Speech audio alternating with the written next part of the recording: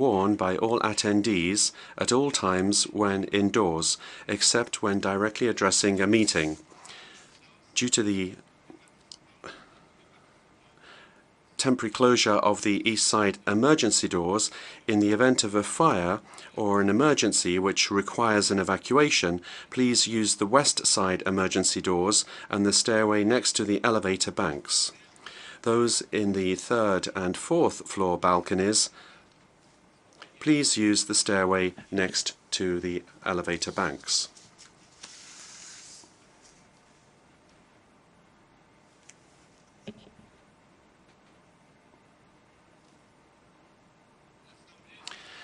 The Assembly will hear an address by His Excellency Muhammadu Buhari, President of the Federal Republic of Nigeria. I request protocol to escort His Excellency.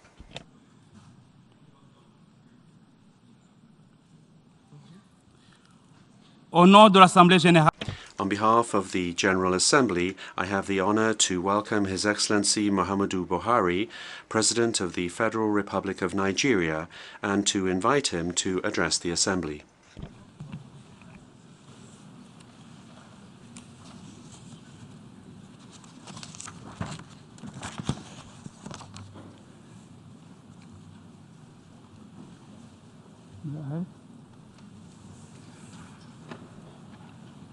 Mr. President, Heads of State and Government, Mr. Secretary General, distinguished delegates, ladies and gentlemen.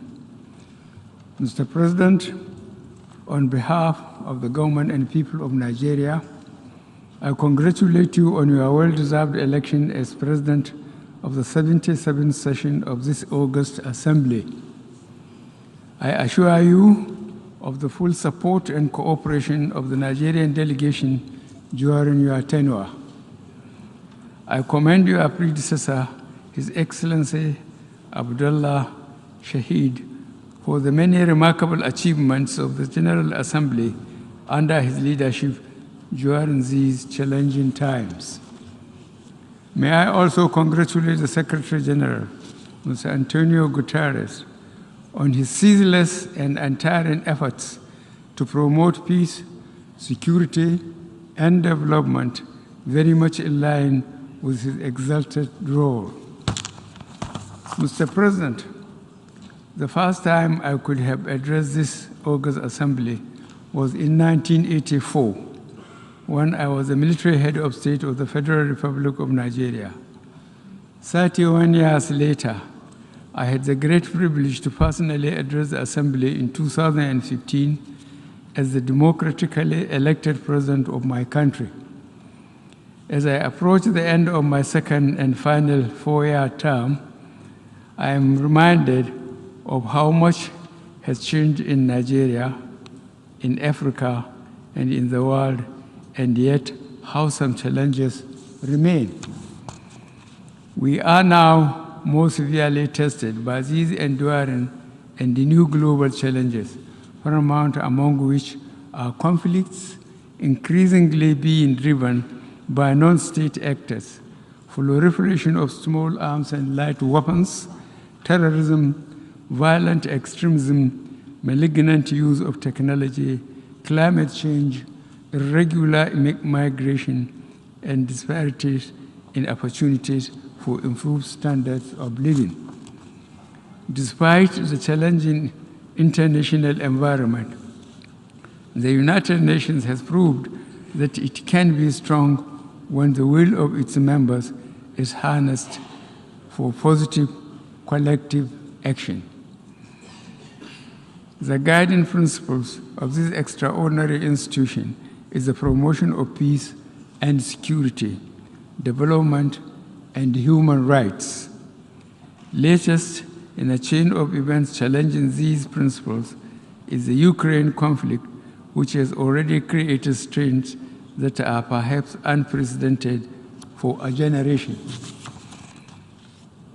Such a conflict will have adverse consequences for us all, hindering our capacity to work together to resolve conflicts elsewhere, especially in Africa, the Middle East, and Asia. Indeed, the ongoing war in Ukraine is making it more difficult to tackle the perennial issues that feature each year in the deliberations of this Assembly, such as nuclear disarmament, the right of the Rohingya refugees to return to their homes in Myanmar, and the Palestinians' legitimate aspirations for statehood and reduction of inequalities within and among the nations. The danger of escalation of the war in Ukraine further justifies Nigeria's resolute calls for a nuclear-free world and a universal arms trade treaty, which are also necessary measures to prevent global human disasters. In this regard, we must find quick means to reach consensus on the nuclear non-proliferation treaty with related commitments by nuclear weapon states. I remain firmly convinced that the challenges that have come so sharply into focus in recent years and months emphasize the call by Nigeria and many other member states for the reform of the Security Council and other United Nations agencies. We need more effective and representative structure to meet today's demands that have since outgrown a system designed for the very different world that prevailed at its foundation in 1945. Change is long overdue. Mr. President, this is the first meeting we are having here in New York without the restrictions that characterized the last 3 years. The coronavirus pandemic ripped across national borders like a toxic whirlwind, leaving in its wake a legacy of pain and loss. Happily, we are also witnessed an incredible level of innovation and creativity from those who devised treatments and vaccines. These laudable achievements were underpinned by partnerships and international cooperation.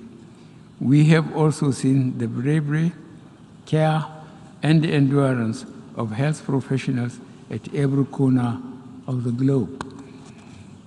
With coronavirus, we saw very clearly how states tried to meet the challenge of a threat that could not be contained within national borders.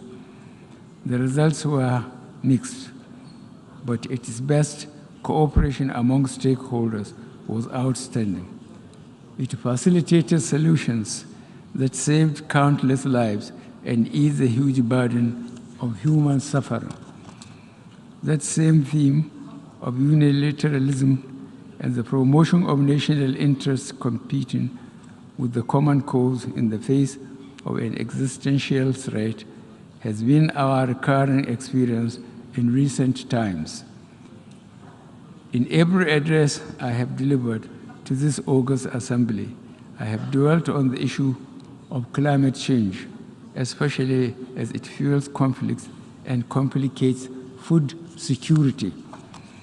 Climate change reduces opportunity and prosperity, which in Africa, Latin America, and some parts of Asia also contribute to transitional organized crimes. As part of Nigeria's efforts at achieving our global net zero aspiration, the current administration last year adopted a national climate change strategy that aims to deliver climate change mitigation in a sustainable manner. The measures we took at the national level also require climate justice. Africa and other developing nations produce only a small proportion of greenhouse gas emissions compared to industrialized economies. Yet, we are the hardest hit by the consequences of climate change, as we see in the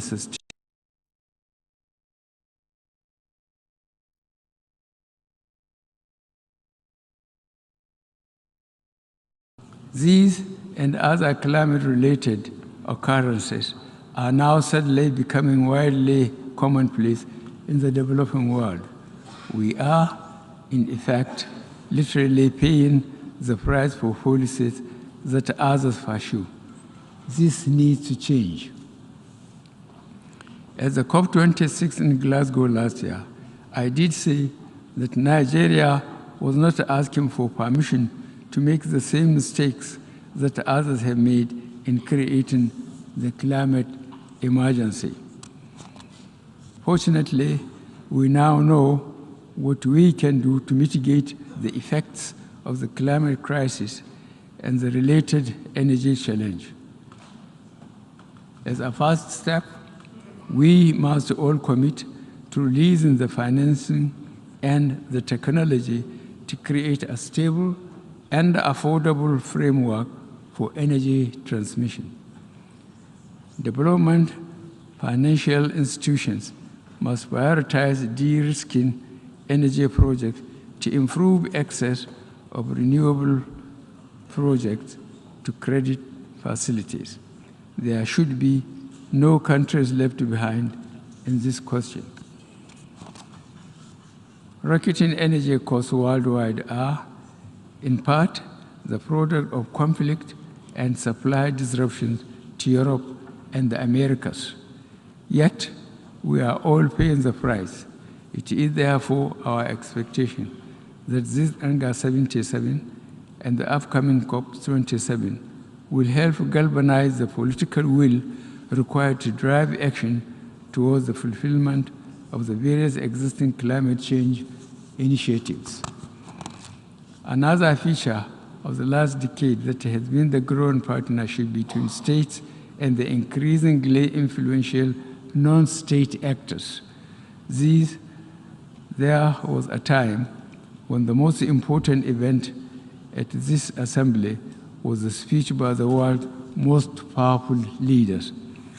Now, a tweet or Instagram post by an influencer on social or environment issues may have greater impact. Technology offers us greatly limitless opportunities and sometimes runs ahead of the imagination of regulators and legislators. At its best, social media helps strengthen the foundations of our society and our common values. At its lowest, it is a corrosive digital version of the mob, bristling with intolerance and division. In confronting these challenges, we must also come together to defend freedom of speech while upholding other values that we cherish. We must continue to work for a common standard that balances rights with responsibilities to keep the most vulnerable from harm and help strengthen and enrich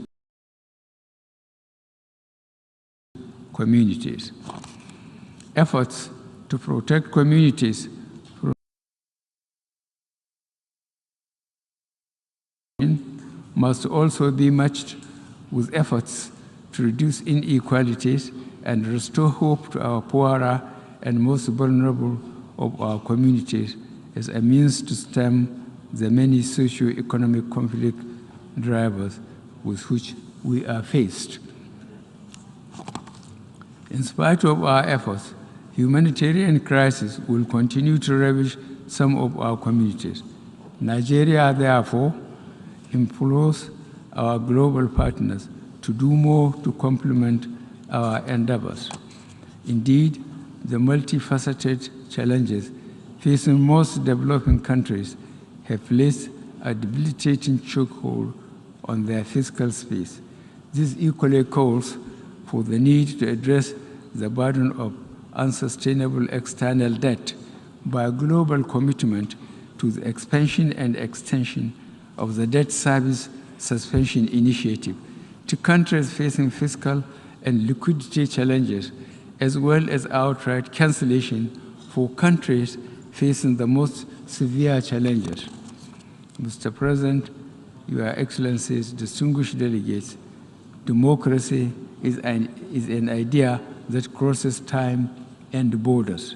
Certainly, democracy does not have its limitations, the wheels of democracy turn slowly. It can demand compromises that dilute decisions. Sometimes it bends too much to special interests that exercise influence, not always for the general good, in a manner disproportionate to their numbers. But it has been my experience that a democratic culture provides a government with the legitimacy it needs to deliver positive change. In Nigeria, not only have we worked to strengthen our democracy, but we have supported it and promoted the rule of law in our sub-region. In the Gambia, we helped to guarantee the first democratic transition since independence. In Guinea-Bissau, we stood by the democratically elected government when it faced mutiny. And in the Republic of Chad, following the tragic death of its president, the late Idris Dabe Itno, in the battlefield, we joined forces with its other neighbors and international partners to stabilize the country and encourage the peaceful transition to democracy, a process which is ongoing. We believe in the sanctity of constitutional term limits, and we have steadfastly adhered to it in Nigeria. We have seen the corrosive impact on values when leaders elsewhere seek to change the rules to stay on power. Indeed, we now are preparing for general elections in Nigeria next February. As the 78th Anga, there will be a new face at this podium speaking for Nigeria. Ours is a vast country, strengthened by its diversity and its common values of hard work, enduring faith, and a sense of community. We have invested heavily to strengthen our framework for free and fair elections.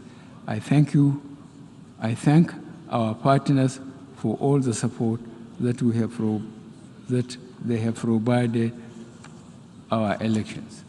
As President, I have set the goal that one of the enduring legacies I would like to leave is to entrench a process of free, fair, and transparent, credible election through which Nigerians elect their choice. Mr. President, the multiple challenges that face us are truly interconnected and urgent, and your choice of this season's theme, a watershed moment, transformative solution to interlocking challenges, is apt. In keeping with our obligation as member states of this noble organization, we'll almost do our utmost to work with you towards resolving them. In this regard, I reiterate my delegation's full and resolved cooperation. Let me convey my final reflection from this famous podium. We live in extraordinary times with independent challenges but enormous opportunities. The face of change can seem bewildering, with sometimes a palpable and unsettling sense of uncertainty about our future. But if my years in public service have taught me anything, it is that we must keep faith with those values that endure. These include, but not limited to, such values as justice, honor, integrity, ceaseless endeavor, and partnership within and between nations. Our strongest moments have always been when we remain true to the basic principle of tolerance, community, and abiding commitment to peace and goodwill towards all. I thank you all.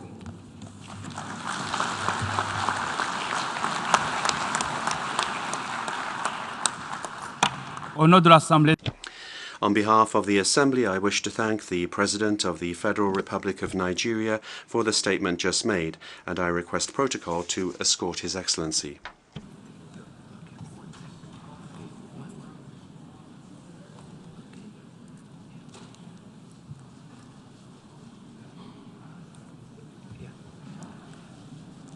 L'Assemblée.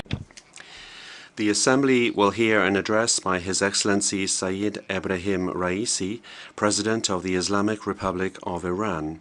I request protocol to escort His Excellency.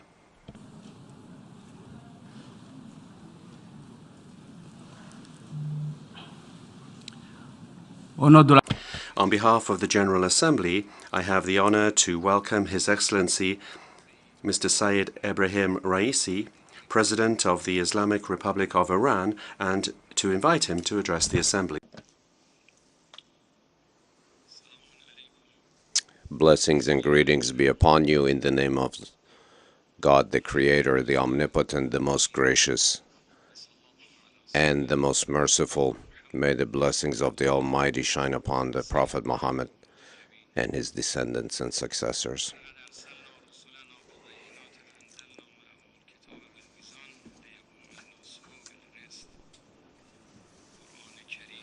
The Holy Quran states, "Dear Creator, Omnipotent of the world, accept our regards and respects towards your chosen messengers, Abraham, Moses, Jesus, and Prophet Muhammad, who brought the message of justice, spirituality, and proper behavior and compassionate comportment to the people of the world, and they destroyed the foundations of injustice and lack of fairness to allow humans to build a new world for their future." Ladies and gentlemen, Mr. Secretary General, the foundational need for a better world is justice. All of the hopes and aspirations of humankind are built on justice, and they have the capacity for the creation of such a framework of all-encompassing justice, which means elimination of injustice. We are defenders of a fight against injustice in all of its forms, against humanity, against spirituality, against the Almighty, against the people of the world, no matter where it may occur. A wish to be closer to the Creator and the teachings of the Creator exists in all humanity, and their willingness for change is witnessed in revolutions throughout the history of humanity. Even though a lot of movements never reach the maturity of a revolution, many of the revolutions deviated from their original path. However, the success of many people and nations, such as the nation of Iran, in the realization of their aspiration for the Islamic Revolution has strengthened in the heart of the people around the globe such aspirations. The Islamic Revolution of Iran was the realization of the movement of the people of Iran towards justice and fairness. Even though faced with a lot of plots throughout the decades, it has been able to safeguard itself. As a first step, the nation of Iran, based on an advanced social and organizational order, created the Islamic Republic of Iran in order to create justice internally and bring to the world order a message of justice and fairness. Key components on this path were spirituality, multilateralism. Ladies and gentlemen, I am grateful and honored to be the representative of a people and a nation that has inherited a great civilization that has been free for millennia and has always managed to defeat the plots of the enemies that sought to conquer it. A nation that has always seen oppression as an existential enemy and has always fought in order to destroy the enslavement of Babylonians all the way to the Palestinians. We believe in a common fate for humanity, and we are for the globalization of justice. What we seek for ourselves, we wish onto others as well. And what we do not wish for ourselves, we do not impose on others. The nation of Iran believes that justice brings unity, brings cohesion, and warfare is a destroyer of all things. For a country that wishes internally to have justice, but then outside of its own borders creates or trains various terrorist groups and unleashes them on various nations, must be ashamed in the face of humanity, must be ashamed when faced with principles of freedom and justice and fairness. Humanity of the world. The Islamic Republic of Iran, by taking aspiration from its constitution and the values, the spiritual values upon which it is based, sees as one of the most effective ways to safeguard human rights and has used the most useful tools in order to realize and assist in the realization of the rights of all of the oppressed across the globe, sees that as one of its inherent duties. The Islamic Republic of Iran rejects some of the double standards of some governments vis-a-vis human rights and sees that as the most important factor which has rendered banal the topic of human rights in the eyes of many, because this is something that is currently taking place, a discourse that is taking place in the Islamic Republic of Iran, where we started speaking of and creating a dialogue about the death of tens of innocent women in a Western country. So until we have these double standards where attention is solely focused on one side and not all equally, we will not have true justice and fairness. Human rights belongs to all, but unfortunately this is trampled upon by many governments. The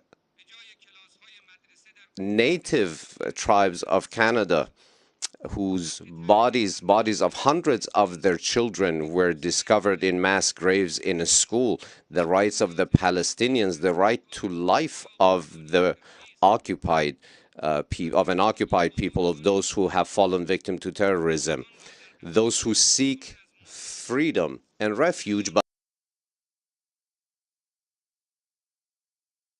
all of this shows that the place of the accused and the defender must not be judged solely as it is represented by some.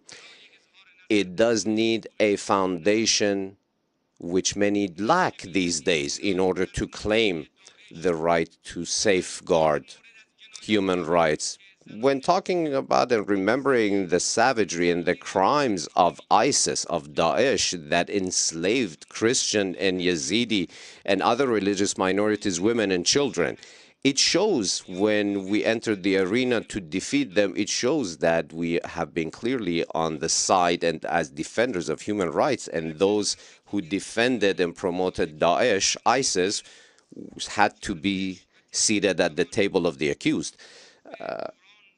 Dear ladies and gentlemen gathered here today, we see today that we are witnessing a change of the world order, a unilateral world, a world of hegemony, a world in which financial power gains control over standards of behavior, where criminal and oppressive sanctions against nations and the use of international organizations as a tool of oppression and exerting pressure on defenseless nations.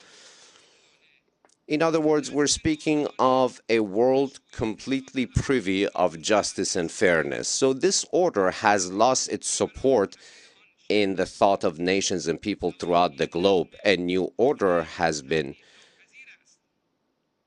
shaping up to take its place, and it's without a doubt that it will be created, from Lebanon to the Palestine occupied territories, all over our region. We see the defeated policies of such an old system. Now we see terrorism. We see the trampling upon of native cultures and religions, and standing unjustly against multilateralism, unilateral actions. All of these have created great challenges on the path to human progress. We firmly believe that in order to face the challenges, old challenges as well as new frameworks in the world, we have no choice but cohesiveness and unity based on multilateralism and justice, based on shared human and common values, based on divine teachings. There is no other path. We believe that all freedom-seeking nations have their hearts tied to such deep-rooted values, and the defense of all of these values against the oppressors across the globe rests on our shoulders. What we seek is the right of the Iranian nation, of the Iranian people. A relationship based on oppression will not be tolerated. We will stand firm and proudly defend the rights of our people and our nation.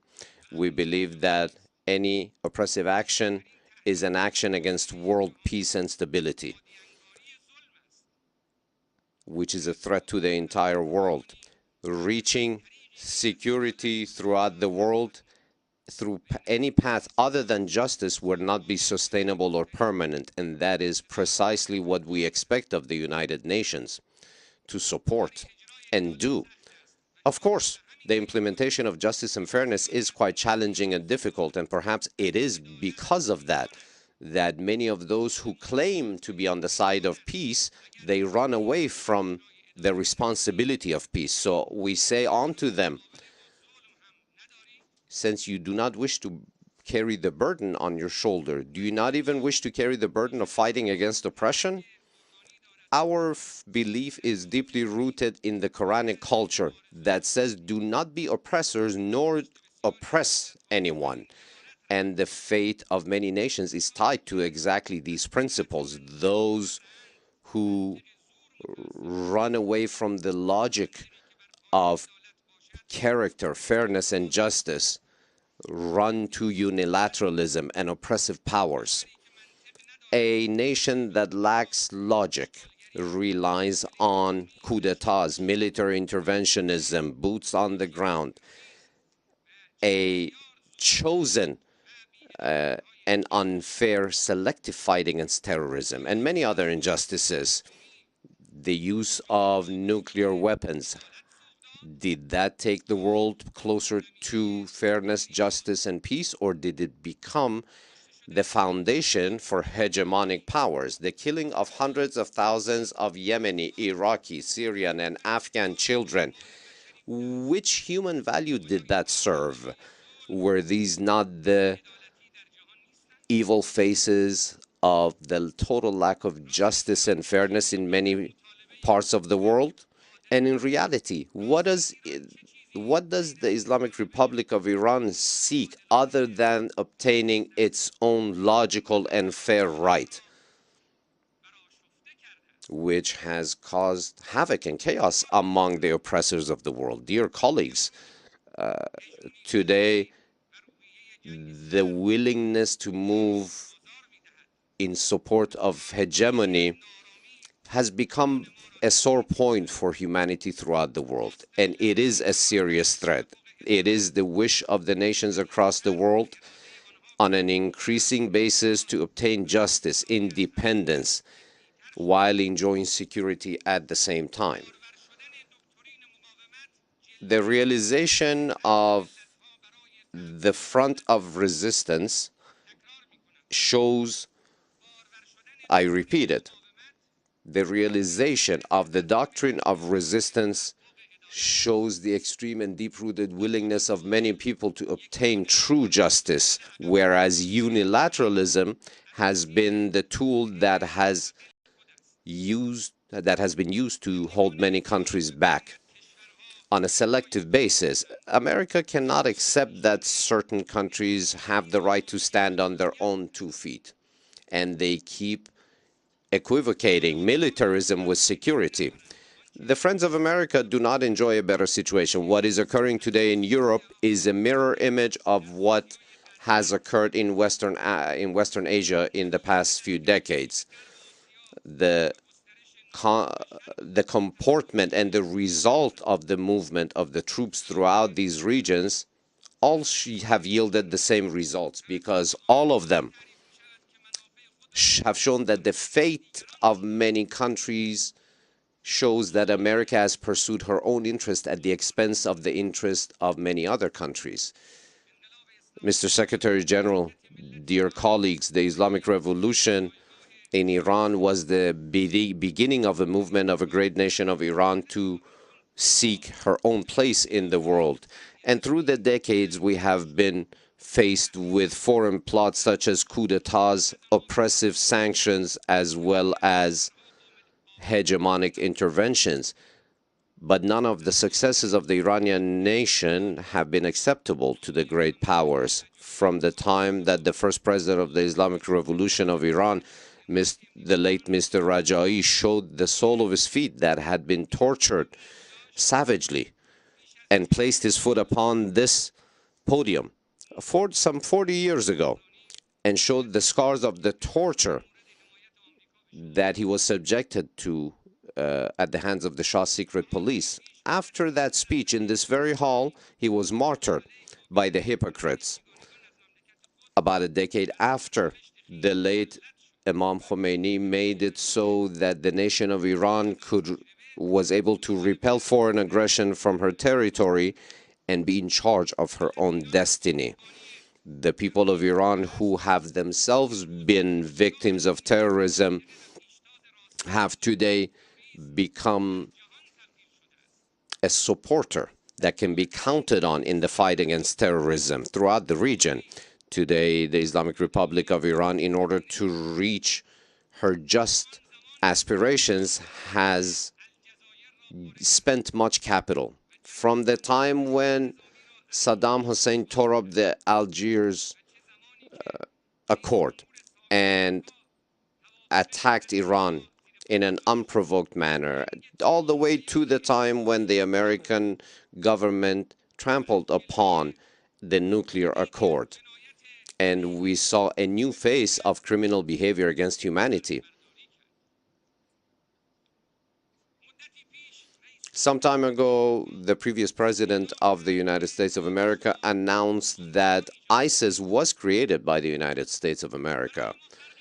For us, it makes no difference whether ISIS, Daesh, was made by which administration, a rich American government. What matters is that a government on the other side of this planet decided to bring havoc and chaos to the geography of our region at the expense of the lives and the blood of women and children and the innocents. But the Islamic Republic resistance put an end to that movement, to that destructive movement. And the leader that descended into the arena of the fight against terrorism was no one other than the beloved late martyr General Qasem Soleimani.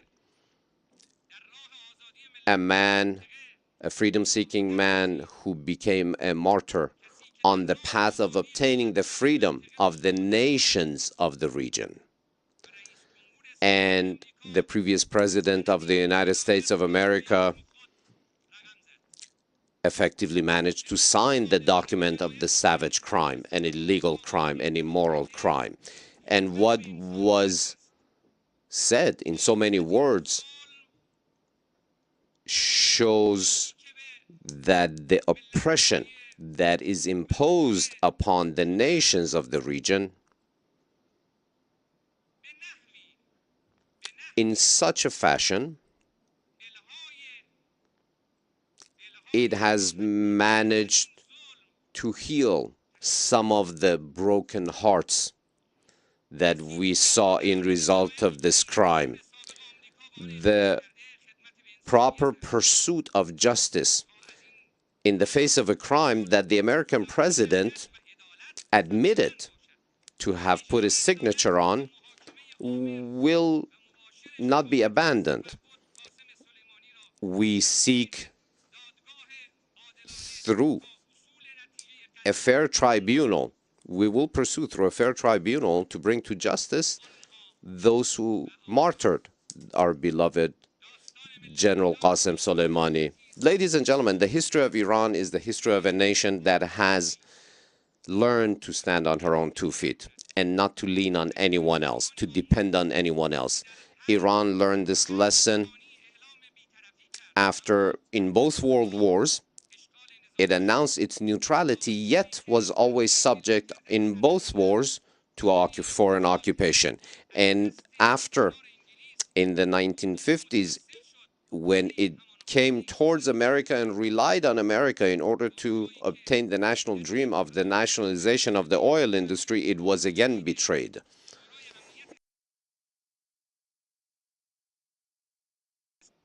After the nuclear accord was signed and accepted within the framework of the United Nations Security Council, even that accord was trampled upon unilaterally.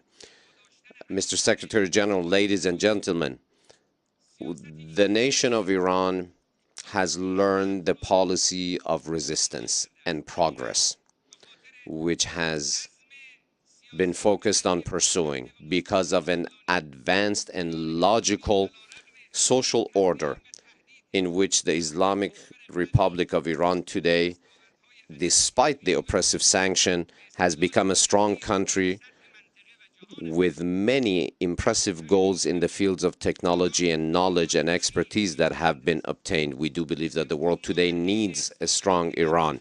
Today, while having the capabilities to export, and in addition to our exports of oil and gas, we do have distribution networks for electricity throughout our vast nation. In knowledge seeking, biosciences, nanotechnology, nuclear sciences, we are at the forefront. And Iran's growth in these sectors is considerable. And it shows our social efforts where, in many instances, for example, when we have tried to bring universal healthcare coverage to 85 million people. And the pursuit of the will of the people is a foundation of the system of the Islamic Republic of Iran.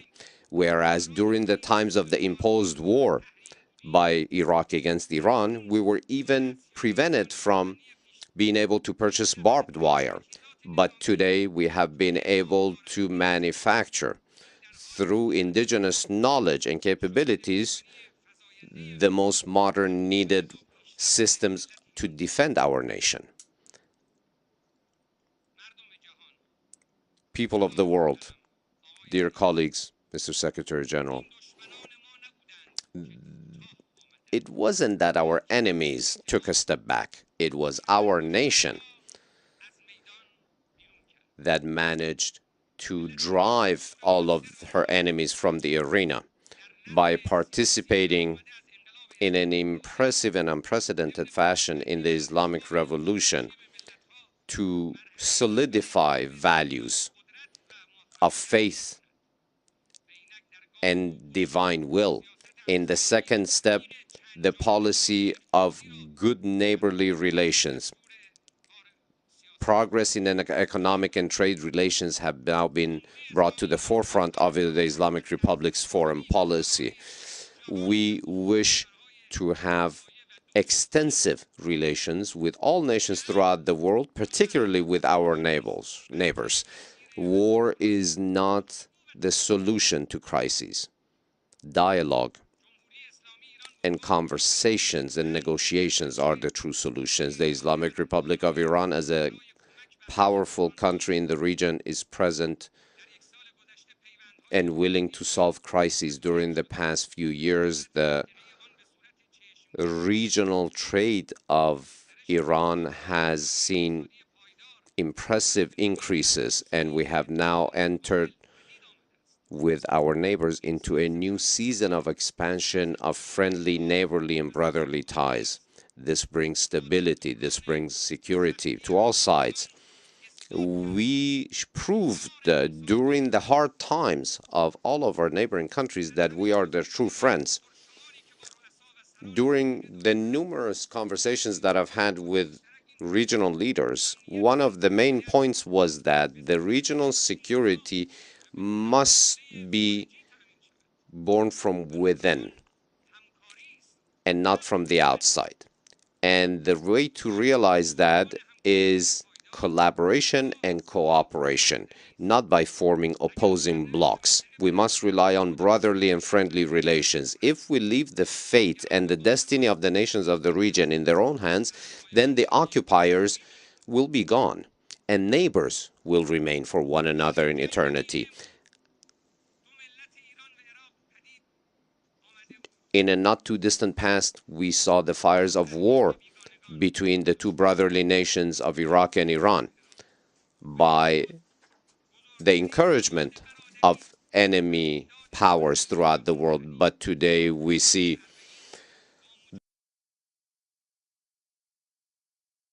the 30th day of the martyrdom of Imam Hussein.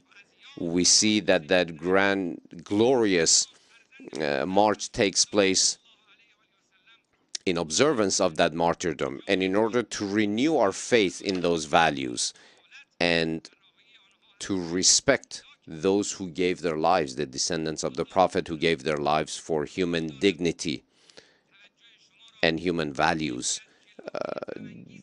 Dear colleagues, I would like to direct your attention to one of the most egregious points that shows the oppressive powers present in the region. The region has not seen previously such a occupying savage power such as the Zionist regime in its midst in the past. The killing of children and women are present in the dark report card of the Zionist regime. It has managed to form the biggest prison in the world in Gaza. And the building of the expansion of settlements and housing illegally on Palestinian territories and on Palestinian farms, and the killing of their children and new generations shows everyone that 7 decades of Israeli occupation and savagery is still with us and not ending. But the world powers must show why they keep running away and evading the solutions proposed by the Islamic Republic of Iran in order to resolve the Palestinian crisis. All of the Palestinian territory from mountainous region to the sea requires only one solution, which is the reliance on the votes of all Palestinians, composed of Muslims, Christians, and Jews, in a completely comprehensive referendum. The occupying Zionist power that has occupied Jerusalem and occupies other lands in the region cannot be a partner for security and stability. Dear colleagues, allow me to focus your attention on another face of lack of justice and fairness, which is the double standard used when speaking of the nuclear capacities, nuclear science capacities of the Islamic Republic of Iran. And we all know that it's for only human and peaceful endeavors, but some countries are keen on portraying this as a threat in order to sweep under the rug what they should rightly face themselves, which should be denuclearization. And I announce, as the leader of the government of the Islamic Republic of Iran, the Islamic Republic of Iran is not seeking to build or obtain nuclear weapons, and such weapons have no place in our doctrine.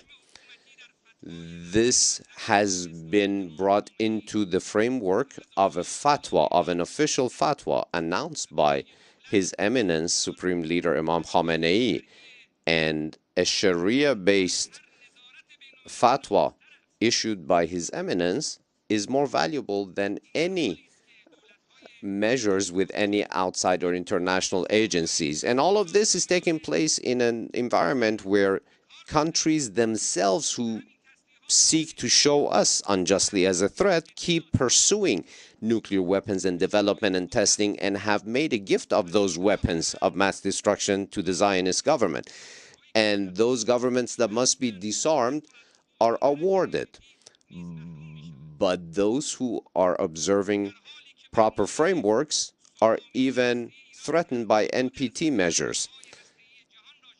And in a framework where only 2% of the nuclear activities of the world are taking place in Iran, Iran has been the subject of 35% of nuclear inspections.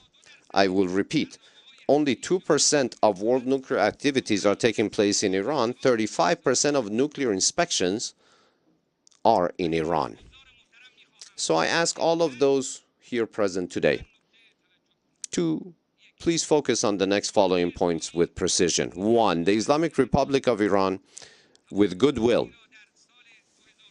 signed an agreement, accepted an agreement in 2015, and in a first phase did live up to all of her commitments without any exceptions. But the result of that was the trampling upon by America on that agreement, and as they themselves said in so many words, they were unprecedented measures, oppressive sanctions measures in history. Sanctions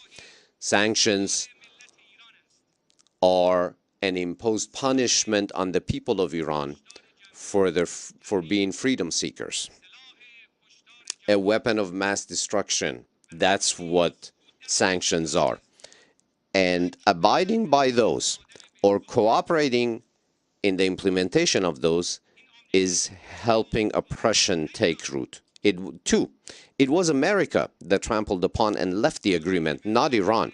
The International Atomic Energy Agency issued 15 different reports stating precisely that Iran had remained fully committed to all of her commitments. Number 3, Iran, while simultaneously paid the price for having lived up to her commitments, but as a result of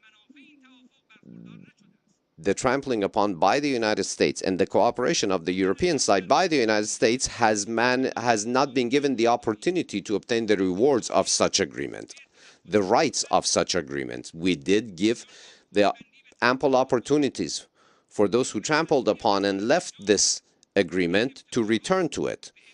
We have been extremely flexible, and had it not been for our flexibility, the negotiations would have stopped in the very first few days. The logic of negotiations of Iran is a just analysis of what is going on, and our wish is only one thing: commitment, observance of commitments. Now, the issue of guarantees is not just for something that may happen. We're basing that on lived experience. We're speaking of the experience of America having left the JCPOA.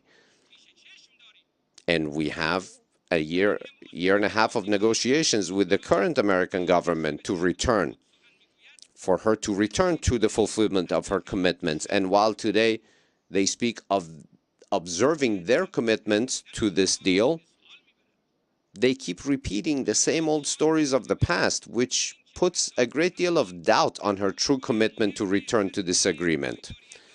Which brings us to another challenge. Can we truly trust without guarantees and assurances with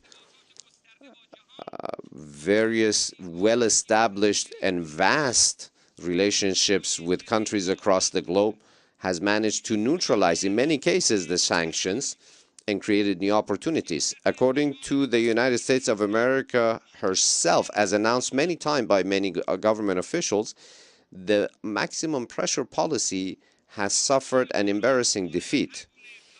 We have found our path independent of any agreement, and we will continue on that path steadfastly. At the same time, while we are very serious in the negotiations, and we have shown and we have proven that if the rights of the people of Iran are respected, there is a great and serious will to resolve all issues. We believe that the knot of the nuclear deal must be opened from the same place where they managed to tie this knot together. Friends, esteemed representatives of nations, the last part of my words with you is based on the need felt throughout the world for world justice and fairness. Every single one of us, every single human must be a part of building, actively building a new world based on justice, based on human values. If we wish the new world to be acceptable, to be one of character, to be one that is powerful and successful in resolving challenges facing humanity, has no solution other than to be based on international fairness and justice, which needs the following principles. 1, feeling collectively responsible throughout the world against oppression. Number 2, respect for the wish and will of the people and nations, and refraining from direct engagement in their internal affairs. 3, elimination of double standards. 4, standing up against violence and war. 5, independence and prudence in the actions of international organizations. And most importantly, the creation of roles for dignified and qualified humans of experience so they can create this new system. Our viewpoint towards the horizon of the future is very realistic, and we firmly believe that based on divine promises as delivered by the prophets, justice will take over the world. And those who are true followers of divine commands will be blessed by the reappearance of the last Messiah. I thank you all sincerely for your kind attention. May the blessings of the Omnipotent be on you.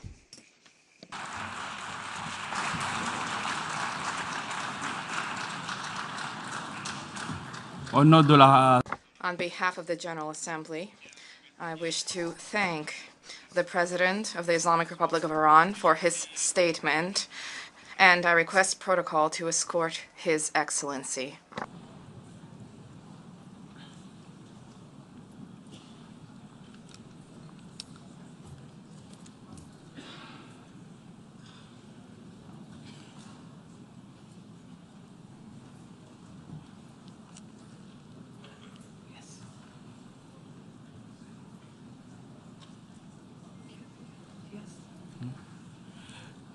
L'Assemblée va By His Excellency, Mr. Khurelsukh Ukhna, President of Mongolia. I request protocol to escort His Excellency.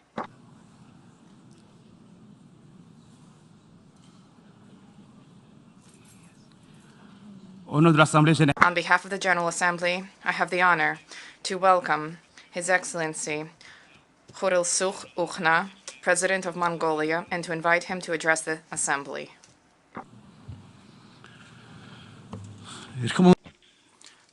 Mr. President, Mr. Secretary General, distinguished guests, ladies and gentlemen, I wish to convey my heartfelt congratulations to Your Excellency Chaba Kuroshi on your unanimous election as the President of the UN General Assembly, and wish every success in the work of the 77th session.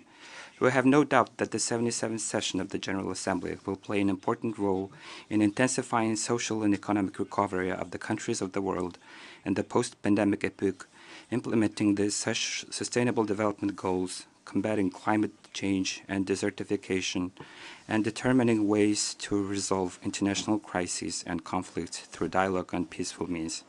Last year, we celebrated the 60th anniversary of Mongolia's full-fledged membership to the United Nations, and this year, we are observing the 30th anniversary of Mongolia's declaration of its territory as a nuclear weapon-free zone, and the 20th anniversary of Mongolia's participation in the UN peacekeeping operations. Therefore, on behalf of my country and people, it's a great privilege for me to state from this honorable podium that during these 6 decades, Mongolia has been responsible member of the United Nations, actively participating in multilateral cooperation of the international community, and making tangible contribution to global peace and security, as well as well-being and development of mankind.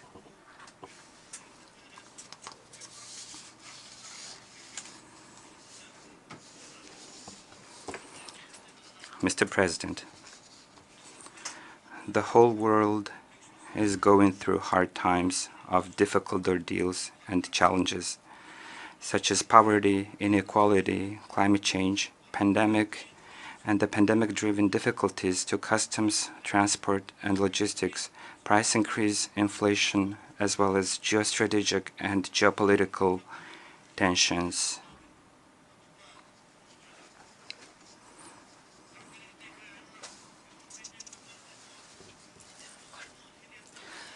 According to the Stockholm International Peace Research Institute report, even in the difficult times when the countries of the world were closing their borders, imposing restrictions and quarantines to protect their lives and health of their citizens from COVID-19 pandemic, and running into economic crises, the world military expenditure continued to grow in 2021, reaching an all-time high of $2.1 trillion. If this huge budget and funds spent on the military and armaments were dedicated to the least developed and developing countries, how many millions of children's future would have been brighter? How many millions would have been lifted out of poverty? How many millions would have been freed from hunger and disease? How many millions would have had food and opportunity for education, employment, and places to live? It is time for all of us to ponder and reflect on what progress could have been achieved if this huge amount of money had been spent on the pressing issues of combating global warming and climate change. It is truly regrettable that the situation in the world is deteriorating, and mistrust and misunderstanding are deepening, even though in the 20th century the mankind has had enough sufferings, such as the scourge of the 2 world wars, the Cold War divide, interreligious conflicts, and terrorism. Therefore, in today's complex reality, we should always strive to learn from mistakes of the past, uphold mutual trust, understanding, and respect, and make every effort to resolve any misunderstanding, conflict, or war by peaceful means and dialogue. 8 centuries ago, our ancestor, the great Genghis Khan, united all Mongolian dwellers, founded the great Mongolian state under the power of the eternal blue sky, put an end to the centuries-long wars and conflicts, pacified West and East under the statehood rule of justice, and established the Pax Mongolica and the vast terrain of Eurasia. Scholars and researchers around the world view the establishment of the Pax Mongolica as an important contribution of Mongols to the world history and the advancement of humankind, and emphasize that Pax Mongolica played an important role in the development of free trade between countries, laid the foundation for diplomacy and exchange of envoys, as well as proclaimed the ideas of religious freedom and the rule of law without imposing one's culture and religion on others. The UNGA resolution entitled 800 Years of Mongolian Statehood, adopted in 2005, highly appreciated the contribution of Mongols to the history of mankind and recognized that the nomadic civilization influenced inter alia societies across Asia and Europe, and in turn absorbed influence from both East and West, and in a true interchange of human values, further recognized the important role played by a strong and persistent nomadic culture in the development of extensive trade networks and the creation of large administrative, cultural, religious, and commercial centers, and likewise acknowledged the ever-increasing significance and relevance of a culture of living in a harmony with nature, which is inherent in nomadic civilization in today's world. This indicates that Pax Mongolica contained progressive ideas which could form the basis of the collective efforts of the international community to maintain peace and stability in the modern world. Therefore, we, the descendants of the founders of the Pax Mongolica, call on the international community to understand each other, cooperate, and manage any conflict through peaceful dialogue, so that our blue planet will be at peace and the Pax Globalica will be established. We further call on people of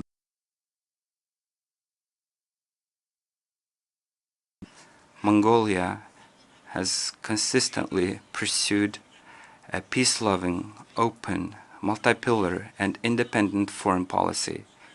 A clear recognition of this policy by the international community was expressed by the UN Secretary General Antonio Guterres as a, and I quote, a symbol of peace in a troubled world, end of quote, during his official visit to Mongolia in August 2022. Mongolia has been actively participating in the promotion of international peace and security, as well as peacekeeping efforts, and has put forward numbers of proposals and initiatives in the past.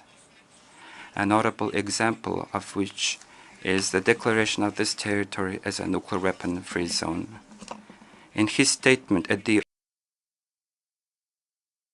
PT, the UN Secretary General warned that humanity is just one misunderstanding, one miscalculation away from the nuclear annihilation.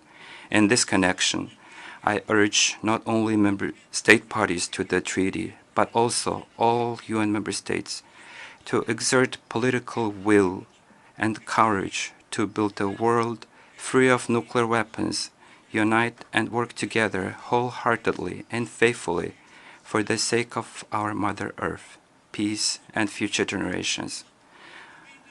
Mongolia considers that nuclear disarmament, non-proliferation, complete elimination of nuclear weapons, and establishment of nuclear weapon-free zones are the best and effective means of building a world free of nuclear weapons.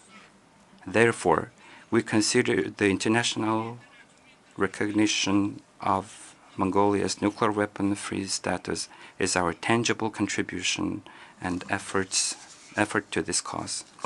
Mr. President, this year marks the 20th anniversary of Mongolia's participation in the UN peacekeeping operations. During this period, more than 20,000 Mongolian military personnel have served in the UN peacekeeping operations and other international peacekeeping operations in hotspots around the world. Since 2006, when Mongolia sent its first female officer to the UN peacekeeping operations, by the number of female peacekeepers, we are among the top 20 in the ranking of 120 troop contributing countries. Mongolia is firmly committed to the implementation of the UN Security Council Resolution 1325 on women, peace, and security, and the call by the UNDPKO to increase the number of women serving in the UN peacekeeping operations to 15% by 2027. Within the framework of this objective, at the initiative of Mongolia, we have hosted an international conference on strengthening the role of women in peacekeeping last June. The conference, which brought together female peacekeepers from more than 30 countries and representatives of the international organizations, became a notable event for sharing and exchanging knowledge, experience, and lessons learned. We have also put forward an initiative to host this conference every 5 years, and it is our hope that the relevant UN entities and troop contributing countries will support this proposal. It is my pleasure to underscore that the United Nations and its leadership have been greatly appreciating the genuine contribution of peace-loving Mongolia to the UNPKO and the sacred cause of strengthening international peace and security and rendering full support to our proposals and initiatives. Mr. President, Mongolia has consistently proposed the establishment of a dialogue mechanism with the view to contribute to the peace and security in the Northeast Asian region and the efforts of the international community to denuclearize the Korean Peninsula. In this context, in 2013, Mongolia has launched the initiative to organize the International Conference on Ulaanbaatar Dialogue on Northeast Asian Security. Last June, we have organized the 7th International Conference of the Ulaanbaatar Dialogue on Northeast Asian Security and discussed a broad range of issues, including regional security, power grid, green development, opportunities for humanitarian cooperation, and the post-COVID economic recovery. The results of the conference demonstrate that the significance of the Ulaanbaatar Dialogue Initiative has grown, and it is transforming into an open and inclusive mechanism gathering government officials and the academia from countries in the sub-region and beyond, and representatives of international organizations. In the face of frequent natural disasters and communicable disease, the creation of an integrated regional infrastructure for disaster risk reduction and humanitarian assistance is becoming one of the most pressing security issues in Northeast Asia. With this in mind, we put forward an initiative to establish an integrated platform for disaster risk reduction for the Northeast Asian region in Mongolia in 2018, and now we're bringing forward a proposal to establish a regional humanitarian hub or warehouse based on the Ulaanbaatar International Airport affiliated facilities. I'm confident that these initiatives will be supported and assisted by other countries in the region and the UN system and specialized organizations. Mr. President, broad-scale economic restrictions and sanctions caused by the ongoing COVID-19 pandemic and geopolitical conflicts have hit hard the national economies. The global market prices of food, fuel, agriculture, and energy raw materials have increased sharply like never before, causing fluctuation in the global economy and financial markets and creating major risks. With the immediate support of the United Nations and its system organizations and development partners to Mongolia's effort against COVID-19, as of today, 70% of the Mongolian populations are fully vaccinated, domestic restrictions removed, and borders opened. Though we're going through an uneasy period, the government of Mongolia is implementing the new recovery policy developed in coherence with the Sustainable Development Goals. The policy focuses on improvement of road, railway, and border point infrastructure, increase of energy resources, intensification of industrialization, as well as urban and rural development and enhancement of public-private partnership and productivity. Furthermore, despite tough times of the pandemic and new normalcy, Mongolia is putting effort to accelerate the digital transition and adopted a package of new laws on digital development. We have introduced the e-Mongolia platform to streamline public service delivery to citizens and entities, to reduce corruption and bureaucracy, to increase information security, and to promote good governance. Moreover, we're working to expand and develop our multilateral cooperation in these fields at regional and international levels. Mongolia fully supports major initiatives put forward in the UN Secretary General's report, Our Common Agenda, and is sparing no effort to implement them in close cooperation with the Sustainable Development Goals, the National Vision 2050 Long-Term Development Policy, and the New Recovery Policy. Mr. President, we must not forget that serious challenges we are facing, such as climate change, biodiversity loss, desertification, land degradation, shortage of water resources, and droughts, are still awaiting solutions. Mongolia is one of the countries most affected by climate change. Therefore, with a view to combat climate change, desertification, and dust storms, and to increase forest and water resources, Mongolia launched the Billion Trees National Movement to plant, grow, and protect billions of trees. Mongolian people, the government, and development partners welcomed the initiative, and now the Billion Trees National Movement is being successfully implemented throughout the country. I'm pleased to inform that the UN Secretary General personally joined and supported the movement. In addition, Mongolia reiterates its position to actively cooperate and make a real contribution to reduce the negative impact of climate change and protecting the environment at regional and international levels. In this context, it is my pleasure to inform that Mongolia will be hosting the 17th session of the Conference of the Parties to the UN Convention to Combat Desertification in 2026. Another issue which should be brought to the attention is the scarcity of pastures, as the space for nomadic livestock is shrinking day by day, and nomadic civilization is facing a danger of extinction.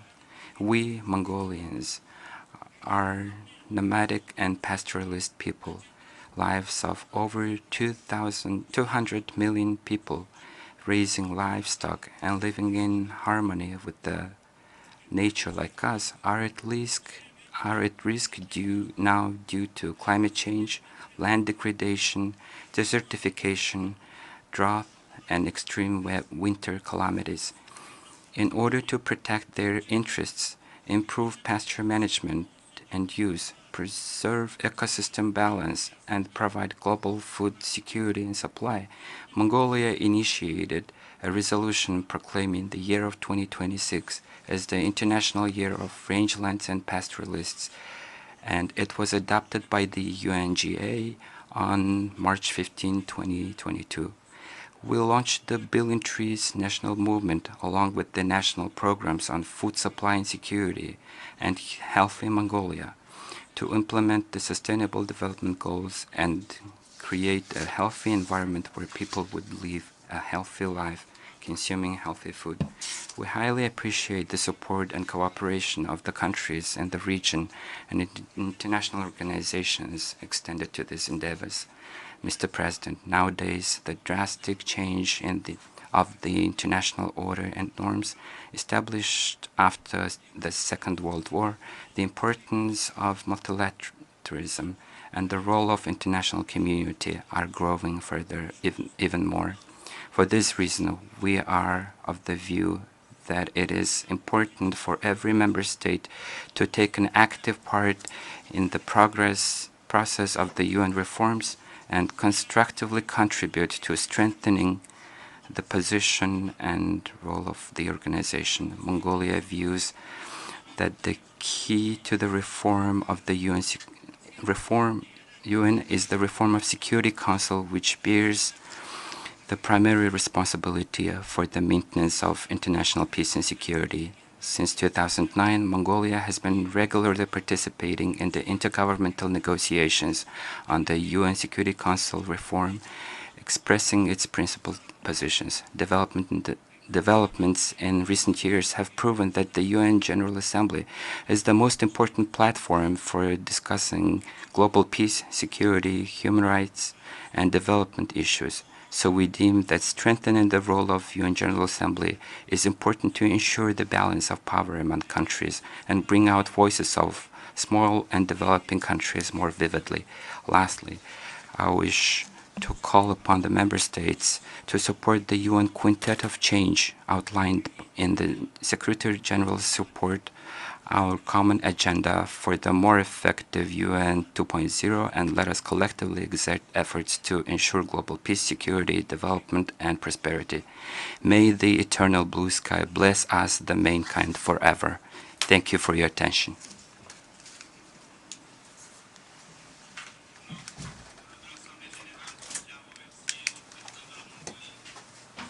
On behalf of the Assembly, I wish to thank the President of Mongolia for the statement just made, and I request protocol to escort His Excellency.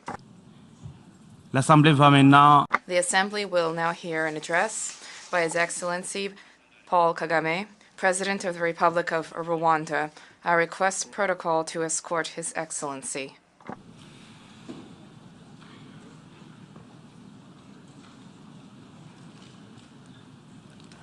Au nom de l'Assemblée générale, On behalf of the General Assembly, I have the honor to welcome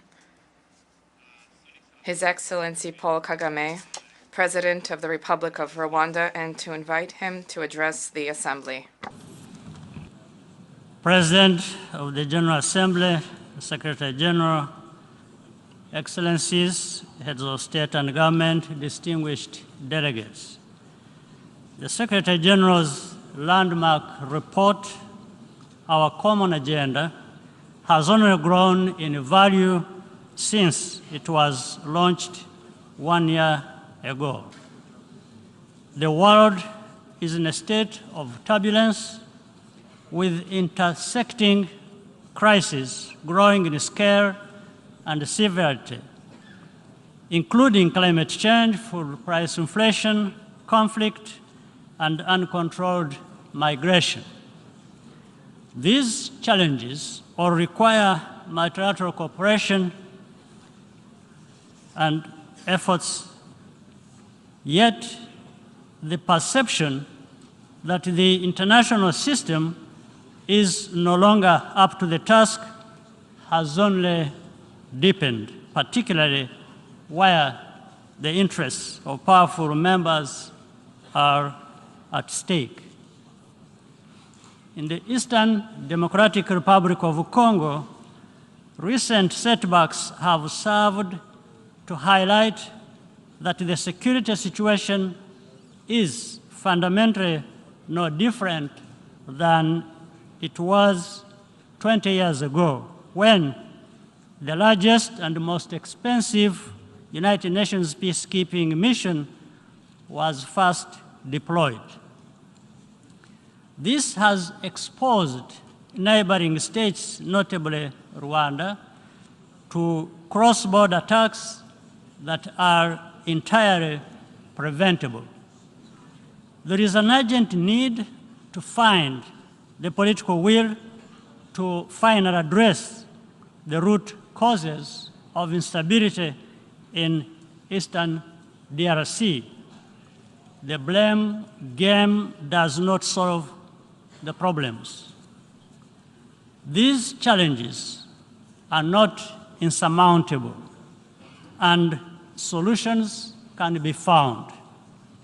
This would ultimately be much less costly in terms of both money and human lives.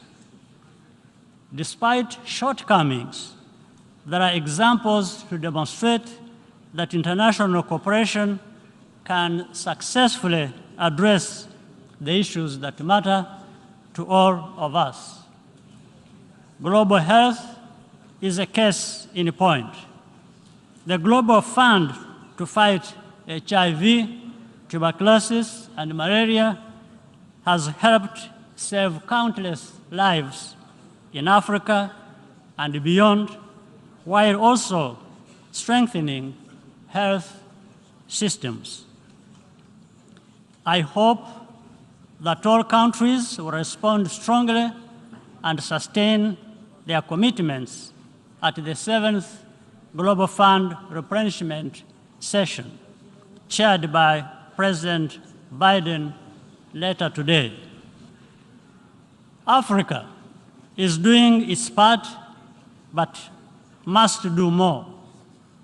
For sustainability, external funding must go hand in hand with increased domestic financing for health.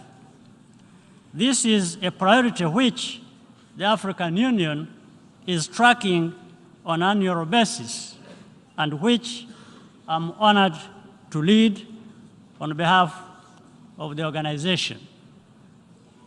We are also working with partners to bring end-to-end vaccine manufacturing to our continent, notably through collaboration with BioNTech and strong support from the European Union. This is critical to increase Africa's resilience against future pandemics. I commend the Secretary General for convening the Transforming Education Summit earlier this week. The future of billions of children and young people across the world depends on overcoming the challenges of inclusion and quality of instruction, particularly as we recover from the pandemic. Away from the headlines, the United Nations and other multilateral institutions retained the ability to set an agenda around which we can all rally. At the recent Commonwealth Heads of Government meeting in Kigali, leaders adopted an ambitious program of action, including special instruments on living lands, sustainable urbanization, and child care protection and reform. We also agreed to prioritize public-private partnerships to create digital jobs for young people across the Commonwealth. The future is digital, and transformation is happening now, as evidenced by ongoing work of the Broadband Commission for Sustainable Development and the Smart Africa Secretariat. High-quality digital jobs are a practical response to the underlying drivers of irregular migration by closing the human capital investment gap that separates high and low income countries. To ensure that the benefits are equally shared, we must continue investing equitably in emerging technologies such as artificial intelligence. In the area of peace building and counterterrorism, regional initiatives can complement the important work of the United Nations.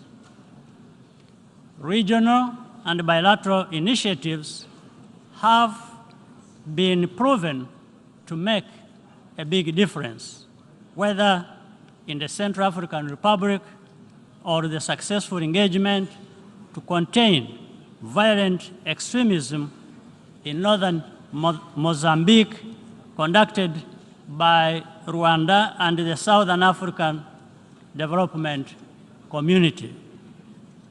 If this approach were tried properly in DRC as proposed by the Nairobi process, it would make difference. However, to be sustainable, such efforts require consistent financial support from the international community. A lot is at stake, and time is not on our side. We cannot anticipate or prevent every crisis, but we can be better prepared to react quickly and effectively when needed, especially if we work together. I thank you for your kind attention.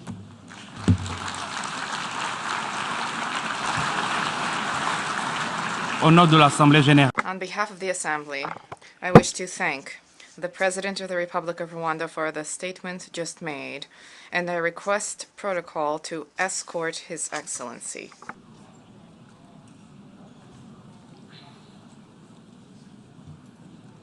l'Assemblée The Assembly will hear an address by His Excellency Sefik Zaferovic, Chair of the Presidency of Bosnia and Herzegovina. I request protocol to escort His Excellency. au nom de l'Assemblée On behalf of the General Assembly, I have the honor to welcome His Excellency Sefik Zaferovic, Chair of the Presidency of Bosnia and Herzegovina, and to invite him to address the Assembly.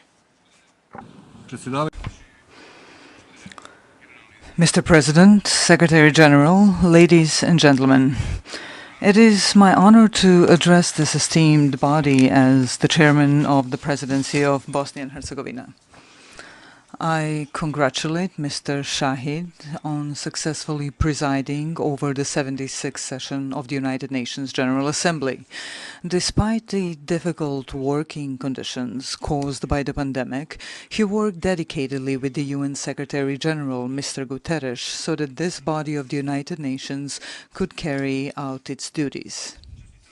I also congratulate Mr. Qureshi on his election as the President of the 77th session of the UN General Assembly. You can count on the support and cooperation of Bosnia and Herzegovina in ensuring the productive work of this body.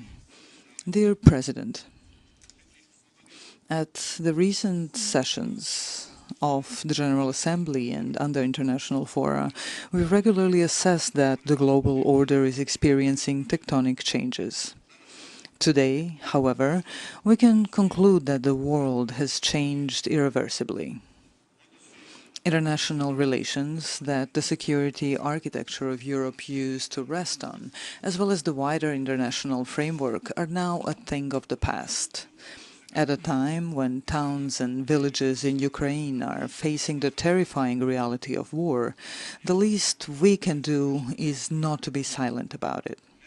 We must not be silent, especially not in this building, the home of the United Nations, established with the aim of preventing and stopping what is currently happening in Ukraine. We must not be silent in Bosnia and Herzegovina either. We owe that to our vivid memories of the horrors of war and aggression. The United Nations system was unable to prevent or stop the war in my country in the period between 1992 and 1995. Unfortunately, that happened again with Ukraine. I am primarily referring to the Security Council here, the body responsible for the protection of international peace and security in light of the principles defined by the Charter of the United Nations. The Security Council, due to internal relations and blockade, is evidently unable to fulfill its obligations. However, the United Nations General Assembly adopted a resolution on aggression against Ukraine by an overwhelming majority. That resolution confirmed the undisputed principles of the Charter of the United Nations and other acts of international law, which prohibit the use of armed force. It orders states to resolve disagreements by peaceful means. The resolution expresses support for territorial integrity and sovereignty of Ukraine. Unequivocally, it refers to the actions of the Russian Federation as aggression. It calls for the aggression to stop. Finally, it rejects secessionist moves of certain regions within Ukraine directed against its territorial integrity. Bosnia and Herzegovina supported this resolution and stood on the right side of history, along with other 140 countries. This is in line with the obligations stemming from the UN Charter, our previously held positions, and our obligation, according to the Stabilization and Association Agreement, to follow the foreign policy of the European Union. Although this resolution does not have the power to stop the war, it does have the power to stop the lies, the clear and unambiguous for those who try to relativize the truth. The first step towards any solution is to tell and respect the truth. I hope that there will be peace as soon as possible, so that people in Ukraine can live normal lives, and so that the displaced can return to their homes. Respected President, the war in Ukraine, as well as the consequences of the pandemic, led to drastic changes in all spheres of life. That is currently very visible in a deep energy crisis, inflation, a general recession, and the threat to supplies, especially in the food sector. We are all facing a very difficult and challenging winter. Global market and international free trade enabled enormous progress in all corners of the world. Eradication of hunger, availability of consumer goods, and continuous economic growth in all parts of the world, those are all unquestionable benefits of global economic liberalization. Globalization tightly connected various parts of the globe and made us interdependent. Strong economic, security, and political interrelations produced an increasingly integrated global framework. Within that framework, everyone relies on one another in different spheres, from economy to security. At the same time, the interdependence of different parts of the world is the source of vulnerability of our global community.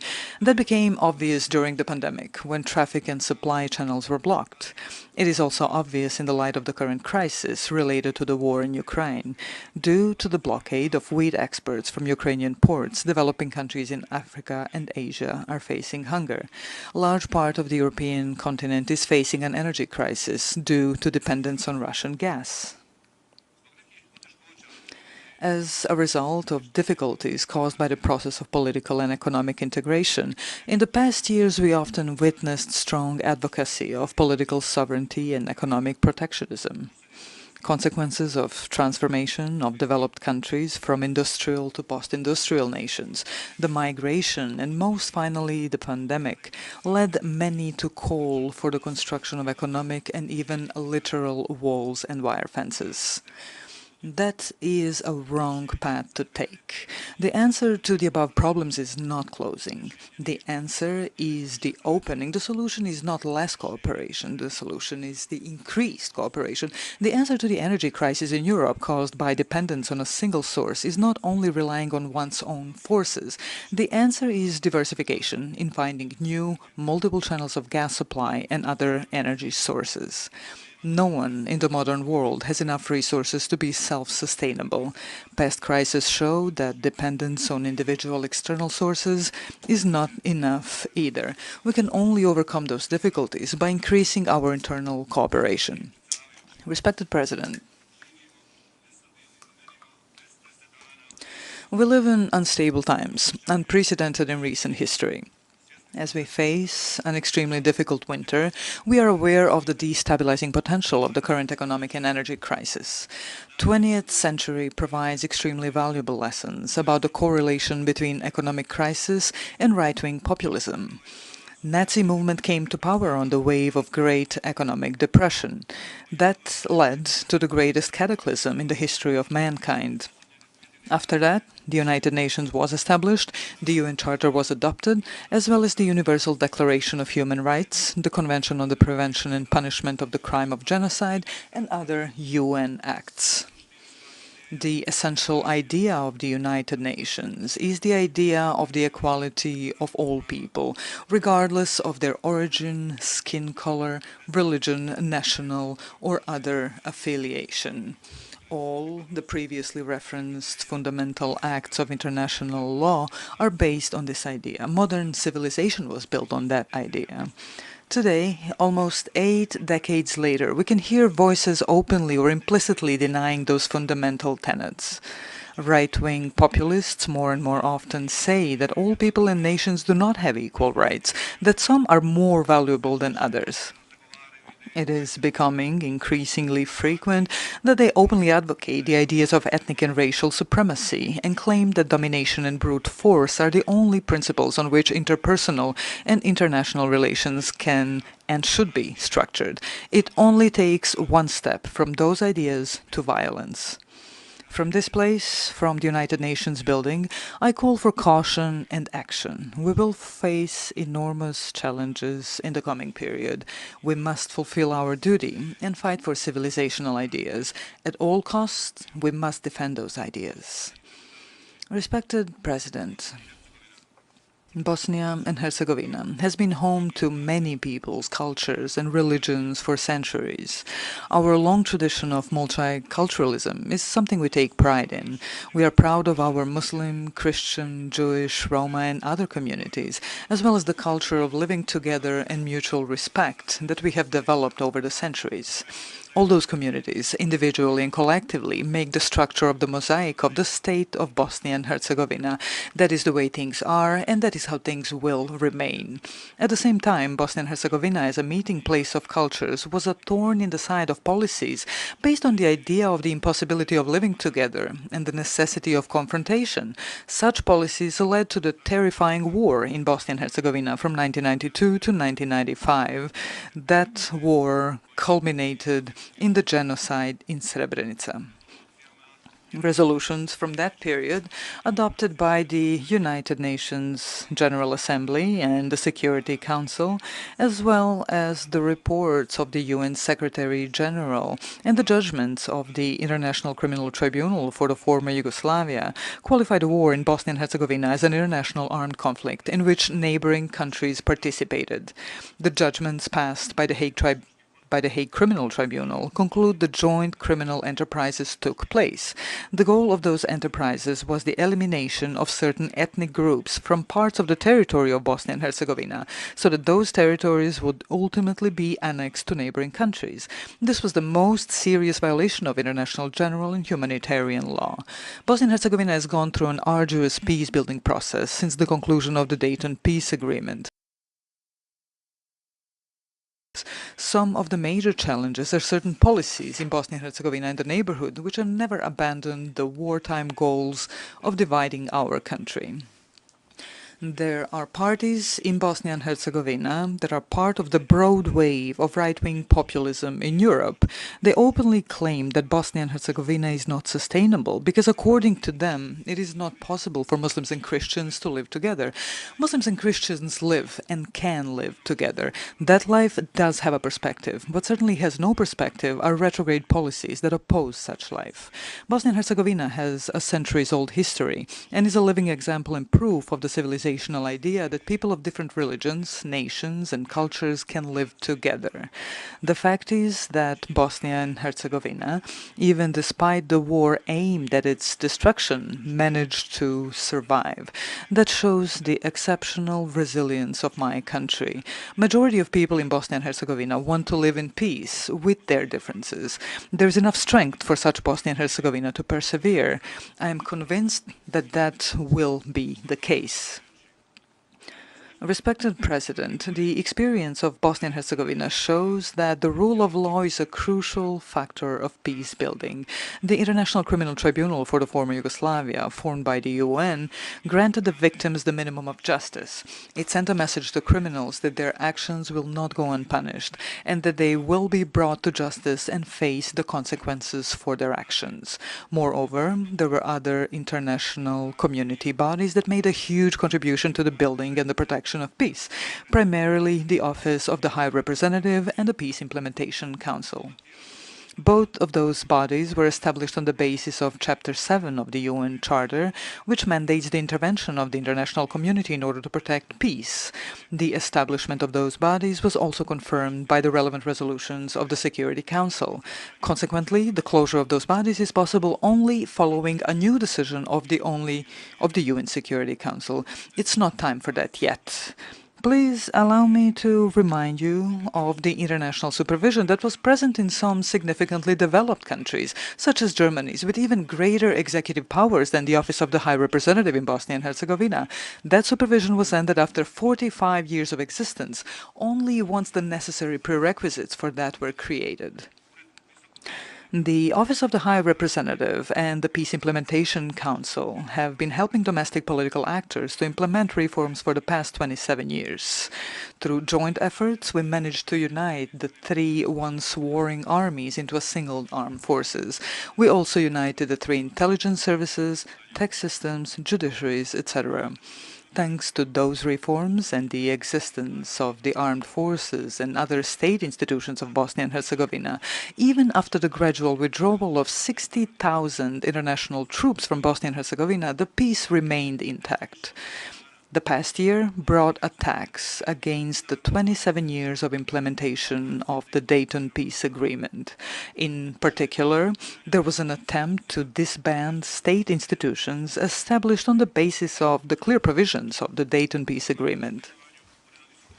Thanks to the action of the Office of the High Representative and the Peace Implementation Council member states led by the United States of America, the attack on state institutions was stopped and peace was preserved once again. That demonstrated the expediency and efficiency of the international community institutions in Bosnia and Herzegovina. There have been requests for the closure of the Office of the High Representative in the past. More recently, there were frequent requests that the High Representative take steps that would weaken the unity of Bosnia and Herzegovina and introduce additional ethnic divisions. According to the Dayton Peace Agreement and the UN Charter, it is the obligation of the High Representative to protect the sovereignty and territorial integrity of Bosnia and Herzegovina and not to contribute to its disintegration. Respected President, in addition to the civilian international presence in Bosnia and Herzegovina, there is also the international military in the country, specifically the EUFOR mission and the NATO headquarters with a total of 1,100 troops. Bosnia and Herzegovina is not special in that regard. Many more developed sovereign states need the presence of international military forces in much larger numbers than is the case in Bosnia and Herzegovina. The international military presence was established by the Dayton Peace Agreement. UN Security Council confirms the EUFOR mission's mandate on an annual basis. The Security Council will vote on the EUFOR mandate again in less than 1 month. It is very important for the stability and peace in Bosnia and Herzegovina and the region that this resolution is adopted. However, it is important to emphasize that in any case, according to the Dayton Peace Agreement, NATO has the right and obligation to deploy its forces in Bosnia and Herzegovina. Also, the Presidency of Bosnia and Herzegovina has made decisions in the past giving consent to the presence of EUFOR and NATO forces without any time limits. Those decisions are a sufficient legal basis for the presence of an international military mission in Bosnia and Herzegovina until the Presidency of Bosnia and Herzegovina takes a different position. Respected President, Bosnia and Herzegovina's foreign policy goals are membership in the European Union and NATO. The June 2022 session of the European Council opened up the space for granting Bosnia and Herzegovina the status of a candidate for membership in the European Union if certain conditions are met. Bosnia and Herzegovina has recently made certain progress in terms of fulfilling the 14 priorities defined in the opinion of the European Commission on Bosnia and Herzegovina's application for EU membership. We fulfilled some of the said priorities in full and some partially. I'm pleased to say that in the past weeks we have continued meeting those priorities. I expect that we will continue making even more progress after the general elections that will take place on October 2nd next month. I also expect Bosnia and Herzegovina to be granted the EU membership candidate status as soon as possible. Regarding our relations with NATO, Bosnia and Herzegovina is part of the Membership Action Plan. In terms of reforms that NATO expects from us, as an aspirant country, the Presidency of Bosnia and Herzegovina adopted the reform program, which is our annual obligation. Respected President, regional cooperation is one of the foreign policy goals of Bosnia and Herzegovina. Bosnia and Herzegovina wants good relations with its neighbors, with mutual appreciation, respect, and also the principle of reciprocity. That is the only way to build relations with Bosnia and Herzegovina. Everyone in our region must understand that the geostrategic and geopolitical configuration of the region is completed. The path to security and prosperity is the path of mutual cooperation and solving the open issues in accordance with the principles of international law. We are all equal in the region. No one can dominate anyone else. We all need peace and stability. Respected President, the whole world needs peace and stability. All current disputes in the world should be resolved on the principles of international law with the involvement of the international judicial institutions. That is why it is very important to strengthen multilateral mechanisms and institutions. Therefore, I believe that the strength and authority of the UN as a key multilateral mechanism must be fortified. Thank you for your attention. On behalf of the Assembly, I wish to thank the Chair of the Presidency of Bosnia and Herzegovina for the statement just made, and I request the protocol to escort His Excellency. The Assembly, we are here, the address by His Excellency Chandrika Persad Santokhi, President of the Republic of Suriname. I request the protocol to escort His Excellency.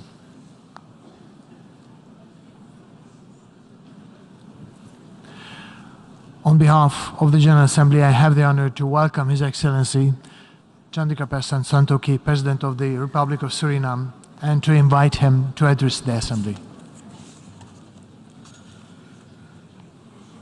Good morning, President of the General Assembly, Xaba Korosi, Secretary General of the United Nations, Antonio Guterres, colleague heads of delegations, ladies and gentlemen. Mr. President, I congratulate you on your election to preside over the 77th session of this august body, and I assure you of my country's full support during your presidency. Mr. President, at last year's general debate, I called on leaders to build a better world, a planet for those living today, but more so for those generations yet to come. So today, I would like to take you back to 1992, when Stephen Suzuki spoke at the United Nations Earth Summit in Rio de Janeiro. She appealed to everyone to help stop the destruction of the Earth's resources.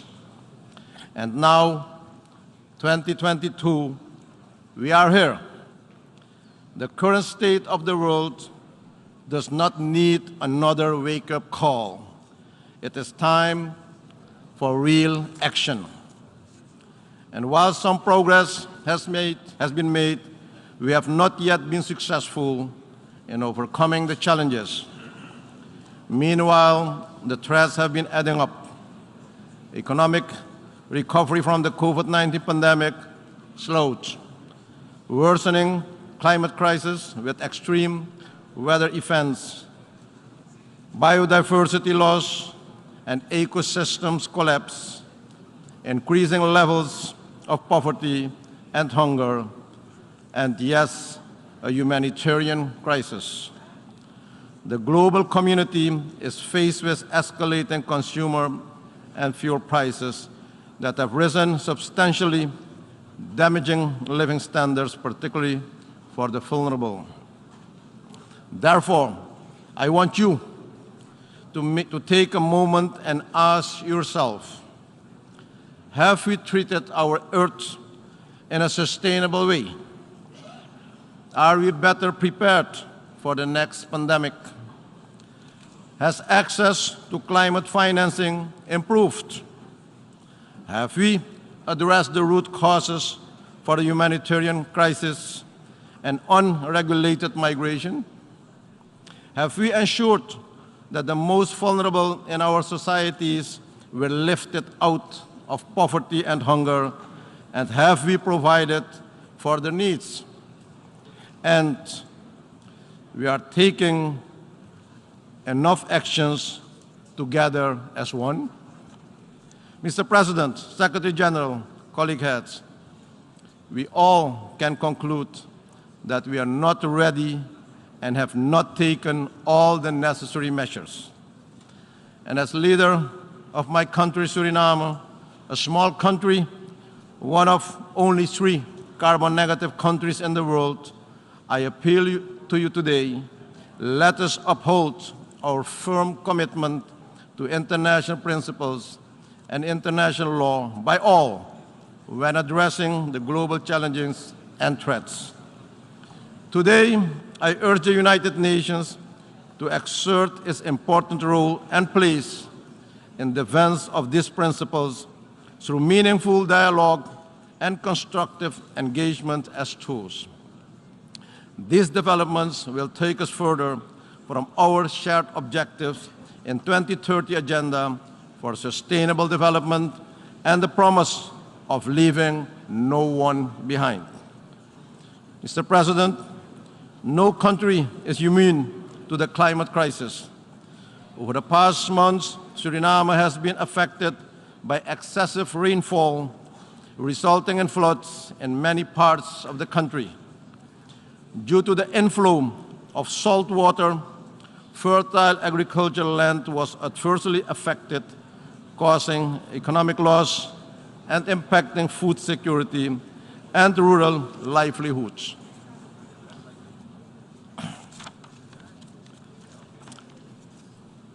The Secretary General visited Suriname, and during his visit in July this year, he witnessed firsthand the impact climate change, particularly the climate change effect on the low-lying coastal states. He lauded our nature-based solution, such as preserving mangroves, rainforests, and other essential ecosystems. And he stated, the Caribbean is ground zero for the global climate emergency. Mr. President, that is why it is time to act now. We have delivered the $100 billion commitment in climate finance for adaptation. As such, we call for support for a research agenda that will help the region understand the cost of climate change on sectors and economies. Scaling up the means of implementation, including finance, particularly adaptation finance, capacity building, and technology transfer, and not technology dumping. Scaling up finance for adaptation and for response to loss and damage, with prioritization for Caribbean SIDS to access grant and concessionary finance, including through bilateral channels in particular. The establishment of a loss and damage facility under the UNFCCC that would provide SIDS with resources to finance loss and damage resulting from climate change. In this regard, I express appreciation to the Secretary General of the United Nations for his efforts to make the adaptation fund more accessible to countries affected by climate change through his adaptation finance initiative. Mr. President, finance is the backbone of sustainable development. The time has come, and the time is now, for a real reform of the global financial architecture, a reform that must take into consideration the unique and inherent vulnerabilities that hamper the ability of small and vulnerable economies to overcome economic, environmental, and social shocks. I therefore welcome the appointment of the high-level panel on multidimensional vulnerability index, and we look forward to finding solutions to address the obstacles to realizing the index, in particular the availability of reliable data. Mr. President, the political, economic, and humanitarian crisis in Haiti remains a great concern to the region and requires the attention of the international community. In my capacity as current CARICOM chair, I am committed to exerting all efforts for a dialogue with all stakeholders in Haiti aimed at safeguarding peace and security. It is of utmost importance that any support in resolving the situation in Haiti should be on the basis of a Haitian-supported and owned plan. Conflicts and violence are currently on the rise globally in all the regions, which are leading to hostilities and displacements. These hostilities and mass displacements are causing people to face paralyzing levels of poverty and food insecurity. We as member states constituting the United Nations should take up our role in maintaining international peace and security. The achievement of sustainable development is inextricably linked to upholding democratic values, good governance, and respect for human rights. We must allow countries to develop sustainable economies without obstacles. Mr. President, in today's world, differences must be resolved through dialogue and cooperation. Therefore, in our view, the long-standing embargo against Cuba and the Cuban people must be lifted. I believe, Mr. President, that young people are valuable and undeniable partners in every development aspect and in shaping the future. Let me also congratulate the General Secretariat for the establishment of a youth office in the United Nations Secretariat. As lead head within the quasi-cabinet of the Caribbean community responsible for regional youth development, I was pleased with the interaction of region's youth during the last CARICOM leaders meeting held in Suriname. I commend them for taking the responsibility and inspiring their peers to not only demand a seat at the table, but also show up consistently. On my part, Mr. President, I have pledged 10 hectares of land in Suriname for setting up an innovative campus where students and startups from the region will be facilitated to conduct research and development studies. Mr. President, since I took office 2 years ago, my government has been making efforts to bring the economy back on track and bring the development of the country on sustainable position. While a homegrown recovery plan, a 36-month extended fund facility of the IMF, and a national multi-year development plan are in implementation, my government continues to face economic challenges and capacity constraints due to external and unforeseen shocks.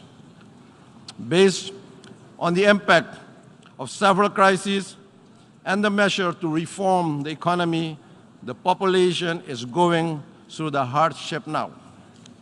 Therefore, international support in this regard is of utmost importance.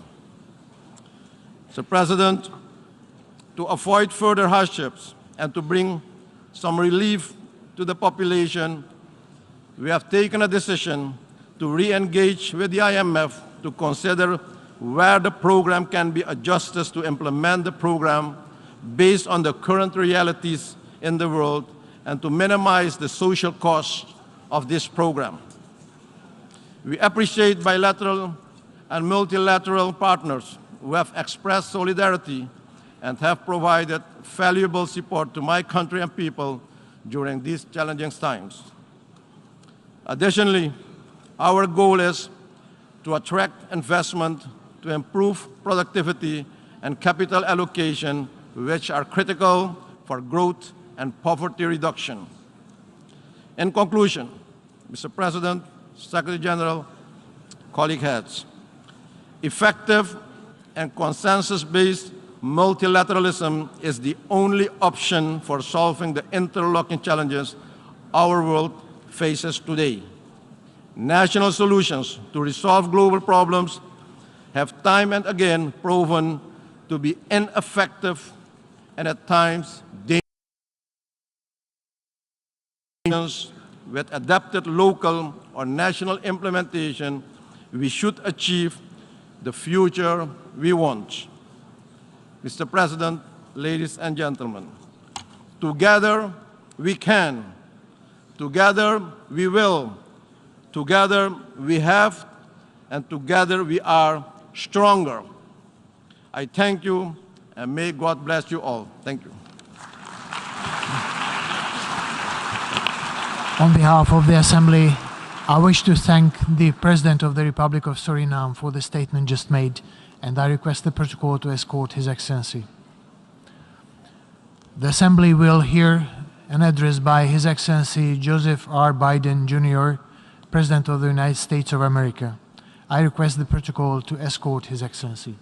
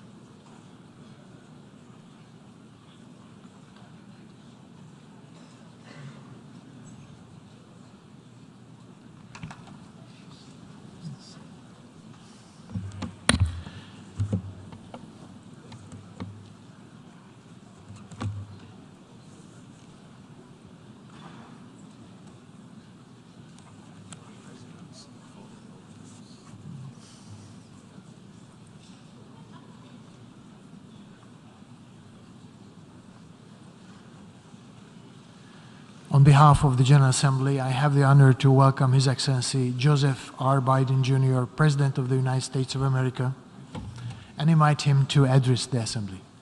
Thank you. Mr. President, Mr. Secretary General, my fellow leaders, in the last year, our world has experienced great upheaval.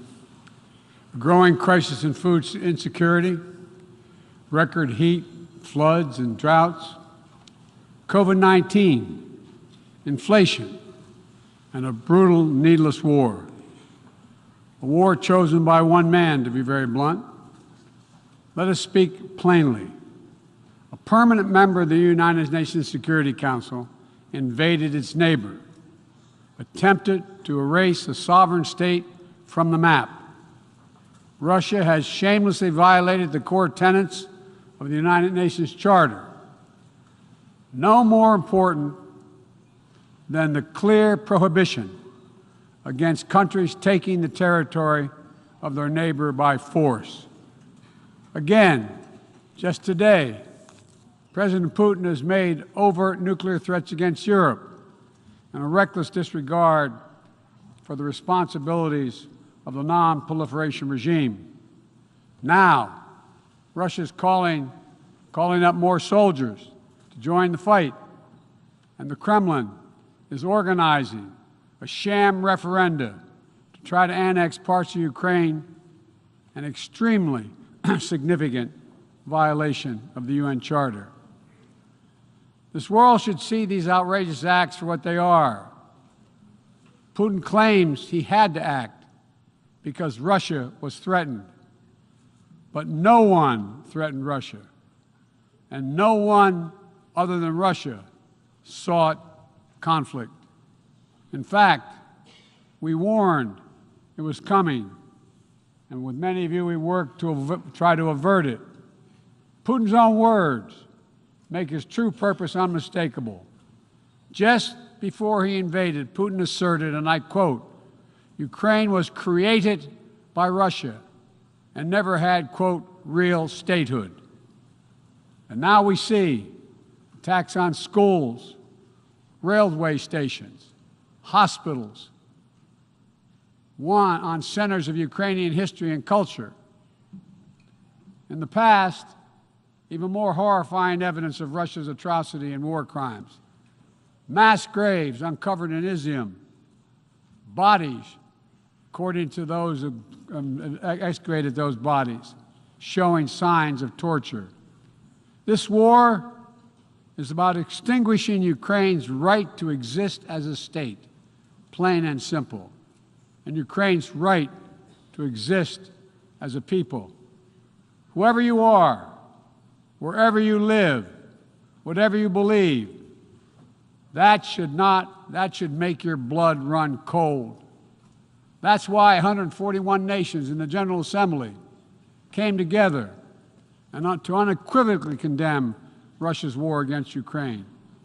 The United States has marshaled massive levels of security assistance and humanitarian aid and direct economic support for Ukraine. $1 billion to date. Our allies and partners around the world have stepped up as well. And today, more than 40 countries represented in here have contributed billions of their own money and equipment to help Ukraine defend itself. The United States is also working closely with our allies and partners to impose costs on Russia, to deter attacks against NATO territory, to hold Russia accountable for the atrocities and war crimes. Because if nations can pursue their imperial ambitions without consequences, then we put at risk everything this very institution stands for, everything. Every victory won on the battlefield belongs to the courageous Ukrainian soldiers. But this past year, the world was tested as well. And we did not hesitate. We chose liberty. We chose sovereignty. We chose principles to which every party to the United Nations Charter is beholding. We stood with Ukraine. Like you, the United States wants this war to end on just terms, on terms we all signed up for, that you cannot seize a nation's territory by force. That the only country standing in the way of that is Russia. So we, each of us in this body, who's determined to uphold the principles and beliefs we pledge to defend as members of the United Nations, must be clear, firm, and unwavering in our resolve. Ukraine has the same rights that belong to every sovereign nation. We will stand in solidarity with Ukraine. We will stand in solidarity against Russia's aggression, period. Now, it's no secret that in the contest between democracy and autocracy, the United States and I, as President, champion a vision for our world that's grounded in the values of democracy. The United States is determined to defend and strengthen democracy at home and around the world because I believe democracy remains humanity's greatest instrument to address the challenges of our time. We're working with the G7 and like-minded countries to prove democracies can deliver for their citizens, but also deliver for the rest of the world as well. But as we meet today, the UN Charter's very basis of a stable and just rule-based order is under attack by those who wish to tear it down or distort it for their own political advantage. And the United Nations Charter was not only signed by democracies of the world, it was negotiated among citizens, dozens of nations with vastly different histories and ideologies, united in their commitment to work for peace. As President Truman said in 1945, the UN Charter, and I quote, is proof that nations like men can state their differences, can face them, and then can find common ground on which to stand, end of quote. That common ground was so straightforward, so basic, that today 193 of you, 193 member states have willingly embraced its principles. And standing up for those principles, for the UN Charter, is the job of every responsible member state. I reject the use of violence and war to conquer nations or expand borders through bloodshed, to stand against global politics of fear and coercion, to defend the sovereign rights of smaller nations as equal to those of larger ones, to embrace basic principles like freedom of navigation, respect for international law, and arms control. No matter what else we may disagree on, that is the common ground upon which we must stand. If you're still committed to a strong foundation for the good of every nation around the world, then the United States wants to work with you. I also believe the time has come for this institution to become more inclusive so that it can better respond to the needs of today's world. Members of the UN Security Council, including the United States, should consistently uphold and defend the UN Charter and refrain from the use of the veto, except in rare, extraordinary situations, to ensure that the Council remains credible and effective. That is also why the United States supports increasing the number of both permanent and non-permanent representatives of the Council. This includes permanent seats for those nations we have long supported and permanent seats for countries in Africa, Latin America, and the Caribbean. The United States is committed to this vital work. In every region, we've pursued new, constructive ways to work with partners to advance shared interests, from elevating the Quad in the Indo-Pacific to signing the Los Angeles Declaration of Migration and Protection at the Summit of the Americas, to joining a historic meeting of 9 Arab leaders to work toward a more peaceful, integrated Middle East, to hosting the U.S.-Africa Leaders Summit in this December. As I said last year, the United States is opening an era of relentless diplomacy to address the challenges that matter most to people's lives, all people's lives. Tackling climate crisis, as the previous speaker spoke to, strengthening global health security, feeding the world. We made that priority, and 1 year later, we're keeping that promise. From the day I came to office, we've led with bold climate agenda. We've rejoined the Paris Agreement, convened the major climate summits, helped deliver critical agreements on the COP26. We helped get 2/3 of the world's GDP on track to limit warming to 1.5 degrees Celsius. And now, I've signed a historic piece of legislation here in the United States that includes the biggest, most important climate commitment we have ever made in the history of our country, $369 billion toward climate change. That includes tens of billions in new investments in offshore wind and solar, doubling down on zero-emission vehicles, increasing energy efficiency, supporting clean manufacturing. Our Department of Energy estimates that this new law will reduce U.S. emissions by 1 gigaton a year by 2030, while unleashing a new era of clean energy-powered economic growth.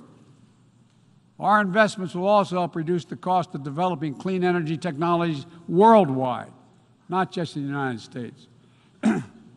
This is a global game changer, and none too soon. We don't have much time. We all know we're already living in a climate crisis. No one seems to doubt it after this past year.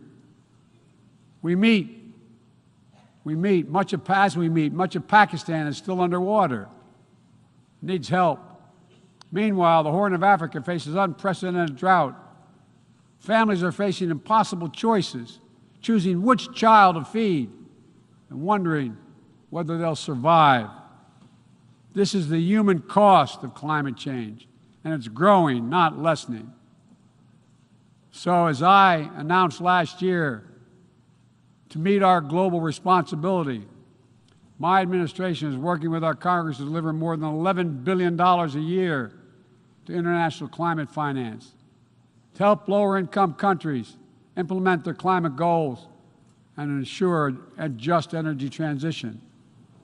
The key part of that will be our PEPFAR plan, which will help 500 million people in especially vulnerable countries adapt to the impacts of climate change and build resilience. This need is enormous. So let this be the moment we find within ourselves the will to turn back the tide of climate devastation, and unlock a resilient, sustainable, clean energy economy to preserve our planet. On global health, we've delivered more than 620 million doses of COVID-19 vaccine to 116 countries around the world, with more available to help meet countries' needs. All free of charge, no strings attached, and we're working closely with the G20 and other countries in the United States help lead the change to establish a groundbreaking new fund for pandemic prevention, preparedness, and response at the World Bank. At the same time, we've continued to advance the ball on enduring global health challenges. Later today, I'll host the 7th Replenishment Conference for the Global Fund to fight AIDS, tuberculosis, and malaria. With bipartisan support in our Congress, I have pledged to contribute up to $6 billion to that effort. So I look forward to welcoming a historic round of pledges at the conference, resulting in one of the largest global health fundraisers ever held in all history. We're also taking down the food crisis head on, with as many as 193 million people around the world experience acute food insecurity, a jump of 40 million in a year. Today I'm announcing another $2.9 billion in U.S. support for life-saving humanitarian and food security assistance for this year alone. Russia, in the meantime, is pumping out lies, trying to pin the blame for the crisis, the food crisis, on the sanctions imposed by many in the world for the aggression against Ukraine. So let me be perfectly clear about something. Our sanctions explicitly allow Russia the ability to export food and fertilizer. No limitation. It's Russia's war that is worsening food insecurity, and only Russia can end it. I'm grateful for the work here at the UN, including your leadership, Mr. Secretary General, establishing a mechanism to export grain from Black Sea ports in Ukraine that Russia had blocked for months, and we need to make sure it's extended. We believe strongly in the need to feed the world. That's why the United States is the world's largest supporter of the World Food Program, with more than 40% of its budget.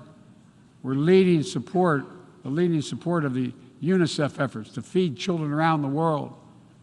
To take on a larger challenge of food insecurity, the United States introduced a call to action, a roadmap eliminating global food insecurity,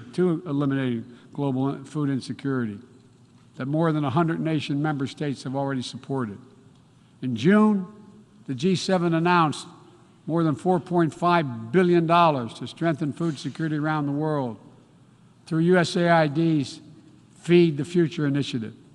The United States is scaling up innovative ways to get drought and heat-resistant seeds into the hands of farmers who need them, while distributing fertilizer and improving fertilizer efficiency so that farmers can grow more while using less. And we're calling on all countries to refrain from banning food exports or hoarding grain while so many people are suffering. Because in every country in the world, no matter what else divides us, if parents cannot feed their children, nothing else matters. If parents cannot feed their children. As we look to the future, we're working with our partners to update and create rules of the road for new challenges we face in the 21st century. We launched the Trade and Technology Council with the European Union to ensure that key technologies are developed and governed in the way that benefits everyone. With our partner countries and through the UN, we're supporting and strengthening the norms of responsibility, responsible state behavior in cyberspace, and working to hold accountable those who use cyber attacks to threaten international peace and security. With partners in the Americas, Africa, Europe, and the Middle East, and the Indo-Pacific, we're working to build a new economic ecosystem where every nation gets a fair shot, and economic growth is resilient, sustainable, and shared. That's why the United States has championed a global minimum tax, and we will work to see it implemented so major corporations pay their fair share everywhere.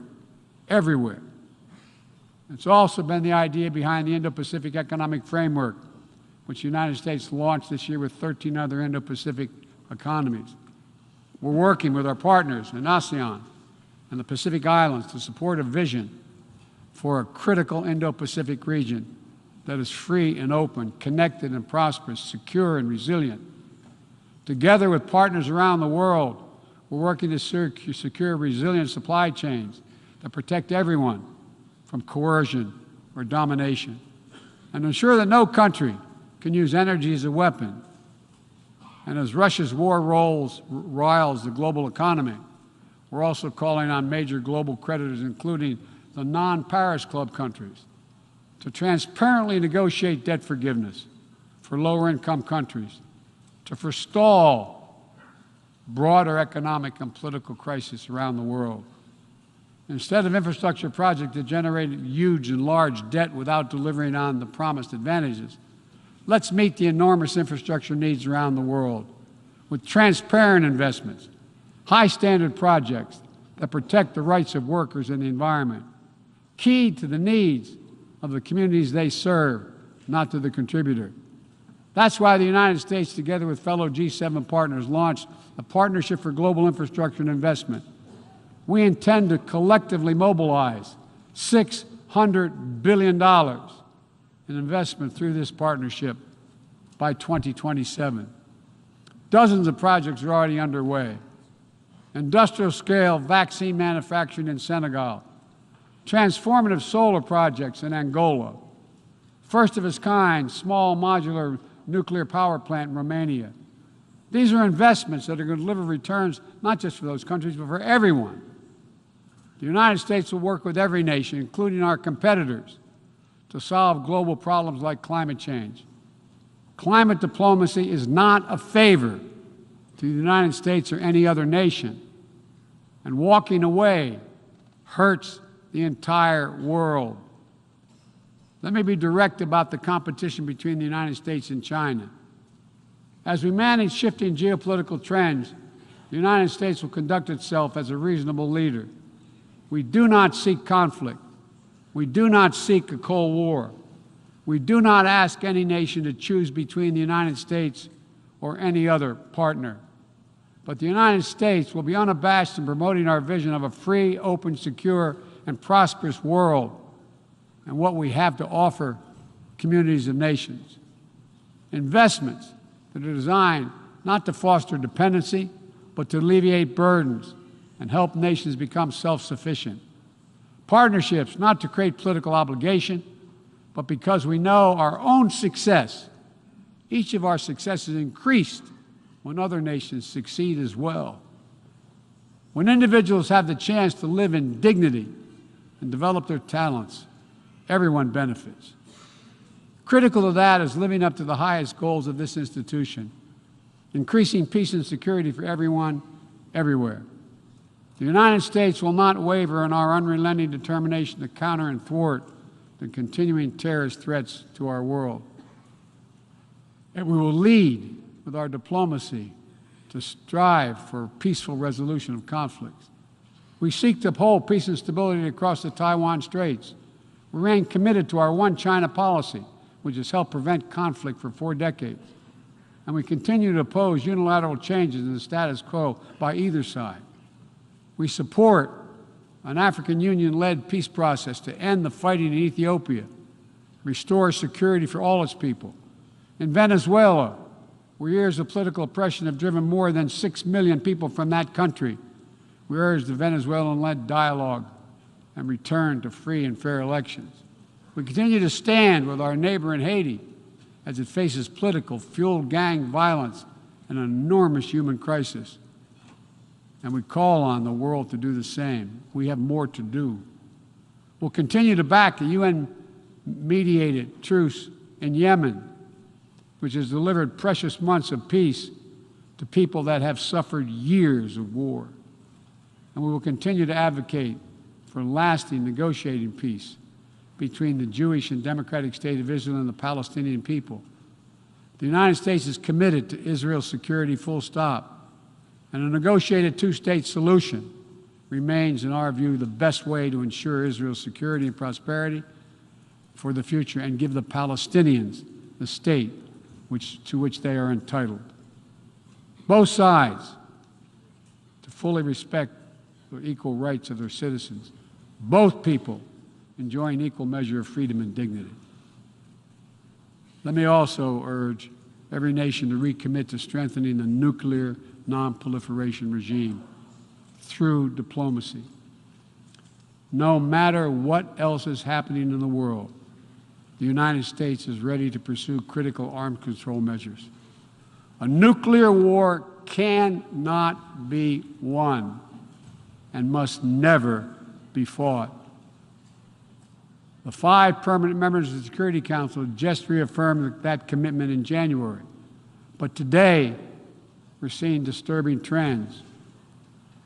Russia shunned the non-proliferation ideals embraced by every other nation at the 10th NPT Review Conference.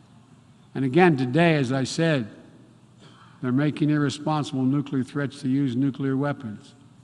China is conducting an unprecedented, concerning nuclear buildup without any transparency. Despite our efforts to begin serious and sustained diplomacy, the Democratic People's Republic of Korea continues to blatantly violate UN sanctions. And while the United States is prepared for a mutual return to the Joint Comprehensive Plan of Action if Iran steps up to its obligations, the United States is clear. We will not allow Iran to acquire a nuclear weapon. I continue to believe that diplomacy is the best way to achieve this outcome. The non-proliferation regime is one of the greatest successes of this institution. We cannot let the world now slide backwards, nor can we turn a blind eye to the erosion of human rights. Perhaps singular among this body's achievements stands the Universal Declaration of Human Rights, which is the standard by which our forebears challenged us to measure ourselves. They made clear in 1948, human rights are the basis for all that we seek to achieve. And yet today in 2022, fundamental freedoms are at risk in every part of our world, from the violations in Xinjiang, detailed recent reports by the Office of UN and U.S. reports detailing by the U.S. High Commissioner, democracy activists and ethnic minorities, by the military regime in Burma, to the increased repression of women and girls by the Taliban in Afghanistan. And today, we stand with the brave citizens and the brave women of Iran who right now are demonstrating to secure their basic rights. But here's what I know. The future will be won by those countries that unleash the full potential of their populations, where women and girls can exercise equal rights, including basic reproductive rights, and contribute fully to building a stronger economies and more resilient societies, where religious and ethnic minorities can live their lives without harassment and contribute to the fabric of their communities, where the LGBTQ plus community individuals live and love freely without being targeted with violence, where citizens can question and criticize their leaders without fear of reprisal. The United States will always promote human rights and the values enshrined in the UN Charter in our own country and around the world. Let me end with this. This institution, guided by the UN Charter and the Universal Declaration of Human Rights, is at its core an act of dauntless hope. Let me say that again. It's an act of dauntless hope. Think about the vision of those first delegates who undertook a seemingly impossible task while the world was still smoldering. Think about how divided the people of the world must have felt with the fresh grief of millions dead, the genocidal horrors of the Holocaust exposed. They had every right to believe only the worst of humanity, what was best in all of us, and they strove to build something better. Enduring peace, comity among nations, equal rights for every member of the human family, cooperation for the advancement of all humankind. My fellow leaders, the challenges we face today are great indeed, but our capacity is greater. Our commitment must be greater still.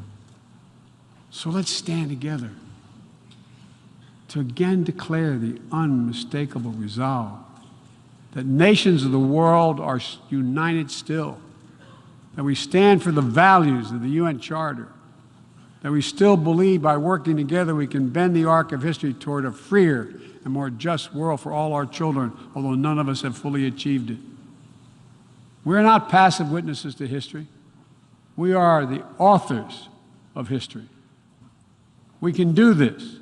We have to do it for ourselves and for our future, for humankind. Thank you for your tolerance, for listening to me. I appreciate it very much. God bless you all.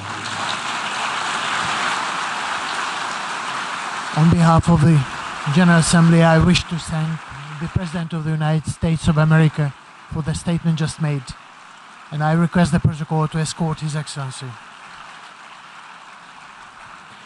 May I request representatives to remain seated while we suspend the meeting for 5 minutes before resuming to hear the next speaker.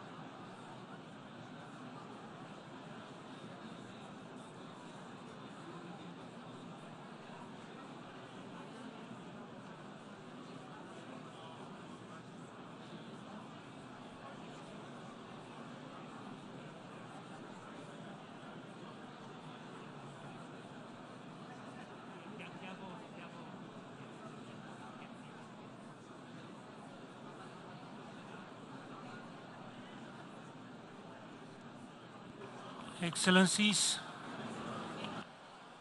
dear colleagues, may I ask you to be seated?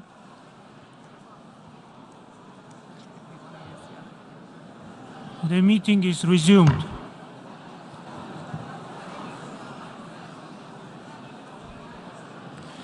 The Assembly will hear an address by His Excellency Egils Levits, President of Republic of Latvia.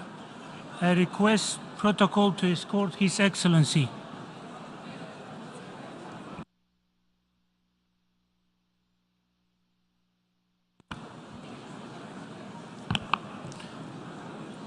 On behalf of the General Assembly, I have the honor to welcome His Excellency Egils Levits, President of the Republic of Latvia, and to invite him to address the Assembly.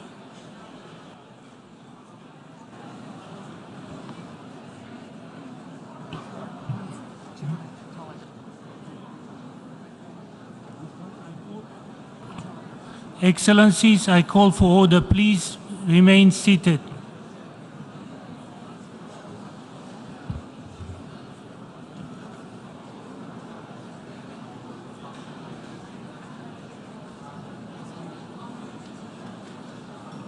Please go ahead, Your Excellency. You have the floor. Mr. President, Excellencies, distinguished delegates, I confirm Latvia's readiness to cooperate constructively with you. Our agenda is full and still growing. To quote George Orwell, contrary to popular belief, the past was not more eventful than the present. Let me focus today on a few fundamental themes. First, the upholding of international law. International law is the basis for world peace order established by the United Nations Charter. At the core of this order is respect for the sovereignty of states and prohibition of the use of force. Starting a war of aggression is the gravest threat to our world peace order. Nevertheless, 7 months now, Russia has been waging an unprovoked and unjustified war against a sovereign UN member state, Ukraine. Let me stress, this is not just a regional security issue. Russia's military aggression against Ukraine threatens global security and stability. In the 21st century, Russia maintains a 19th century ideology of imperialism, colonialism, and racism. Russia invaded Georgia in 2008. It illegally annexed Ukraine's Crimea in 2014. It had used increasingly aggressive rhetoric towards other neighboring countries. These are all manifestations of its imperialistic and colonial ambitions. Denying another nation's right to exist, promoting the idea of supremacy of Russians and their special missionary role in the world. These are all contemporary expressions of racism. That is exactly the opposite of what the United Nations stands for. Mr. President, dear colleagues, Russia's war in Ukraine has caused a humanitarian disaster. A third of the Ukrainian population has been forced to leave their homes. Russia is preventing Ukrainian-grown food from reaching the world market. Also, Russia uses its position in the energy market to exert pressure. High energy prices maintain high levels of global inflation, which most dramatically affects the world's most vulnerable populations. Russia continues to spread false narratives about the cause of the global crisis in food, fuel, and finances. These lies must be overturned. Russia alone is responsible for this crisis.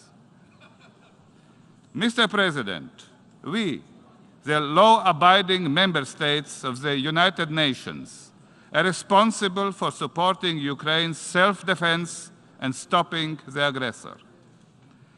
Russia's ability to finance the war against Ukraine must be limited. Global sanctions in the fields of finance, trade, transport, and energy, as well as restrictive measures against individuals and legal entities, must be maintained and strengthened.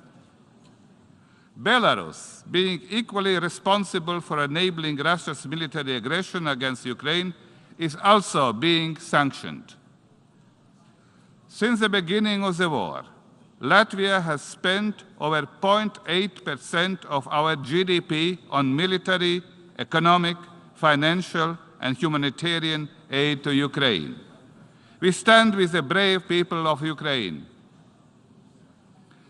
The heroic defense mounted by the people of Ukraine is bringing success. Today we learn the partial mobilization has been declared in Russia, as their once mighty army is overwhelmed. The blitzkrieg envisaged by President Putin has turned into a long nightmare.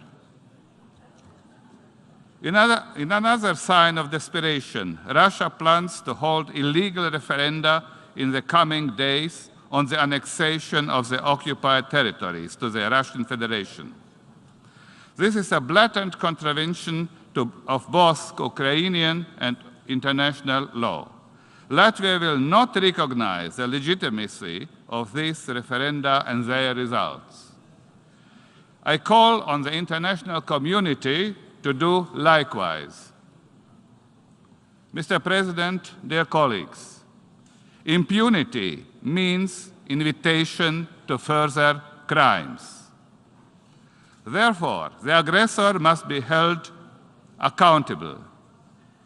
The International Court of Justice and the International Criminal Court have already started proceedings on particular aspects of Russia's war against Ukraine. The European Court of Human Rights has also initiated proceedings. However, a legal gap remains. No international court has jurisdiction over the main issue, the starting of a war of aggression, the gravest violation of the Charter of United Nations and international law. Therefore, I call for the establishment of a special tribunal. The main task of the special tribunal would be to investigate the responsibility of the Russian state in the crime of aggression.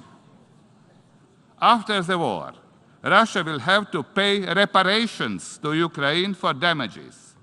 The special tribunal could be part of an international reparations mechanism. The special tribunal could be established on the basis of a resolution of the General Assembly by another international organization or a group of like-minded states. Mr. President, let me now turn to the sustainable development and climate change issues. Agenda 2030 is a common roadmap for overcoming our challenges and creating future-oriented, sustainable, and inclusive policies. This year, Latvia submitted to the United Nations its second progress report on sustainable development goals, highlighting the areas of education, gender equality, youth participation, and international cooperation. The implementation of Agenda 2030 is also the overarching goal of Latvia's development cooperation policy.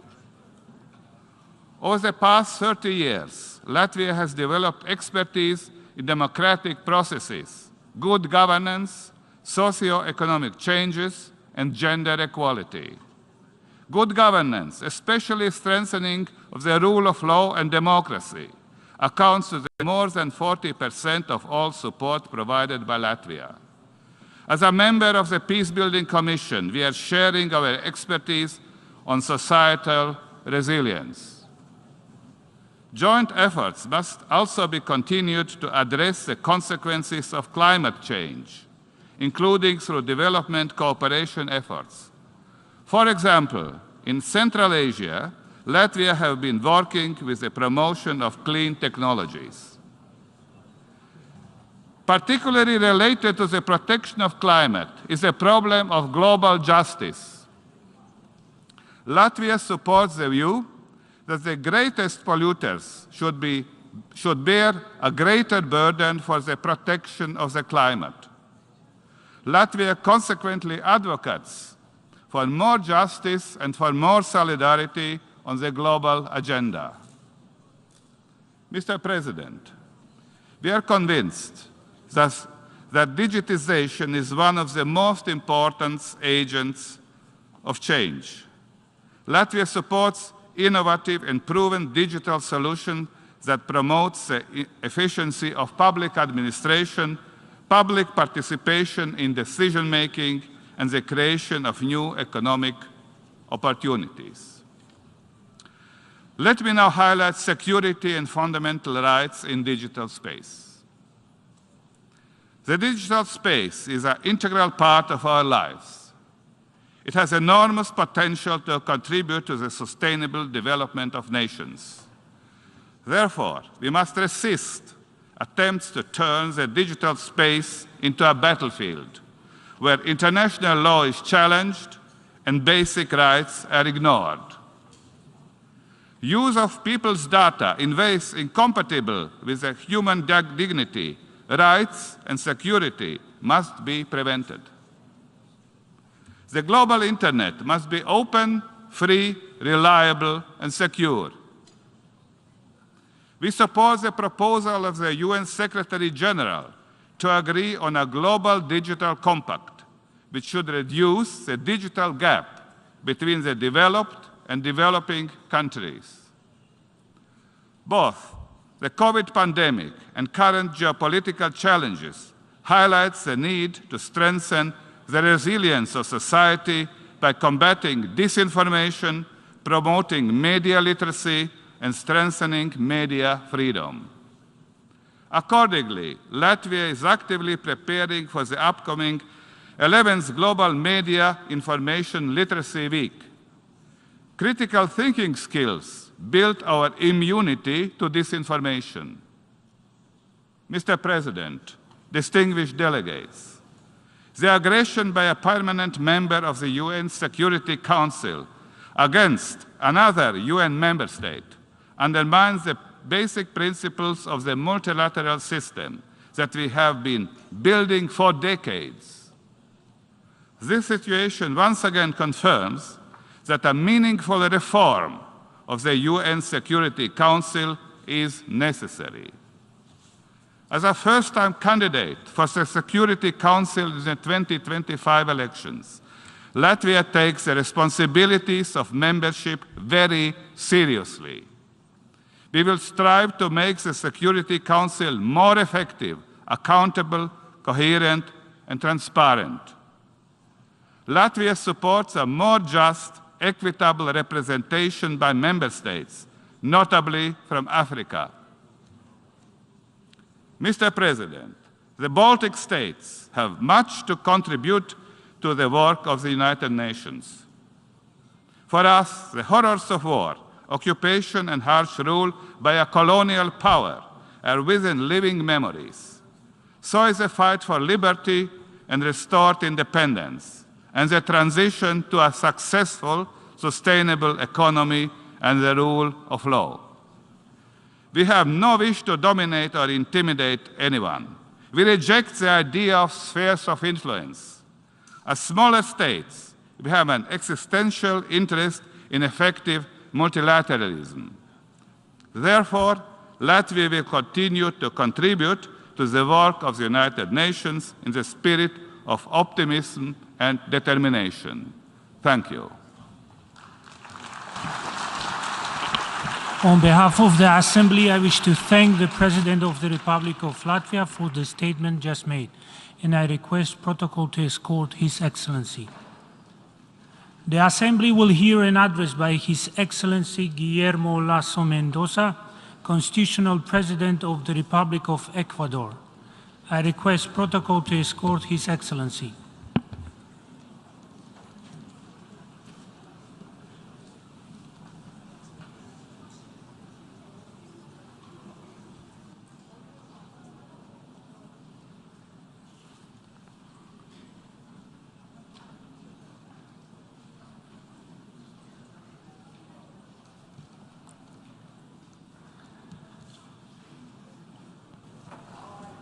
On behalf of the General Assembly, I have the honor to welcome His Excellency Guillermo Lasso Mendoza, Constitutional President of the Republic of Ecuador, and to invite him to address the Assembly.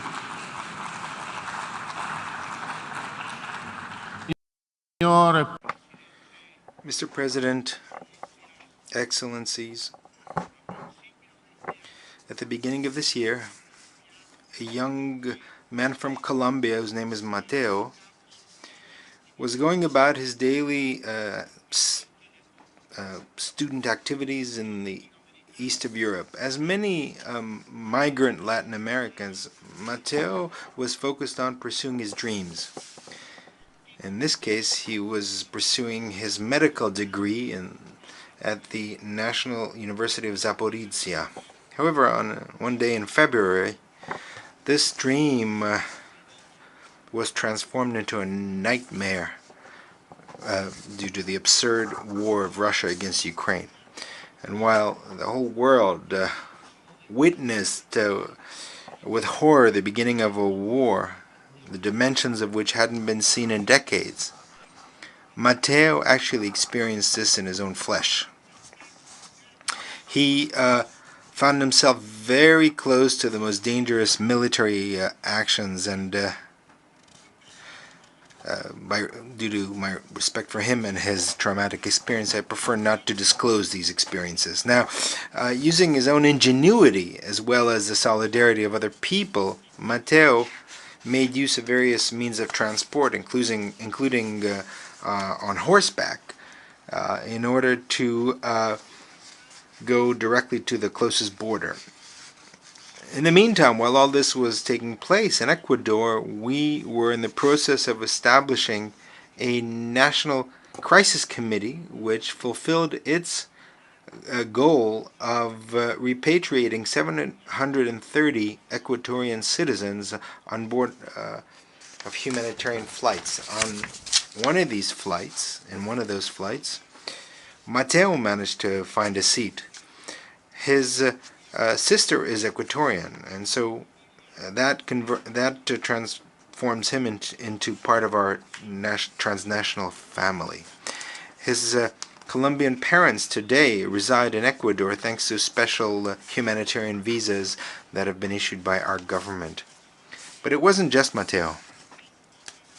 This same story was experienced by various Colombian, Peruvian, and other Latin American citizens, and even Ukrainians, who managed to escape the war thanks to this enormous diplomatic effort led by our country. I am telling you all this because if you take away just one message from me, I would like it to be the following: that Ecuador is there to help the world. Ecuador leaves no one behind. And this is why I am sure that the world will not leave Ecuador behind in any of its specific challenges that it faces. Mr. President, Excellencies, when I prepare for these types of events, I usually consult various experts in international relations. They usually mention to me the principles enshrined in the UN Charter, which speaks of sovereign equality of states, of good faith, the peaceful resolution of disputes, territorial integrity, and political independence. It also speaks of the non-use of force to resolve disputes, the full respect for human rights, and I could continue. All these are admirable concepts that throughout almost 8 decades have preserved relative stability that today is being challenged. However, I preferred to begin my intervention by speaking of Mateo, a Latin American student who, as thousands of others, was in Ukraine pursuing his dream. Because those who know me know that I am not a scholar or an academic or an assiduous attendee of international forums. The reality is that most of my life I have cultivated a very simple idea, and this idea is that the only way of generating value is by always in every activity that one carries out, always putting human beings at the center, because it is always in human beings that I place my trust. I place my trust in people. And I am going to tell you precisely why that is important. I want to tell you why I believe that this is vital, not only for a country, but for the construction of a world that is more peaceful and stable. I firmly believe that any institution or political system, whether it is national or international, derives its legitimacy from the well-being that it is capable of creating for its citizens.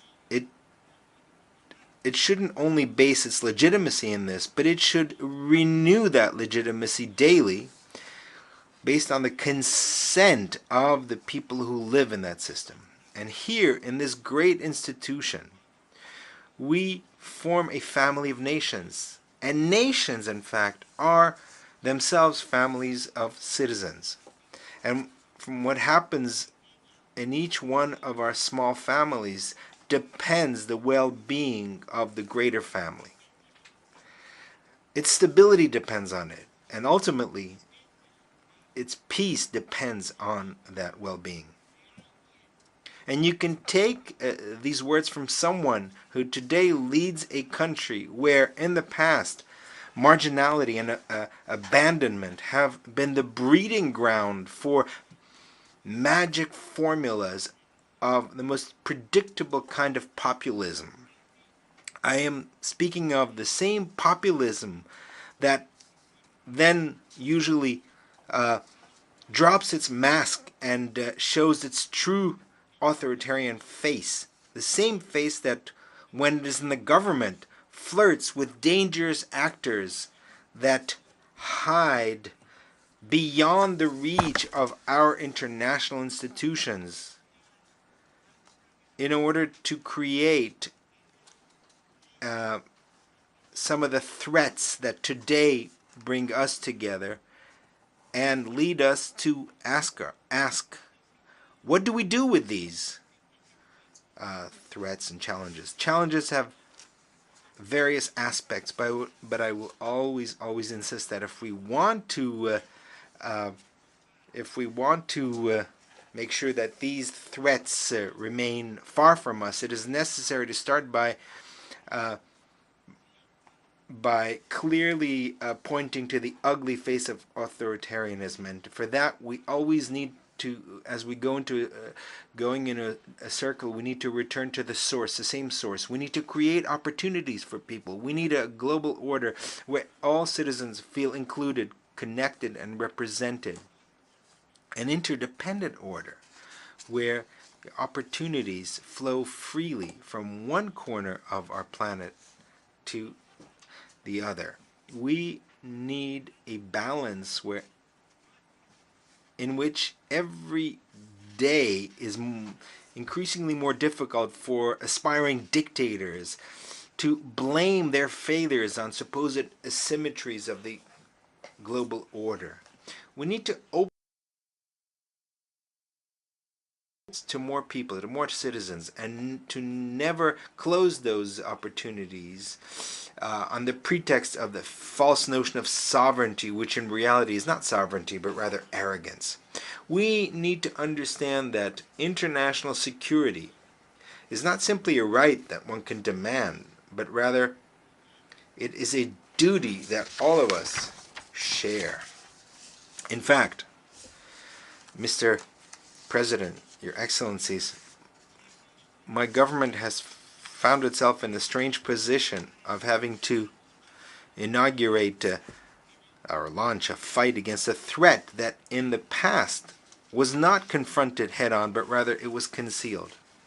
I am speaking of obscure actors who, instead of being fought, were silently accommodated in the hope that no one would notice them. Today, Ecuador is in the midst of a frontal war, an unprecedented war against the traffic of drugs. As mentioned in the last global report on drugs in 2022, Ecuador is the third country in the world with the most cocaine seized. And today, we are stepping up our activities more than ever to maximize the seizures of drugs and to dismantle transnational organizations that transport these drugs. We know that we're not the only ones who are fighting this monster. And by the way, this monster doesn't have only one face, but various faces, such as trafficking of persons, laundering of assets, illegal trafficking of weapons, and even illegal mining. It is calculated that transnational crime moves an amount of money that oscillates between 1.6 and 2.2 trillion dollars. Those are figures that exceed by several factors of 10 the entire economy of a country like Ecuador. However, it would be a mistake to quantify the consequences of transnational crime only in economic terms. We need to also think of, especially in the irreparable losses in terms of the lives lost and dreams destroyed, in the horrifying cries of families, but also in the silence that it imposes in certain communities. Today, just a few days ago, in the center of the city of Guayaquil, where I was born, a prosecutor was cowardly assassinated by hitmen from organized crime. This was an official who was leading various investigations, including certain cases that involve transnational mafias. This murder not only means that Ecuador loses a very important law enforcement official, or that his children will grow up without a father. It is a murder that leaves us an additional lesson, and that is that transnational crime requires a transnational solution, and that we have two options.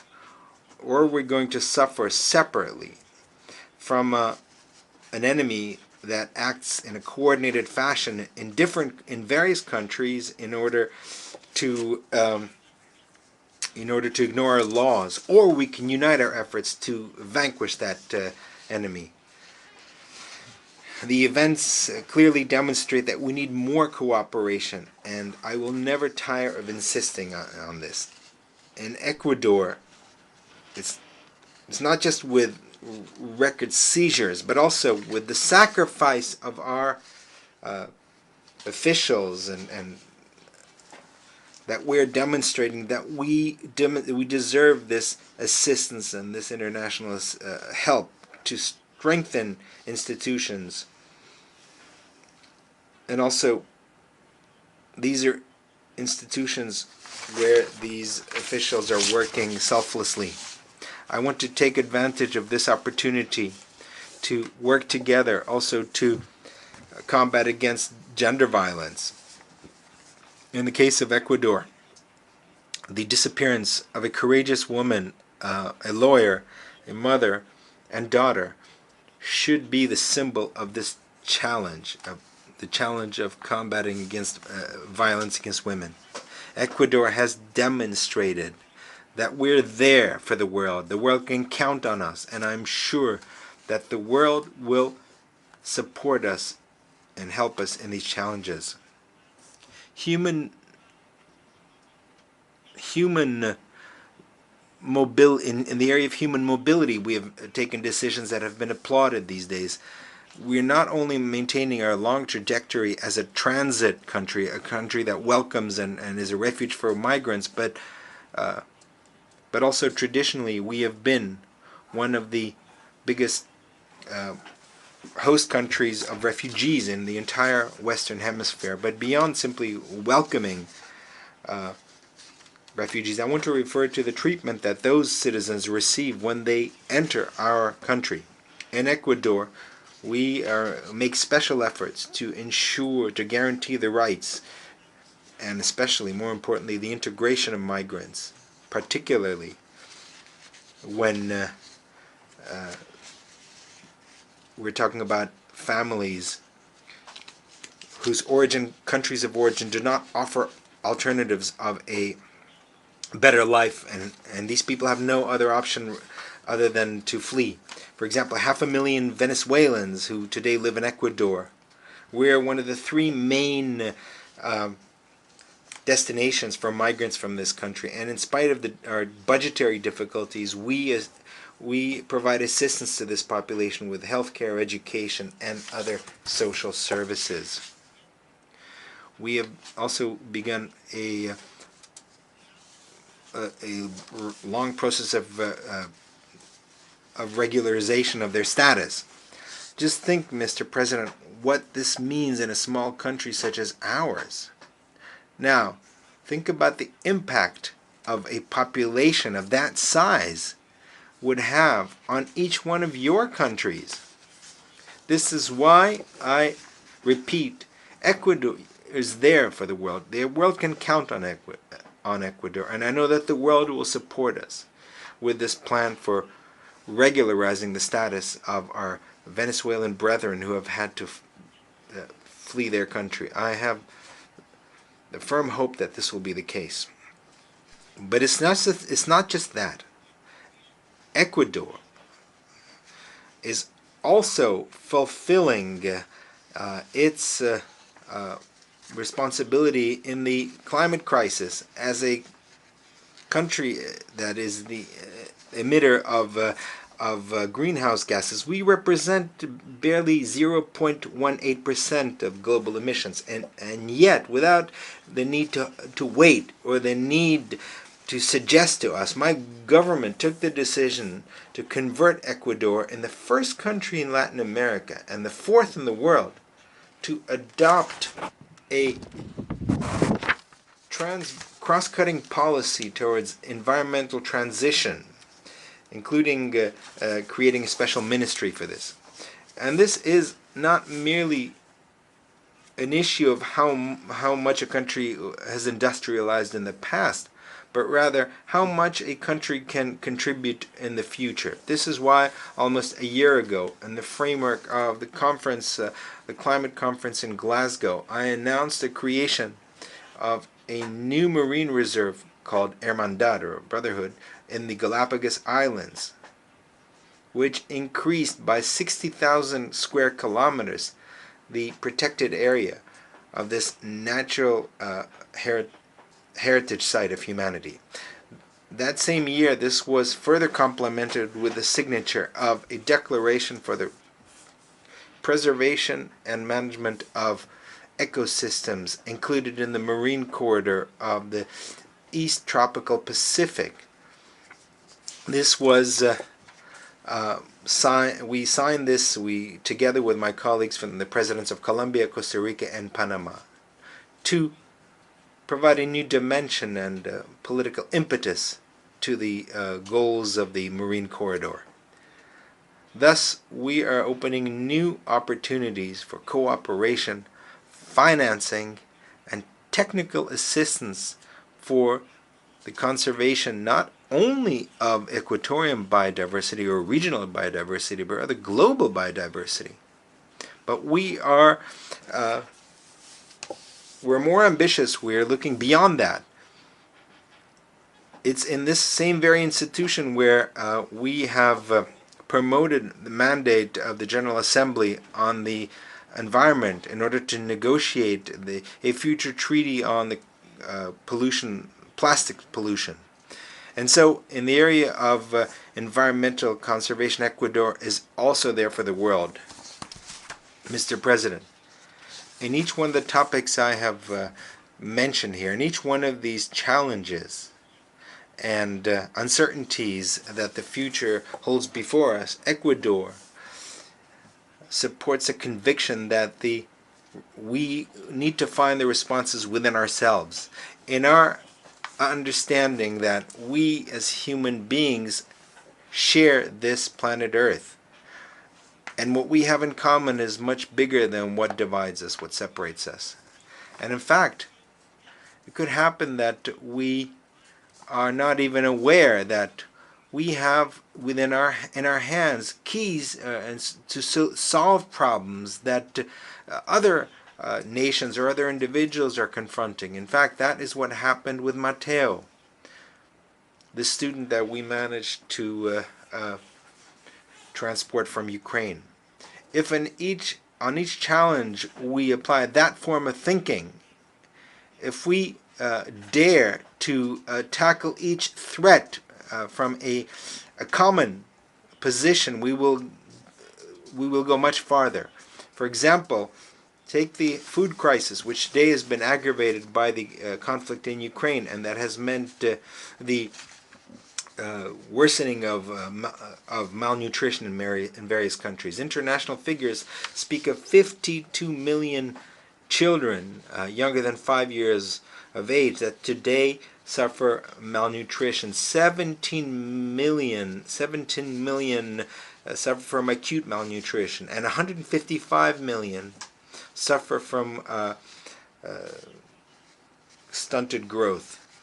In Ecuador, this problem affects some 30% of children younger than 2 years of age, and in the most tragic cases, in some of our poorest provinces, the figure is above 35% of malnutrition.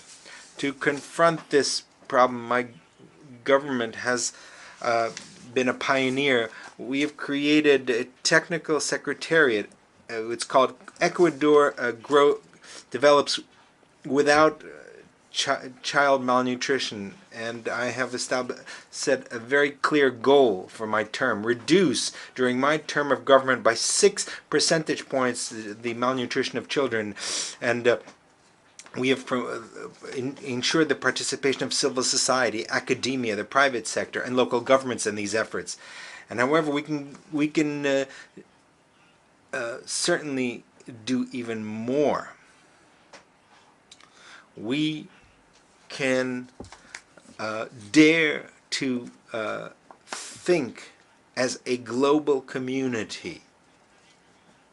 I won't be revealing any kind of secret to you if I tell you how fertile is the land in Ecuador, how productive our land is, if that land is worked with optimism and dedication. We are the country where cocoa is grown, banana, where we produce shrimp, but also avocado and a lot of other agricultural goods. It makes no sense that our children, or children from anywhere in the world, suffer hunger. In this situation or any other situation, and especially given that the land is there to be harvested, not only for food, but also for opportunities. This new Ecuador today represents advantages that could serve not only to ease hunger, but also to create this world that is more stable and peaceful that I mentioned, where citizens are included on every single day, feel more included through the creation of opportunities. That is the world that I see. That is the world that today we are proposing to you from Ecuador. Lastly, Mr. President, Your Excellencies, former Secretary General of the UN, Ban Ki-moon, said, peace is a form of being, of relating to others, of living on this planet. It cannot be decreed only through treaties. It must be nourished with rights and the abilities and skills of every single individual. End of quote. I believe that in very few words that encapsulates the spirit of what I've tried to say, and I will take this opportunity to express the support of Ecuador for the efforts of the Secretary General, the current Secretary General, Antonio Guterres. I would like to, in conclusion, thank everyone for the overwhelming support for the election of my country as a member of the Security Council for the period 2023-2024. Our participation will take place in a context in which humankind is experiencing a period of uncertainty and unprecedented challenges. But you can always be certain that, as we have always done, Ecuador will be there, fulfilling its duty to the world. We will conduct ourselves with coherency and transparency, with an emphasis on supporting humanitarian assistance and peacekeeping operations, on the protection of civilians in situation of armed conflict, on the agenda of women, peace, and security, on the fight against arms trafficking, and always addressing emerging challenges in the context of sustaining peace. In all this, and each decision, and each effort at mediation, and each opportunity to contribute to the stability and peace of our planet, you can be certain, Mr. President, Your Excellencies, that Ecuador will be there for you and for your citizens. Ecuador will be there for the world. Thank you very much for your kind attention for this intervention. May God bless us all. I wish to thank the Constitutional President of the Republic of Ecuador for the statement just made, and I request protocol to escort His Excellency.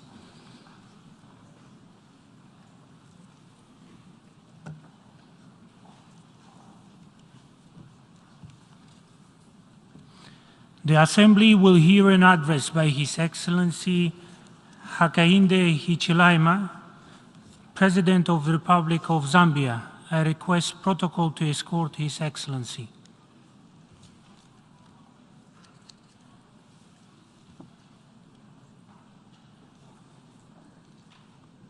On behalf of the General Assembly, I have the honor to welcome His Excellency Hakainde Hichilema, President of the Republic of Zambia, and to invite him to address the Assembly.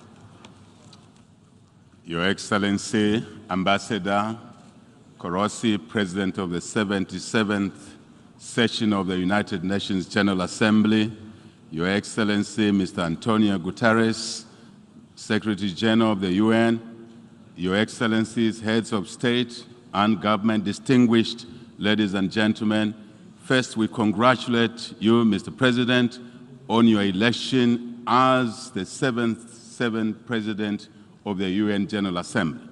With your vast experience, we're confident that you will successfully provide the required leadership during your tenure as President of the General Assembly. We pay tribute, of course, in the same manner to Mr. Abdallah Shahid for his unwavering dedication and good stewardship during the 76th session of the General Assembly. Mr. President, Your Excellencies, we meet here at a very difficult time, a time when global challenges have not only multiplied, but have become more complex. Such challenges include the COVID-19 pandemic, the climate change, the war in Ukraine, and the associated effects of the supply chain disruptions, food insecurity around the world, the high commodity and energy prices, as well as the overall high cost of living, which have cast a dark shadow on the attainment of the SDGs on our continent. The risk and the world. The risk of reversal in the hard-won developmental gains is ever so real. COVID-19 unmasks the global inequalities which stretch well beyond income and political boundaries, as evidenced through the varied access to vaccines. The risk of further inequality is also real, especially for us developing countries which have inadequate capacity to adapt and mitigate the effects of climate change, despite our insignificant carbon footprint. Sadly so. This is truly a defining moment of our time, where collective efforts must be channeled to address the numerous challenges that we face. Mr. President, it is why Zambia welcomes the challenge on building our common agenda and endorsed the call to convene the summit for the future. We call for the attainment of a pact for the future that underwrites a new form of multilateralism in our world, one where major challenges are faced together in solidarity within a context of revitalized international order that is rules-based, number one, number two, fair and inclusive, number three, with the United Nations at the center of it all. As a country with the 2/3 of our population below the age of 25, the outlook on the future and emphasis on intergenerational equity is so important to us. Our government seeks to harness this democratic dividend by investing in its youthful population and energetic members of our population for a better future. We therefore support the establishment of the UN Youth Office at the UN here. This should encourage meaningful youth engagement in diverse ways, such as in political representation, access to lifelong skills training and education, support to youth innovation, and indeed entrepreneurship, decision-making, and all the spheres of life, including climate change and environmental protection. Mr. President, in spite of the steady progress made towards curbing the COVID-19 pandemic, we still need to remain vigilant to guard against the possibility of its resurgence. We have all experienced the negative impact of the pandemic, particularly the loss of millions of our loved ones, lives across the world, disruption in social-economic activities. As the world continues to recover from this pandemic, it is therefore necessary to find lasting solutions, including investment in resilient health systems that will respond to future pandemics of the likes that we have witnessed with the COVID-19, just amongst others. This entails the establishment of a versatile international public health regime that will be devoid of hoarding vaccines and related technologies to guarantee rapid deployment of supplies, indeed from a global reserve to tackle future pandemics. Mr. President, the reemergence of polio in our world is of great concern, and as such, Zambia is participating in supplementary immunization activities along with a number of countries in our region in order to prevent and halt the spread of wild poliovirus type 1. This is in addition to ongoing activities to fight other vaccine-preventable diseases such as what? Measles, as well as to strengthen our routine immunization and maintain essential health services for maternal and child health. As the Globe Cholera Control Champion, and many thanks to the WHO who gave us this opportunity to serve in this role, our fight against cholera must continue with vigor, relentlessly with vigor. We also need to remain alert to any possible outbreaks of monkeypox, Ebola virus, and indeed other threats. in our world. The international community must work together to address the growing threat to environmental, human, and animal health resulting from antimicrobial resistance, commonly referred to as drug resistance. Drug resistance, bacterial infections to bacterial infections continue to cause millions of deaths where, for example, in particular, sub-Saharan Africa has the greatest burden of resistance bacterial infections, accounting for a greater proportion of deaths in our regions. This calls for greater control systems in access to antimicrobial medicines for both human and animal use. I shall now focus on other areas of interest. Economic performance. Mr. President, the Ukraine crisis has hampered the recovery that was slowly taking hold, particularly in the developing world, where large sections of our society remain in extreme poverty and the inequalities widen by the day. With the attainment of the SDGs off track, countries must intensify national consultative processes and stakeholder engagements and renew commitments to poverty reduction, tackle energy poverty, support debt restructuring, and enhance access to concessional finance, very important to our own development agendas in our individual countries. On our part, we hereby indicate this, in this regard, our intention to present our second voluntary national review in July 2023 to highlight Zambia's progress towards sustainable development goals, achievement of. Despite the challenges in the external environment, we are resolved to rebuild the Zambian economy, and this resolve remains strong ever before. Our economic recovery is on track, Mr. President, evidenced by the positive growth indicators and stabilization of key macro variables such as what? Interest rate regime, indeed, exchange rate market stability, inflation, which we have been able to pull down from 25% to well under 9.8% in just 1 year of being in office. Mr. President, Zambia is on a path of growth from the economic contraction that we experienced in the past, which was somewhere in the region of -2%, and to GDP estimated now just under a year to grow at about 3%. When you add -2 and 3% growth, it means we've grown by about 5% in the last 12 months. This is something that has been difficult to achieve, but with a lot of hard work, we've been able to do it. But we want to do more. Effectively, in terms of social economic benefits, our commitment to providing equal opportunities, especially for the young people, has been demonstrated by the introduction of free primary and secondary education, as we believe that education is the best equalizer. Education is the best investment. Education is the best inheritance without doubt. Consistent with our pledge to invest in human capital, we have recruited over 30,000 teachers, 11,000 health workers in 2022 alone. We are decentralizing, Mr. President, our service delivery and have increased the allocation of Constituency Development Fund by over 1,000 percentage points in our first budget in office, just the beginning. Expenditure of these funds at community level is meant to ensure inclusive and sustainable economic growth that will support SME development and employment creation across all our 10 provinces, 156 constituencies in our country.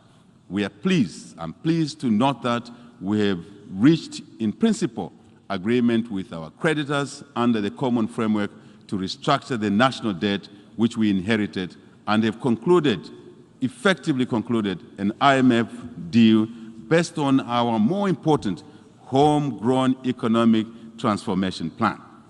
We say many thanks to the International Monetary Fund, to the World Bank, and basically the UN system and other cooperating partners for your support.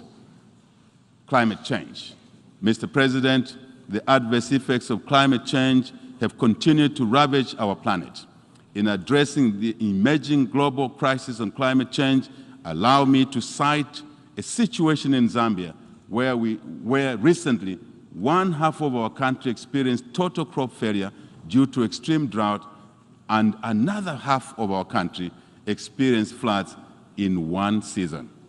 This is obviously not normal. Climate change, negative effects. Such extreme weather events are a timely reminder of the grave consequences of climate change. We therefore need robust solutions and cohesion in our approach at the global and regional levels to address effects of climate change, without doubt. As chair of the African Group of Negotiators on Climate Change, Mr. President, Zambia calls for enhanced global efforts in addressing climate change, which should include increased financial support for countries with limited resources to mitigate, indeed, to adapt to the effects of and negative climate change issues. Zambia has mainstreamed the green growth and climate change, proofing it in the current National Development Plan, which has articulated broad policy measures on transitioning Zambia into a climate resilient and inclusive green economy over time. 3, gender. Mr. President, Zambia has continued to build on the efforts of attaining gender equality and inclusivity in various sectors of our society. Based on empirical evidence, women empowerment and poverty alleviation are positively correlated, I must say. It is therefore imperative that we dedicate corresponding efforts to ensure that gender disparities are curtailed at all levels. Mr. President, Zambia, under our national gender policy, has been implementing affirmative action in favor of women and girls to ensure that their full potential is realized not once but all times. Ending child marriage. Mr. President, to complement these measures, Zambia is championing the campaign to end child marriage in Africa and, of course, in the world. In the same vein, we are proud to inform this Assembly that this morning, Zambia, Canada, and other cooperating partners held a side event to galvanize support and review commitment from the international community towards ending child early forced marriages. With the assurances made during this event, we are hopeful that we shall be able to achieve the Sustainable Development Goal of Gender Equality, Target 5.3 in our programming that aims at eliminating this harmful practice, without doubt. International peace, security, and stability. Mr. President, the world at large has grappled with growing instability and insecurity within the last year, and the effects have been felt by millions of people around the world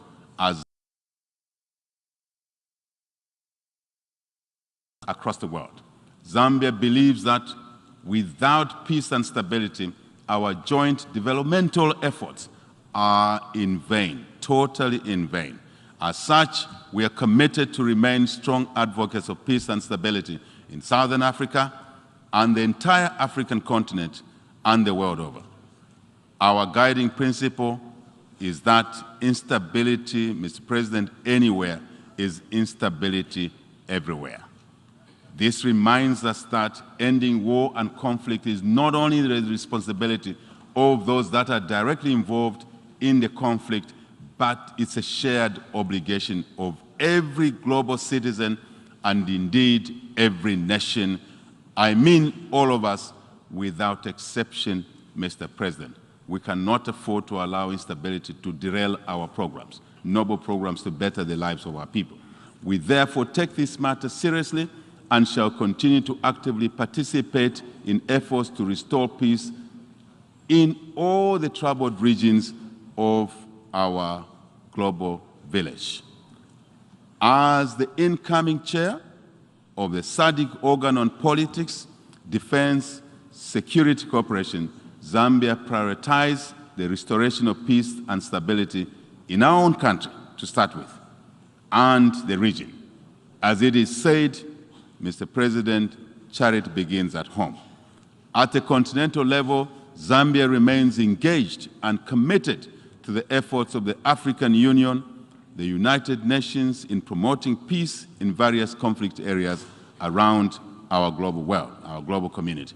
Going forward, our UN system should, we argue, Mr. President, tilt more efforts towards prevention of conflicts, which is more cost-effective and palatable, I shall say.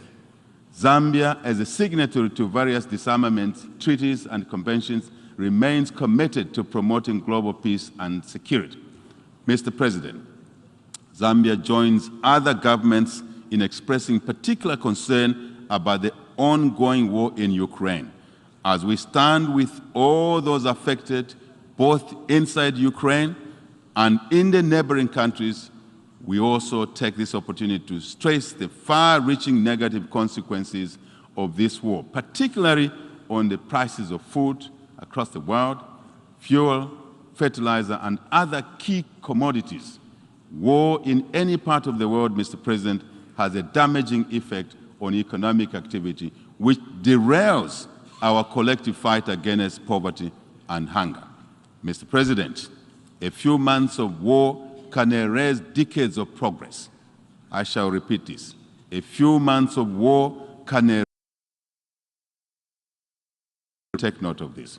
We therefore categorically condemn war anyway, and we continue to urge all parties involved to pursue diplomatic solutions to conflict resolution.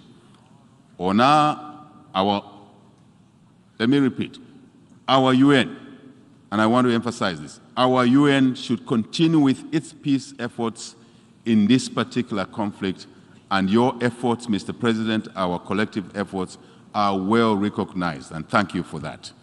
UN reforms.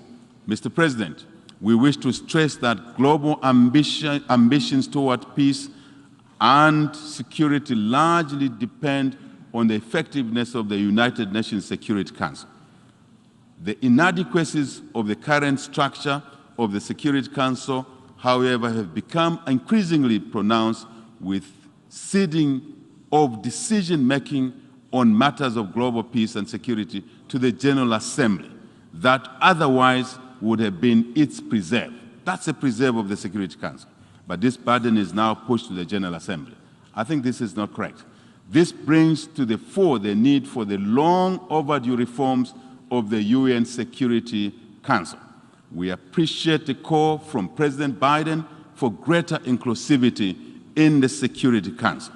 We therefore continue to advance the African common position as espoused in the Ezelwyn Consensus and the CITES Declaration to ensure the effectiveness, credibility, and legitimacy of our UN Security Council.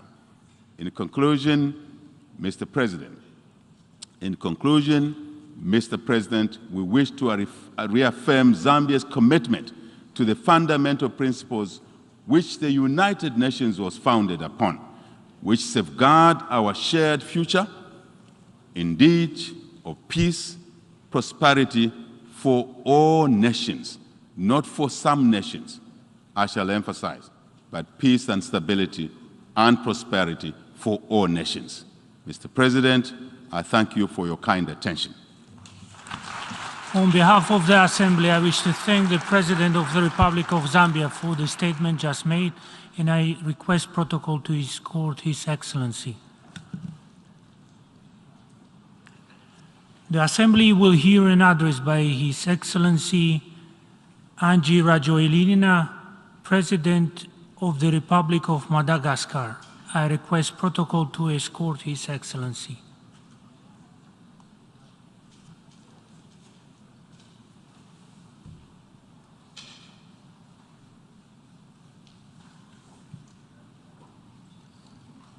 On behalf of the General Assembly, I have the honor to welcome His Excellency Angie Rajoelina, President of the Republic of Madagascar, and to invite him to address the Assembly. Monsieur le Président de la...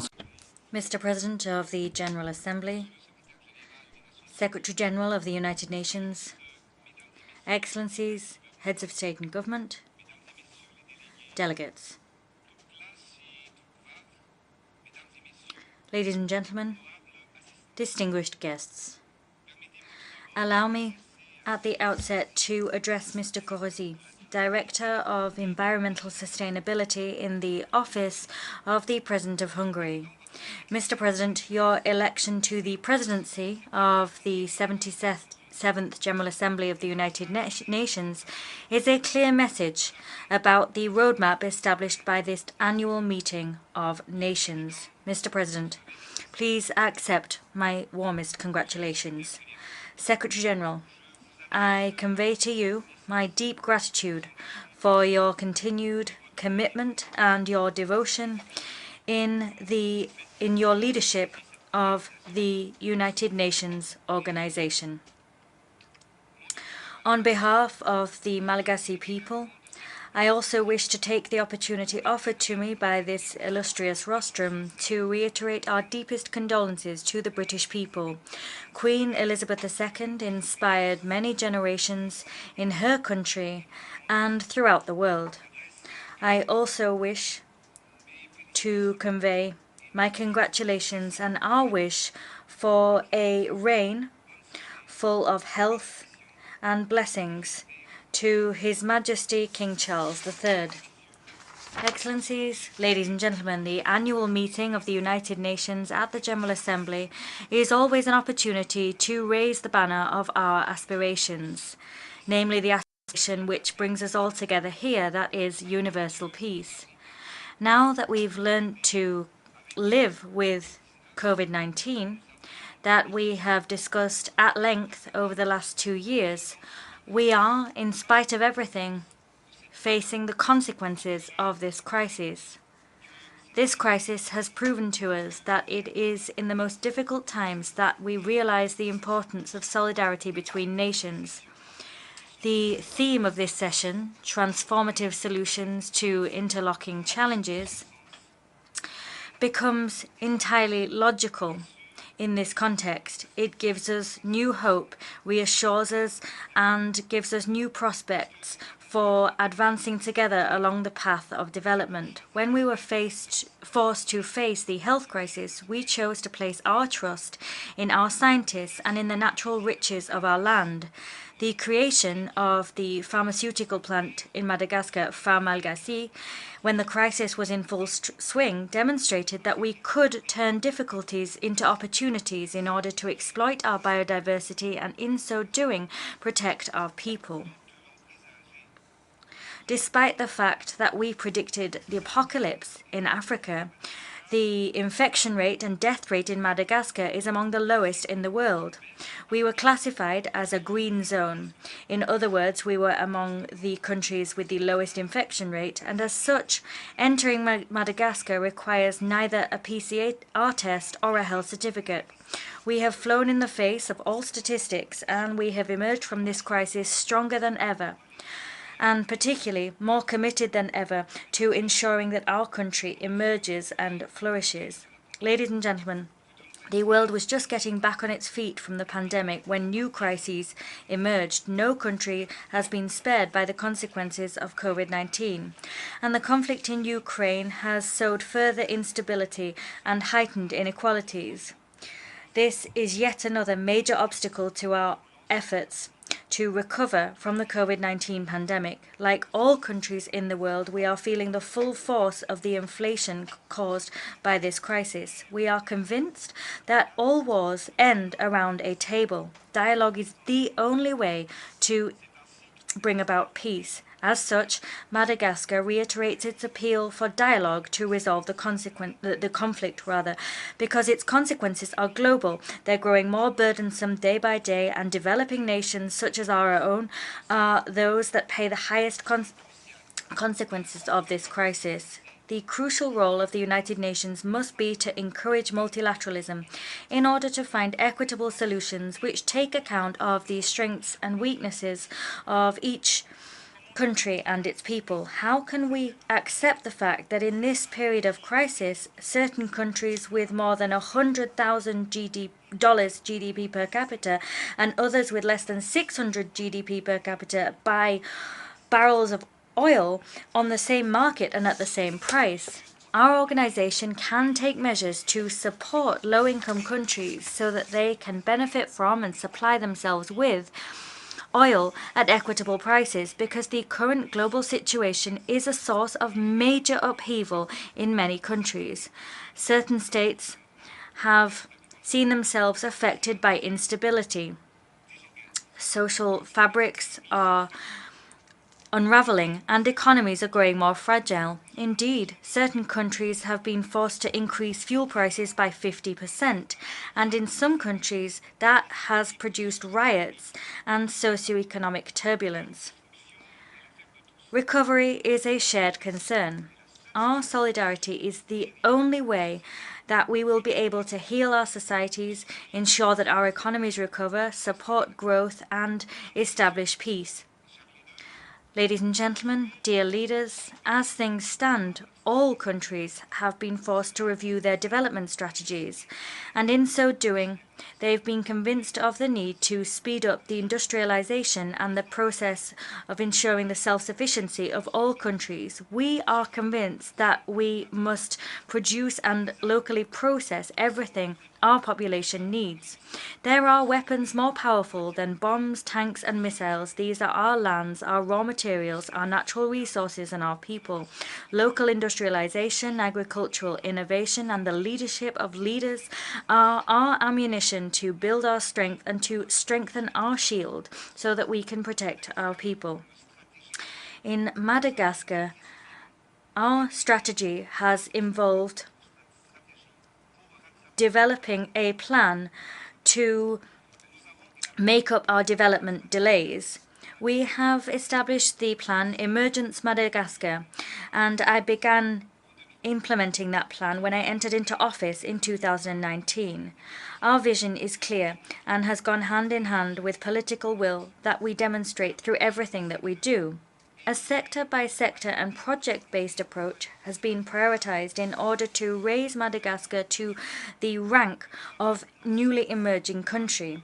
We've launched an ambitious program of reforms to modernize our administration, strengthen human capital, and foster strong, inclusive, and sustainable economic growth whose driving force is development.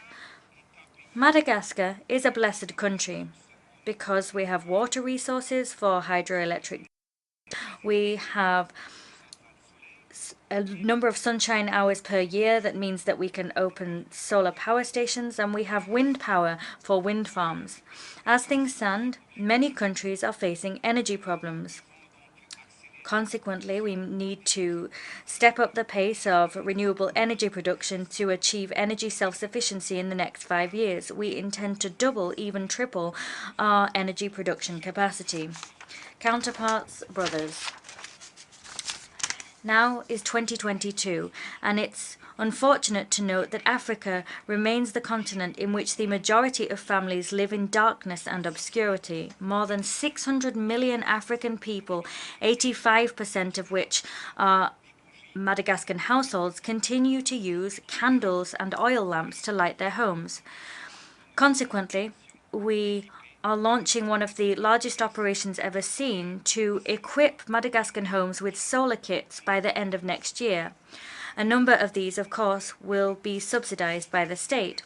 Once this goal has been achieved, Madagascar intends to become perhaps the first, or at least among the first, countries in the African continent to have brought light to all of its people. Climate change is one of the major challenges of our age. We all need to tackle this challenge. It is important and indeed urgent to work together and rally to protect our planet. From this high rostrum, I wish to sound the alarm. Commitments were made during COP21 and were reaffirmed during COP26. These commitments related to the creation of the Green Climate Fund. It was decided that this fund would be funded to the tune of $100 billion a year. Madagascar was the 5th African country to complete its national adaptation plan. As such, my country should have been among the beneficiaries of this Green Fund. However, access to this financing is painfully slow, and as things stand, no commitment made has been upheld. It is unfair that the least polluting nations pay the highest price for the impact of climate change. Madagascar is an island nation, and as such, vulnerable to the whims of the climate. In 2022 alone, this year alone, that is, 5 cyclones struck Grande Île in only 2 months. 178,000 hectares of arable land were flooded and destroyed. Our island is the first country to have endured a climate-induced famine. Water resources are drying up in the south of the country, and the people of this region are increasingly vulnerable. The consequences of climate change are worsening, and the global situation calls us to action. How many high-level meetings, summits, and international conferences have we already had? How many statements have we made? How many commitments have we made? Let us now turn these words into actions. Today, I bring to you the cries and the voices of the African continent in general and of Madagascar in particular. Africa's young people, the entire continent, is waiting for polluting countries to comply with agreements made. Keeping these promises is protecting our planet. Our populations demand that this be done, and future generations will hold us accountable. Further down the line, environmental protection issues are particularly dear to my heart. We're all aware that forests are the lungs of the earth, and however, the use of charcoal and firewood remains standard practice across the African continent. And indeed, 92% of my country's population uses these types of fuel. A family using charcoal or firewood for cooking destroys around 1 hectare of forest a year. That's a devastating figure. We must change the practice and the mindset. Consequently, my country will equip 250,000 families with bioethanol stoves in order to preserve 250,000 hectares of our forest every year. Mr. President, ladies and gentlemen, we've embarked upon major public works projects to transform the country because everything needs to be built and rebuilt. Everything is urgent. Everything is a matter of priority. For the last 4 years almost, we have tirelessly built and rebuilt roads, built schools, health centers, hospitals, dams, courts. We've built prisons in line with international standards. We've built sporting facilities, cultural facilities, and more besides. Madagascar is continually evolving in spite of the crisis which lashes in quick succession globally. My country is so huge that a lot of work has been done to ensure that it can all be connected by transport. However, the road remains long and thorny. We have faith, however, and we continue to move forward with determination. Incidentally, the plan Emergence Madagascar paves the way for the future. From north to south, from east to west, all of Madagascar is being built and rebuilt. Only last week, we opened the National Road 5A in the north of the country. Up till that point, and indeed for decades, had been a dirt road that took a week to travel in the rainy season. As things stand, 2 hours suffice for that journey, and that has meant that immediately the costs and prices of transport and the movement of people and goods have reduced, and that has meant that we've quantitatively improved the lives of local people and encouraged the socio-economic development of many regions of the country. In the south, we're beginning work on National Road 13, and soon work on National Road 10 will begin, as well as National Road 44 in the east. That work on Road 44 is continuing, and that has connected the nation's main granary to transport links. In the northwest, National Road 31 will be entirely restored, and that will mean that we can properly access our second largest granary. The first major motorway in the country will link the capital to our major port, and the work on that will begin in a few weeks. Currently, that journey requires 10 hours, but once the work has finished, that journey will only take 2 hours. The demographic dividend is today a variable which must be factored into our equations. We need to change the structure of our population.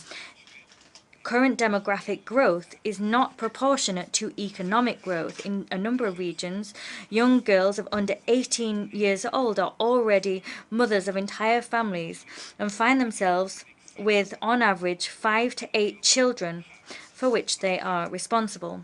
Consequently, they find it more difficult to feed these children, raise these children, care for them, and educate them properly. The family planning program, which has already been launched, is consequently a crucial part of our strategy to control our birth rate and transform the current population from a dependent one into an active and economically productive one. Demography will become an asset for Madagascar and no longer a hindrance to development. In terms of education, we've taken huge strides forward. My government has built more than 1,000 classrooms and has invested a great deal in teaching tools and material.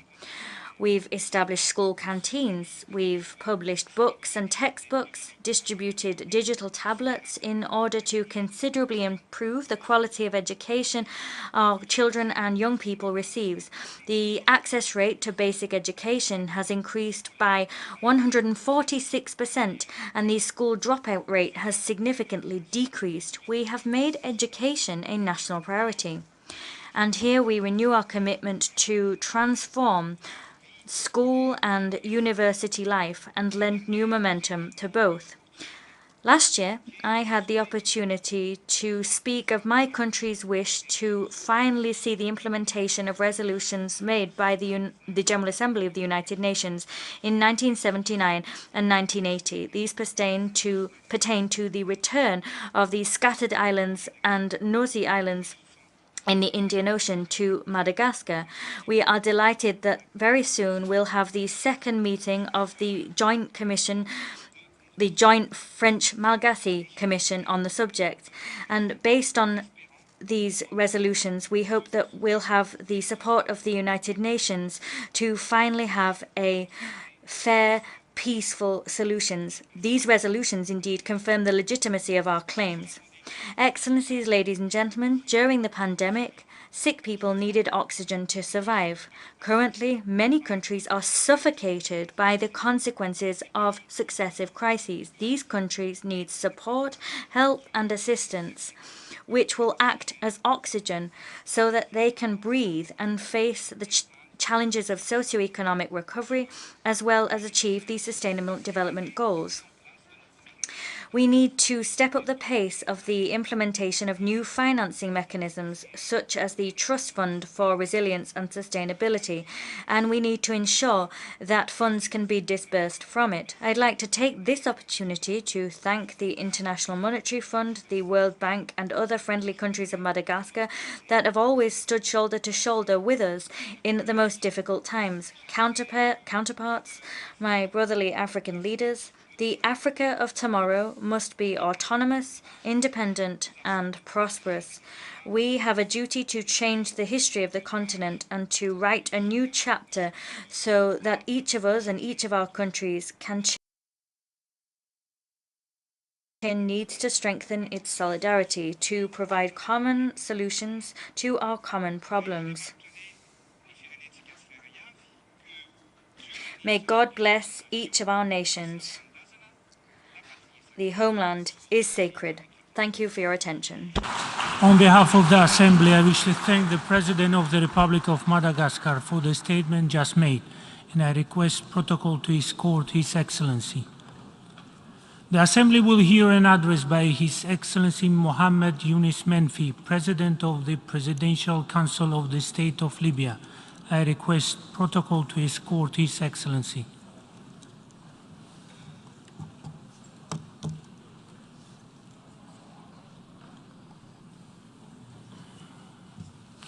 On behalf of the General Assembly, I have the honor to welcome His Excellency Mohammed Yunus Menfi, President of the Presidential Council of the State of Libya, and to invite him to address the Assembly.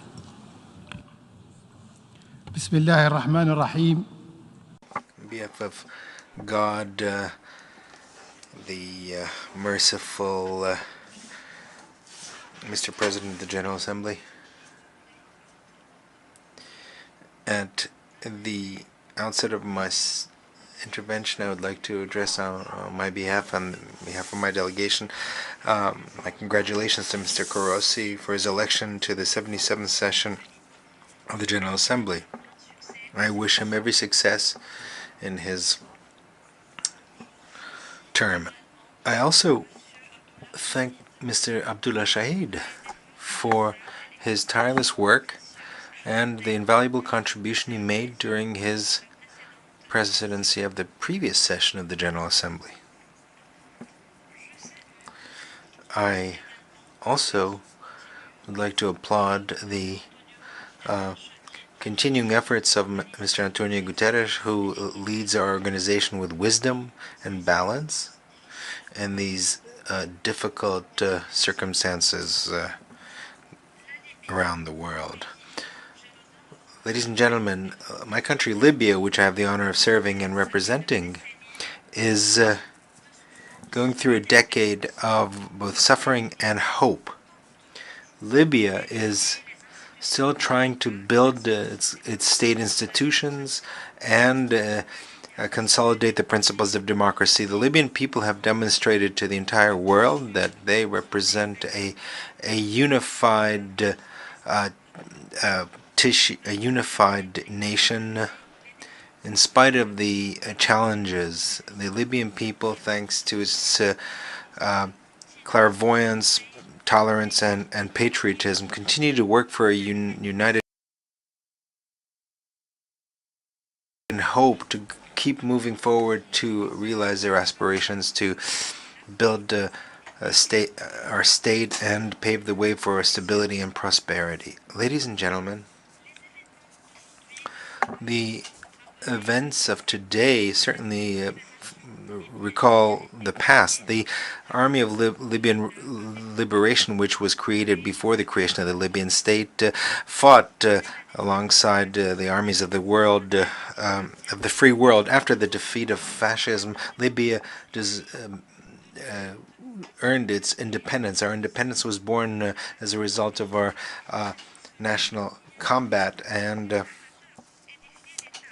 this made it possible for our founding fathers to build our country and to launch our trajectory of prosperity and development, which in a record time made Libya a model of development. Ladies and gentlemen,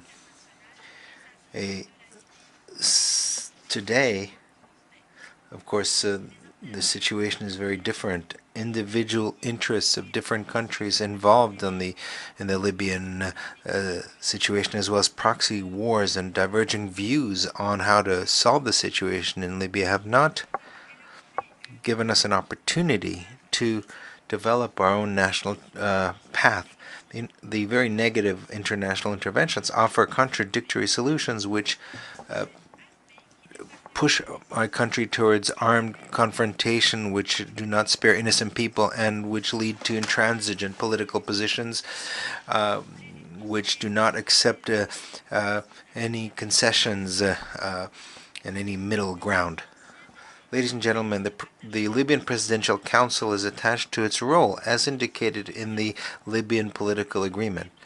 As the supreme political authority, this council represents national and international unity of the country and fulfills the function of commander-in-chief of the army. It is also responsible for leading the efforts of national reconciliation that is inclusive to pave the way towards democratic and peaceful transition through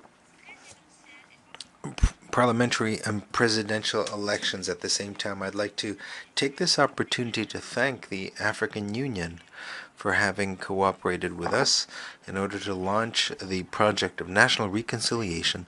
This project represents the most important pillar to support our trajectory that would lead to peace and stability they were hoping for.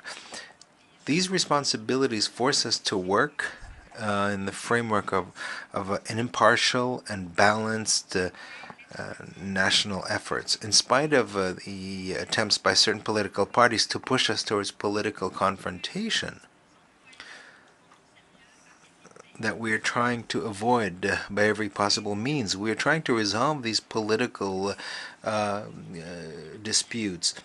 The Presidential Council has closely followed the series of dialogues between the Parliament and the Council of State.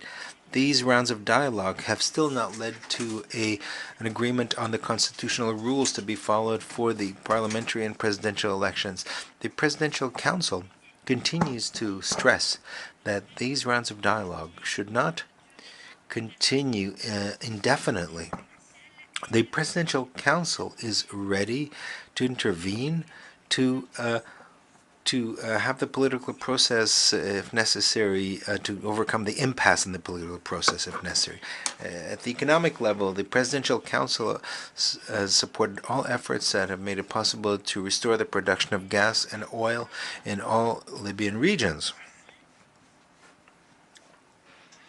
This certainly is in line with the national interests and supports stability on international markets that have been under severe pressure, especially in countries that are major consumers of energy. Furthermore, based on our balanced position, the Libyan Presidential Council is attached to a transparent and fair management of our oil revenue, which belongs to all Libyans.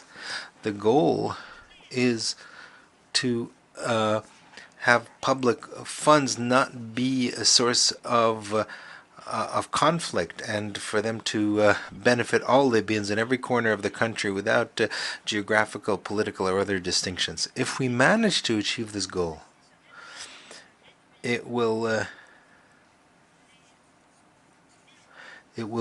reduce the current conflict for power and create a climate that is favorable for our democratic transition. Mr. President, my country considers the role of the United Nations in a positive light, in spite of the slower rate of that intervention recently. We still expect an active role of the United Nations through the new leadership of our UN mission in our country. We call on the continuation of the mission in favor of national inclusive reconciliation that will allow us to overcome the current impasse.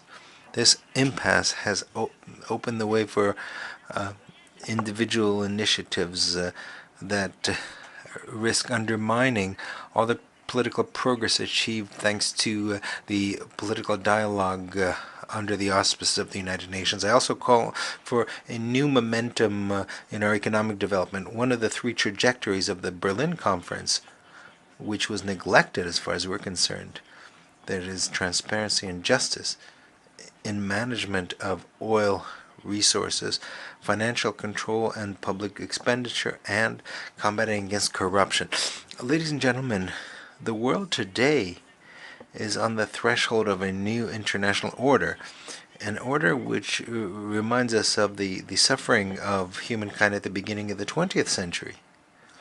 And while we thought that the errors of the past would never be repeated again, today, now, it's time for human conscience to speak out in favor of peace, and that the entire world supports the international principles enshrined in the United Nations to uphold the principle of sovereignty of states and to resolve conflicts by peaceful means and to respect good neighborly relations and not destabilize security of nations. I also call on the respect for the right of people to use nuclear energy for peaceful purposes in conformity with the criteria defined by the IAEA. Furthermore, my country is on the front lines of the combat against terrorism, and I call on renewed unity in fighting terrorism. Terrorism still represents a threat to all countries of the world. This threat does not spare any race, any religion, any civilization. My country has fulfilled all its responsibilities at the international level to strike at the sources of financing of terrorism. And from this tribune, I would like to reiterate the commitment of my country to support the right of the Palestinian people to create their own state and to stop the settlements and attacks against it. And we call on upholding international resolutions on this point.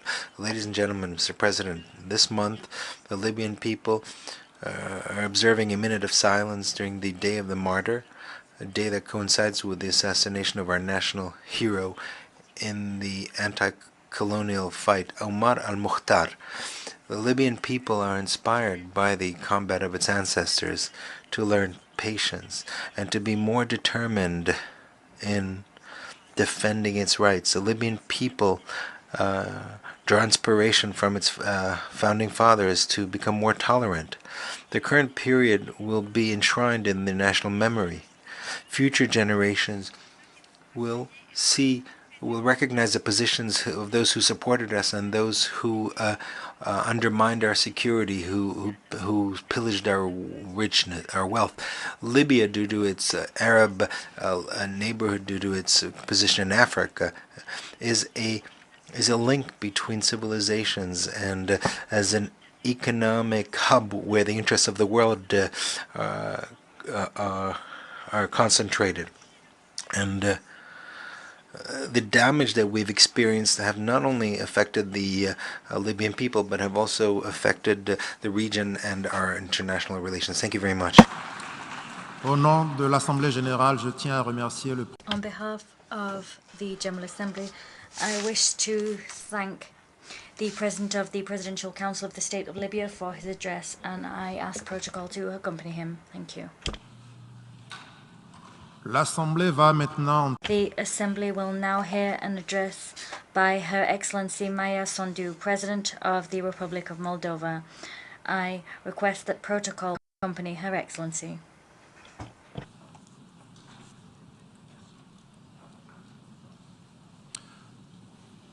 Au nom de l'Assemblée générale, on behalf of the General Assembly, I have the honor of welcoming Her Excellency Madame Maya Sandu, President of the Republic of Moldova, and I invite her to address the Assembly.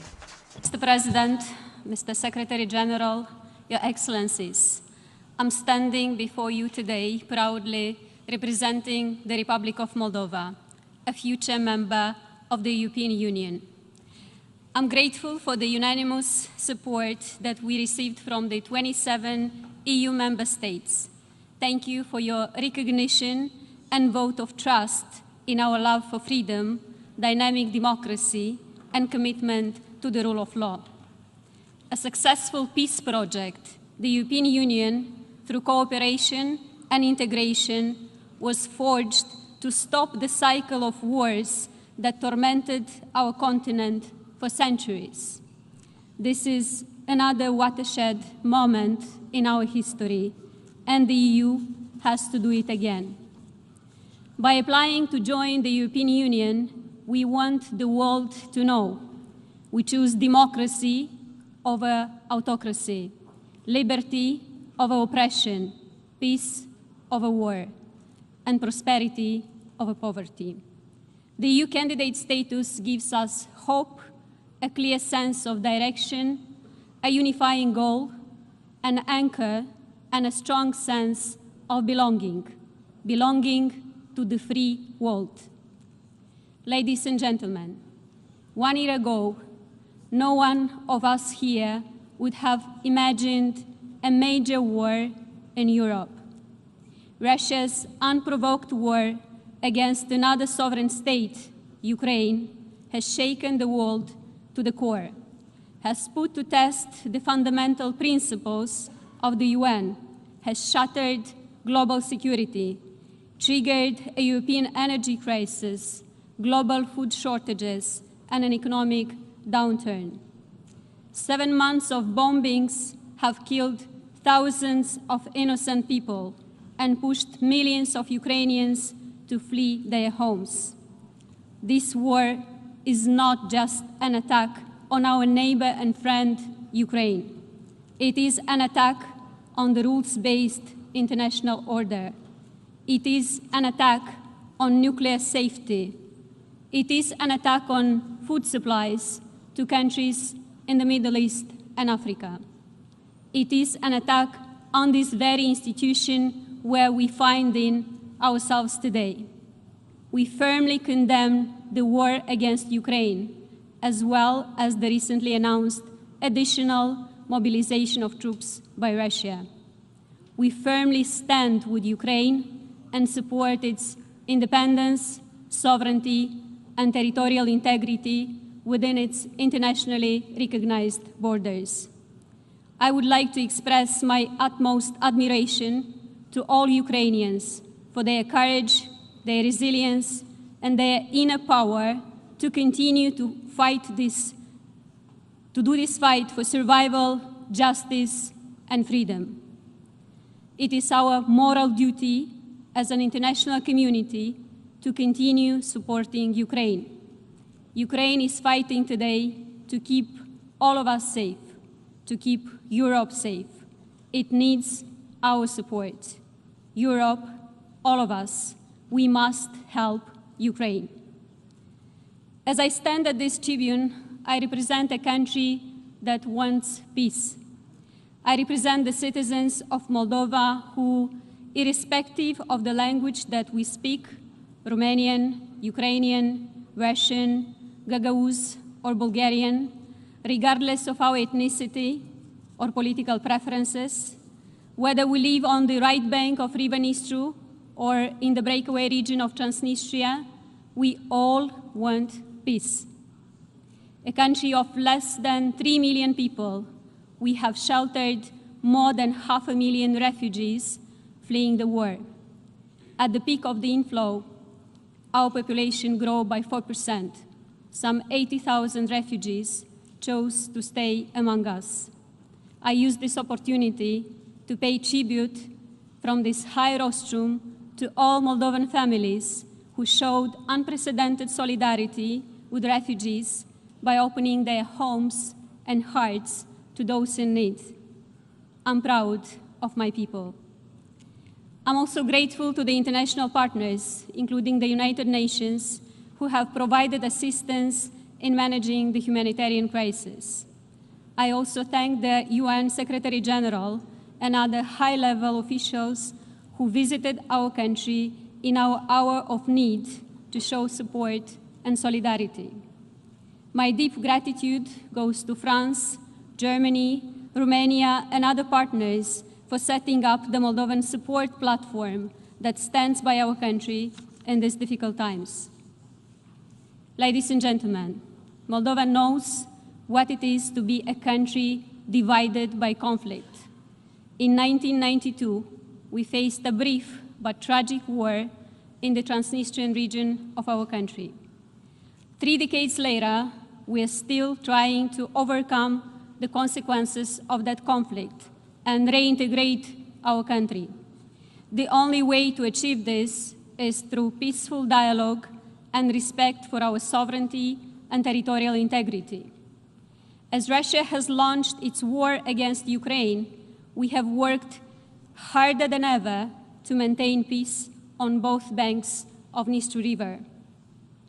We have done our best to ensure that all citizens of Moldova, including those residing in the breakaway region, continue to enjoy peace.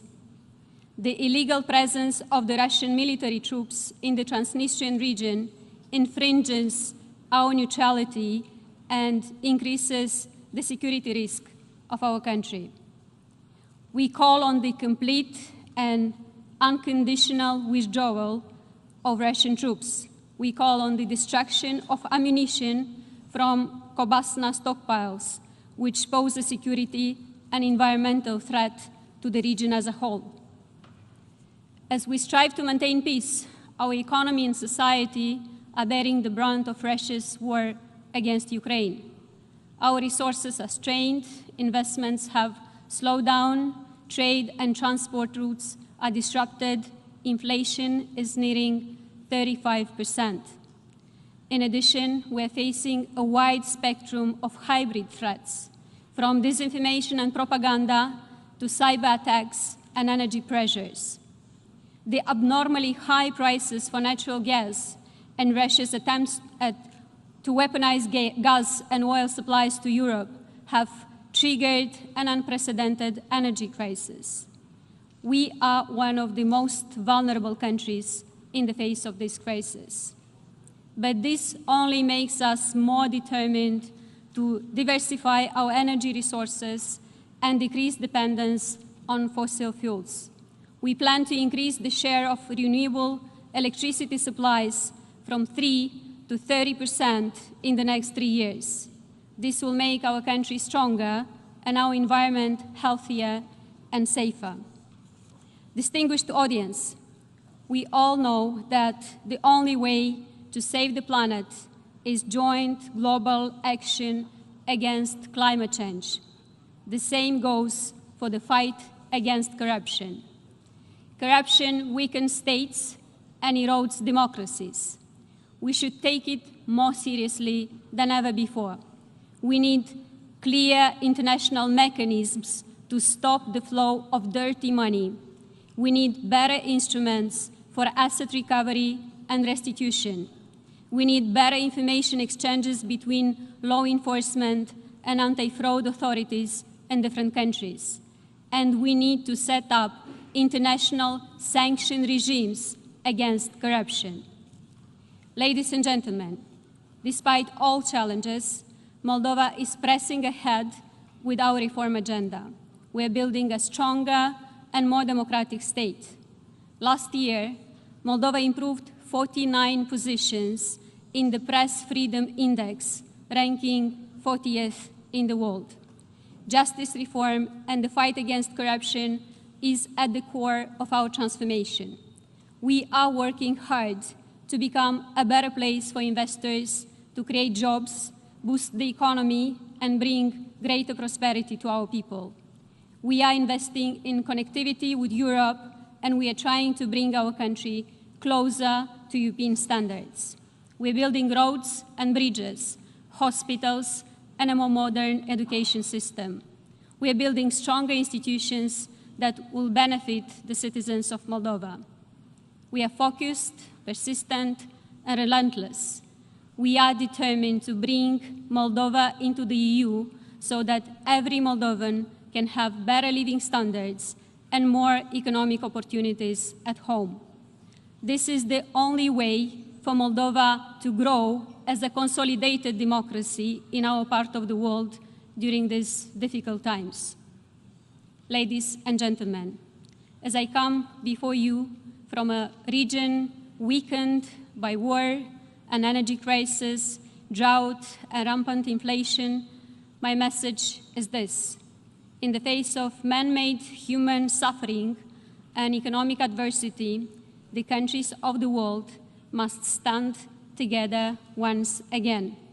We must do so to reaffirm the value of peace and the inviolability of human life, to defend democracy and freedom, and to uphold the right of every country to decide their own fate. Thank you.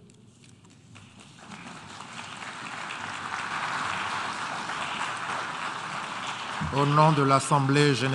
On behalf of the General Assembly, I wish to thank the President of the Republic of Moldova for her statement, and I ask protocol to escort Her Excellency.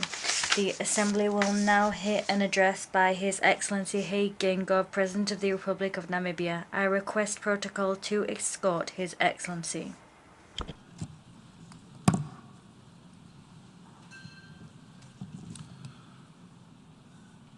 Au nom de l'Assemblée générale. On behalf of the General Assembly, I wish to thank the...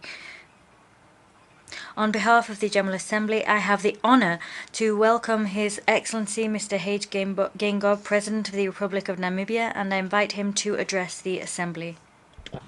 Mr. President, Your Excellencies, Heads of State and Government, Mr. Antonio Guterres, the Secretary General of the United Nations, distinguished delegates, ladies and gentlemen, Namibia congratulates His Excellency Shapa Korosi on your election as President of the 77th session of this August Assembly. Please be assured of Namibia's full support as you provide leadership during your tenure. Allow me to also extend appreciation to your predecessor, His Excellency Abdallah Shahid, for his sterling stewardship as President of the 76th session of the General Assembly.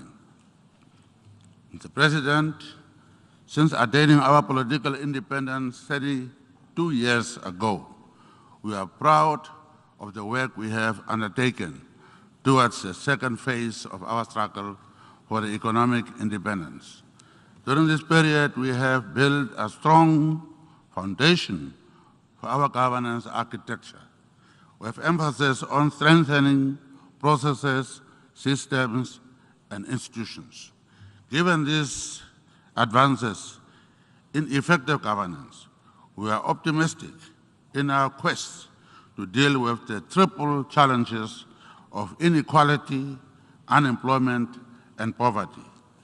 Our impact plan, the Harambee Prosperity Plan 2, which is accelerating the implementation of the national development plans, is fast-tracking our efforts towards Vision 2030. Since my term of office is coming to an end on 20th March 2025, as a nation with a constitution that binds the head of state to 2-term limits, we have set in motion a process for an orderly succession to continue with our peaceful development. The ruling party, SWAPO, of which I am the head, is currently conducting primaries. There is a real possibility that the next candidate of the SWAPO party for the national presidential elections will be a woman or a young male, of whom the male is from the generation that was never in exile. The presence of women in the line of succession is a demonstration of the strides we have made in gender equality, with women representation at 40% in the National Assembly. Moreover, 90% of our banks are helmed by women. Namibia is a child of international solidarity, midwifed by the United Nations. Therefore, we are convinced about solidarity and partnership as critical enablers of our developmental aspirations. Allow me at this juncture to thank the Secretary General for his comprehensive report on our common agenda, which carries clear recommendations on how to advance the SDGs and all existing global agreements through multilateralism, with the UN at the center of our efforts. I commend the Secretary General for his visionary leadership in proposing that we should meet in a summit of the future to reflect on challenges and opportunities that await current and future generations. Namibia supports the convening of this important summit at the earliest opportune time. Over the past few months, it has been encouraging to note the concerted efforts to shed a spotlight on transforming education and advancing SDG 4. Education is a sector that Namibia has consistently been prioritizing through the allocation of the resources, both human and financial, and the consistent prioritization of policy development. In the context of the recently concluded Transformation of Education Summit, Namibia commits to transformative leadership, ensuring access to inclusive digital technologies, and developing a strategy for innovative financing and resource mobilization. In Namibia, the education sector receives the largest share of budgetary support, equivalent to 8% of GDP, and almost a quarter of the total national budget.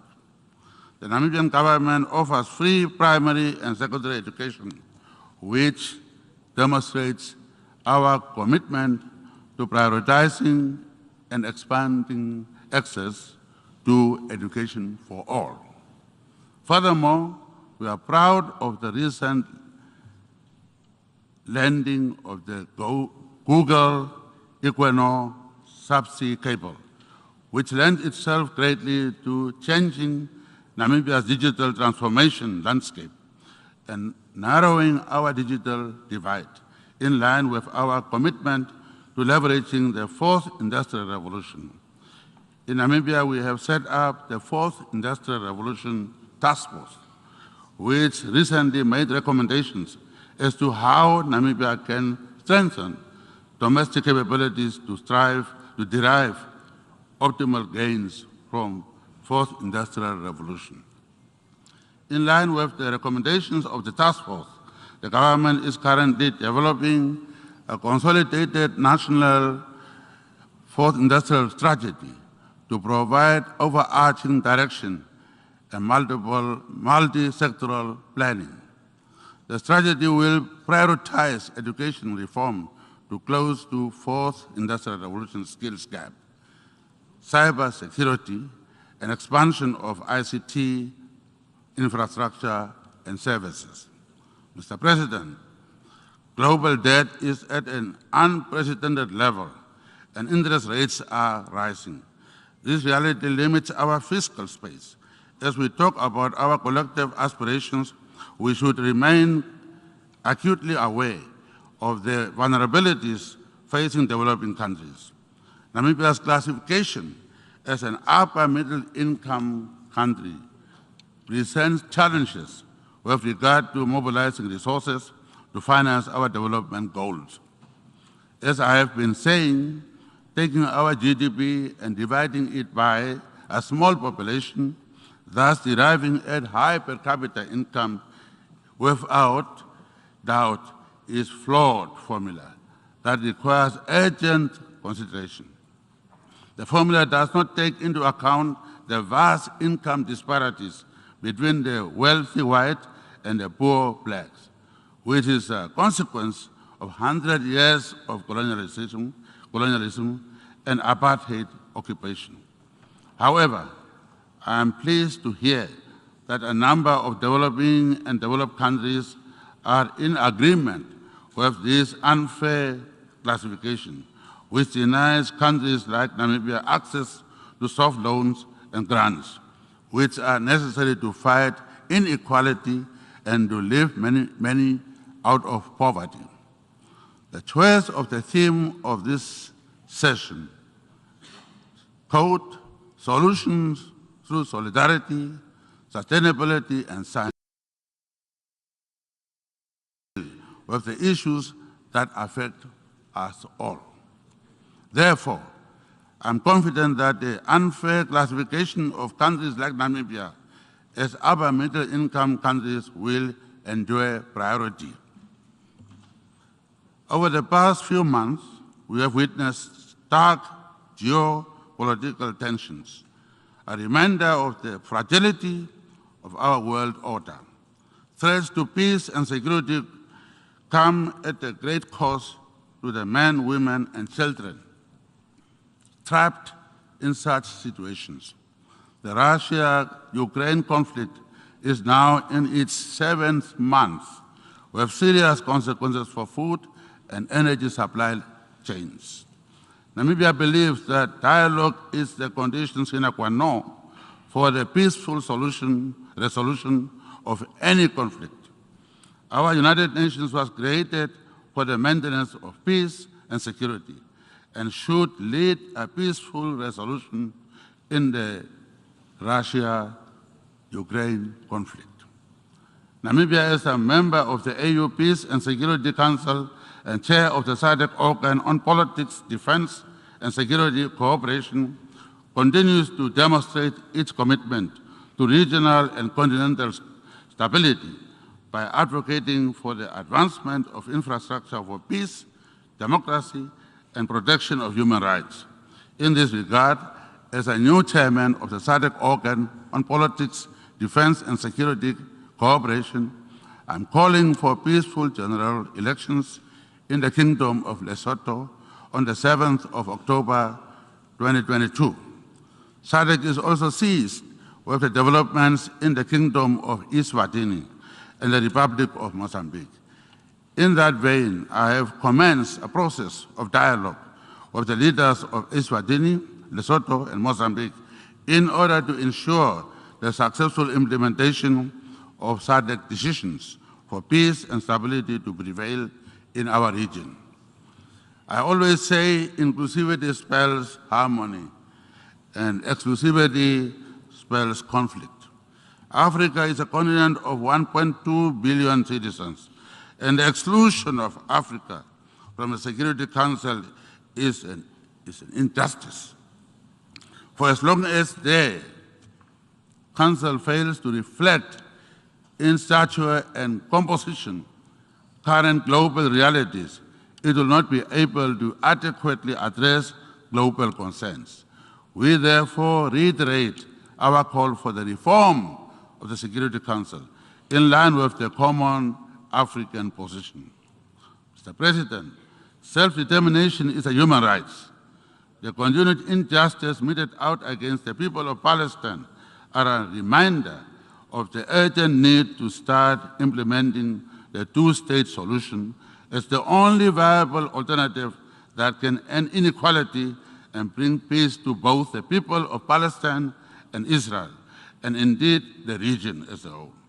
In the same vein, the lack of progress in implementing UN resolutions to resolve the question of Western Sahara should be something that we must all have a collective shame for. Namibia pledges unwavering solidarity for nations that continue to bear the heavy burden of sanctions. Namibia reiterates its long-standing call for the lifting of the unjust embargo against Cuba. I met a 50-year-old young Cuban man who has not known anything but the sanctions. Since he was born, it's the sanctions. How long are we going to continue with that? We are talking about building the peace in the world. But how can a country be sanctioned for such a long time? And children born don't know anything but sanctions.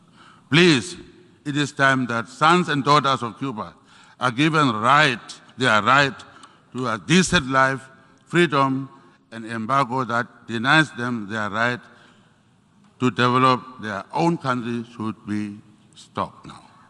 Equally, we call on the lifting of sanctions against the Republic of Zimbabwe.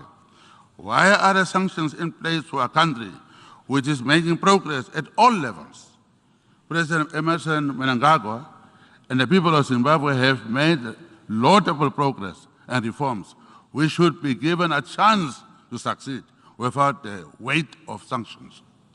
Mr. President, the health of our planet is in serious jeopardy.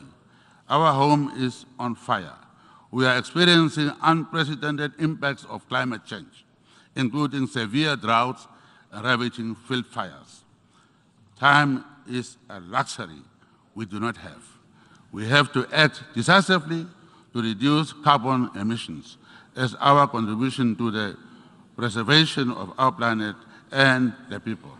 Namibia, like many developing countries, remains vulnerable to the asymmetrical impacts of climate change. Therefore, at COP27, Namibia plans to announce major developments in its ambitions to decarbonize global hard-to-abate sectors through the production of green hydrogen. Furthermore, the first hydrogen-to-power project in Africa is expected to be operational by 2024 in the town of Swakopmund in Namibia. This is an example of what is possible when we pull together in the same direction. Our ambitions are not only necessary to mitigate the ravaging impacts of climate change, but are also a critical component of our post-COVID-19 economic recovery. Therefore, Namibia remains ready to work with the international community to ensure the most optimal utilization of its natural resources to combat climate change. A just energy transition is about fair opportunities for developing nations to sustainably access natural endowments at their disposal. Namibia has recently discovered promising deposits of hydrocarbons and is exploring significant deposits of rare earth metals. As part of our goal to ensure sustainable utilization of our natural resources, I recently launched the Welwitschia Fund, our nation's sovereign wealth fund. The fund is a demonstration of our commitment to fiscal prudence and sustainable resource management for current and future generations.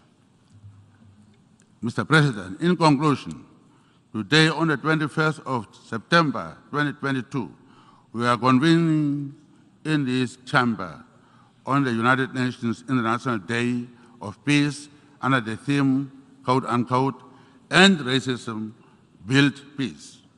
Peace is a wonderful gift, but a fragile one if it is not handled properly. Peace is more than the absence of war. Peace is about inclusivity and development of all nations. Our United Nations, as the premier guarantor of multilateralism, is our best bet to ensure a peaceful and prosperous humanity. Namibia will continue to place a high premium on the noble aspirations of the United Nations as a beacon of hope and equality of all nations. As a beneficiary of successful multilateral efforts, we hold in high regard the convening power of this august assembly and recommit to working with fellow member states to change the world for the better. I thank you very much.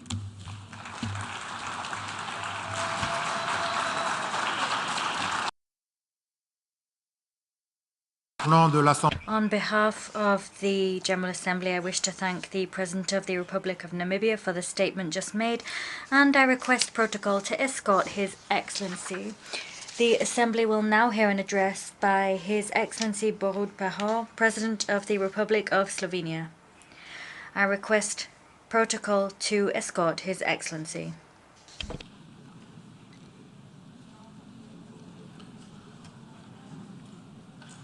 On behalf of the General Assembly, I have the honor to welcome His Excellency Borut Pahor, President of the Republic of Slovenia, and to invite him to address the Assembly.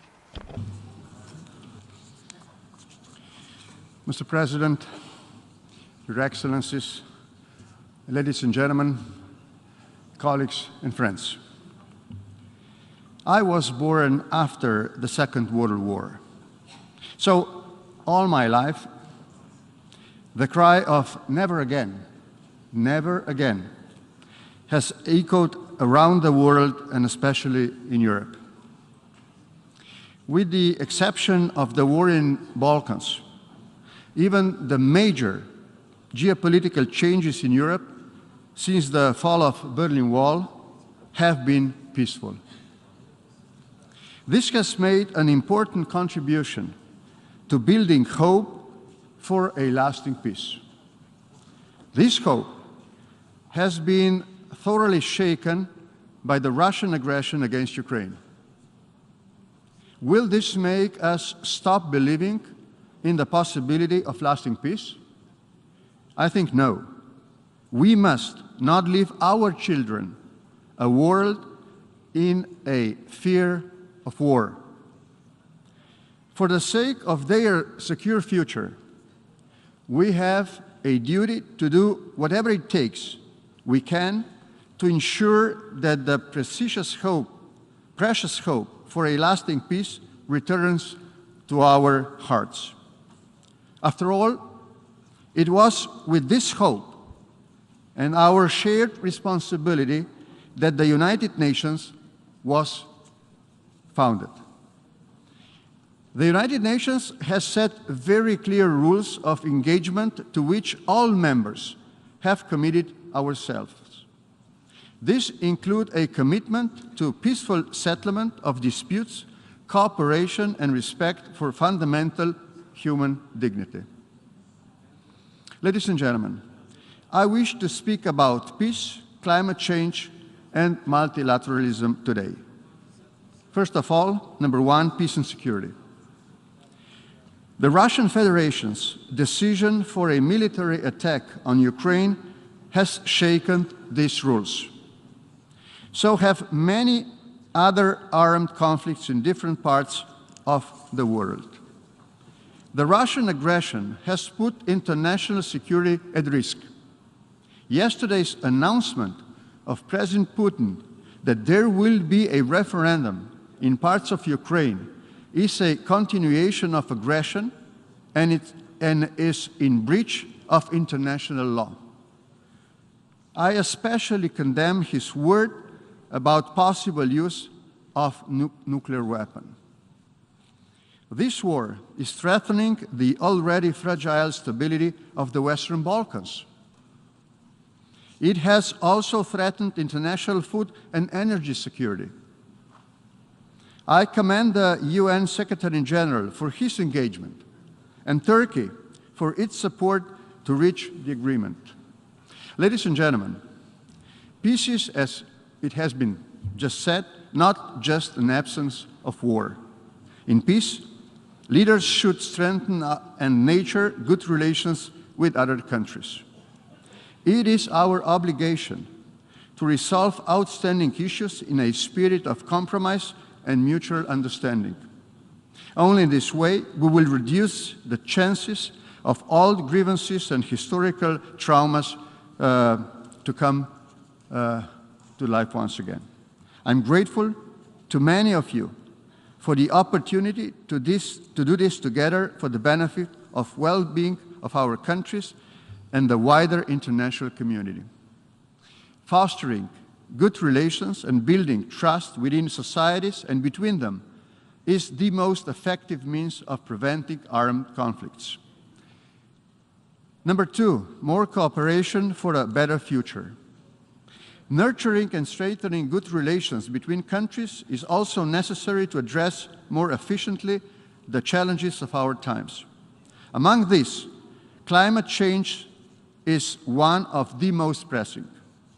Our common task is to preserve the planet for future generations. What we need is more efficient measures and more solidarity. Slovenia pledges special support to Africa, Caribbean, and Pacific to assist them in their efforts against biodiversity loss, water stress, and climate damage. We are contributing to the least developed countries fund of the Global Environment Facility.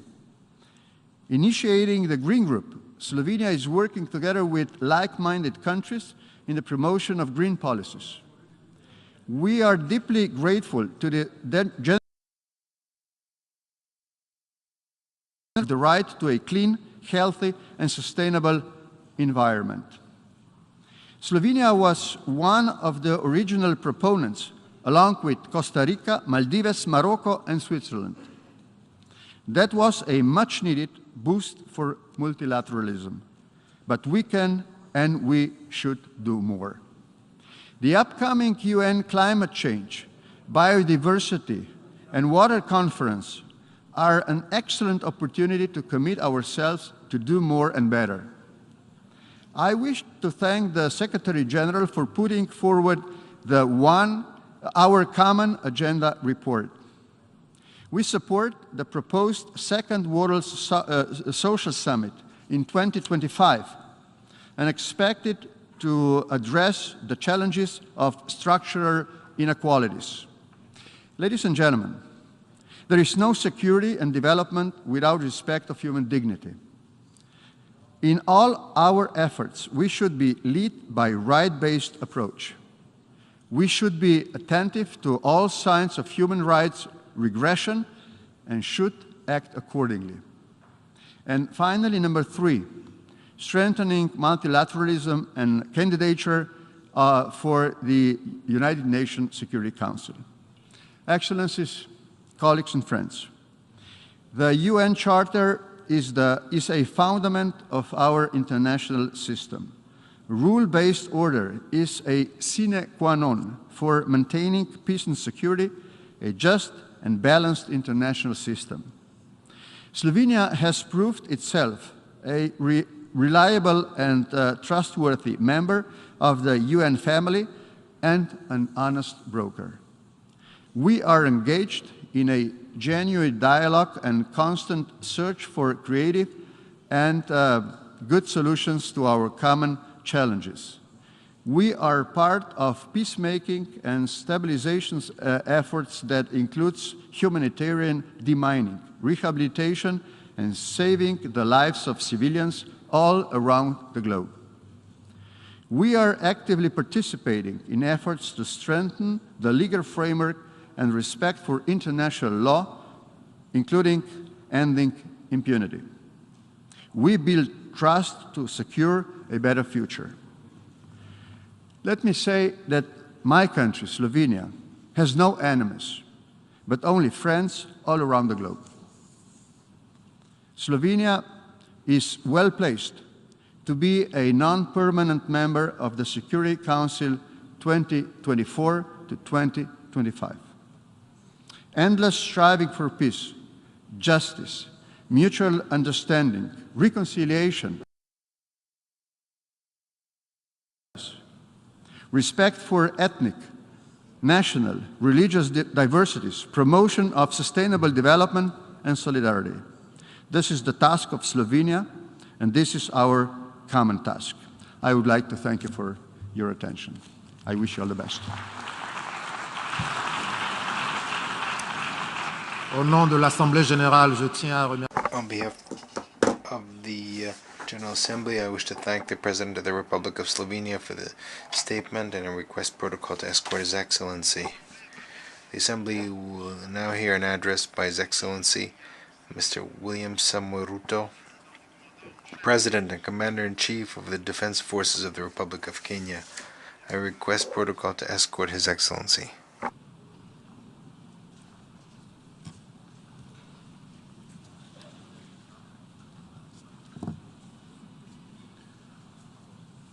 Au nom de l'Assemblée générale, on behalf of the General Assembly, I have the honor to welcome His Excellency William Samoei Ruto, President and Commander-in-Chief of the Defense Forces of the Republic of Kenya, and invite him to address the Assembly. Mr. President of this 77th session of the UN General Assembly, Your Excellency Saba Korosi, Secretary General of the United Nations, Your Excellency Antonio Guterres, Excellencies, distinguished delegates, I am grateful for the immense privilege to join Your Excellencies in this distinguished assembly, a privilege made possible by peaceful, democratic transition following free and fair elections in Kenya on the 9th of August, 2022. Elections that not only stand as testimony of the universal power of democracy, but also of the manifest ability of African peoples to invest in stronger nations and a secure future, robust institutions, effective constitutions, and the impartial administration of the rule of law guarantees the achievement of shared aspirations. This 77th session of the UN General Assembly comes at a unique moment when the entire world is struggling with multiple grave challenges that include regional conflicts, the COVID-19 pandemic, the triple planetary crisis, food insecurity, and the rising cost of living. I take this opportunity to congratulate you, Mr. President, on your election to preside over this session, and to express my confidence that your wealth of experience offers us significant assurance of your good leadership. Your motto, solutions through solidarity, sustainability, and science, succinctly captures with particular resonance the urgent imperatives of our time. I assure you of Kenya's firm support and cooperation during your tenure. I further take this opportunity to commend your predecessor, His Excellency Abdullah Shahid, for his bold steps in steering the United Nations community and for ensuring its business continuity under the unprecedented circumstances occasioned by multiple global threats, such as the COVID-19 pandemic. Excellencies, human well-being is under grave threat. The health of the planet requires urgent attention. The immense pressure exerted by conventional threats such as climate change, the global food crisis, terrorism, cybercrime, and armed conflict has been compounded by unprecedented, devastating disruptions due to COVID-19. I express my approval of the theme for this session, a watershed moment, transformative solutions to interlocking challenges. Because it boldly signals the window of opportunity we now have to escalate our engagement from firm consensus to decisive action. In many respects, the COVID-19 pandemic stripped us of many illusions and exposed stark justice and solidarity deficits in the face of existential crisis. It brought into sharp focus the global economy's two-lane highway, repressively patrolled by a rising tide of exclusionist nationalism, a specter that undermines prospects of collective action and significantly impairs the resolve of the international community to guarantee fundamental rights, including safety and dignity of the world's vulnerable majority. It is also for this reason that many nations, especially from the global south, now advocate for the democratization of the global governance and a reimagined multilateralism that is inclusive and works for the good of all. Kenya stands ready to work with other nations to achieve the Pan-Africanization of multilateralism and a more just and inclusive system of global governance. It is important to reflect on these matters as we do our best to get our people, enterprises, and industries back on their feet so that the engine of development can power our societies towards prosperity that actually leaves no one behind. Building back better is the universal rallying call to incorporate lessons learned into doing more in a better way to recover from the shock. I suggest that we have a golden opportunity to faithfully adhere to this motto by augmenting it in word and in deed with an additional B, building back better from the bottom. Building back better from the bottom upwards is essentially about including the marginalized working majority in the economic mainstream. The bottom millions relentlessly wage their daily battle for survival in a crowded arena characterized by scarcity of opportunity and generally precarious existence. The ingenuity, optimism, resilience, and energy in this ever-bustling bottom is sometimes called hustling. Invisibly to policymakers and beyond the reach of many public services, these hustlers take nothing for granted, surviving overwhelming odds and frequently succeeding greatly. In the words of Abraham Lincoln, things may come to those who wait, but only things left behind by those who hustle. It is time to bolster the resilience of our nations, to mainstream these millions through deliberate strategies and efforts for economic inclusion by building back better from the bottom up. The interlocking challenges of conflicts, triple planetary crisis, and the global food crisis have impeded our momentum and obstructed our focus on achieving fundamental transformations towards sustainable development. In the Horn of Africa region, severe drought and disruption of supply chains due to the COVID-19 pandemic, as well as the Russia-Ukraine conflict, have left us food insecure, and consequently, we have been constrained to repurpose our strategies to prioritize drought and famine relief, insulating education and from disruption, and improving social protection and healthcare systems to secure the well-being of our people. Many countries now bear witness to the unsettling phenomena of rivers, canals, and water reservoirs that are drying up on account of drought and heat waves occasioned by climate change. Kenya is no exception. The northern arid and semi-arid rangelands of our country have been gravely impacted by drought, whose severity has not been seen or experienced in 40 years. 3.1 million residents of these atolls are now severely food insecure on account of scarce rainfall over 3 consecutive seasons, leading to poor crop and pasture. This unprecedented confluence of intensely adverse events has exacerbated water scarcity and starvation, worsened by rising food prices, thus complicating Kenya's roadmap towards delivering good quality of life to our citizens and hindering the progress to achieving SDG number 6 and SDG number 2. Severe drought has affected not only the Horn of Africa and the Sahel regions, but continues to devastate many others, including Asia, Europe, and the Americas. If for no other reason, the fact that we all are in this together must strengthen the case for concerted efforts across continents.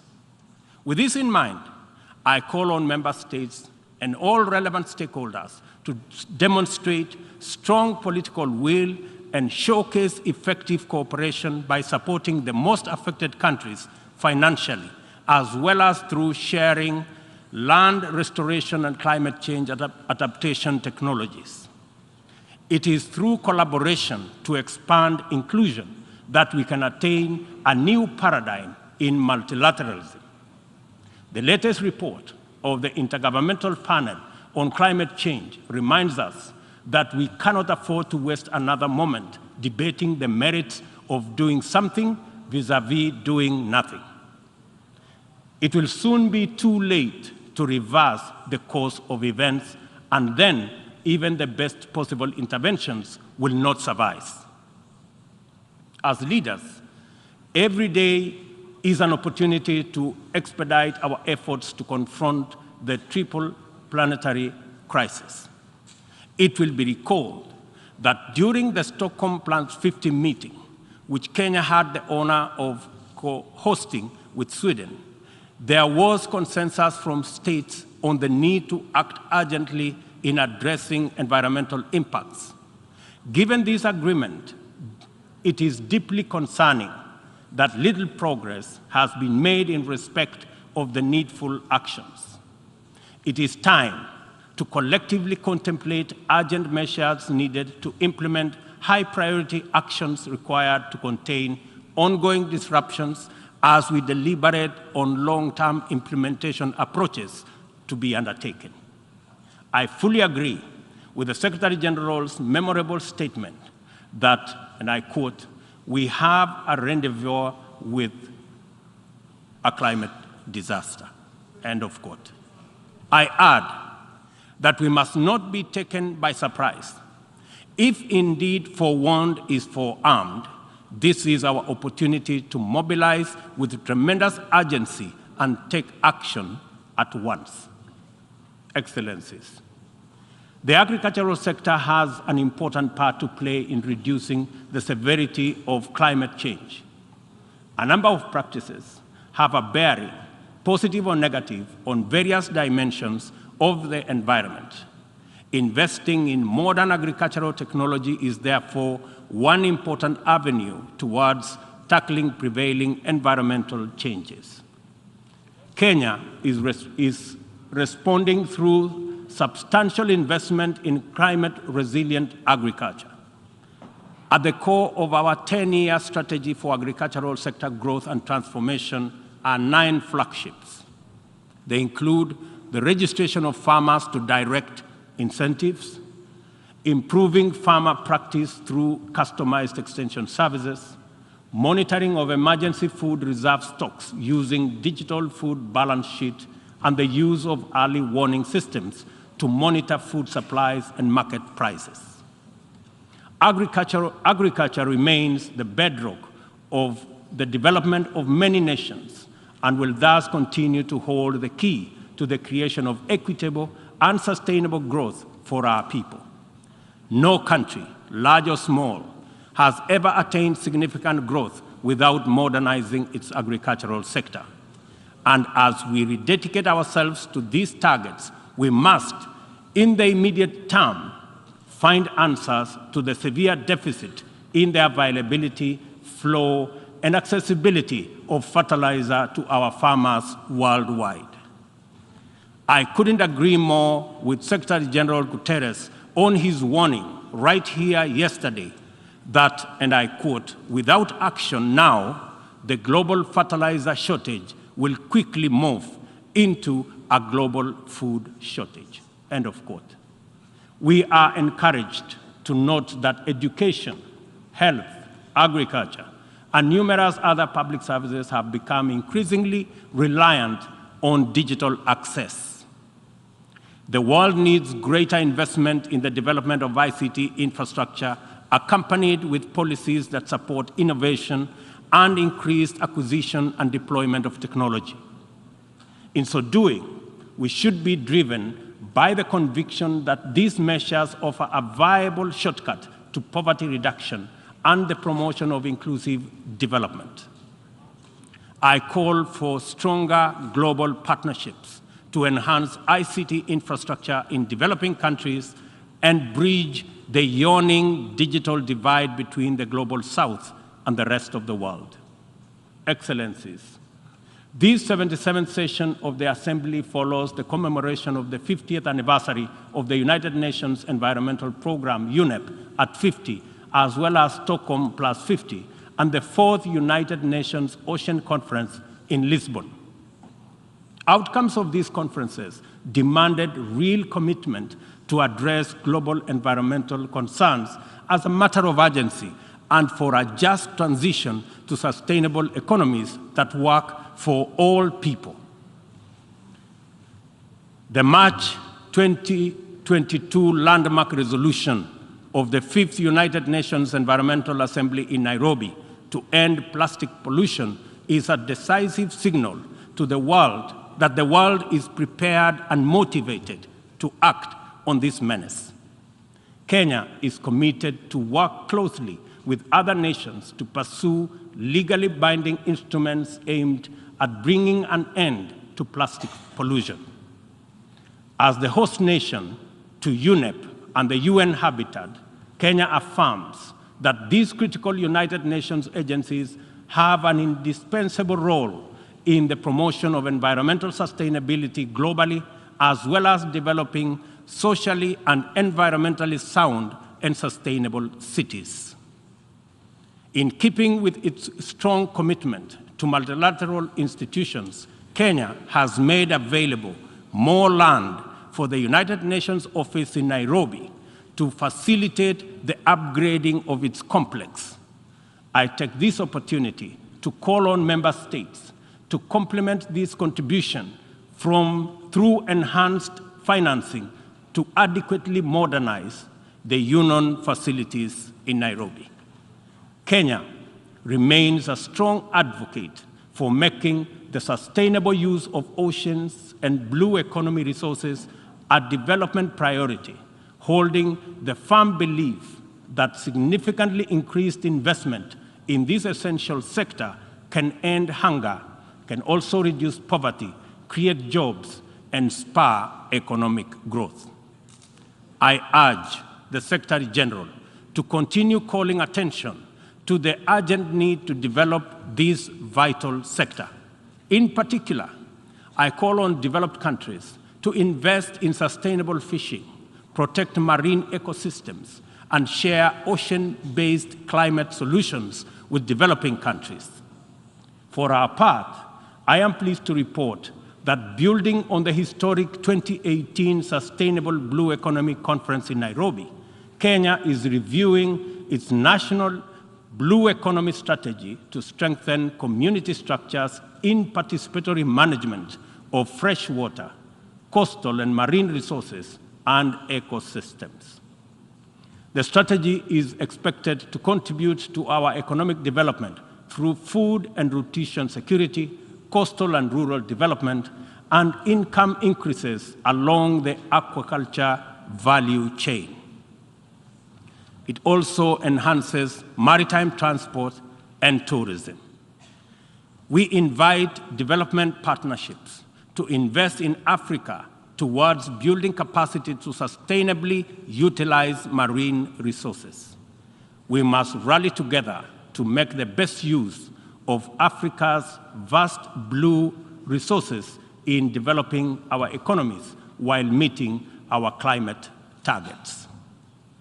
As we look forward to the 27th Conference of Parties to the United Nations Framework Convention on Climate Change, COP27, scheduled for Sharm el-Sheikh in Egypt, it is logical to expect that member states will shift their attention towards the development and implementation of frameworks for climate change mitigation.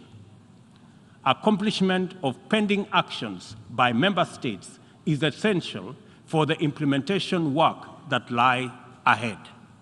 I therefore call upon all of us to urgently deliver on all commitments made towards climate change financing. On this matter, it is critical to emphasize that we are running out of time. Over the past decade, Kenya has sustained its aggressive pursuit for rapid socioeconomic transformation through three principal roadmaps. First is the Kenya National Vision 2030. Second, the formal long-term blueprint aimed at transforming Kenya into a newly industrialized, upper middle-income country, providing high quality of life to its citizens in a clean and secure environment by 2030. The second has been the Africa Union's Agenda 2063, and the third, the Sustainable Development Goals. Kenya looks towards tapping into a variety of resources to catalyze the achievement of these interlocking and mutually reinforcing objectives. The disruption and ensuing crisis due to COVID-19 pandemic compelled us to diversify our focus into new interventions, including economic stimulus program, a COVID-19 economic recovery strategy, and a COVID-19 socio-economic re-engineering recovery strategy, all aimed at mitigating the adverse impacts of the pandemic. I confirm that we have done the best of everything we could in the circumstances. Nevertheless, it is not enough. Kenya and the rest of Africa, like other developing nations, are in need of greater international partnership and cooperation to avert economic crisis in the wake of the pandemic. Developing countries, being heavily burdened by external debt servicing, run the risk of losing development gains due to the shocks inflicted by the pandemic and associated disruptions. I call upon global financial institutions and the international community to take urgent measures and release all existing financial instruments to provide much-needed additional liquidity and secure better fiscal space for developing countries like Kenya to enhance social investment, support climate change adaptation and mitigation, and address security needs and resolve development financing challenges. On behalf of Kenya, therefore, I join other leaders in calling upon the World Bank, the International Monetary Fund, and other multilateral lenders to extend pandemic-related debt relief to the worst-hit countries, especially those affected by the devastating combination of conflict, climate change, and COVID-19. Furthermore, I urge the G20 to extend and expand the scope of the common framework to suspend or reschedule debt repayments by middle-income countries during the pandemic recovery period.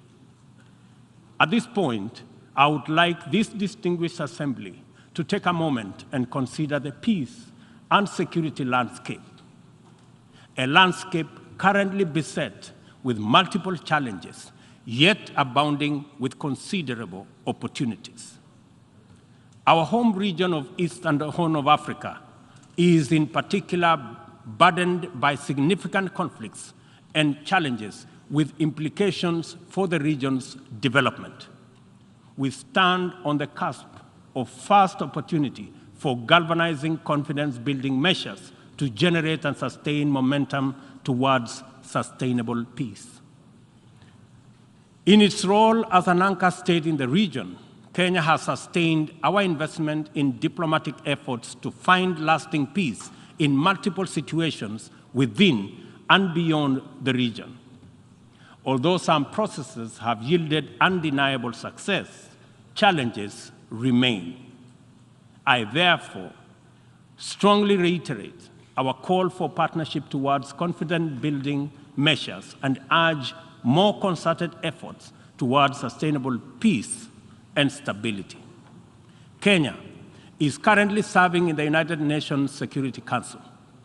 I am proud to confirm that our engagement over the last 2 years has prioritized regional peace and security, countering terrorism and violent extremism, peace support operations, climate and security as critical contributions to the collective efforts to build a safer, more prosperous, and peaceful world.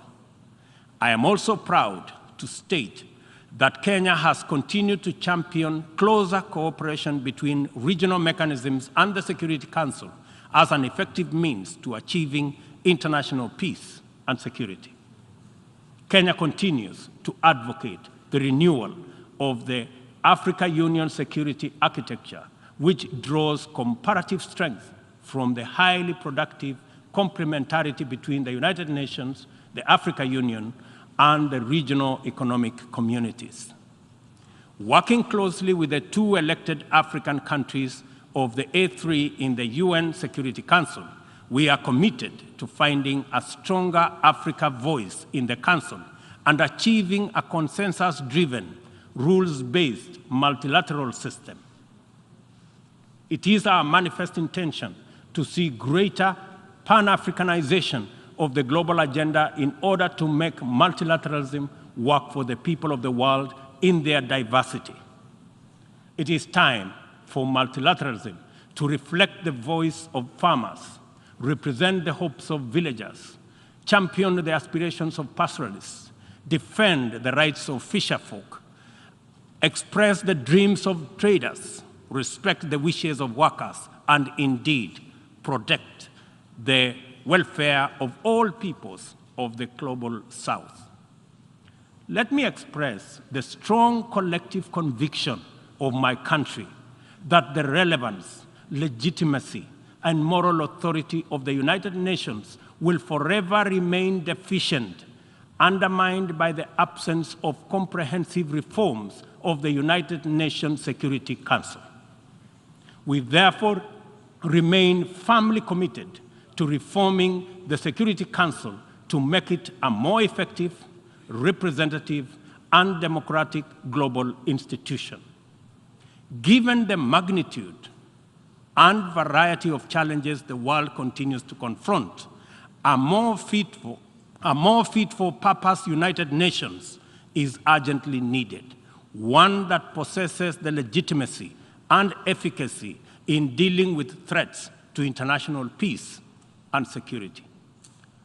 A just and inclusive world order cannot be spearheaded by a United Nations Security Council that persistently and unjustly fails the inclusivity criterion. Similarly, threats to democracy will not be credibly resolved by an undemocratic, unrepresentative Security Council. It is vitally important for this critical institution to reflect the values it is entrusted to protect, to defend, to uphold on behalf of humankind. We welcome the call by President Biden this morning for the expansion of the membership of the Security Council as a significant step in the right direction, and we look forward to building consensus for the actualization of the same. The COVID-19 pandemic severely disrupted health systems, seriously challenging the implementation of programs that are vital for the realization of health-related sustainable development goals. To place us firmly back on track and accelerate our progress towards these SDGs targets, it is imperative for us to foster sustainable partnerships between governments, other state actors, the civil society, and the private sector. This modality of collective action is particularly vital for building resilient health systems whose importance in enabling us withstand future pandemics and other health crises can no longer be disputed. For this reason, Kenya will continue to strongly support the development of legally binding World Health Organization international instrument to anchor global solidarity and promote equity.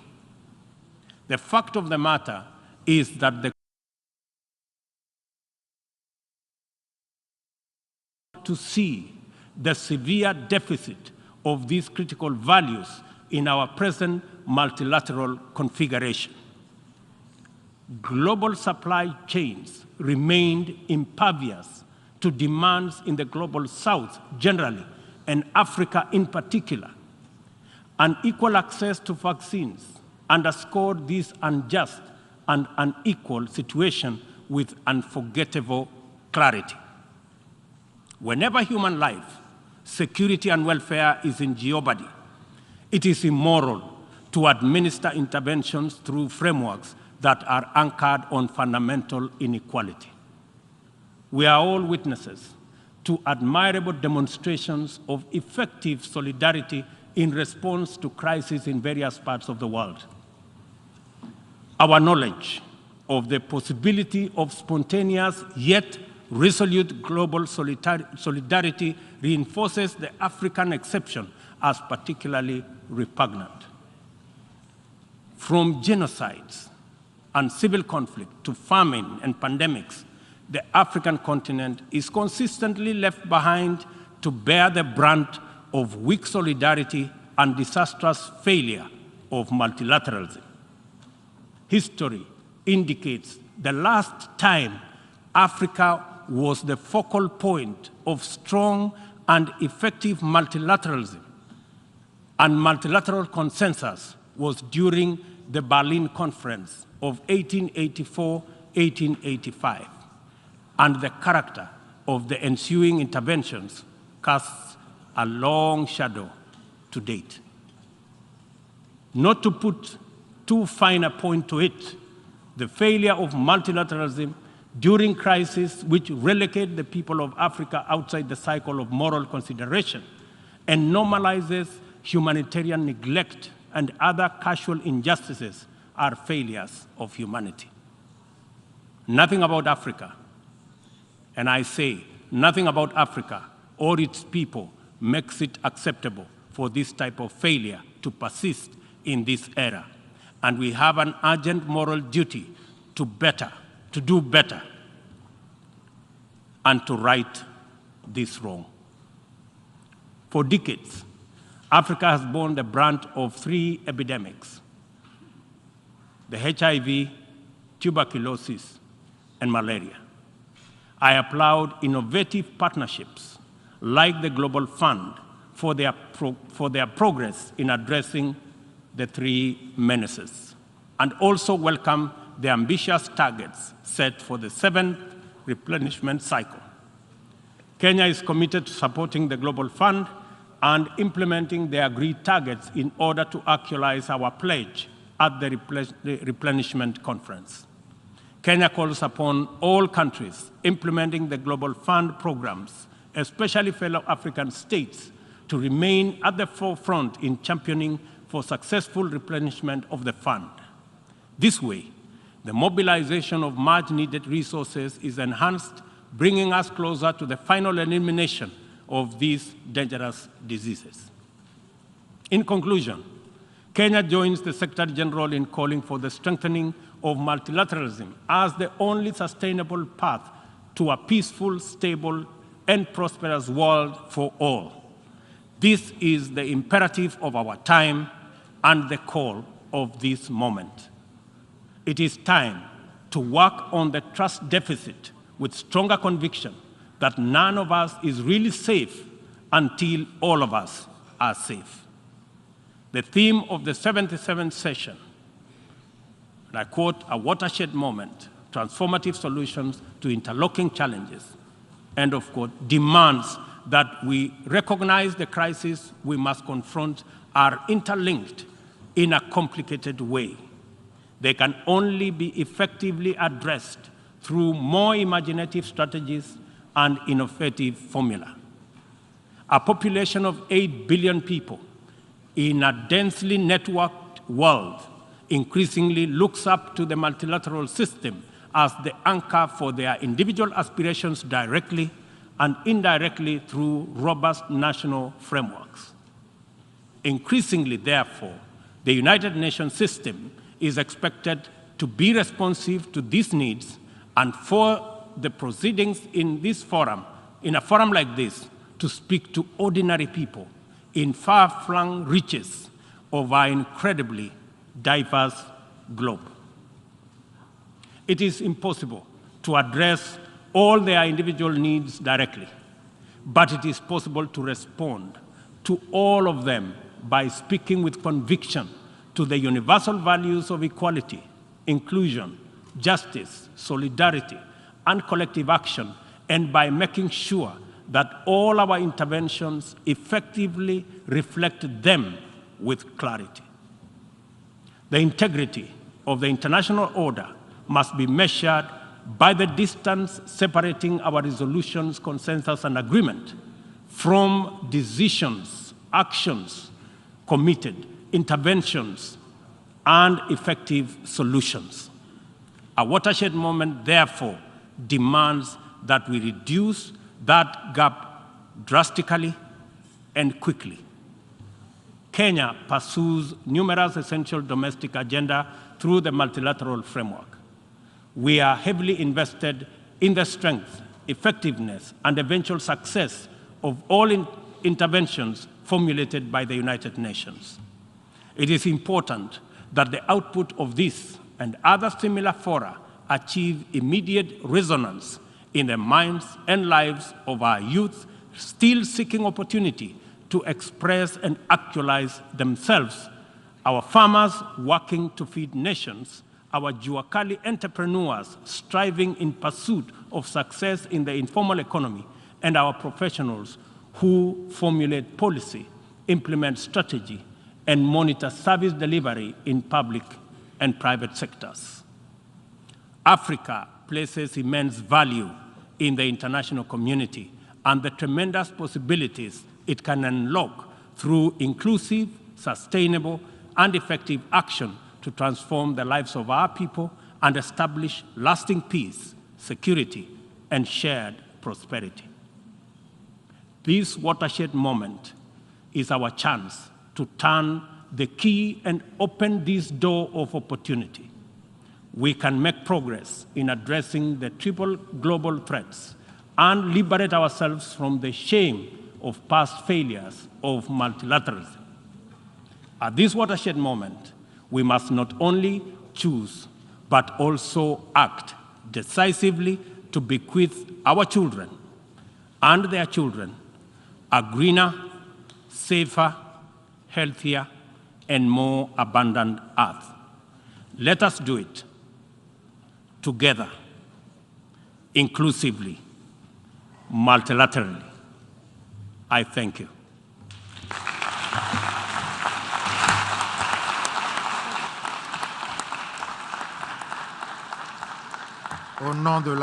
On behalf of the General Assembly, I wish to thank the President of the Republic of Kenya and Commander-in-Chief of the Defense Forces of the Republic of Kenya for his statement, and I request protocol to escort His Excellency. The Assembly will now hear an address by His Excellency Ali Bongo Ondimba, President of the Gabonese Republic. I request protocol to escort His Excellency.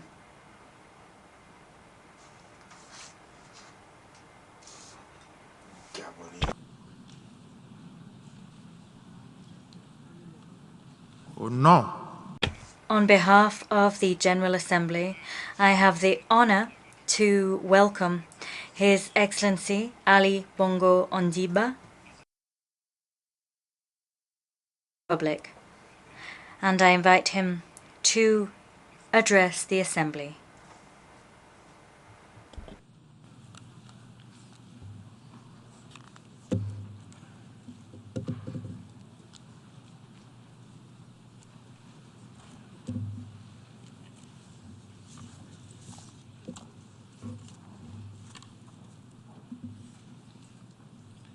Mesdames, Heads of State and Government, Excellencies, ladies and gentlemen, Mr. President, I convey to you my congratulations on your election to the presidency of the 77th General Assembly of the United Nations, and I wish you every success. I greet and congratulate your predecessor, Mr. Abdullah Shahid, for the commitment which was patently clear throughout the 76th session.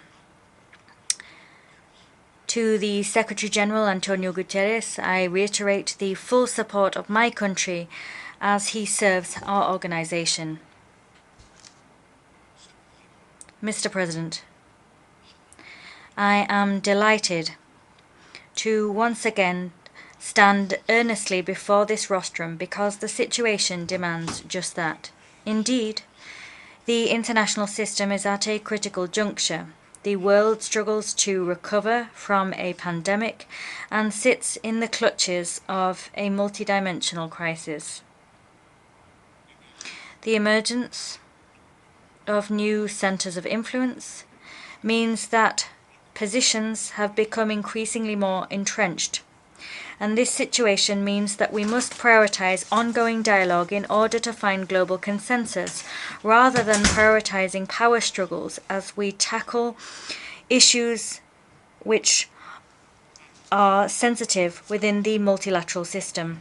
In the face of rivalry between powers and in the face of multifaceted challenges which are of shared concern, it would be dangerously naive to continue to opt for power struggles or for unilateral positions. The interconnected nature of global issues and of national economies means that we must engage in dialogue in order to respond appropriately and, above all, collectively to the most serious threats to international peace and security. We are in the last quarter of a year which has seen global challenges grow tougher. They have laid waste to common and individual efforts to achieve the Sustainable Development Goals by 2030. With less than 8 years to go until the deadline, it is crucial to evaluate our progress in light of a threat which the COVID-19 pandemic has meant continues to weigh heavy on our economies. A threat which is just as insidious now hovers over our economies. This threat is inflation. Throughout the world, inflation is reaching tragic highs. No one is spared, not businesses or households, not the North or the South. Its effects are devastating. As such, we must act, individually of course. That is exactly what Gabon is doing by subsidizing certain commodities and by keeping their prices at certain levels. But here too, we will not successfully overcome this problem if we do not act collectively in a coordinated fashion and with a sense of solidarity. This is yet one more challenge issued to the world. We must, together, all together, overcome it.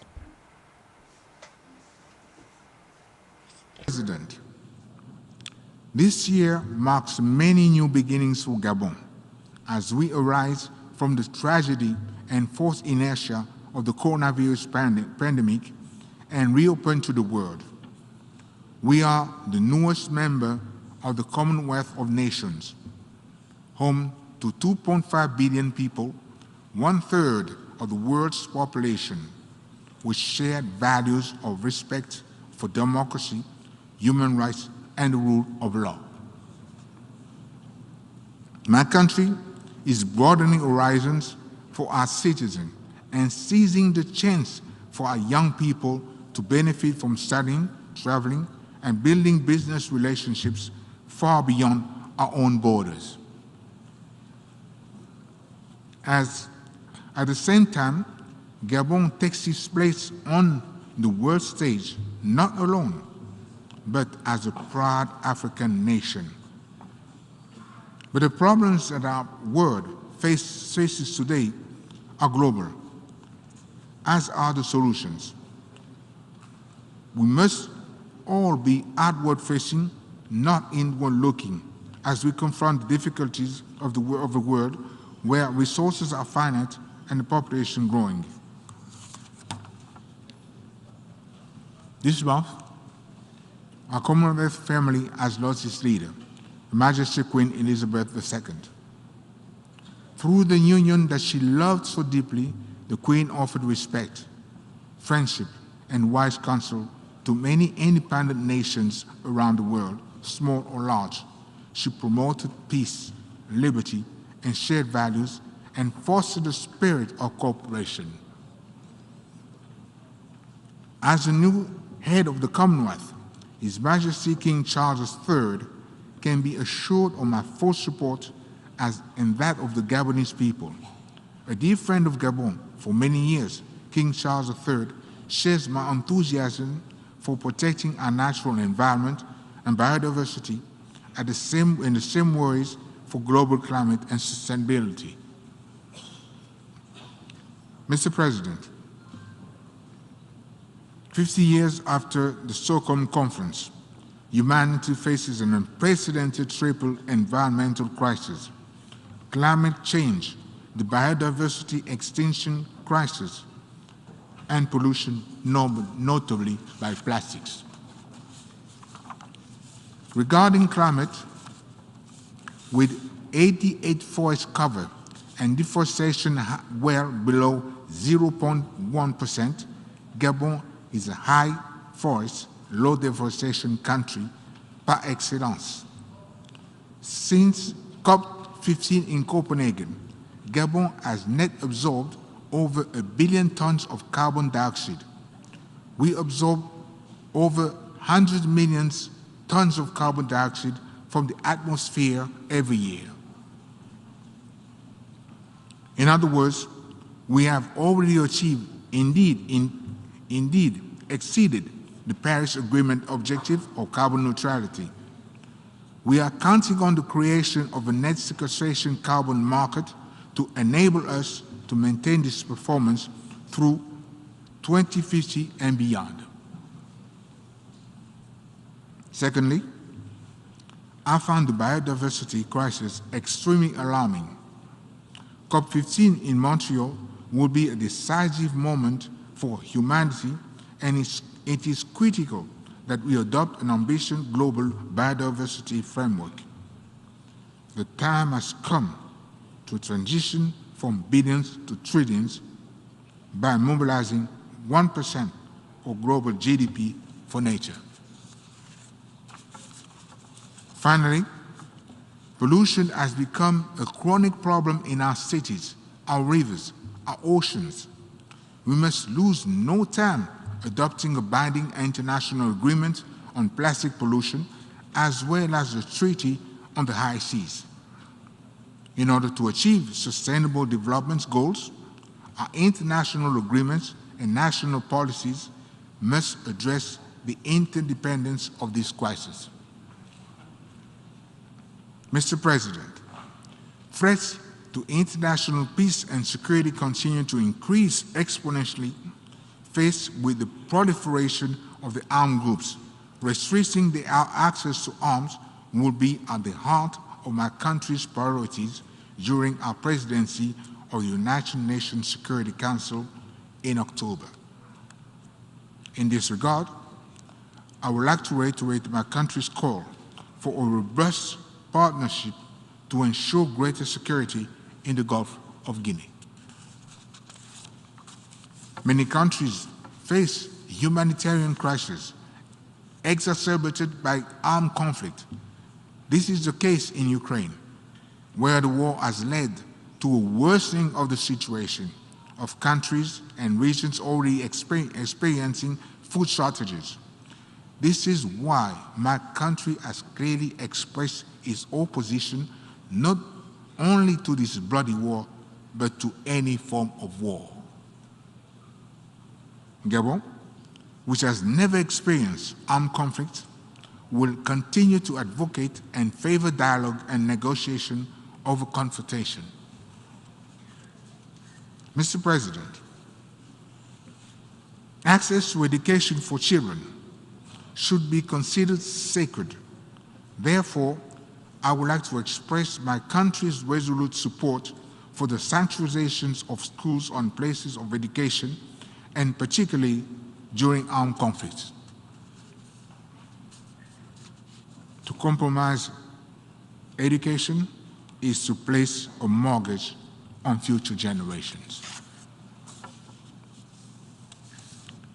It is in this vein that I've made the promotion of women and young people a key priority. In 2015, I launched the Decade of the Gabonese Women, which aims to reserve a place of choice for women and children in all aspects of governance in Gabon. Mr. President, internationalism is at a turning point. We need to reform the United Nations to ensure better consideration of the aspirations of Africa. This is particularly applicable to the Security Council, where Africa's role needs to be consolidated. Africa has waited long enough, and we will not wait any longer.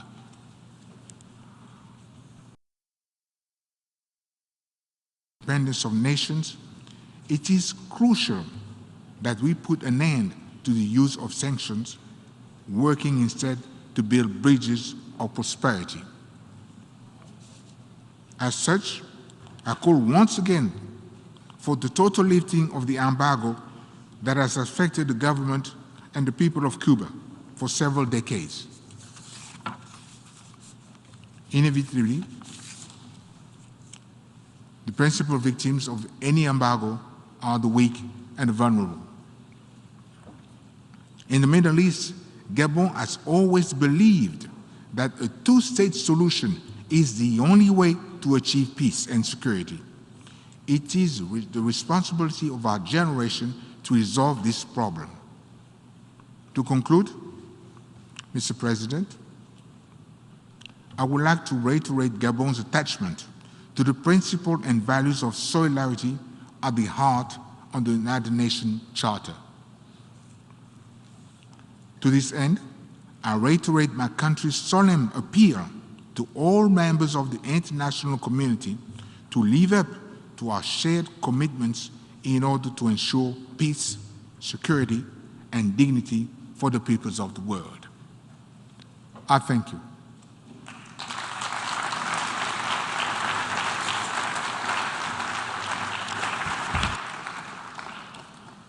Au nom de l'Assemblée générale. On behalf of the General Assembly, I would like to thank the President of Gabon for his statement, and I ask protocol to please accompany His Excellency.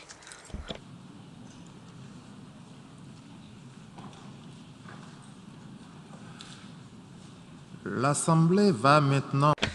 The Assembly will now hear a statement from His Excellency Mohamed Ifran Ali, President of the Cooperative Republic of Guyana.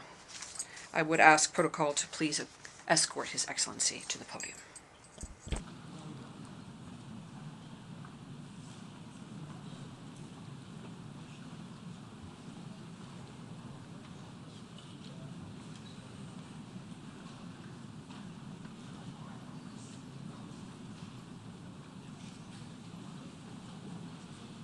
Au nom de l'Assemblée générale.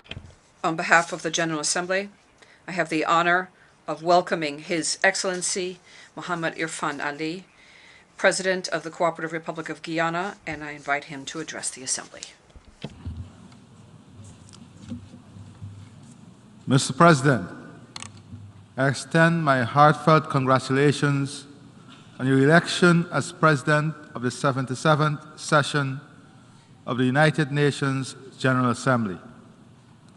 I'm confident that your stewardship will lend further credence to the impactful role of multilateralism in resolving global challenges. I thank your predecessor, Mr. Abdullah Shahid, for his shrewd leadership over the past year. I had the distinct privilege of welcoming him recently to Guyana and benefiting from his experience in championing an inclusive future for our youth. Congratulations to him, the Secretary General, and the General Assembly for the recently passed resolution on the establishment of a United Nations Youth Office. 1 month ago in Guyana, I launched the Youth Advisory Council as part of my government's commitment to ensure the involvement of young people in decision-making and development as the government work towards building Guyana's future. We are living in a troubled world which has lost its balance. Indeed, our collective actions as leaders today will convey to the next generation that their aspirations, their future, and that of the planet are worth fighting for. The international community is facing a series of interlocking challenges: a global pandemic, climate challenges, energy and food crisis, and interstate conflicts. As a consequence of the pandemic, approximately 97 million more persons are living on less than $1.90 per day, significantly increasing the global poverty rate and inequalities. The developing world lost revenues and income that were earmarked for the achievement of many sustainable development goals, pushing us further away from our 2030 targets. A UN report in March 2022 spoke definitively to the unequal distribution of COVID-19 vaccines and its impact on widening economic disparity between the rich and the poor. The study found that low-income countries could have increased their GDP by $16.7 billion in 2021 if they had a similar vaccination rate as high-income developed countries. How are we going to address this inequality? How are we going to address this injustice? Guyana's position is that there must be an immediate re-examination of the financing gap and the debt portfolio of the developing countries to open fiscal space and create an opportunity for recovery, bridging the gap, and attaining the SDG goals. Guyana welcomes the global initiatives around pandemic preparedness, It is imperative that we collectively discuss how to address any potential pandemic and health threats so that we are better equipped in the future to avoid the inequalities that exist. Mr. President, Excellencies, the global food security problem has disproportionately affected us. The prevalence of moderate and severe food insecurity trended upwards since 2014, with estimated increase in 2020 equaling that of the previous 5 years combined. In 2020, 2.37 billion of the world's population were food insecure. Additionally, the World Food Programme and FAO warned that acute food insecurity would worsen in 20 hunger hotspots from June to September 2022. Since the start of the pandemic, global food prices have surged by 65% and are expected to remain high in the medium term as a result of supply chain constraints, a hike in energy costs, higher shipping costs, climate issues, the war in Ukraine, and the fertilizer crisis. Further, since the onset of the Russia-Ukraine war, global food prices increased sharply, reaching an all-time high in February 2022. The FAO projects that the production of cereals, a crop relied on the most in the world, would decline by 40 million tons, or 1.4% when compared to the preceding year. The global food import bill trajectory is a whopping 1.8 trillion this year, a record high. The global food import bill is projected to rise by 51 billion from 2021, 49 billion of which reflects higher prices. The question is, what are we going to do about this? Can the reversal of export bans on rice and wheat and freeing up of grains help the situation? The answer is a resounding yes. For example, export bans of rice from India and wheat from Russia contributed to a price increase of 12.3% and 9% for rice and wheat respectively. As world leaders, we must find the balance now. In honoring our commitment to promote peace, stability, respect for territorial integrity and democracy, and the human rights for all, we must work collectively to prevent situations that can widen inequality and create social and economic havoc.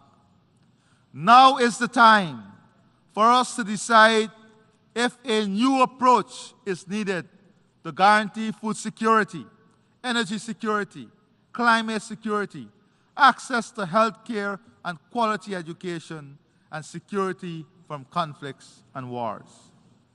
According to the World Bank and Global Trade, between January to February 2022, 135 policy measures were announced or implemented that affected trade in food and fertilizer. During the same period, 34 nations imposed restrictive export measures on food and fertilizers. The questions therefore are whether globalization is only applicable under normal conditions, or whether it is opportunistic and its application, and when a crisis arises, we lock ourselves in and forget about multilateralism and globalization. The evidence is glaring. COVID-19 vaccination and now access to food and fertilizer. A welcome initiative is the FAO's Global Food Import Financing Facility, which seeks to respond to the prevailing soaring food import costs and addressing the needs of the most exposed. However, there is need to revise the eligibility criteria to accommodate countries beyond the categories of low-income and low-middle-income groups. This narrow grouping heightens the chance that many at-risk, economically vulnerable countries, such as the Caribbean, with large food and food import needs, will be excluded. Mr. President, Excellencies, we all recognize that there is a climate crisis. We must go back to some of the decisions. For example, in COP26, we agreed no more coal-fired power projects. What is the reality? While policies and planning for climate change adaptation are expanding, according to the Adaptation Gap Report 2021, the Gathering Storm, financing and implementation are still far behind. Financing of adaptation and implementation are still far behind where they should be. The analysis shows the costs of adaptation are most likely to be higher than the predicted range of US 140 to 300 billion annually by 2030, and US dollars 280 to 500 billion annually by 2050 for developing nations. In 2019, US dollars 79.6 billion was allocated to developing nations for planning and carrying out mitigation and adaptation measures. The gap between predicted adaptation costs and existing public adaptation financial flows is generally growing and ranges from 5 to 10 times more. The paltry 100 billion pledge and the failure to meet it must be viewed in the context of the likely cost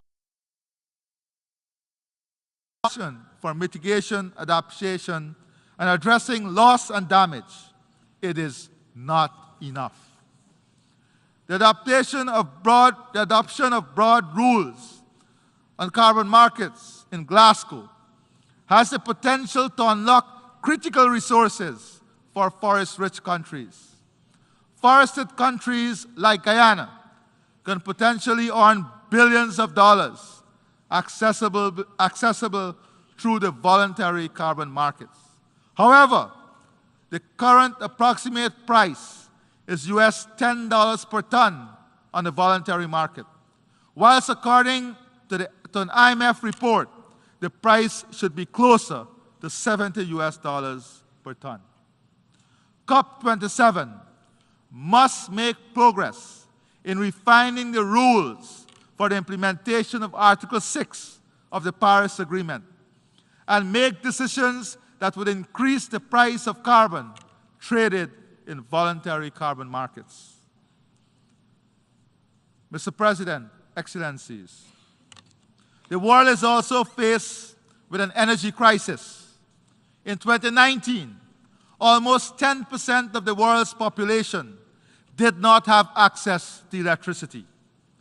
Electricity generated by fossil fuel increased by 178% from 2000 and 2021.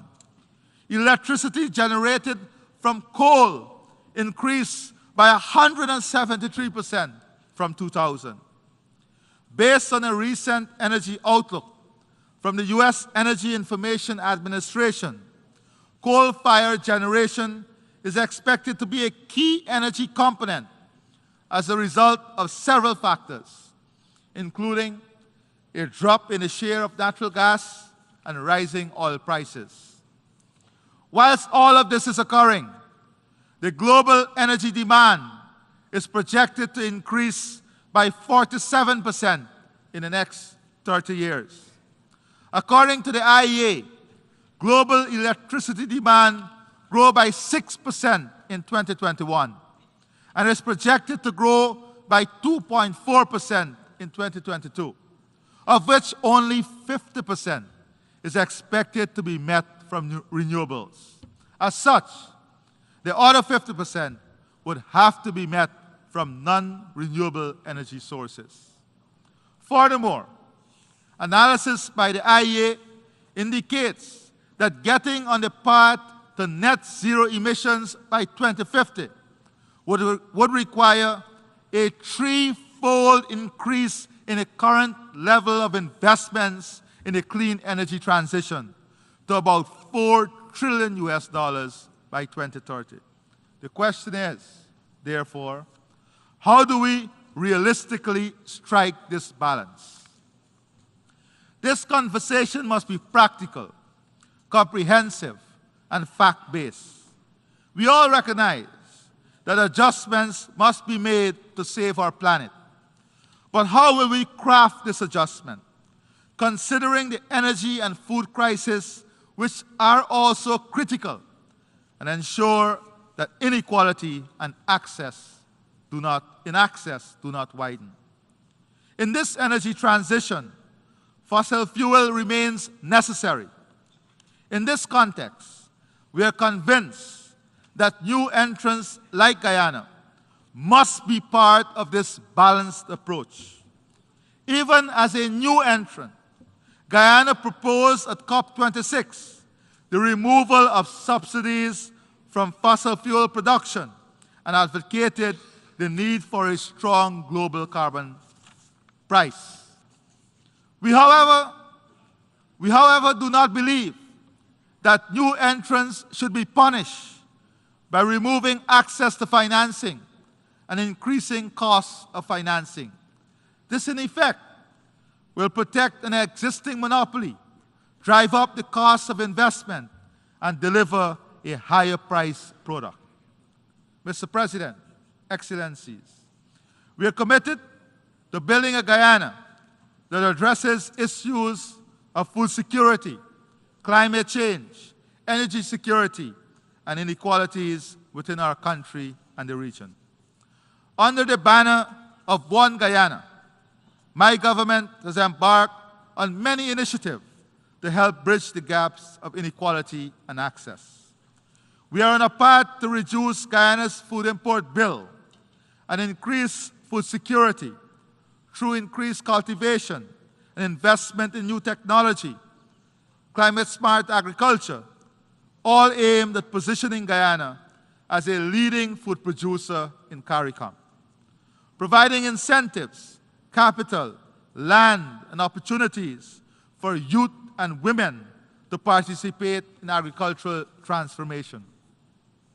To this end, you've earmarked 35% of all new agro-businesses to be led by women and have increased youth participation in agriculture with the use of technology by more than 40%. We are pursuing a low-carbon development strategy which aims at creating a model for value ecosystem services and sustainably developing and managing the blue economy, investing in clean energy and stimulate low-carbon growth, protecting against climate change and biodiversity loss, alignment with global climate and biodiversity goals. Our forests, which is the size of England, stored 19.5 gigatons of carbon with a deforestation rate of less than 0.05%. We intend to continue the sustainable management of our forests as a key national and global good.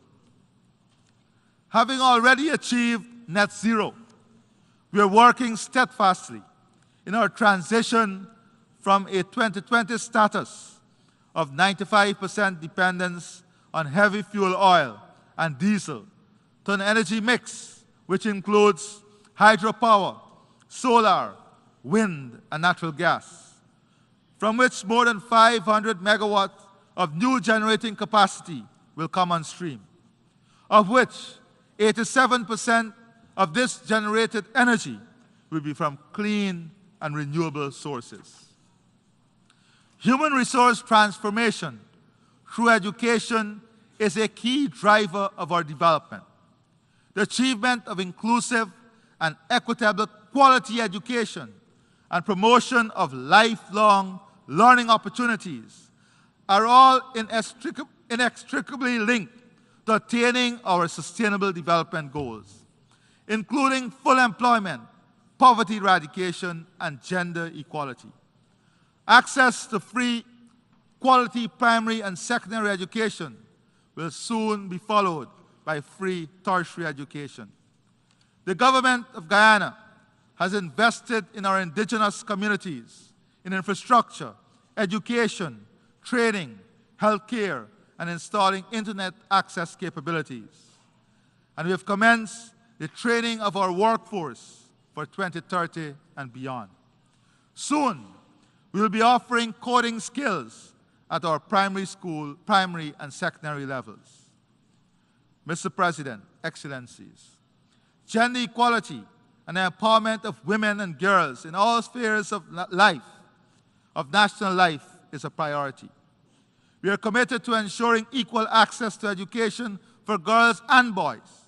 Indeed, more girls are attending school in Guyana and graduating from university. Our focus now includes ensuring that our boys are not left behind. We have initiated several programs to create earning and employment opportunities for women and promote their financial independence. Recognizing that empowerment is inextricably linked to addressing the root causes of and eradicating discrimination and gender-based violence.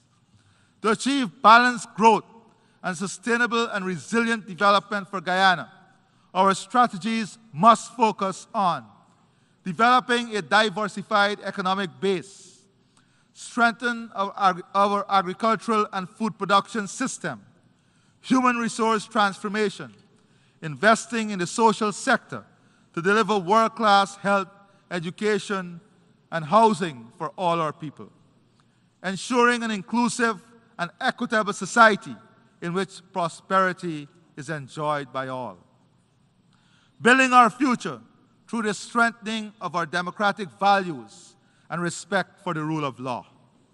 Mr. President, Excellencies, as part of the global family, Guyana subscribes to a rule-based international order, as well as the need for a resurgence of political will and commitment to protect the multilateral architecture.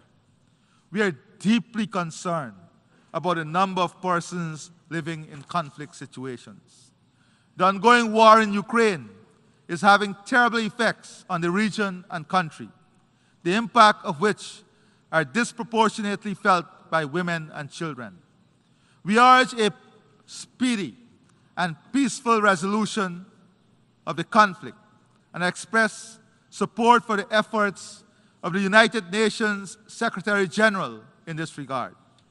In our own region, we again join the overwhelming majority of members of the international community in reiterating Guyana's rejection of the sanctions imposed on the Republic of Cuba. Guyana also restates its solidarity with the Palestinian people and its support for their dignified existence in their own homeland in accordance with a two-state solution. Guyana does not condone or support the threat of or use of force in relations between states or in the resolution of disputes. Consistent with the Charter of the United Nations, Guyana subscribes to the use of peaceful means to settle disputes. In this context, Guyana thanks those who have already expressed support for a candidature for non-permanent membership of the UN Security Council. In the matter of Guyana's sovereignty and territorial integrity, challenged and threatened by Venezuela, as it is, at the opening of the general debate yesterday, and I quote, committed to make the most of every diplomatic tool for the pacific settlement of dispute as set out in the Charter of the United Nations, end of quote. In this case, judicial settlement as determined by the Secretary General himself.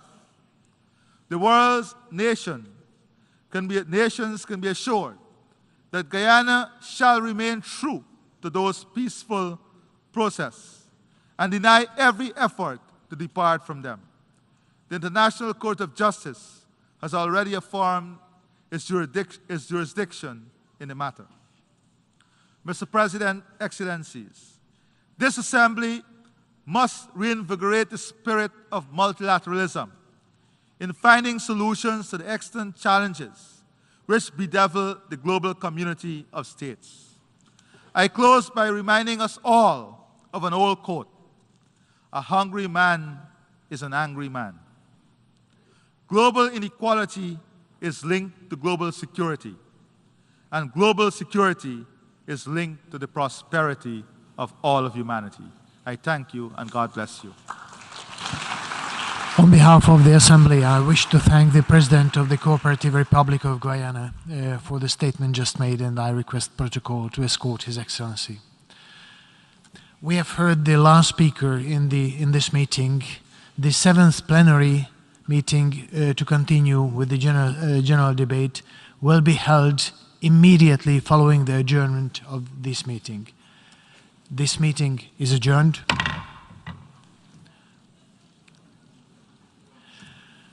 And the 7th plenary meeting of the General Assembly is called to order.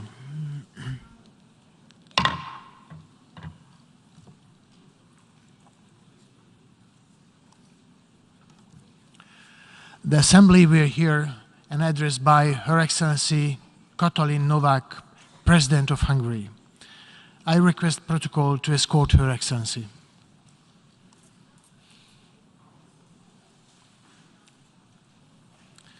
On behalf of the General Assembly, I have the honor to welcome Her Excellency Katalin Novák, President of Hungary, and invite her to address the Assembly.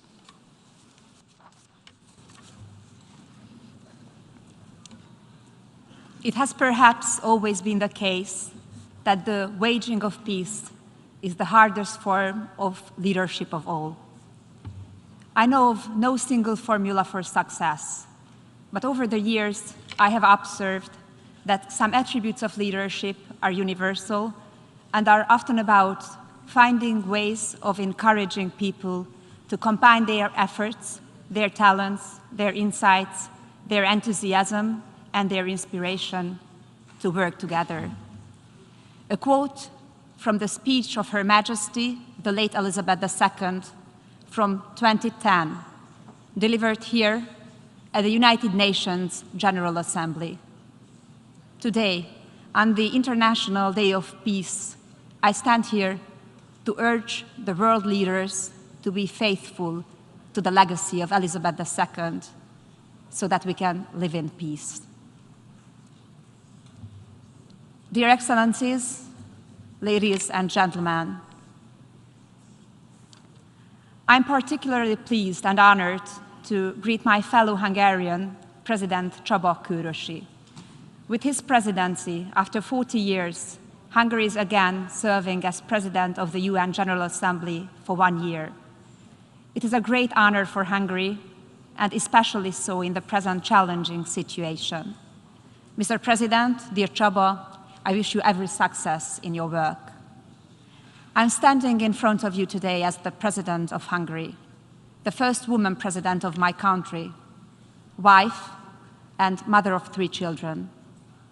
As a President and as a mother, I feel responsible for preserving an environment for the generations to come, in which they can enjoy security and comfort.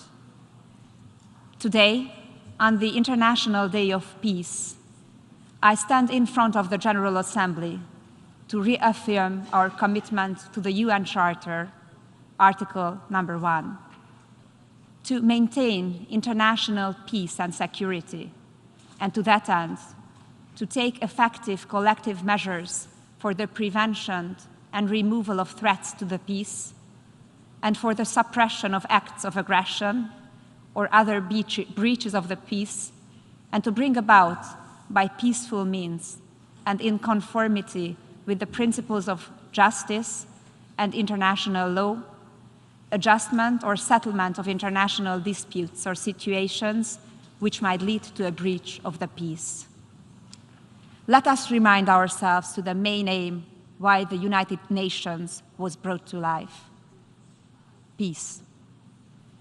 We, people and leaders in the Western world, often pretend that we have lived in an age of permanent peace and prosperity since the end of the Second World War.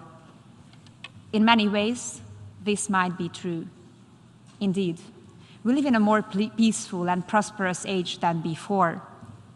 Let's not forget, though, that the wars and armed conflicts that rage in many regions of the globe, which kill innocent people, tear apart families, destroy infrastructure and economies, turn well-kept agricultures into wasteland, and add to the destruction of the world that surrounds us.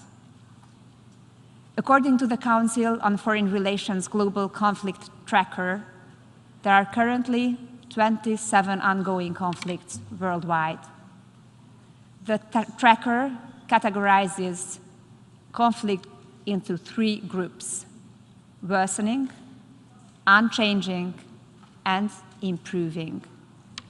Right now, there is not a single conflict described as improving.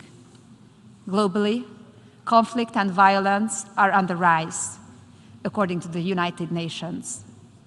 The UN has warned that peace is more under threat around the world than it has been since the Second World War. The number of wars and armed conflicts around the world has been rising intensively since then.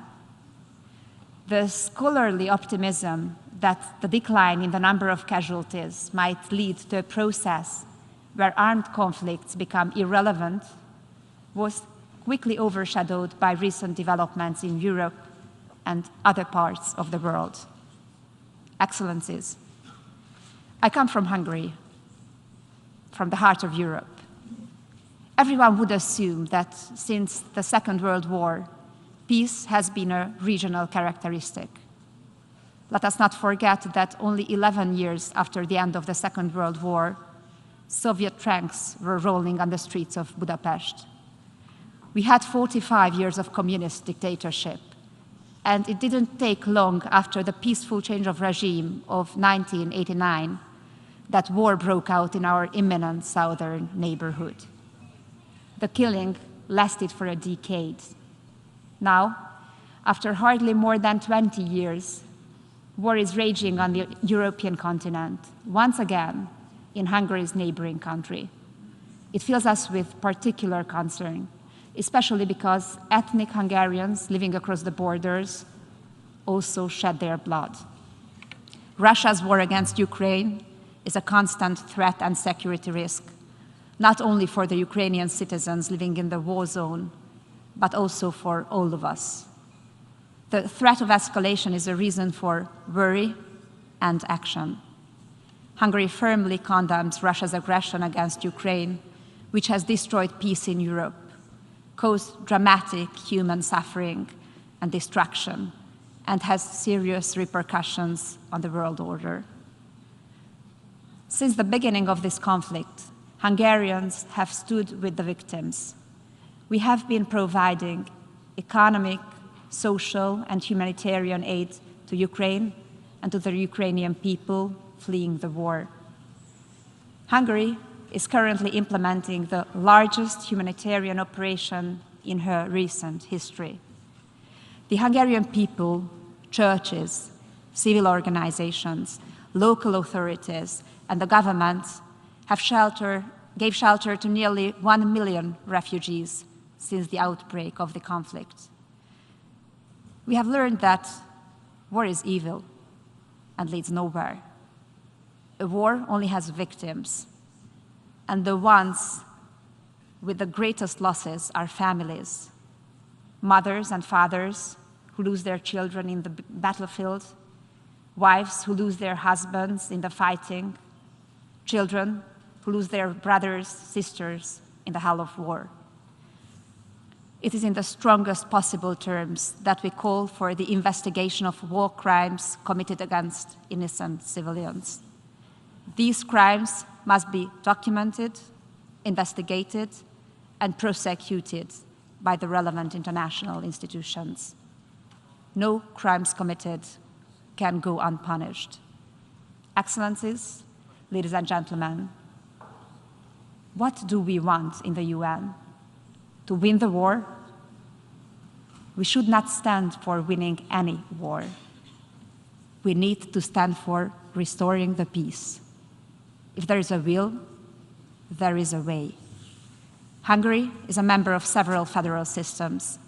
Above all, the United Nations, NATO, the European Union, the Council of Europe, and I could go on. These organizations were created by their founding fathers to pursue peace as their fundamental goal. I could say that they were created by the desire for peace, and I'm convinced that the service of peace is the foundation of their identity. Let me recall again the words of late Queen Elizabeth II. I quote, "The aims and values which inspire the United Nations Charter endure to promote international peace, security, and justice, to relieve and remove the blight of hunger, poverty, and disease, and to protect the rights and liberties of every citizen." Hungary urges fellow member states to declare peace as the major priority in the present conflict between Russia and Ukraine. Excellencies, dear President, ladies and gentlemen, it is by no means self-evident that today, at the time of war, energy, and food crisis, the organizations set up to avoid war and preserve peace are focusing on ideological indoctrination. This is not what is needed today. Instead, we must regain our ability to distinguish between the essential and the irrelevant, the important and the unimportant, reality and fiction. Most of us came to the assembly from London. We attended Elizabeth II's funeral together and bowed at her coffin. We bade farewell to an exceptional monarch whose life was steeped in service to peace. We owe it to the people and to her memory to make our decisions in the same spirit. Let me conclude by quoting, "Those who can win a war well can rarely make a good peace. And those who could make a good peace would never have won a war. Let us make a good peace." Thank you for listening to me. On behalf of the Assembly, I wish to thank the President of Hungary for the statement just made, and I request protocol to escort Her Excellency. The Assembly will hear an address by His Excellency Alassane Ouattara, President of the Republic of Côte d'Ivoire. I request protocol to escort His Excellency.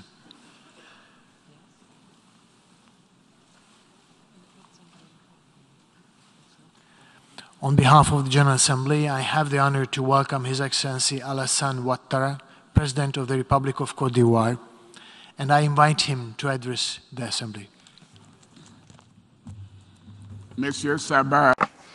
Mr. Csaba Kőrösi, President of the 77th session of the United Nations General Assembly, Excellencies, Heads of State and Governments, Mr. Antonio Guterres, Secretary General of the United Nations, Your Excellencies, ladies and gentlemen,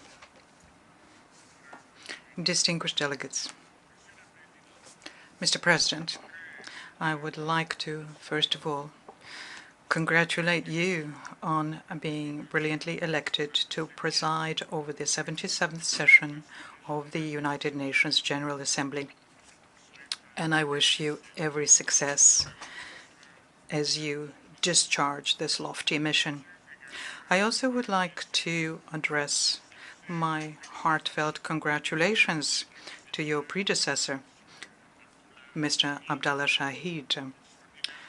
and thank him for his outstanding leadership and the effective management of our deliberations during the previous session.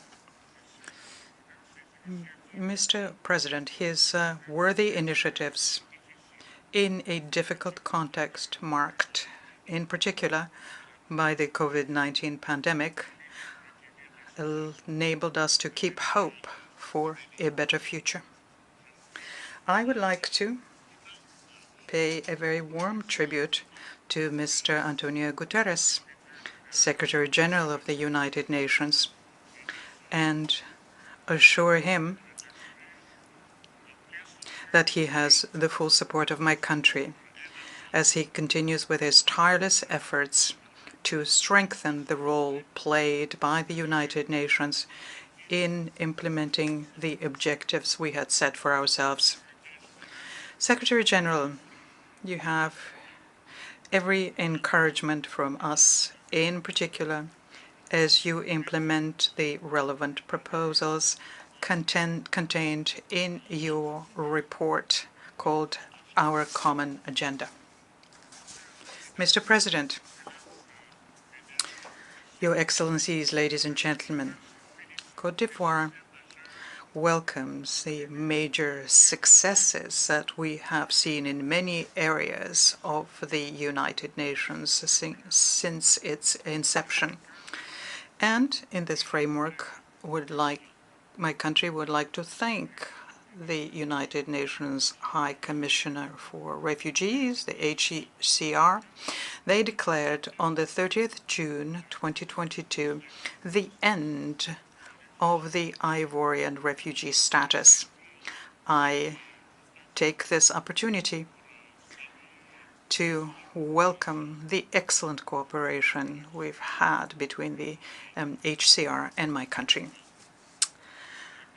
Nonetheless, the growing number and the complexity of challenges we're facing in the area of peace and security, democracy, human rights, environmental protection remain sources of concern. And I welcome the relevance of the theme of the current session, as it invites us to search for the solutions to the challenges we're facing. Mr. President, Your Excellencies, ladies and gentlemen, the growing geopolitical tensions and new and emerging international conflicts undermine international peace and security. The war in Ukraine has just recalled for us the fact that peace is a permanent quest and that we have to continue pursuing it tirelessly.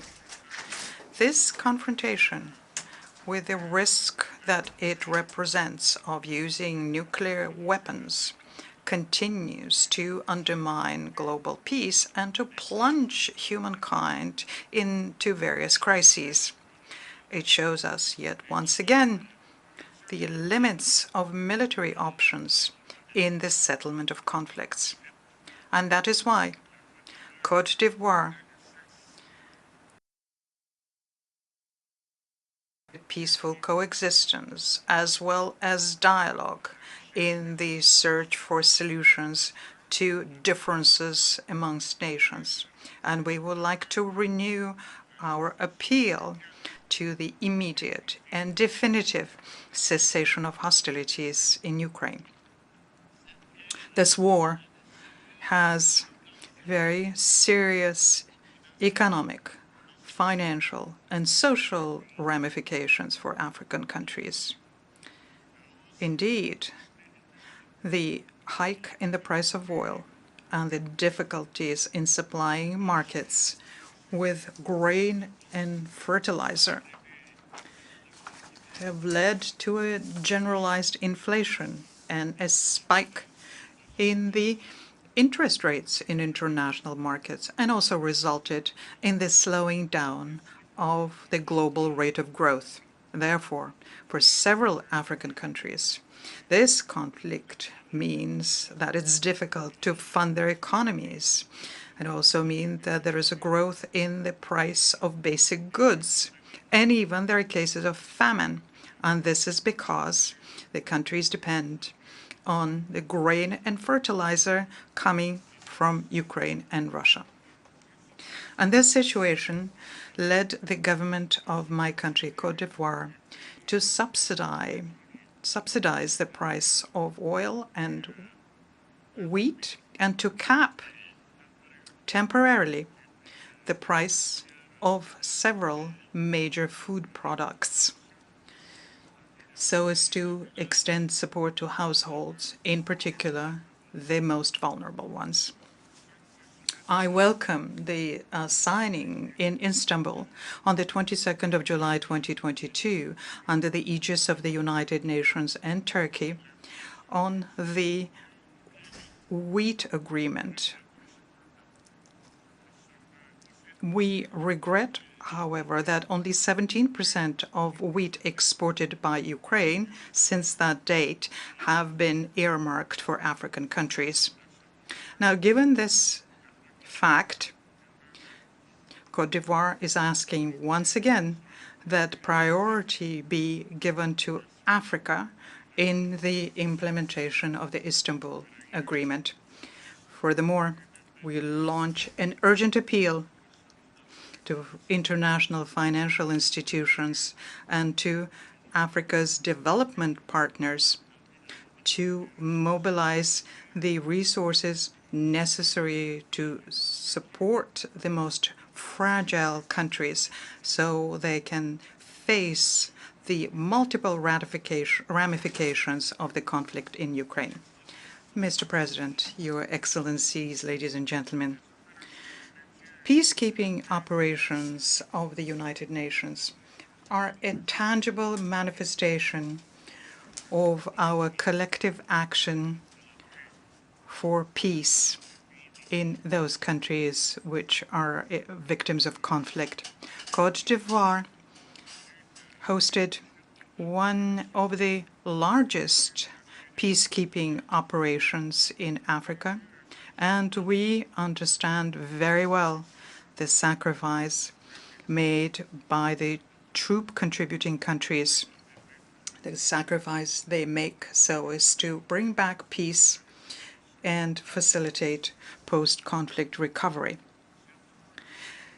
It is because of this success of the United Nations operation in Côte d'Ivoire, UNOSI, and because of our faith in the values of the United Nations Charter, that my country decided to actively participate in United Nations peacekeeping operations, as I declared to the Security Council in December 2018. I therefore am very happy with the participation of Côte d'Ivoire in the United Nations multidimensional integrated stabilization mission in Mali, MINUSMA, and in the United Nations mission in the Central African Republic, MINURCA. And I would like to laud the professionalism of the Ivorian contingents deployed in the course of these operations.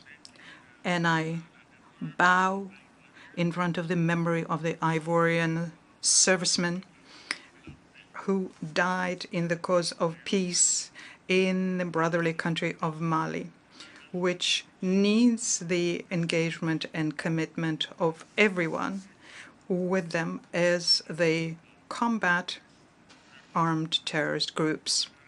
Unfortunately, in this context of fighting against terrorism, 46 Ivorian soldiers deployed within the 8th National Support Element Detachment within MINUSMA in Mali are unjustly detained there and have been detained since the 10th of July of this year.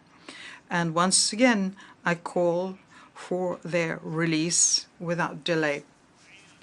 My country encourages the Malian authorities to focus their efforts on combating terrorism and on implementing resolutely the various stages of the transition timetable, as well as institutional and political reforms in the run-up to the presidential elections planned for February 2024, and to do this for the well-being of the entire Malian people.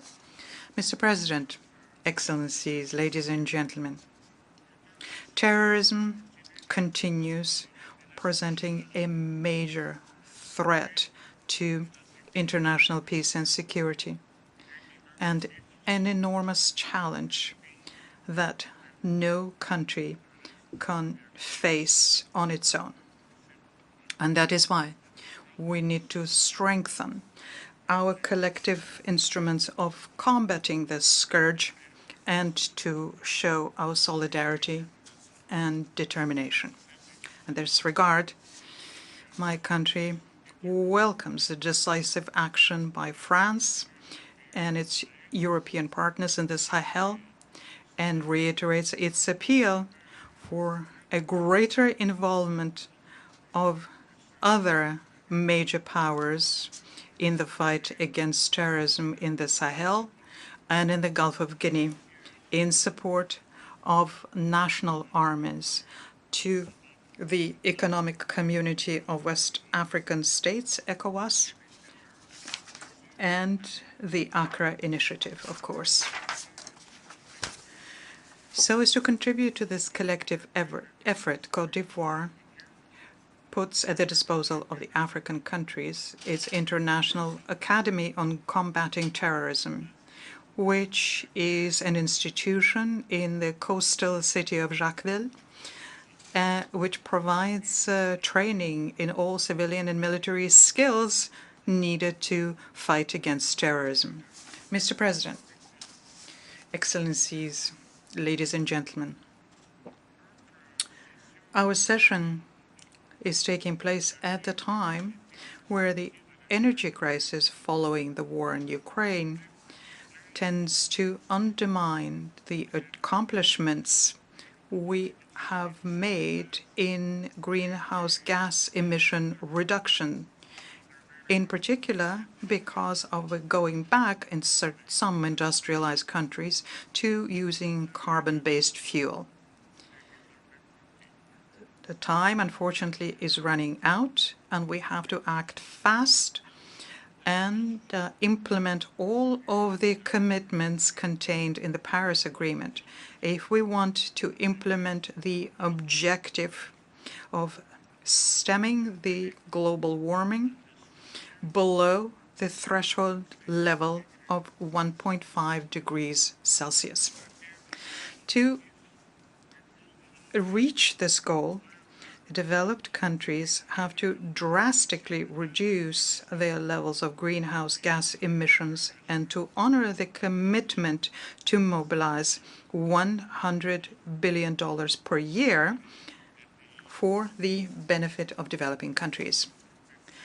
COP27, to take place in Egypt, will provide us, I am certain, with a new opportunity to renew the political commitment of all of the stakeholders to contribute towards the fight against global warming. I would like to state yet once again that my country will honor its commitments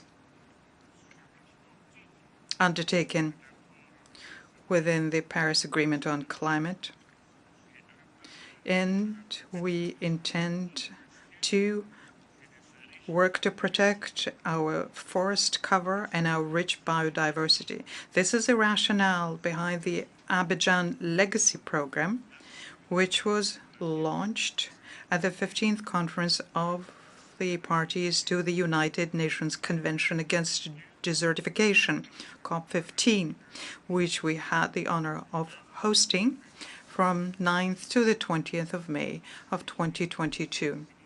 And I am very happy to see the exceptional mobilization and the financial support from our developing partners to the Abidjan Legacy Program, which very quickly collected the resources needed for its implementation, namely $2.5 billion.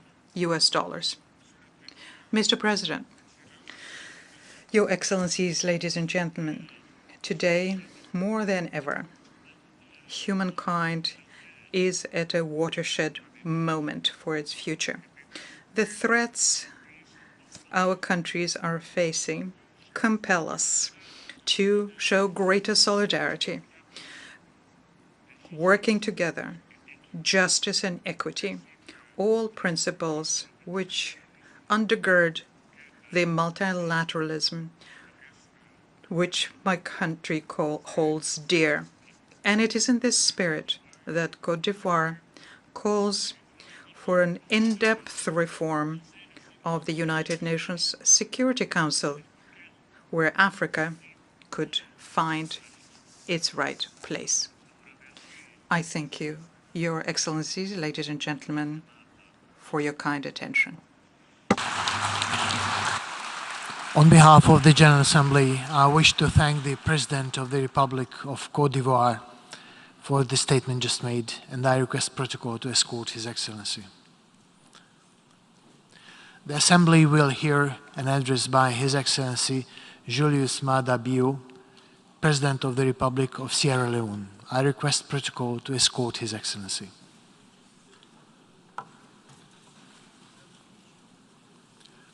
On behalf of the General Assembly, I have the honor to welcome His Excellency Julius Maada Bio, President of the Republic of Sierra Leone, and to invite him to address the Assembly.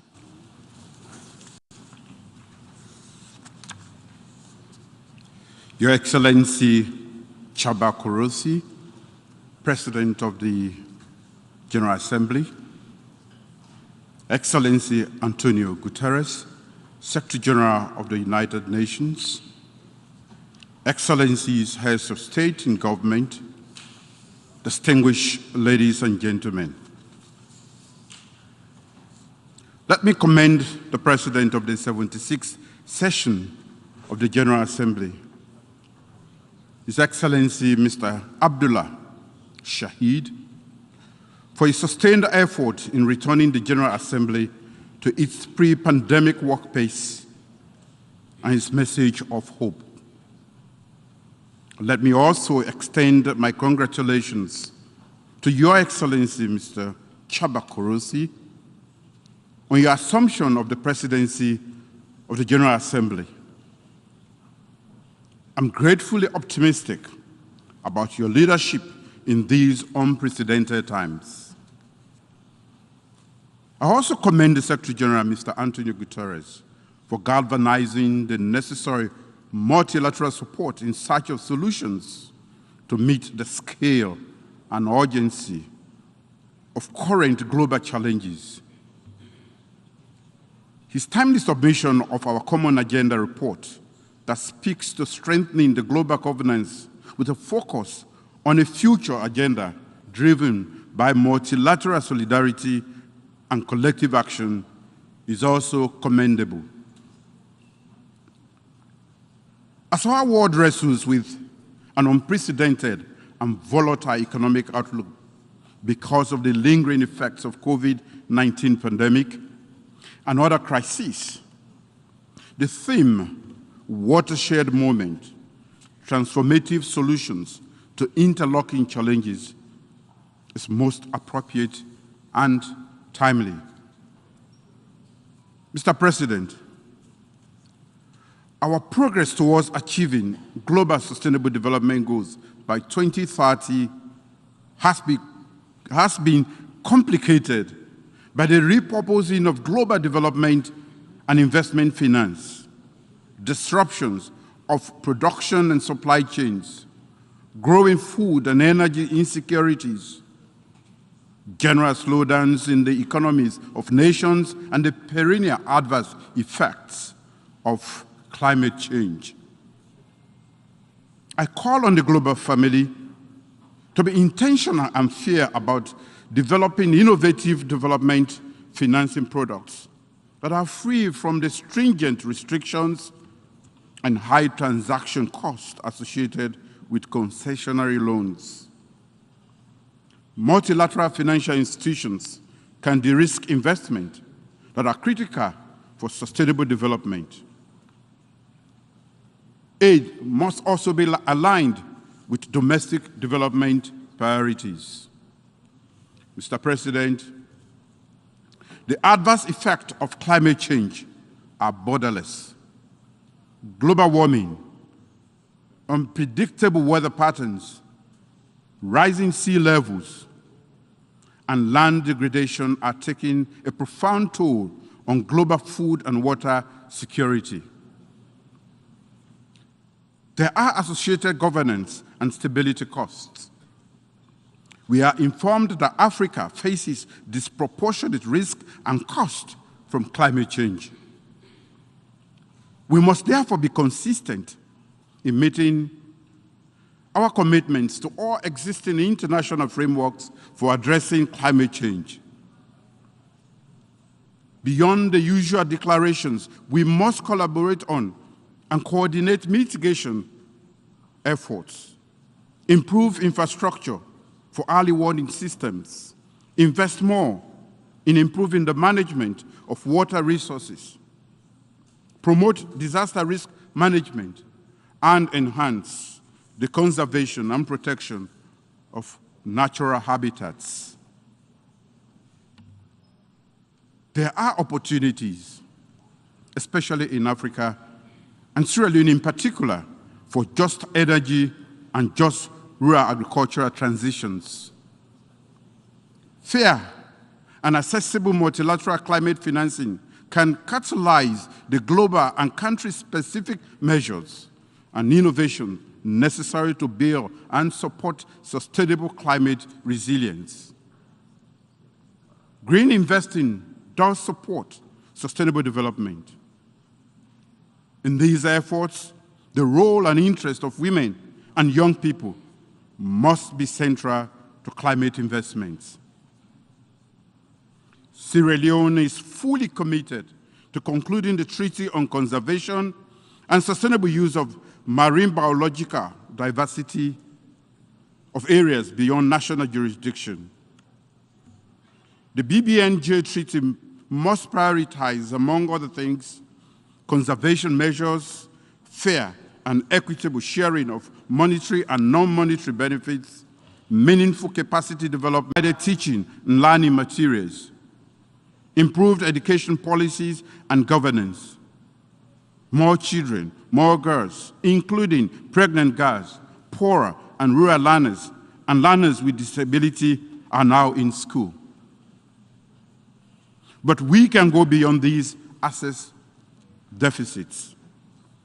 As co-chair of the High-Level Steering Committee on SDG 4 and champion of the Transforming Education Summit during this 77th session of the General Assembly, I urge concerted global efforts to address the learning crisis.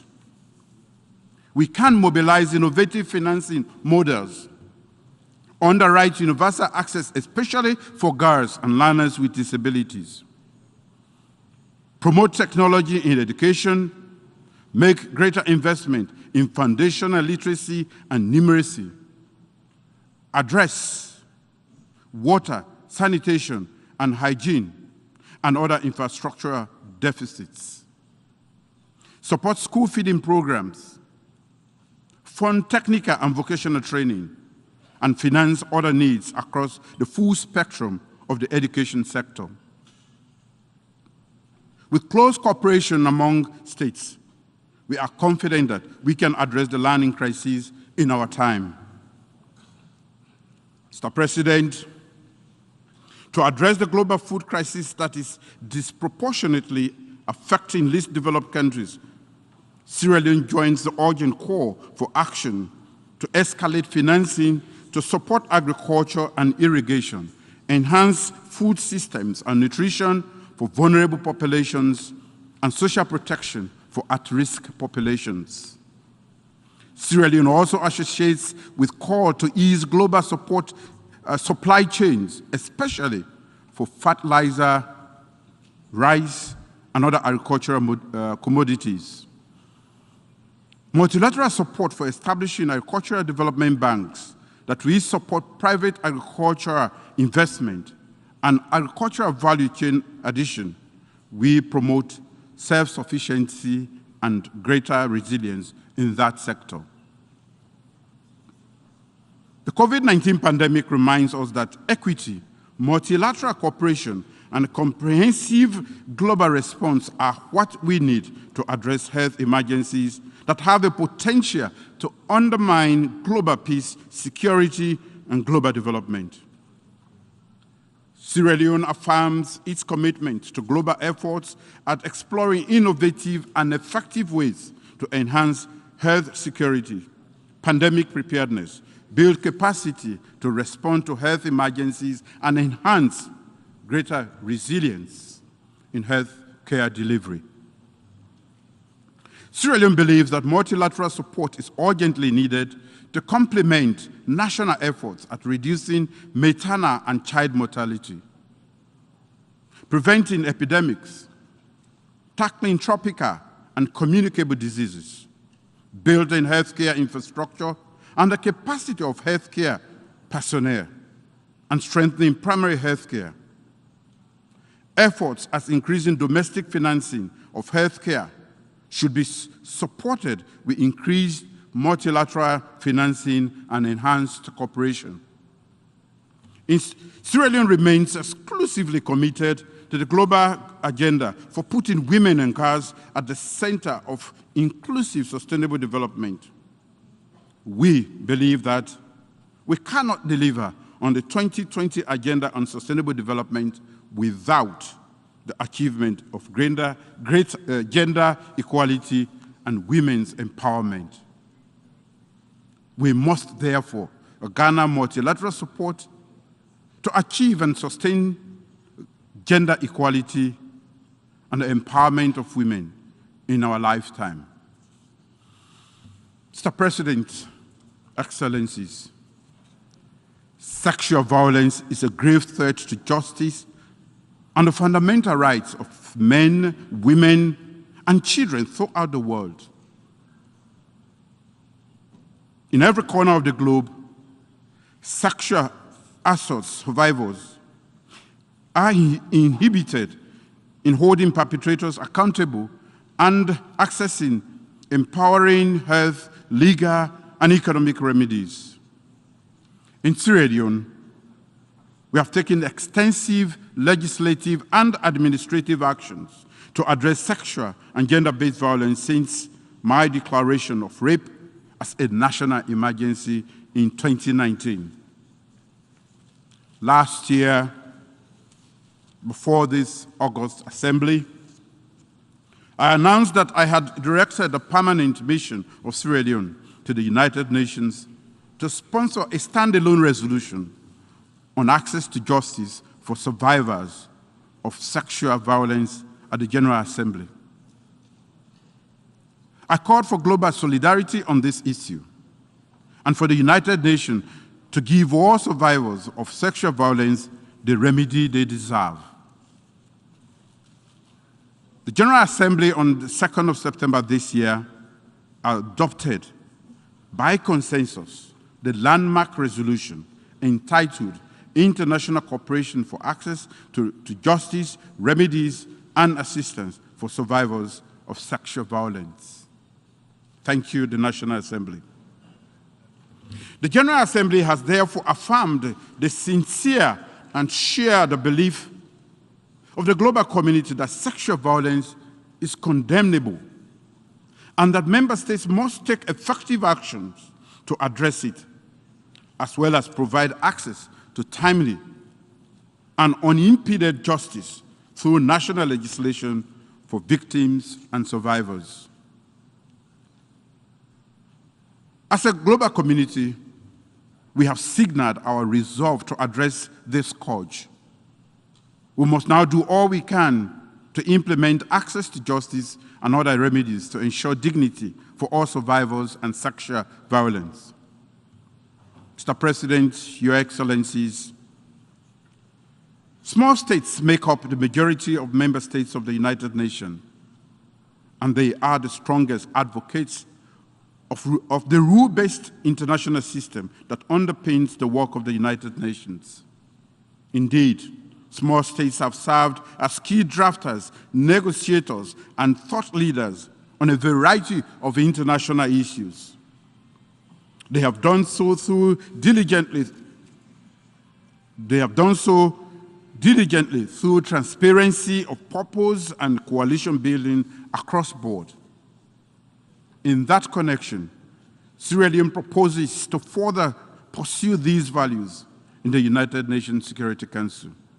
I count on the invaluable and resounding support of this body for Sierra Leone's bid for a non-permanent seat in the United Nations Security Council for the term 2024-2025, with elections to be held in June 2023.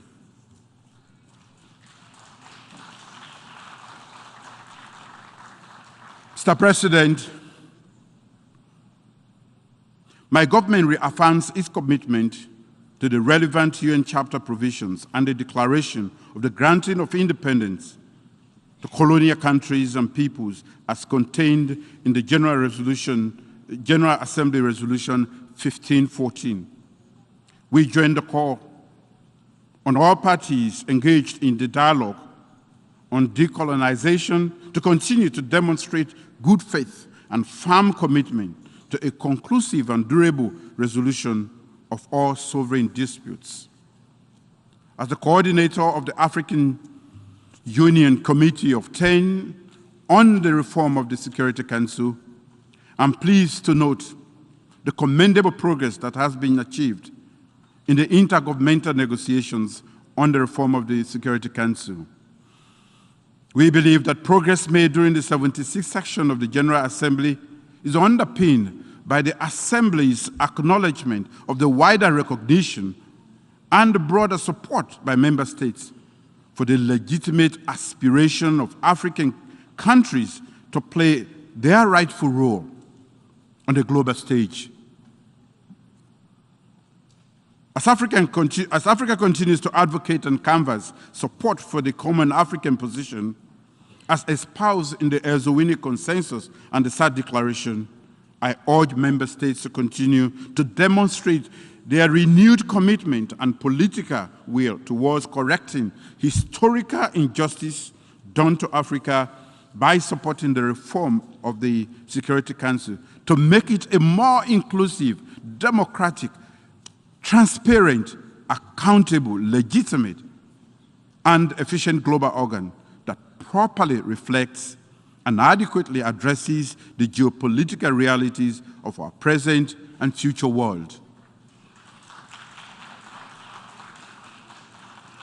Sierra Leone is committed to engaging constructively within the multilateral rules-based order of the United Nations. Only through global cooperation can we engender and implement transformative solutions to global challenges. Thank you for your attention. On behalf of the Assembly, I wish to thank the President of the Republic of Sierra Leone for the statement just made, and I request protocol to escort His Excellency. The Assembly will hear an address by His Excellency Alar Karis, President of the Republic of Estonia. I request protocol to escort His Excellency.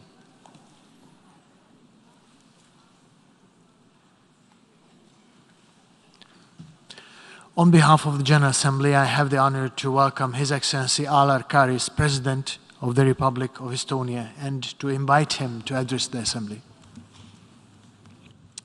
Mr. President, Mr. Secretary General, Excellencies, ladies and gentlemen.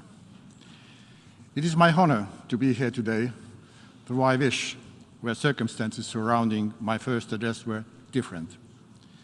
A year ago, Mr. Secretary General presented this inspiring report, Our Common Agenda, outlining his vision for the next 25 years of global cooperation, and initiated discussions of how to reinvigorate multilateralism and achieve sustainable development goals. I support the goals of the report, and yet it's a Herculean task because the world is torn apart. We witness the constant brutal violation of the core principles of the UN Charter on every continent. The United Nations itself has become a battlefield where some states try to convince the world that the common values we all are obliged to adhere do not exist. The only standard we must follow is the UN Charter, our unique common promise of peace for all nations, large and small, a promise of advancing fundamental human rights, the equal rights of men and women. It is not a choice. It is a collective responsibility to ensure that peace, justice, and human rights prevail. On 24 February, the Russian Federation, a permanent member of the United Nations Security Council, attacked the democratic and peaceful sovereign Ukraine. Russia started a war of aggression with a goal to end the sovereignty of its neighbor, overthrow its legitimate government, exterminate Ukrainian nation, and implement its abusive order, impregnated of imperialism, self-interest, and dominance. Russian invasion, including the illegal occupation of Crimea and Russia's prior land grabs in Georgia and Moldova, demonstrate Russia's total disrespect of international law, the rules-based international order, and as an assault of a United Charter, every value and principle the United Nations stands for. This brutal and unjustified aggression is the most serious threat to the global peace and security since the end of the Second World War, and challenges the very foundation of UN system, undermining the security of all members of the international community. Some colleagues are hesitant to take sides vis-à-vis Russian aggression. Some argue that this war is between Russia and Ukraine. I see the aggressor and the victim. Legally, as well as morally, there is only one right side to take. Standing in a gray zone encourages the aggressor, undermines this organization, and fuels human suffering. In recent years, we have witnessed devastating human suffering in Afghanistan, Myanmar, Yemen, Syria, Sahel, and the Horn of Africa, just to name a few. The war aggression of Russia makes finding solutions to these conflicts only more difficult, as it has increased food insecurity, adds stress on the global humanitarian relief system, and bolsters economic crisis. Ladies and gentlemen, I visited Ukraine 2 months after the invasion began. The sight was horrific. I lack words to describe the brutality of this scene. The face of war is the same everywhere. Its cruelty will never leave the people who must live. Conflicts only bring horror and misery to mankind. As of August 22nd, the Office of the UN High Commissioner for Human Rights has recorded in Ukraine over 13,000 civilian casualties, with approximately 6,000 killed and nearly 8,000 injured. The actual numbers are significantly higher. Each murder is another evidence of the grave violations of international law by the aggressor. In the strongest terms, we condemn the war crimes committed by Russia in Ukraine. UN Assistant Secretary General of Human Rights reported to the Security Council about credible allegations of forced transfers of unaccompanied children to Russian-occupied territory or to the Russian Federation. We have seen mass graves of tortured civilians. I wonder, are we living in the 21st century? Excellencies, ladies and gentlemen, I want to pay tribute to the immeasurable resilience of the people of Ukraine. We grieve for the victims of Russia's aggression and stand with Ukraine in ensuring the future of its people and nation. This brave nation is fighting for values set in the UN Charter, the noble cause of freedom, democracy, and human rights. According to the UN Charter, Article 51, helping Ukraine to protect its right to exist is our collective obligation. At the same time, it is disturbing that the United Nations Security Council, a body that bears the chief responsibility for maintaining international peace and security, has been paralyzed and utterly unable to play its role. Russia has abused its veto power to block the Council from adopting any decisions regarding the grave violation of sovereignty and independence of Ukraine. The Security Council lies in the heart of the UN. It is shameful that since February 24, it has adopted only one statement on Ukraine. How many devastating wars will it take to move forward the long overdue Security Council reform?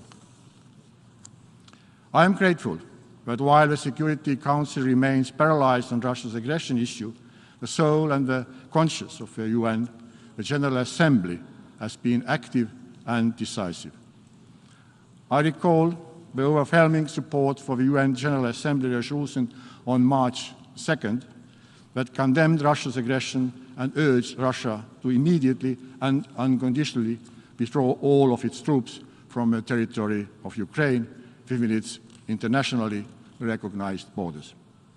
We deplore the Russian Federation's failure to implement this resolution, as well as its failure to comply with its legally binding order by the International Court of Justice on the 16th March of 2020, requiring Russia to immediately cease its use of force against Ukraine. Estonia has always been a strong proponent of curbing the absolute veto power, and even more so when it has been used to cover war crimes and crimes against humanity.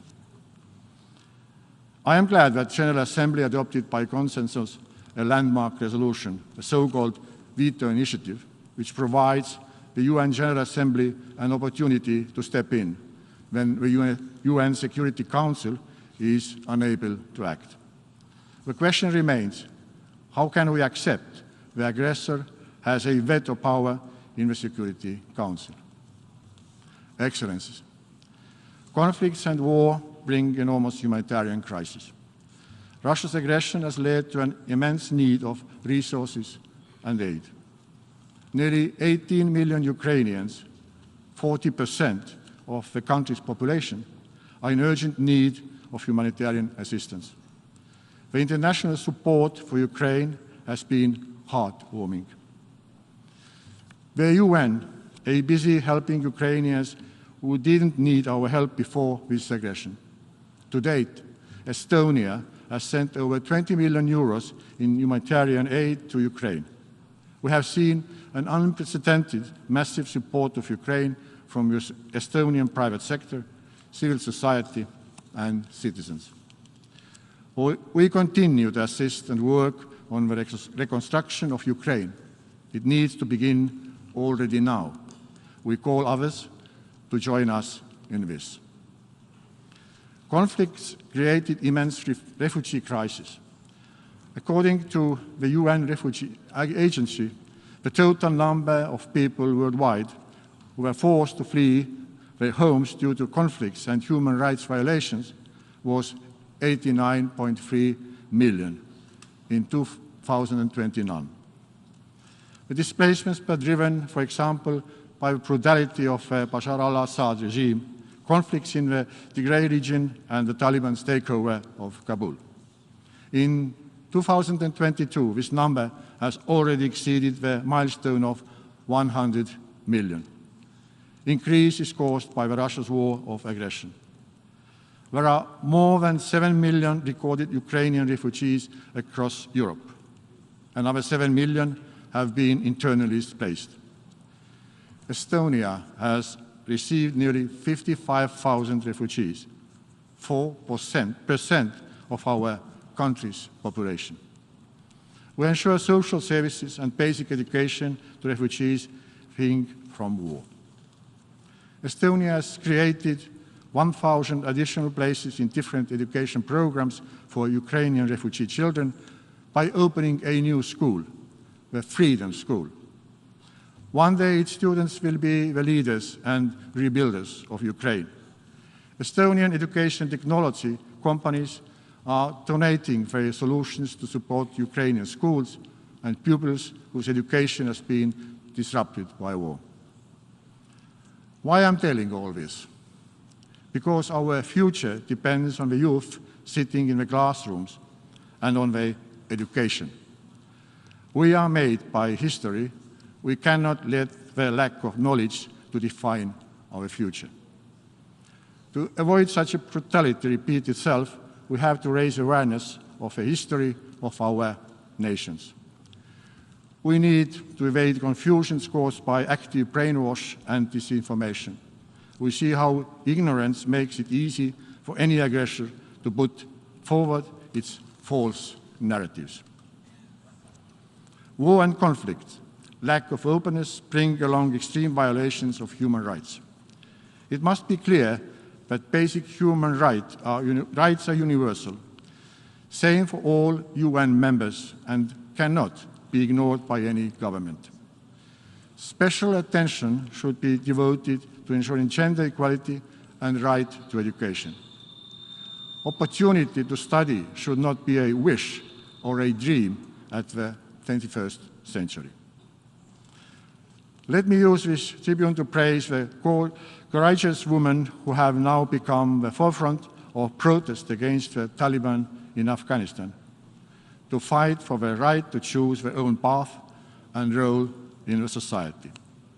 It is our profound duty to support the struggle. I call on de facto leaders of Afghanistan to immediately stop harassing the UNAMA Afghan female staff. Respecting universal human rights is not a choice. Neither culture nor religion can be invoked by justify human rights violations. In the same vein, we welcome the release of an assessment report of human rights situation in Xinjiang by Office of the UN High Commissioner for Human Rights. The report underscores the serious human rights violations occurring in Xinjiang, which may constitute international crimes, in particular crimes against humanity. This is extremely alarming and requires urgent attention by the international community. Ladies and gentlemen, there remains little dispute over the existential crisis posed by climate change. We witnessed devastating flooding in Pakistan caused by erratic monsoon rains. In solidarity with the people of Pakistan, Estonia provides help to those severely affected. Russia's aggression also brings further pain to those already suffering from the impact of pandemic, conflicts, famine, and climate change. Let me be very clear. This global food and energy crisis. The head of the UN World Food Programme has warned that Russia's aggression will lead to the worst food crisis since the Second World War. This physics and in life the cause triggers a reaction. Russia's aggression triggered the global food and inflation crisis. We have witnessed Russia's occupying forces stealing Ukraine's grain supplies, burning down warehouses and destroying grain fields. Market disruptions are not caused by sanctions.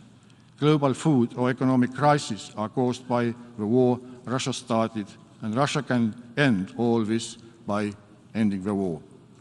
Yet, Russia has no intention to end the war. Instead, Russian regime decided to escalate. We find it cynical nuclear threat totally unacceptable. It is a threat to global community. To alleviate this crisis, the EU has launched the EU-Ukraine Solidarity Lanes initiative. It has helped to export over 6 million tons of predominantly agricultural goods from Ukraine. Estonia also welcomes the Black Sea Grain Initiative that was signed in Istanbul on 22nd of July, brokered by the UN Secretary General and President of Turkey. We must keep the international pressure on Russia to monitor Russia's adherence to the deal and its extension. Excellencies, to follow with deep concern the situation is one of the world's largest Zaporizhzhia nuclear power plant. Russia has occupied the plant and turned it into a combat zone. The risk of a nuclear disaster is very real. This power plant should be demilitarized without delay and full control of a planned return to Ukraine. Moreover, it is essential to grant international experts a persistent and unfettered access to the facilities of power plant. I regret that last month Russia also shamelessly blocked the consensus concerning the outcome document of a review conference of a treaty of non-proliferation. Estonia has been vocal in addressing the issue of cybersecurity in the UN. We continue these efforts to elevate cybersecurity as an essential component of the UN's international peace and security agenda. Russia has demonstrated how state-provided malicious cyber tools are used alongside conventional weapons. Russia's cyber attack against the satellite communications of Ukraine on 23rd of February served to prepare and facilitate Russia's on-the-ground invasion. Excellencies, it is our duty to ensure accountability and justice to all levels. Impunity breeds impunity and leads to the new crimes to be committed. It is the utmost importance that there are independent and effective investigations into the atrocity crimes and crimes of aggression committed against Ukraine, also in Syria, Ethiopia, and elsewhere. We must provide justice to victims and bring those responsible for atrocities and genocide to trial. Estonia fully supports the investigation led by the International Criminal Court. We give most serious consideration to the establishment of an independent special court for the crimes of aggression and the compensation mechanisms for the damages caused by the aggression. We support all initiatives attempting to secure accountability. To conclude, the war in Ukraine affects us all. It is our common duty to push back the ugly manifestations of imperialism, colonialism, and racism of Russia. Russia must understand that the road they have taken is disastrous, and the war they have started cannot be won. If we stop caring, if we get tired, if we fall into indifference, the aggressors and criminals will only be empowered. This is not the world where we want to live, nor the world we want to leave to the future generations. The United Nations is and remains the cornerstone of our multilateral, rules-based world order. It is relevant to put to the rest we cannot fail. The UN must emerge from this watershed moment stronger, more united, and more relevant than ever before. Thank you for your attention. On behalf of the Assembly, I wish to thank the President of the Republic of Estonia for the statement just made, and I request protocol to escort His Excellency. And now the Assembly will hear an address by His Excellency Nana Addo Dankwa Akufo-Addo, President of the Republic of Ghana. I request protocol to escort His Excellency. On behalf of the General Assembly, I have the honor to welcome His Excellency Nana Addo Dankwa Akufo-Addo, President of the Republic of Ghana, and to invite him to address the Assembly.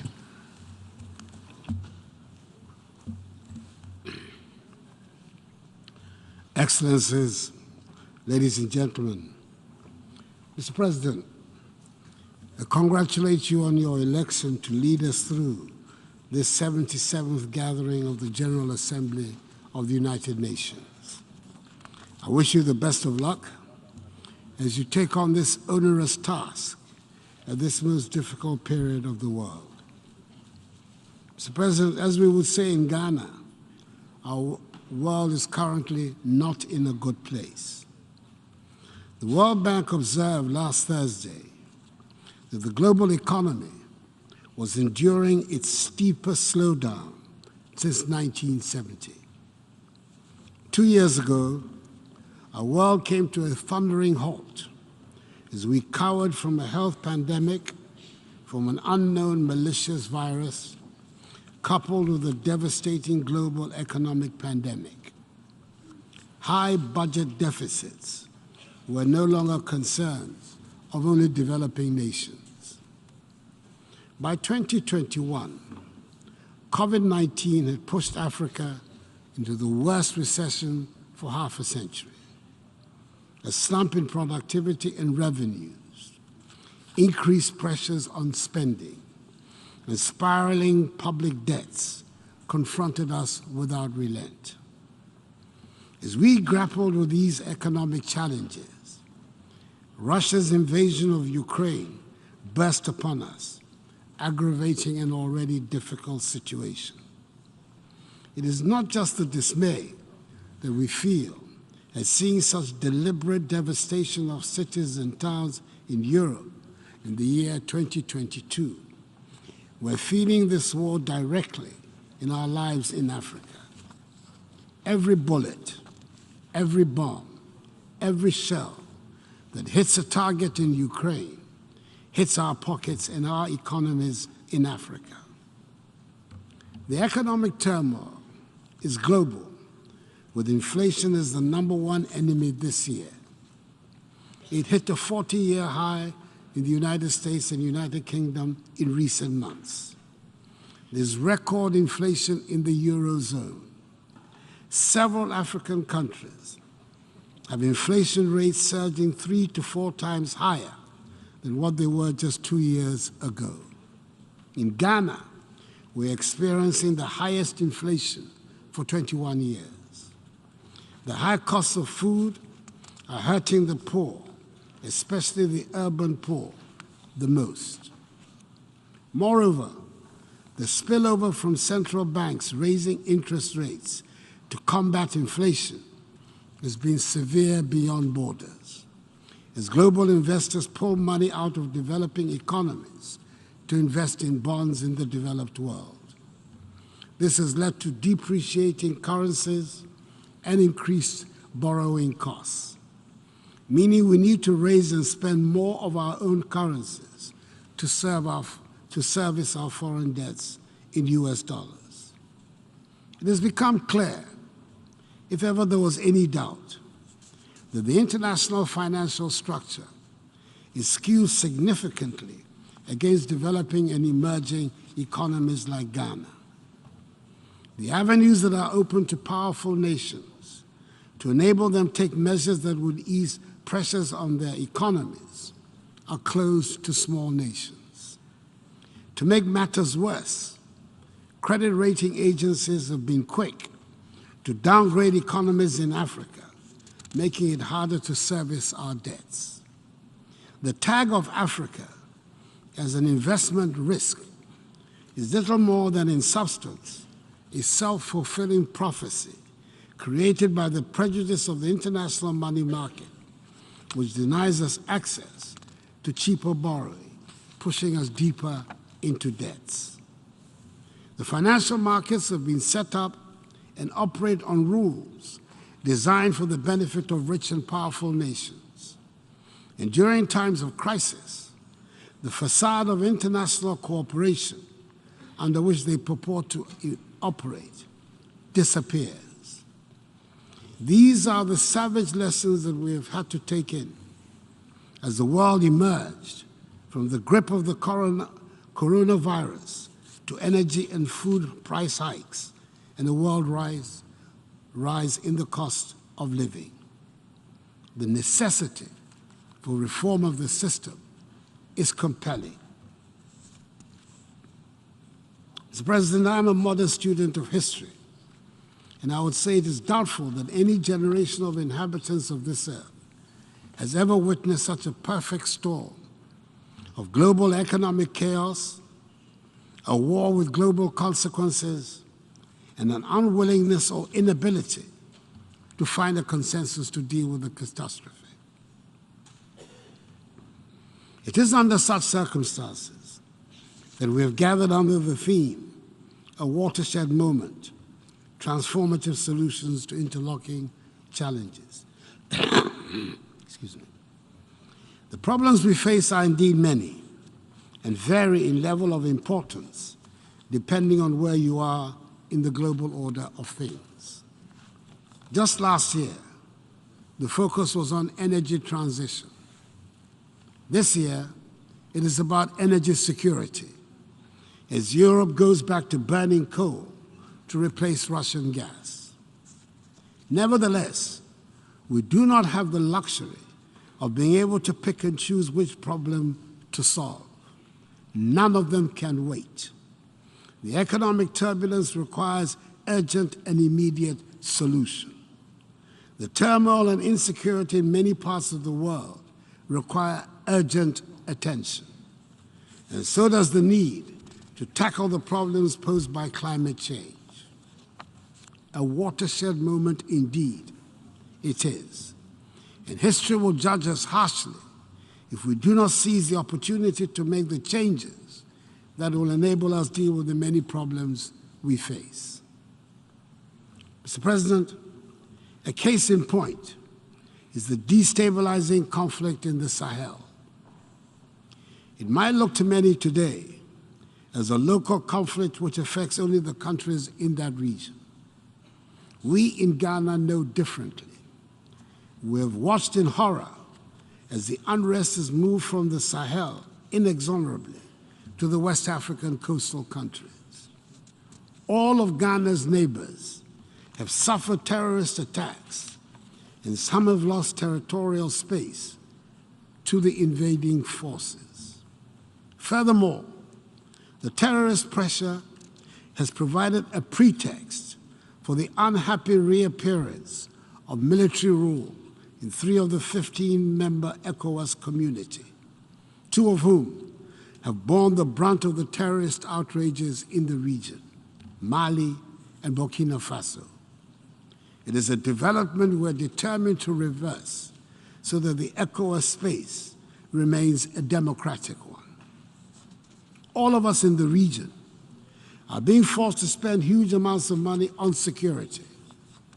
This is money we should be spending on educating and giving skills to our young people, on building much-needed roads, bridges, hospitals, and other such infrastructure, which we are spending to fight terrorists or to keep them out from destabilizing our countries. This is a global problem, deserving the attention of the world community for a global solution. Mr. President, I'm contributing to this debate on a date that has special significance for us in Ghana. 21st September is the date we mark the birth of our first president, Dr. Kwame Nkrumah.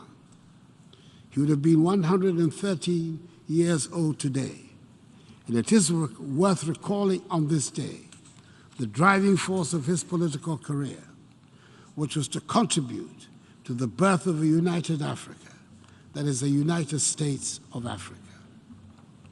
We recognize today more than ever before the importance of the strength and unity of Africa, and we are working to shed that image of a helpless, hapless continent.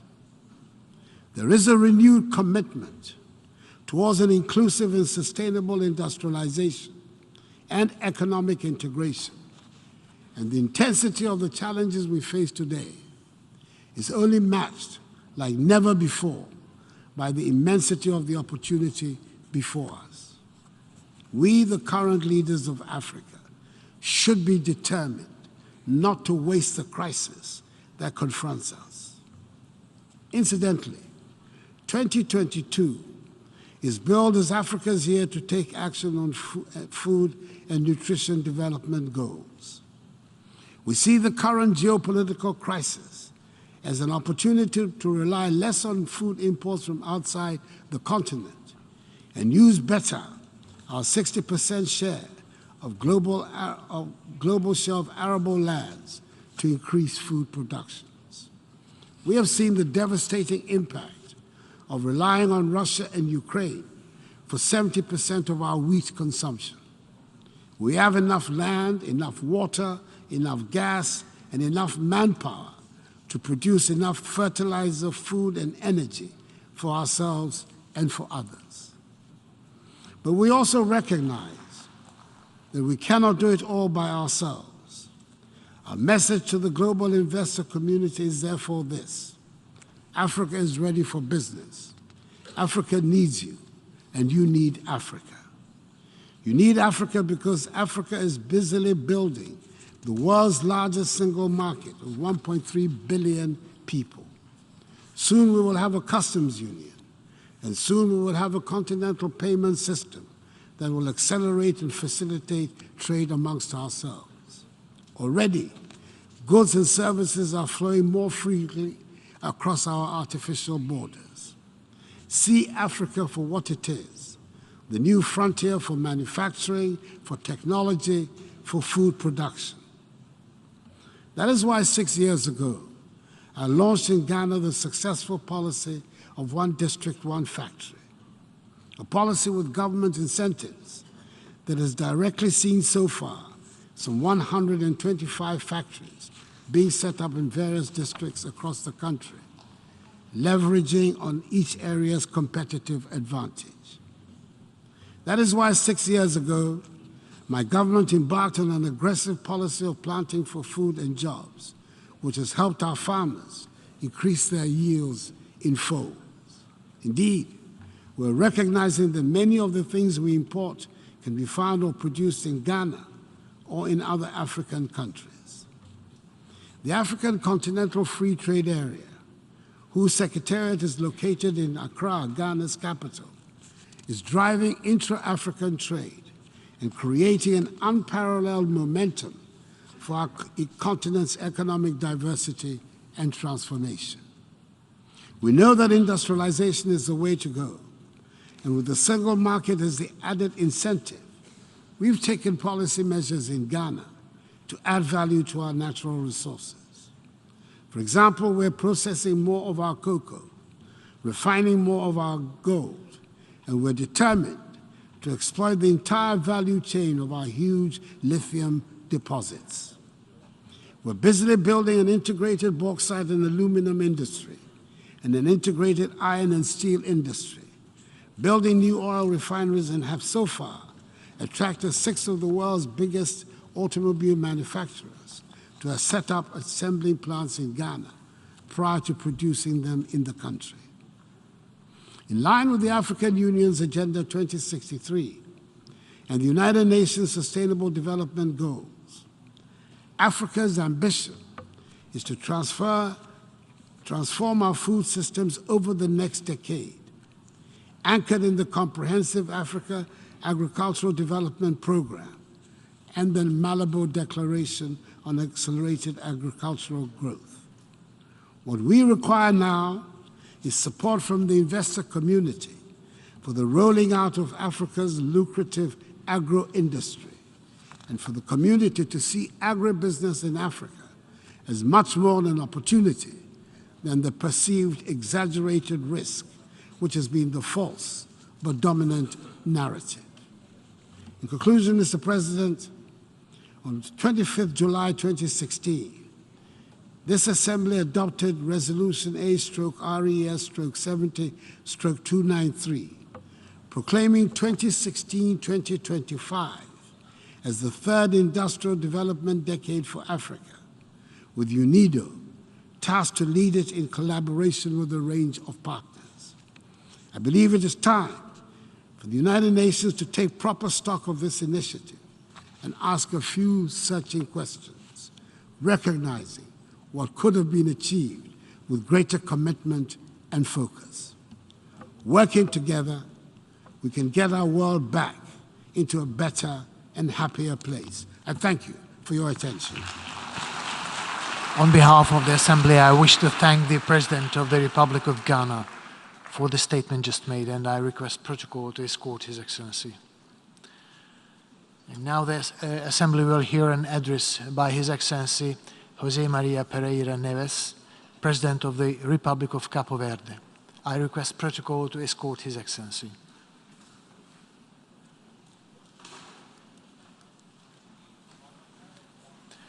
On behalf of the General Assembly, I have the honor to welcome His Excellency Jose Maria Pereira Neves, President of the Republic of Cabo Verde, and to invite him to address the Assembly.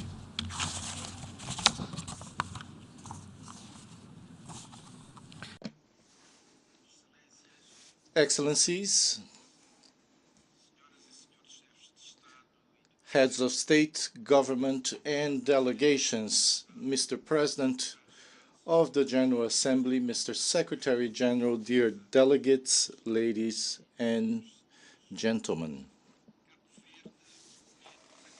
The Republic of Cabo Verde encompasses the inhabitants of the 10 islands that make up the national territory located in the mid-Atlantic off the West African coast, and an immense diaspora, which is our 11th island, scattered throughout the four corners of the world.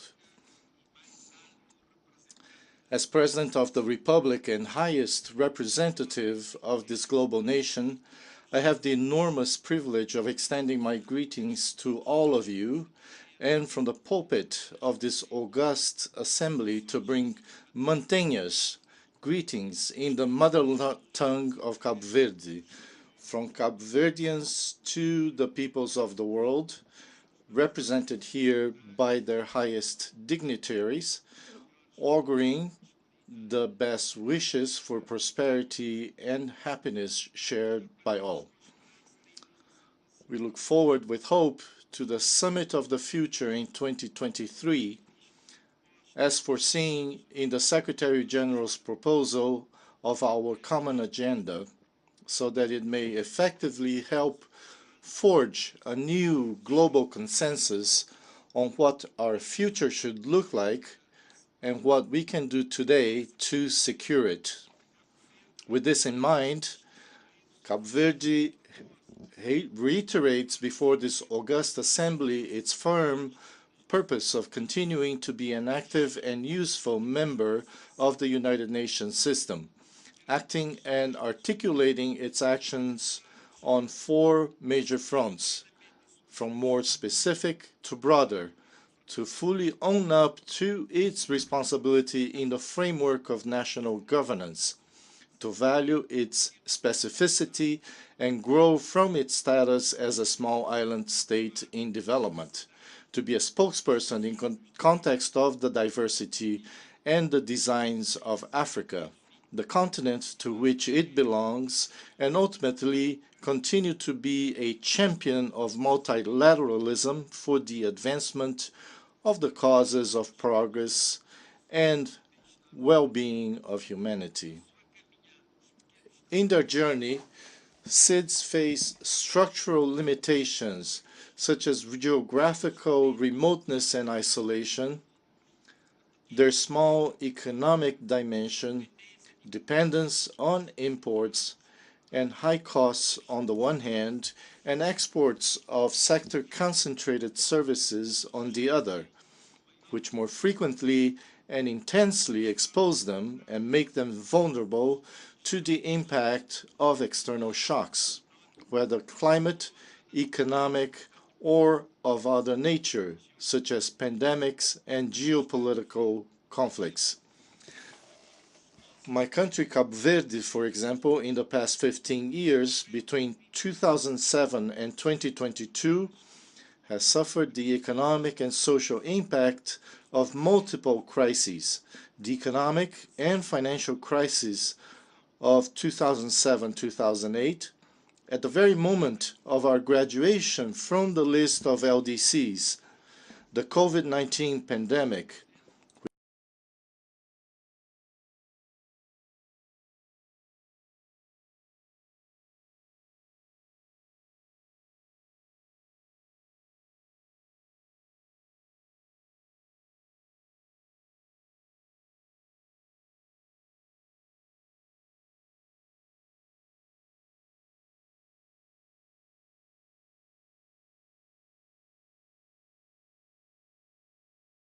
have to progressively overcome its vulnerabilities and increase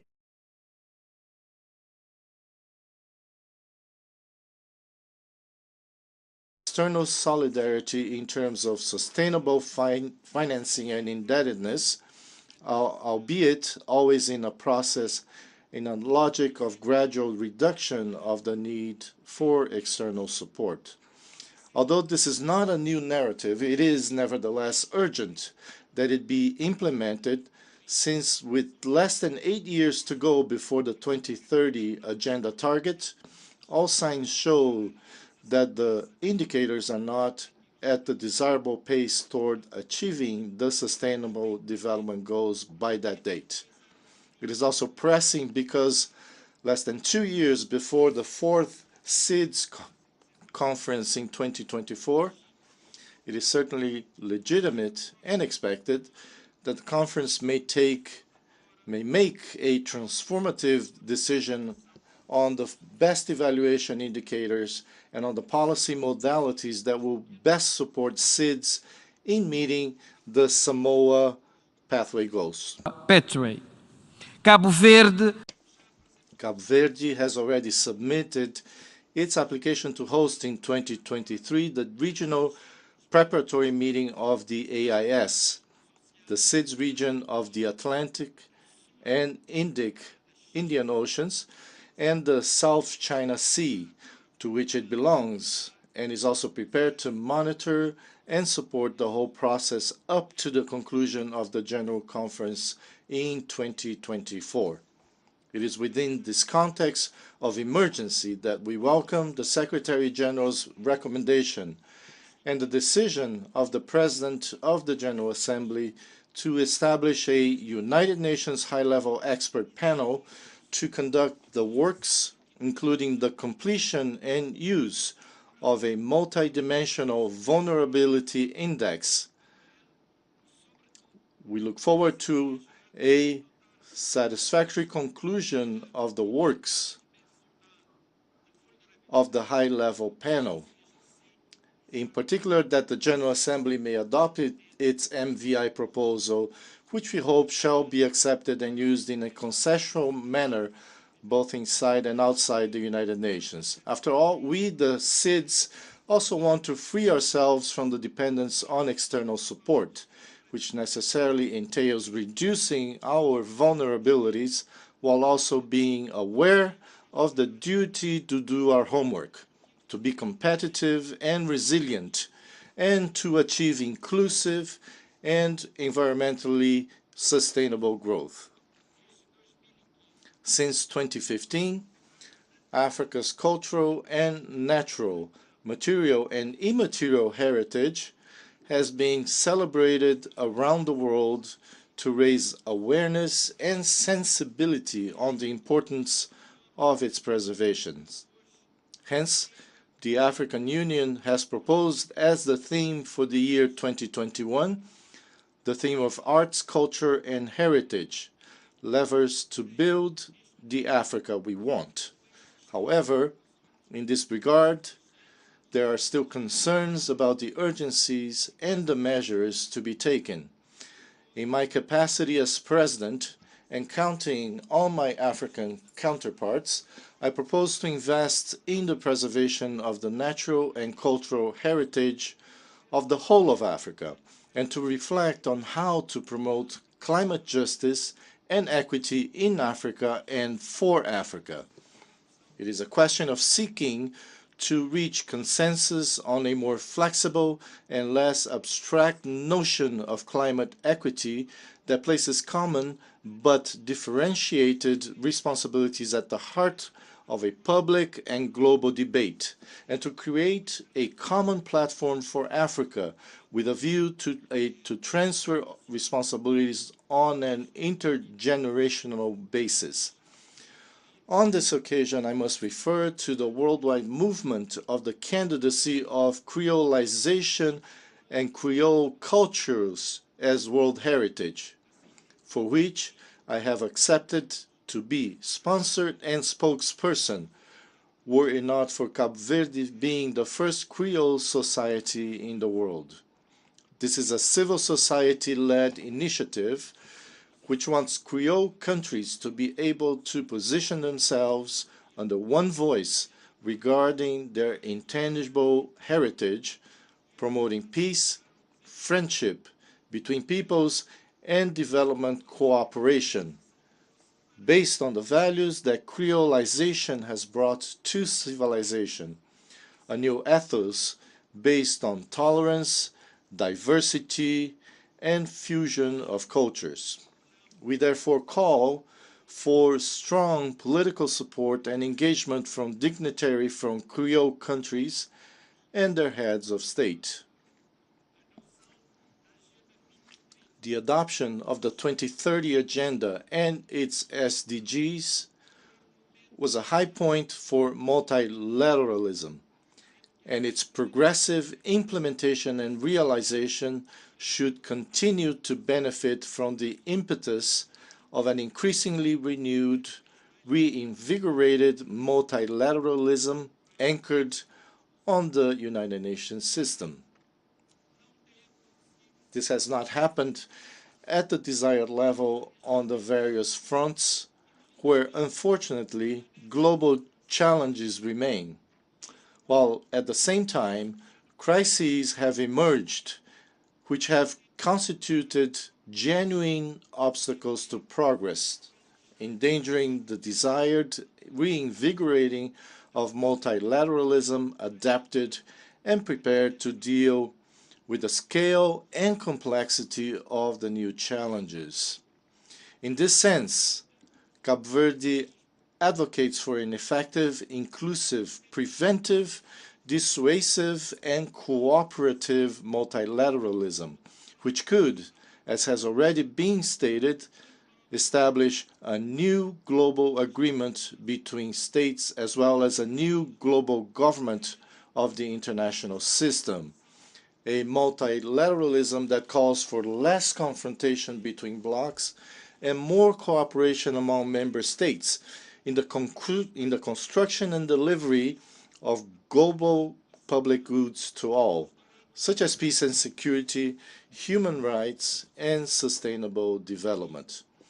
Finally, a multilateralism that is useful and a facilitator of an appeased international context, which opens the doors for countries such as Cabo Verde to more external funding and more and better integration in the regional and global value chains.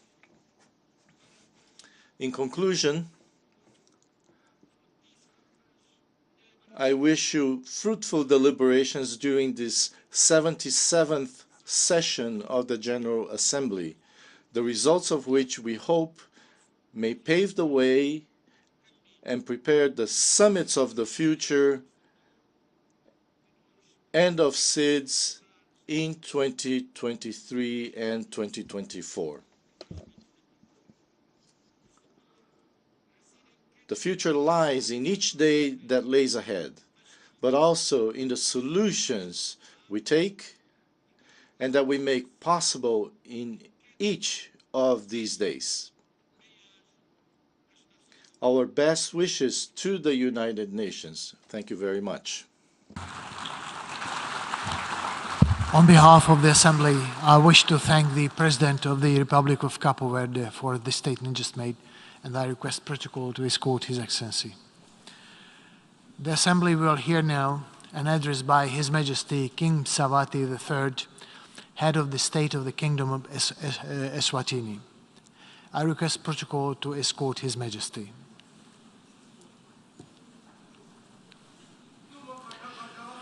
On behalf of the General Assembly, I have the honor to welcome His Majesty King Mswati III, Head of State of the Kingdom of Eswatini, to invite him to address the Assembly.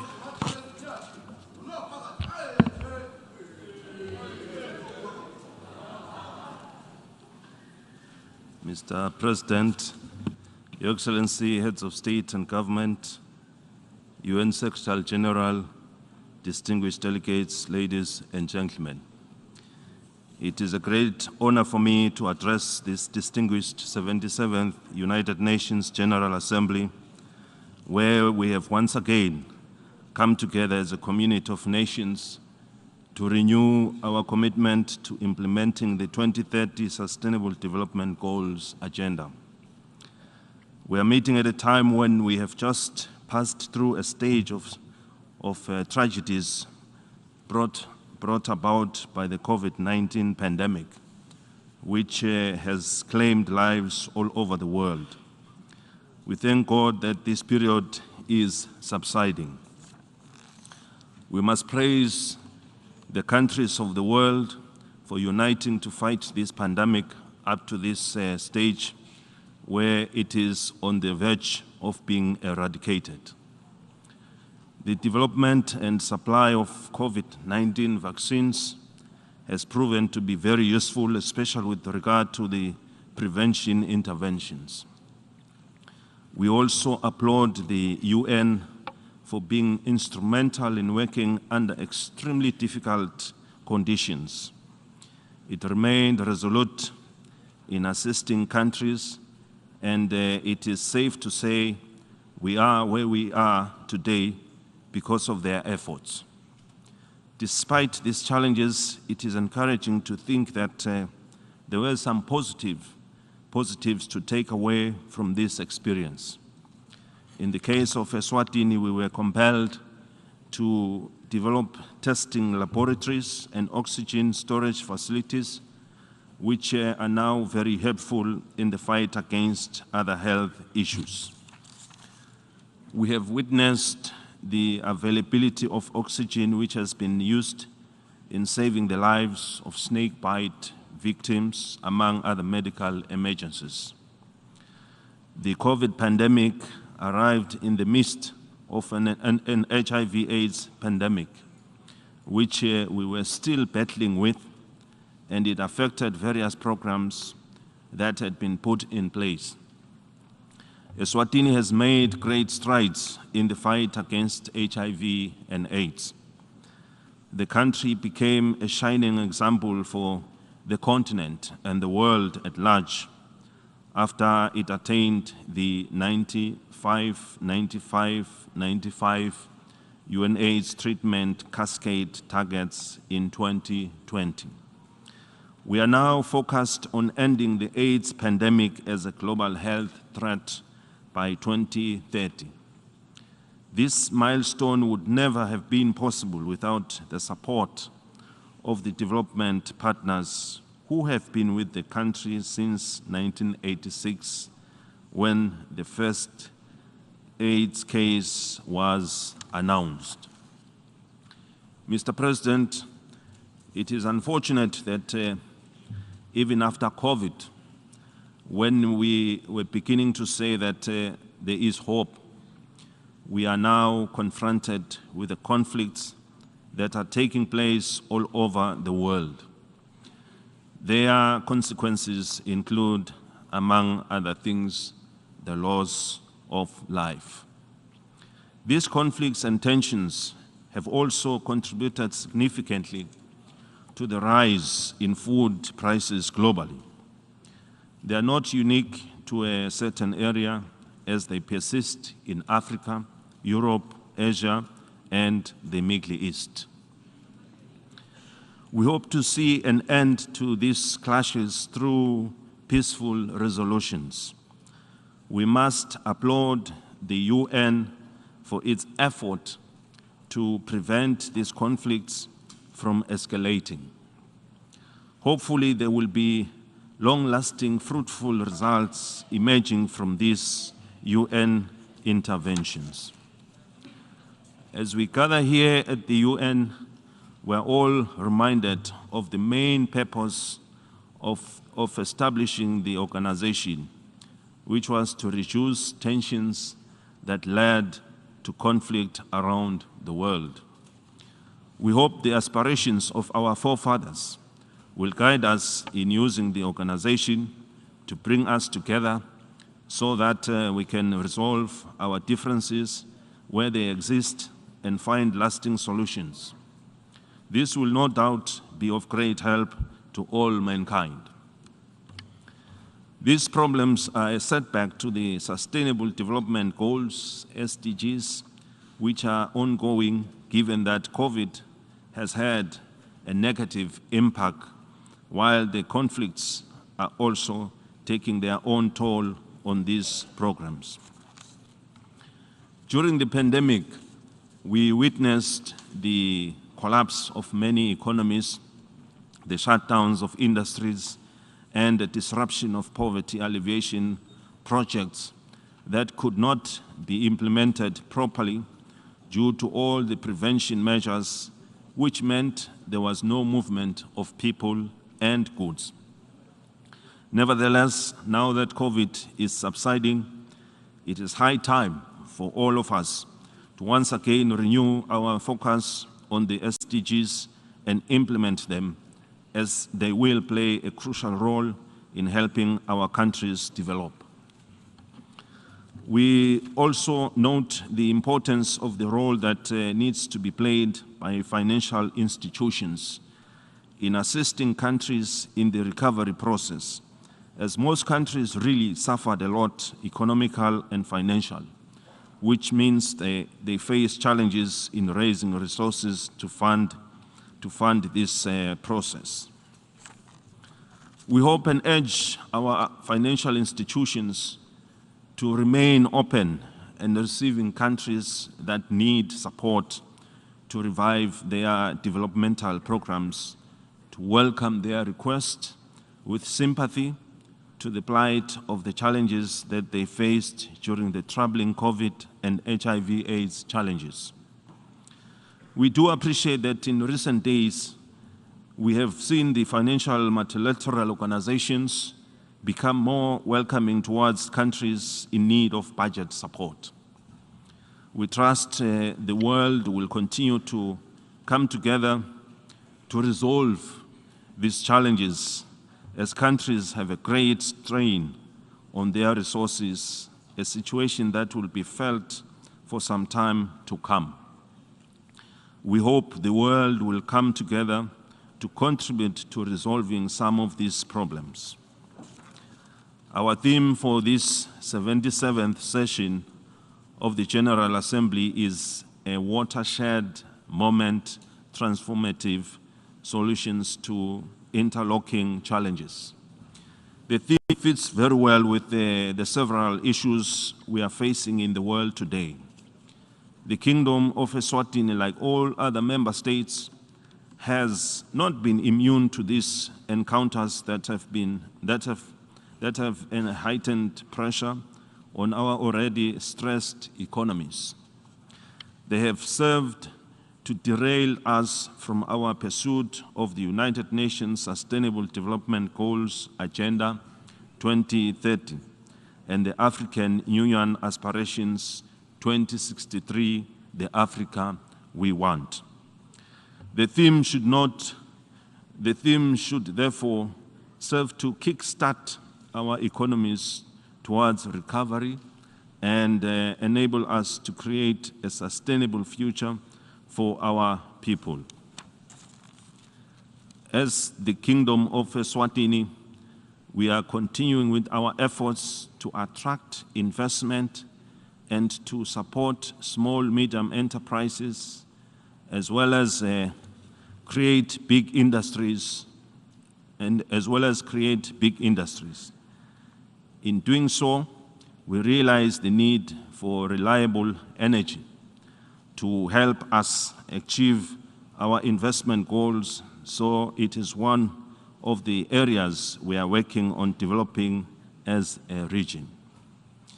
We are also focused on remaining highly competitive, which is why the World Bank Ease of Doing Business ranks us at the top in Africa when it comes to trading across borders. The government has also put in place fiscal support measures to ensure the cost of establishment of businesses and initial operational costs are reduced drastically through a range of options from fiscal to non-fiscal incentives. The creation of special economic zones has placed us at an advantage to leverage our export potential through attracting export-oriented manufacturing projects. Eswatini is also well positioned as a launch pad to the African Continental Free Trade Area, which seeks to boost intra-Africa trade with a market of 1.2 billion people and a combined GDP of 2.2 trillion US dollars. The country is also engaged in creating opportunities for our youth to address the issue of unemployment and poverty. There are opportunities to be explored in areas of ICT, agriculture, and the informal sector, to name but a few. Mr. President, the Kingdom of Eswatini welcomes the new program by the UNDP to support our youth in Africa who want to engage in entrepreneurship to mitigate the issues of poverty. This is a noble idea, and we are ready to embrace it. Food security and ending hunger remain a priority for the government of the Kingdom of Eswatini. We are deploying a double-pronged strategy to address this challenge by providing social safety nets for the most vulnerable groups. We have increased budget allocations, engaged in emergency food aid distribution, providing cash transfers to the elderly and vulnerable school feeding programs, and other support services for disadvantaged populations. With regard to agriculture growth and development, the key projects driven by this public investment include the acceleration of water harvesting and irrigation development, where an average of 1,000 hectares is developed with irrigation every year. We are also creating market-linked agriculture growth opportunities for small and emerging farmers to produce and generate income to enhance their livelihoods. The negative effects of climate change are compelling the kingdom, the government, to build more dams throughout the kingdom for irrigation. Other initiatives include the rollout of input subsidies for staple food crops. The combination of these programs has also increased the production of maize, our staple food, by 30% for 2021-2022 farming season, only 9% short of our national target. With the global stability at stake, Africans have recognized the need to guard against opportunists who seek to take advantage of the fragile economies to advance their agendas. Ours is a history littered with problems of the past and ongoing attempts to infiltrate our countries through covert and overt means. Eswatini is of the ardent belief that Africa must have a permanent representation in the United Nations Security Council, a call made in Ezulwini consensus in 2005. Our position emanates from the fact that every democracy has its exceptionality, and that societies are founded according to different cultural norms and values. We will not tire of the consideration and belated adoption of this call by the UN to bring in the proper perspective on the African polity. When the world faced the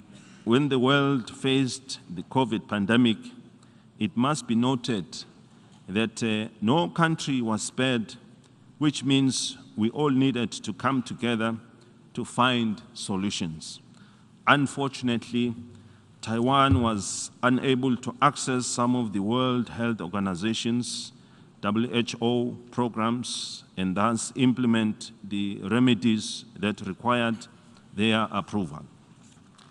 We continue to appeal for Taiwan to be considered for full participation in the UN agencies.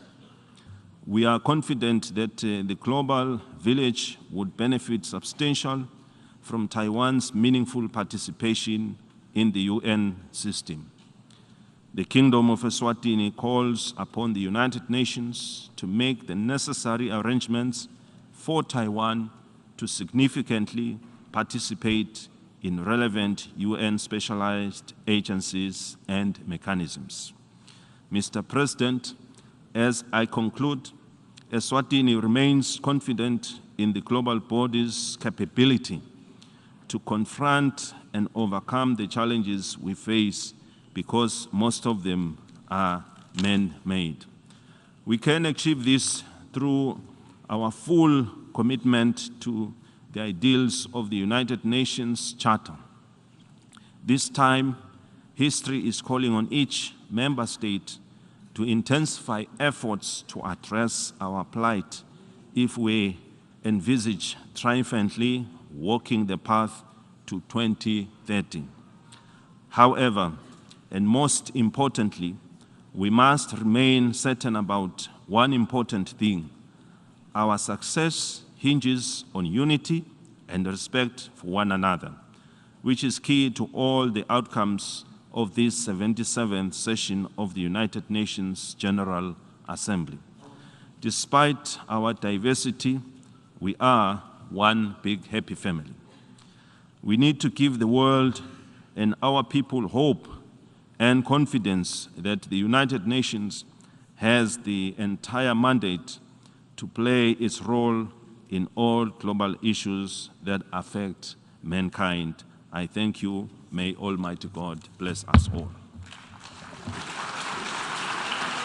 On behalf of the Assembly, I wish to thank the Head of State of the Kingdom of Eswatini, for the statement just made, and I request protocol to escort His Majesty.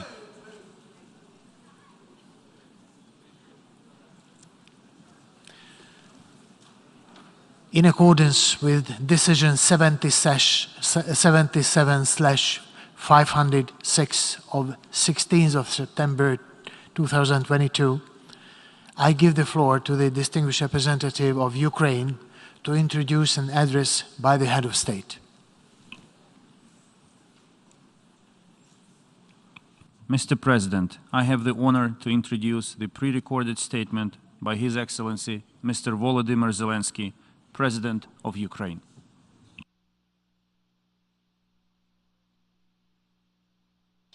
Greetings to all people of the world who value peace and unity between different and equal nations. I wish you all peace.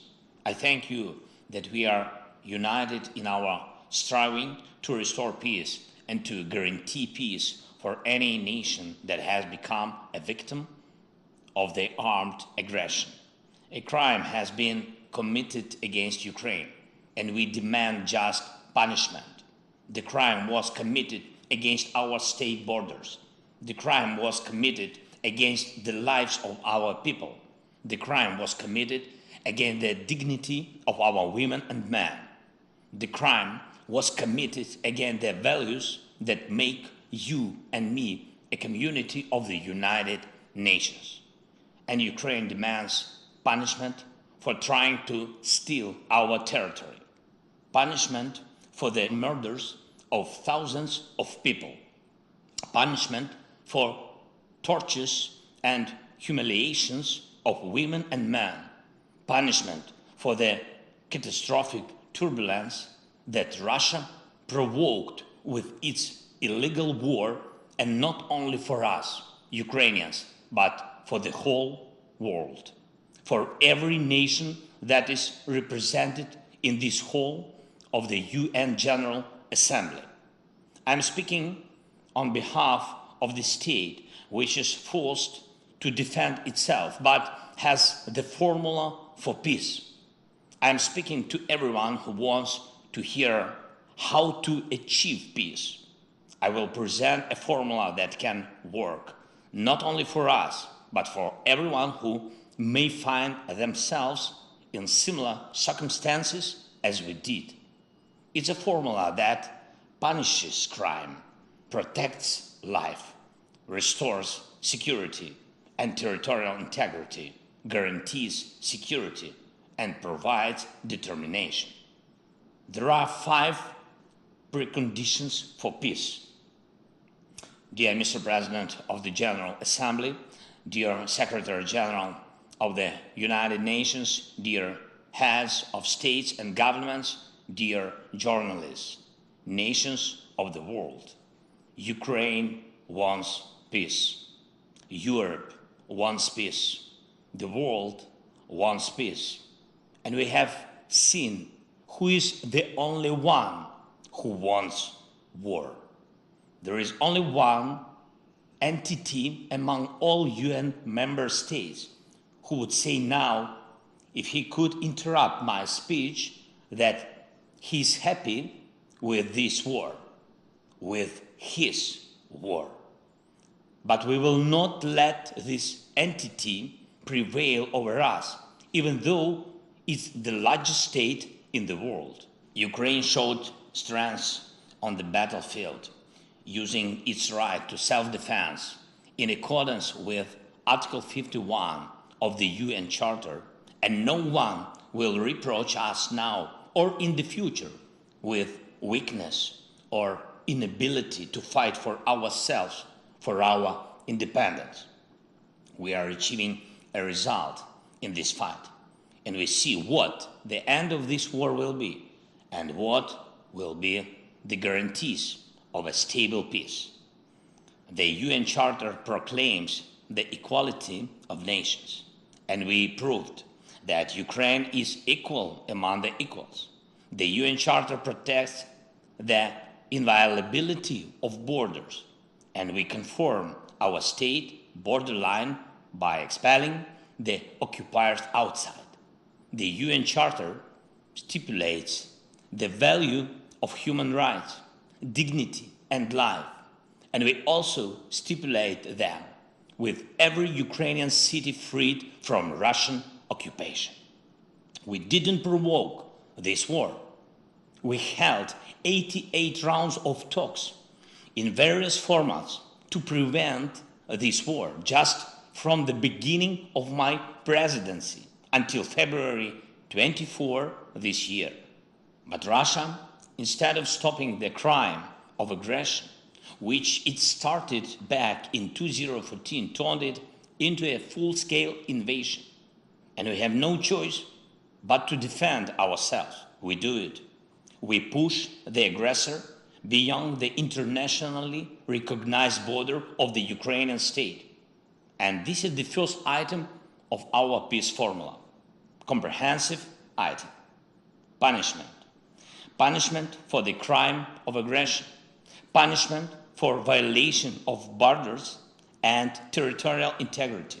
Punishment that must be in place until the internationally recognized border is restored, until the aggression stops, and until the damages and losses for the war are fully compensated. Therefore, sanctions against the aggressor are part of the peace formula. Blocking the trade and relations with the aggressor is a part of the peace formula. All this is a punishment. So long as the aggressor is a party to decision-making in the international organization, he must be isolated from them, at least until aggression lasts. Reject the right to vote, deprive delegation rights, remove the right of veto if it is a member of the UN Security Council, in order to punish the aggressor within the institutions. We shouldn't turn a blind eye to propagandists who justify aggression, but apply a full package of personal restrictions against them. That is a punishment for lying. Citizens of the aggressor state shouldn't be allowed to enjoy tourism or shopping in the territory of those who value peace, but should be encouraged through visa restrictions to fight against the aggression of their own state. Punish for abetting the evil.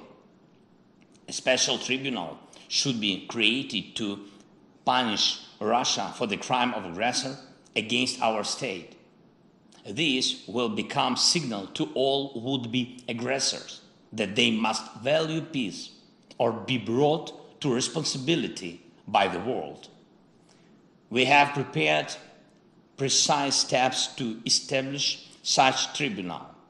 They will be presented to all states. Ukraine will appeal to the UN General Assembly to support an international compensation mechanism. We count on your support. Russia should pay for this war with its assets. It's also a punishment. This is one of the most terrible punishments for Russian officials who value money above everything else. The second item of the peace formula is the protection of life, the most concrete item. Now, while the sessions of the General Assembly continue in the Ukrainian town of Izum, Kharkiv region, the exhumation is underway of bodies from a mass burial which happened when the territory was controlled by Russian troops. The bodies of women and men, children and adults, civilians and soldiers were found there, 445 graves. There is a family that died under the rubble of a house after a Russian airstrike. Father, mother, 6- and 8-year-old girls, grandparents. There is a man who was strangled with a rope.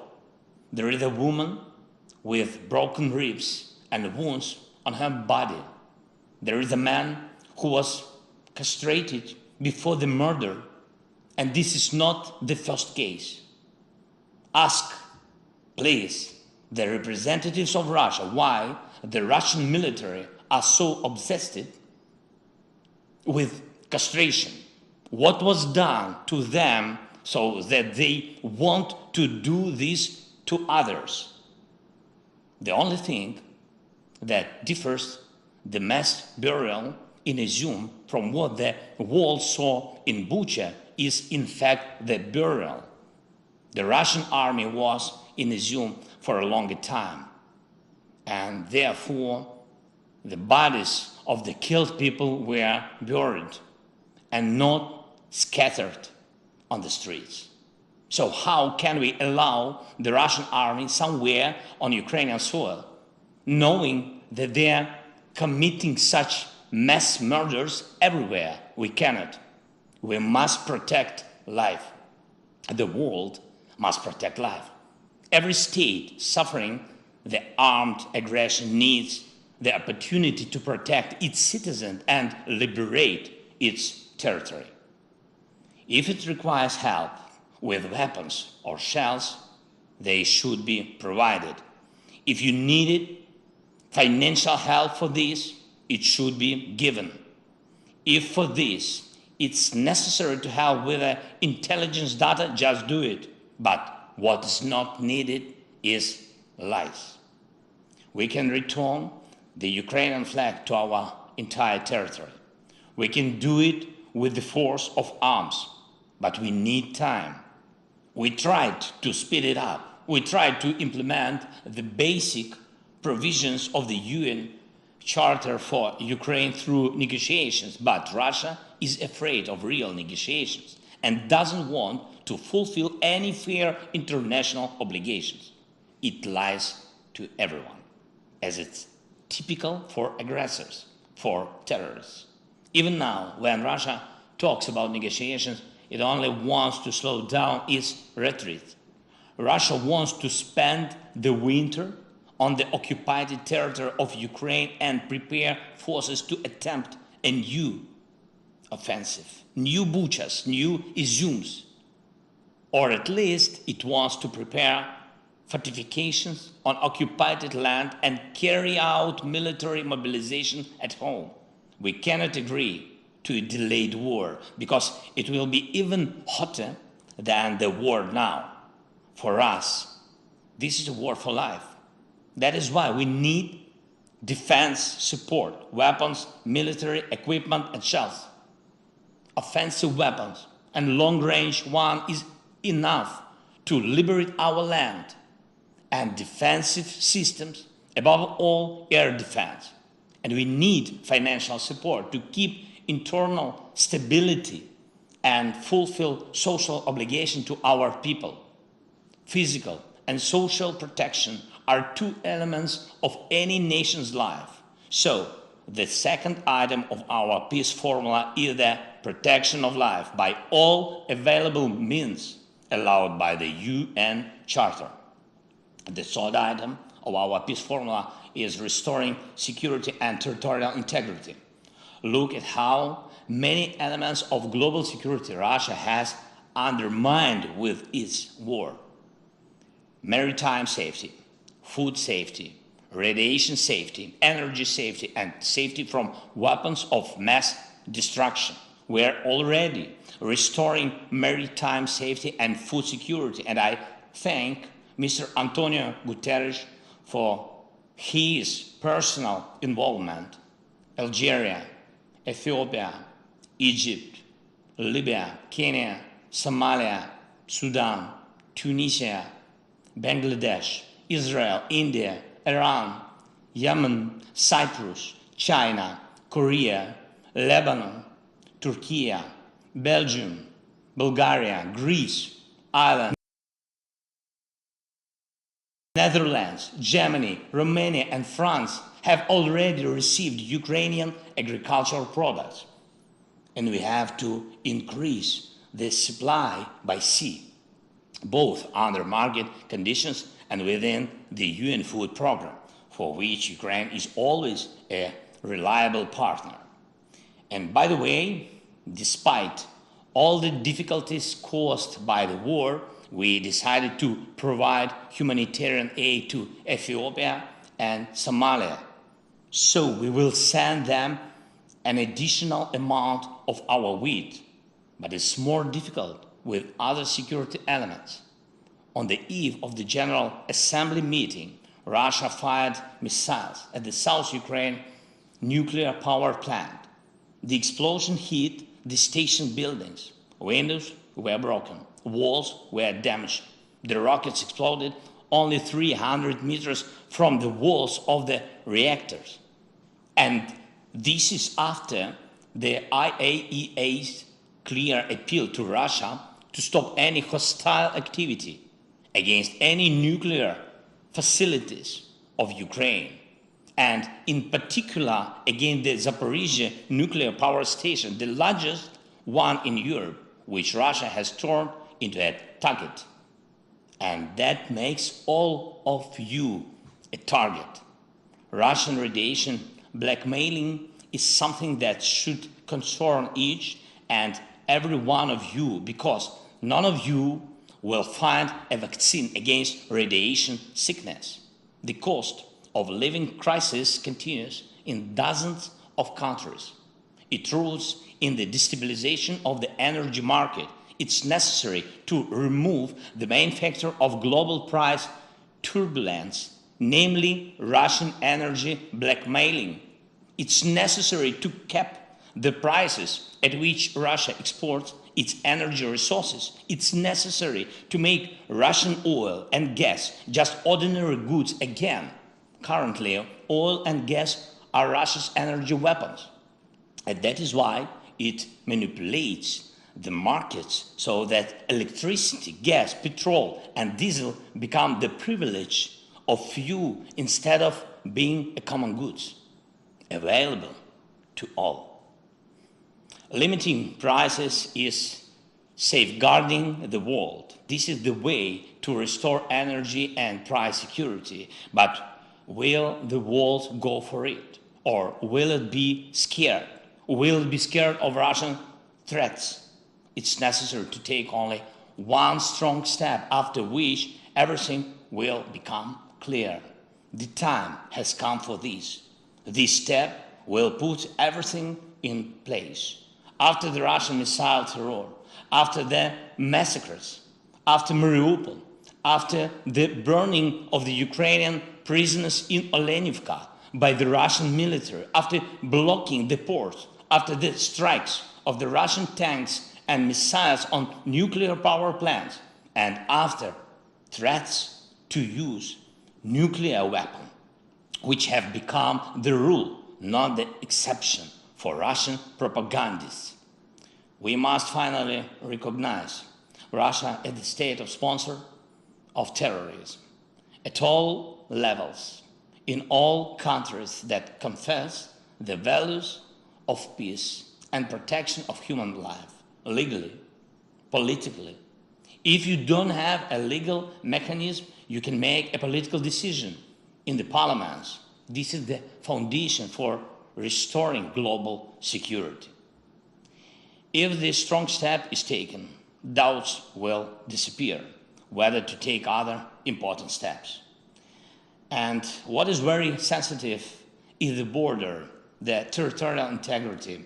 When one country tries to steal the territory of another state, it puts all of the world nation under attack. Global security cannot be restored without restoring the territorial integrity of the nation which suffered the armed aggression.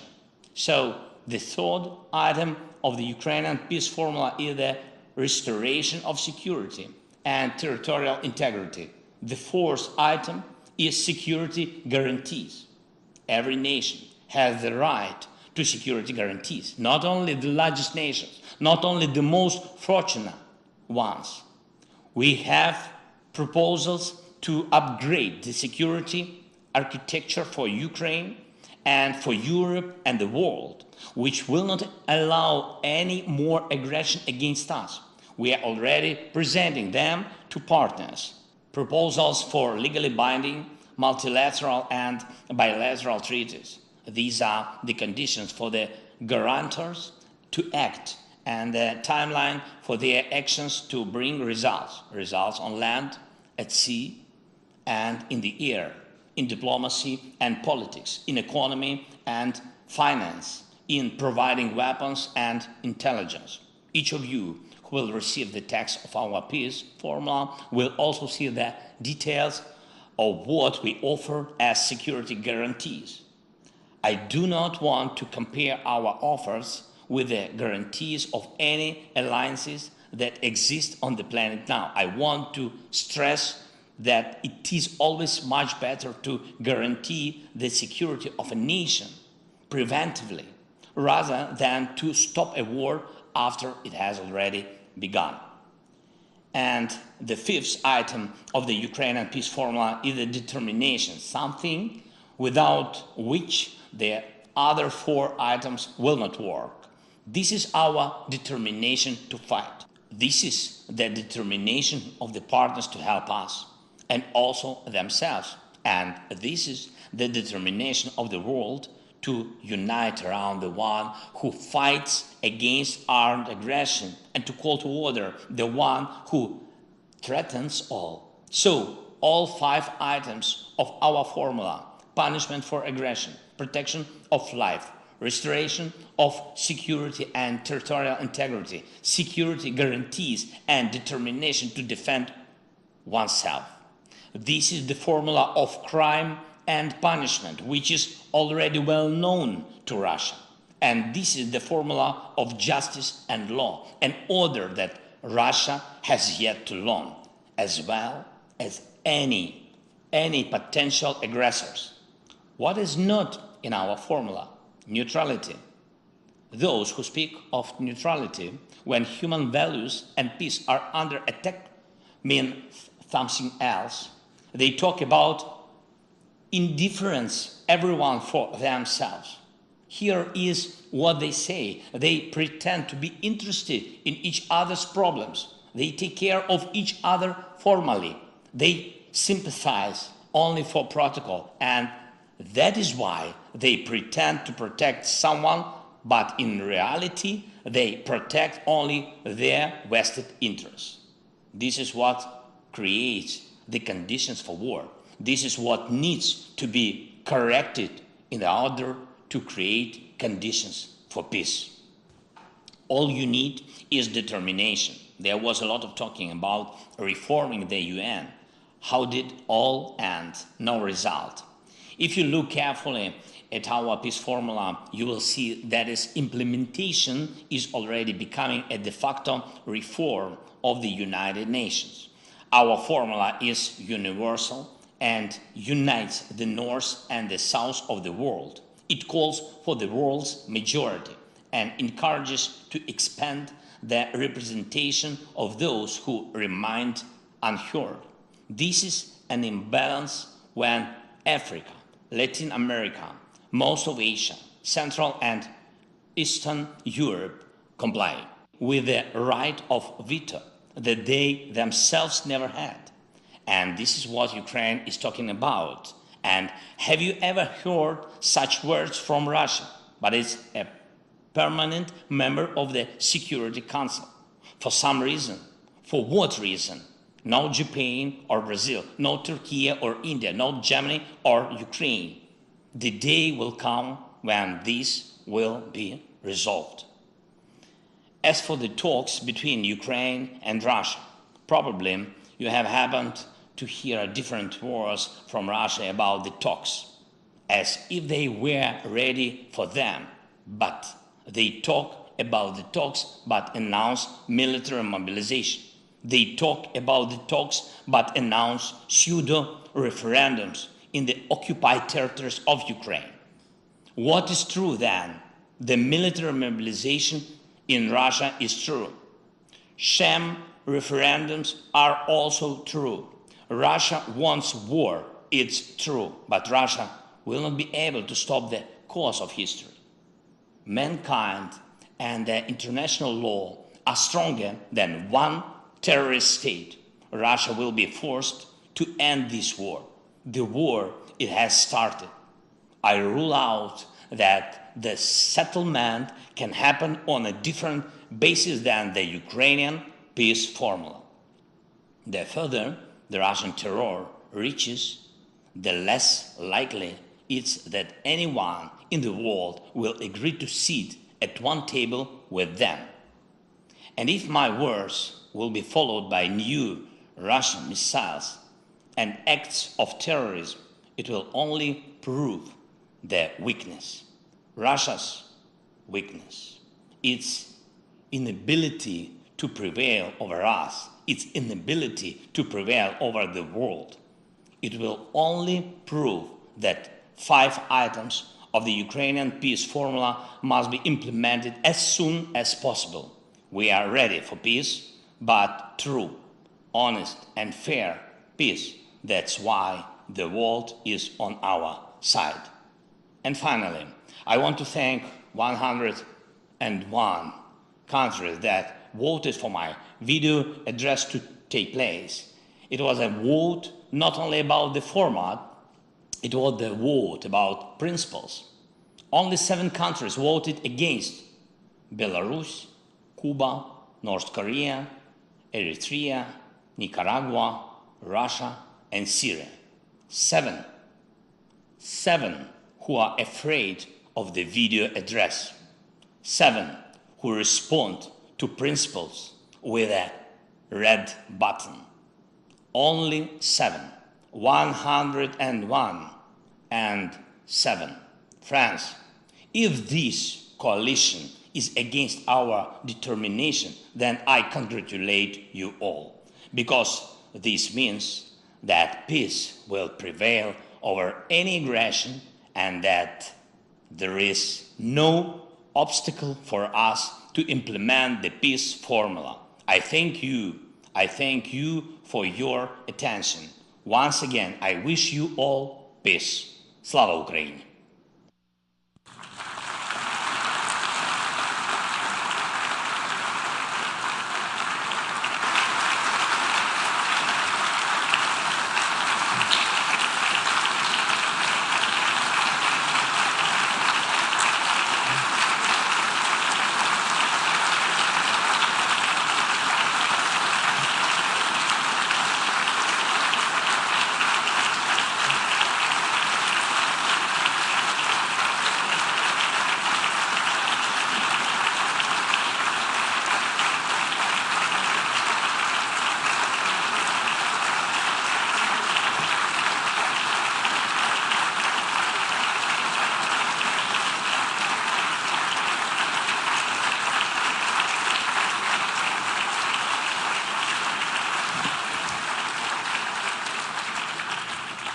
On behalf of the Assembly, I wish to thank the President of Ukraine for his statement just made.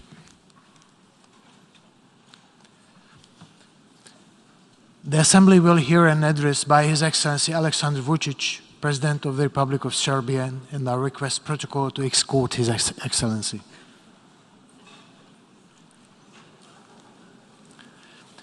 On behalf of the General Assembly, I have the honor to welcome His Excellency Alexander Vučić, President of the Republic of Serbia, and to invite him to address the Assembly.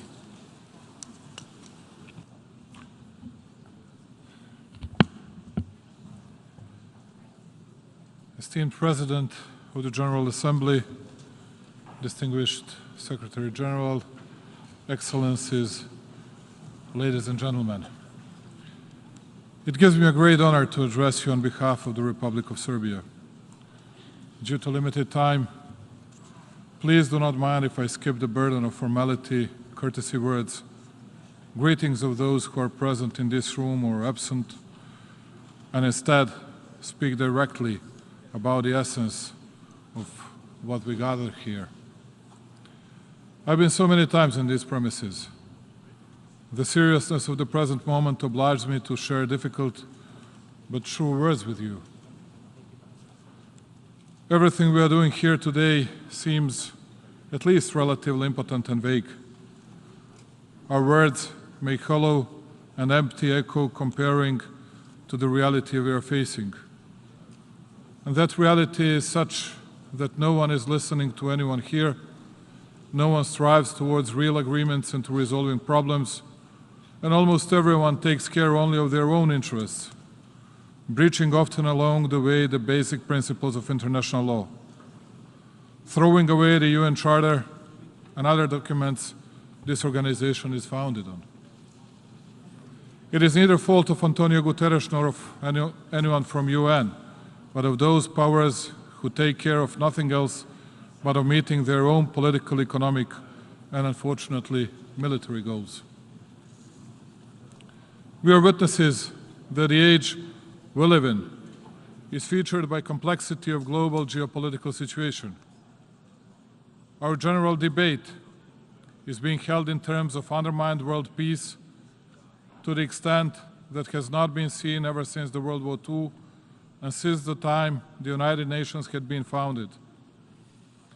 Global challenges we are facing are threatening to radically change international security architecture and jeopardize established international legal order.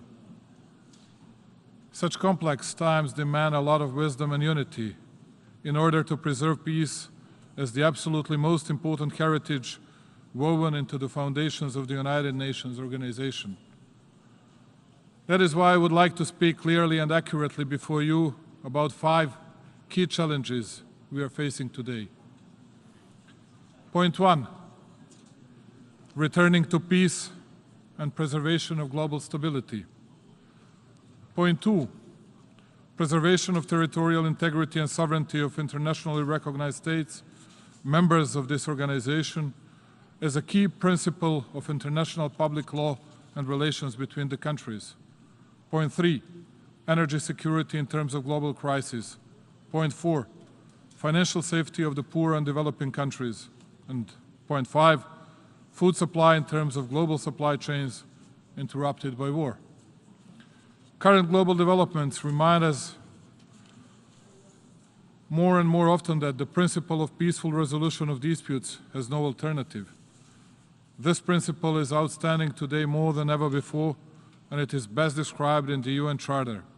UN Charter preamble, which reads as follows: to practice tolerance and live together in peace with one another as good neighbors. Denial of use of force and peaceful resolution of disputes are the pillars of world stability, but they must be accompanied by principles such as non-selective observance of the UN Charter, implementation of mandatory UN Security Council resolutions, and basic principles of the applicable international public law. Point 2, preservation of territorial integrity and sovereignty of internationally recognized states, members of this organization. Serbia supports territorial integrity of all UN member states, including, of course, territorial integrity of Ukraine. In such a way, we behaved responsibly and seriously in this renowned institution. Nevertheless, we could hear from many speakers the stories about aggression and violation of territorial integrity of Ukraine. Many say that this was the first conflict on the European soil after the World War II. But the truth that the territorial integrity of a country in Europe, Serbia, as a matter of fact, which did not attack any other sovereign country, was violated, is constantly unspoken. We ask for a clear answer to the question I've been asking my interlocutors, leaders of many countries for years. What is the difference between the sovereignty and territorial integrity of Ukraine and sovereignty and territorial integrity of Serbia, which was grossly violated and for which you provided international recognition and legitimacy, at least some of you? Nobody has ever provided a rational answer to this question. Let me remind you, Serbia has not stepped its foot on someone else's territory, never ever, nor has it endangered territorial integrity of a single sovereign state, so that anyone might intervene or carry out aggression against it, the way it was done against Serbia in 1999. Nevertheless, as I said, it did not prevent 19 richest NATO countries from attacking a sovereign country without a decision by the United Nations Security Council. Signing of the agreement with NATO upon termination of armed conflict, whose provisions envisaged adoption of the UN Security Council Resolution 1244, and which confirmed and guaranteed partial sovereignty and full territorial integrity of Serbia, did not prevent many Western countries from unilateral recognition of independence of the so-called Kosovo and from violating once again territorial integrity of our country and violating the UN Charter and the UN Resolution 1244. Precisely for such developments that Serbia experienced and has been experiencing, I'm convinced that I'm fully entitled to quote in this place the words of great Martin Luther King: "Injustice anywhere is threat to justice everywhere." These words are carved like a reminder, but as a warning to all of us. Regardless of the fact that we still feel the consequences of the gross violation of basic provisions of international public law, we do not give up on United Nations Foundation principles. We shall keep advocating consistent observance of the principle of inviolability of borders, respect for sovereignty and integrity of all other UN member states. Despite such position of ours, many in this room have issues with respecting territorial integrity of Serbia. You wonder why? Because they have the power in their hands, and in their eyes, we are small and weak. However, as you could hear and as you could see, we do have the strength to tell the truth, even here. Your Excellencies, we owe special gratitude to all those UN member states, and they currently constitute majority at this Assembly, who support territorial integrity of the Republic of Serbia, particularly in the space and territory of Kosovo and Metohija. It is additionally encouraging that number of countries who support Serbia's position increased in period between two sessions, which is a trend that must continue because it is of utmost importance to remain loyal to basic principles embedded into the UN Charter, such as the principle of inviolability of borders. The Republic of Serbia and I, as its president, search very patiently and with a lot of good will for compromise regarding Kosovo and Metohija under the auspices of the European Union and within Belgrade-Pristina dialogue. It is a difficult process. It has been lasting for more than 10 years, but we see no alternative to it. It is better to negotiate for 100 years than to wage war for a single day. I hope that we will reach mutually acceptable solution based on compromise, because this is the absolutely only way for reaching our goal, which is a long-lasting peace as a prerequisite of prosperous life for Serbs and Albanians in an entire region. We have exhausted all other options, and speaking for Serbia at least, we do not even dream about going back to the paths of conflicts and bloodshed. The Balkan region could not stand another conflict. I rely on goodwill and understanding from our international partners, because they know well that some earlier decisions by their governments had been bad and that they had not been acting in favor of the future of our region and world peace. Belgrade is running this process under very complex circumstances, with elements of hybrid war and dirty campaigning part of international community against our country in different fields. It would be enough just to remind you of the quotes and allegations of world media that Serbia would attack its neighbors and that Serbia was a threat to regional stability. Of course, it has never happened. And it was only one among numerous lies against the Republic of Serbia. Serbia was featured as a potential destabilizing factor in the region, only to be prevented from telling the truth, that the principle of inviolability of borders must be equally applicable to all. Serbia was, and it will be, a factor of stability in the entire region. And Serbia, despite many untruths and forgeries, supports Dayton Peace Accords, territorial integrity of Bosnia and Herzegovina, and the integrity of Republika Srpska within Bosnia and Herzegovina. On the other hand, we are convinced that the nations of the Balkans do have the capacity to continue their lives in the future as friends and partners with common vision of membership to the United Europe. I know this well because we have already surpassed many barriers that had been standing between our nations for years and that had costed us thousands of lives and wasted future. Serbia and Albania, for example, today have the closest and the friendliest relationship in the entire several centuries long common history in the space of the Balkan Peninsula. It took only clear-headed and pragmatic discussions about our future, not about our past, to talk about how to resolve problems that were bothering our people, our companies, workers, students, and entrepreneurs. We had discussed a lot and reached by ourselves numerous solutions that have already canceled barriers that existed between us for no rational reasons. First of all, in economy, trade, and flow of people and capital.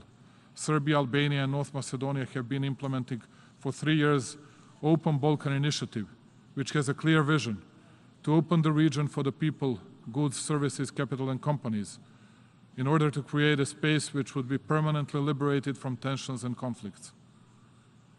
In addition to unquestionable common economic benefit that this initiative brings, it has a broader dimension. First of all, in connecting people with different cultures and in promoting diversity, which by all means contributes to general development of society in this part of Europe.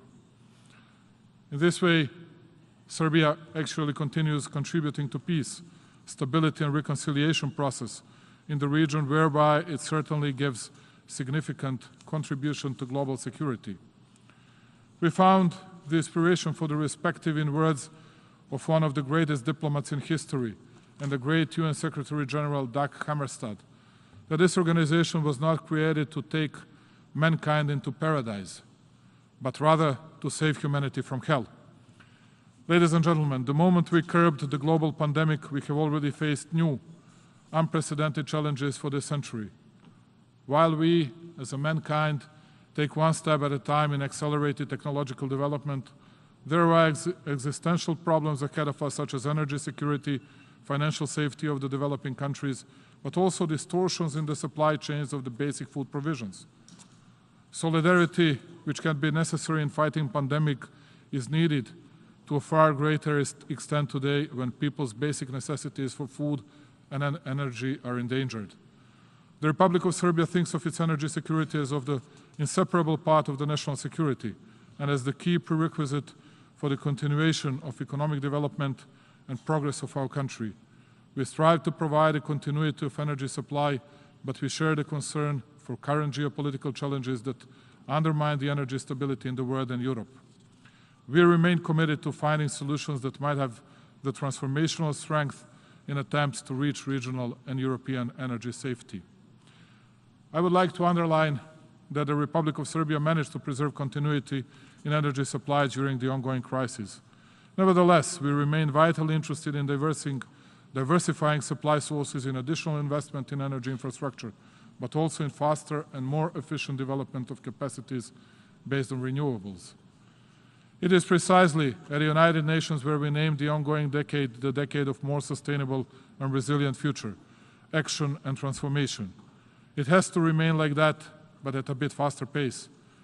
Unequal development, but also financial perils in the developing countries cause additional social layering and inevitably bring new antagonisms.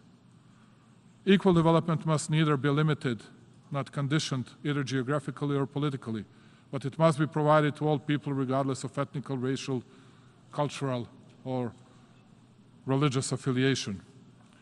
There is another very important challenge ahead, which we must overcome together, and it is finding the most efficient way to avoid consequences of the current international crisis inflicted on global food supply security. Developments are highly alarming, and the reality is such that all of us, with no exceptions, are struck by them. Growing prices of food and its availability have become an additional problem. The task for all of us is to find operational and efficient solutions that will leave no one behind.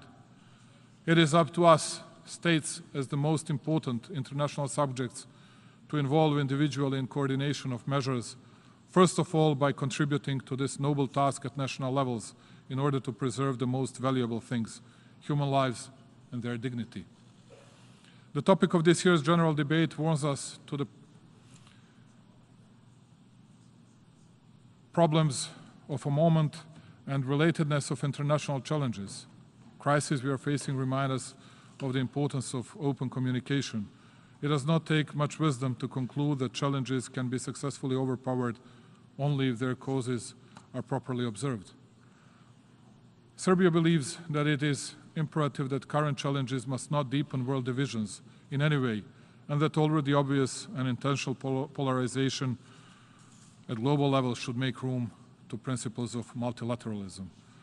I would like to underline that the Republic of Serbia take part in collective efforts for reaching sustainable development goals and implementation of the 2030 agenda. Serbia shares Secretary General's vision in future of global cooperation in a way envisaged by our common agenda, and it strongly supports inclusive, networked and efficient multilateralism as the best tool for responding to the most urgent challenges for the mankind.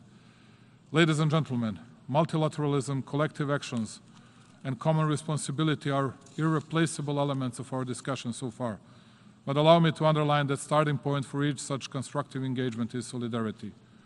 Finally, I would like to reiterate that the Republic of Serbia will continue being a reliable partner in achieving common goals defined within the UN framework, firmly believing that it is the best path to create a world for us and generations to come. But we must not forget that the United Nations are as strong as we respect commonly harmonized decisions and documents of these organizations. Once again, I would quote something that we heard 23 times since now. This is the sentence. The only standard we must follow is UN Charter. That's what we heard from everybody. But when we come to the case of the Republic of Serbia, then we saw that 17 out of those 23 that were speaking about UN Charter and UN resolution violated international public law and did not obey the rules created and made by the United Nations. I hope that we'll be able to overcome all these difficulties and to make it equal, the rules and procedures for everybody in the world. Otherwise, I don't see the exit at the end of a tunnel. Anyway, thank you very much for listening to me, and yeah, I hope that we'll be able to overcome all the difficulties. Long live Serbia! Živela Srbija!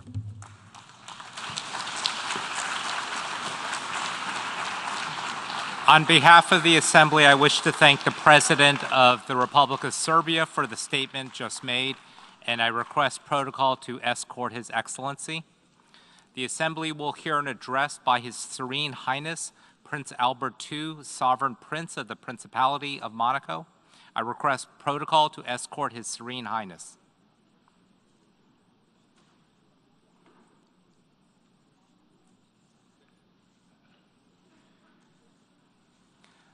On behalf of the General Assembly, I have the honor to welcome His Serene Highness, Prince Albert II, Sovereign Prince of the Principality of Monaco, and invite him to address the Assembly.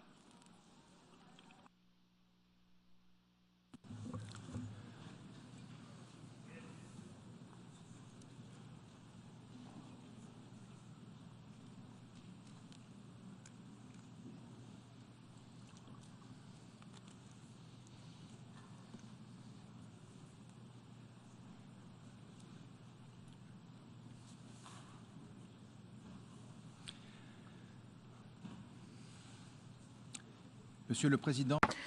President of the General Assembly, Secretary General, heads of state and government, excellencies, ladies and gentlemen. Allow me to say how pleased I am to be here with you, because at a time when 2 years have passed since the start of the COVID-19 pandemic, this unprecedented health crisis revealed our fault lines in multilateral cooperation and coordination. It forced us to take extraordinary social and economic measures, both to protect our people and also to mobilize international monetary system.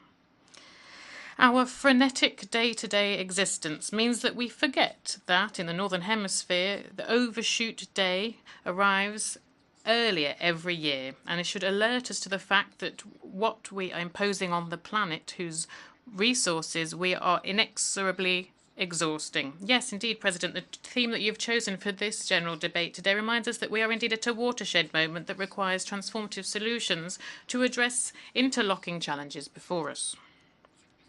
President, allow me to express my warmest congratulations to you on your election to preside over the 77th session of the General Assembly, and also to thank your predecessor who demonstrated the leadership of a small island developing state.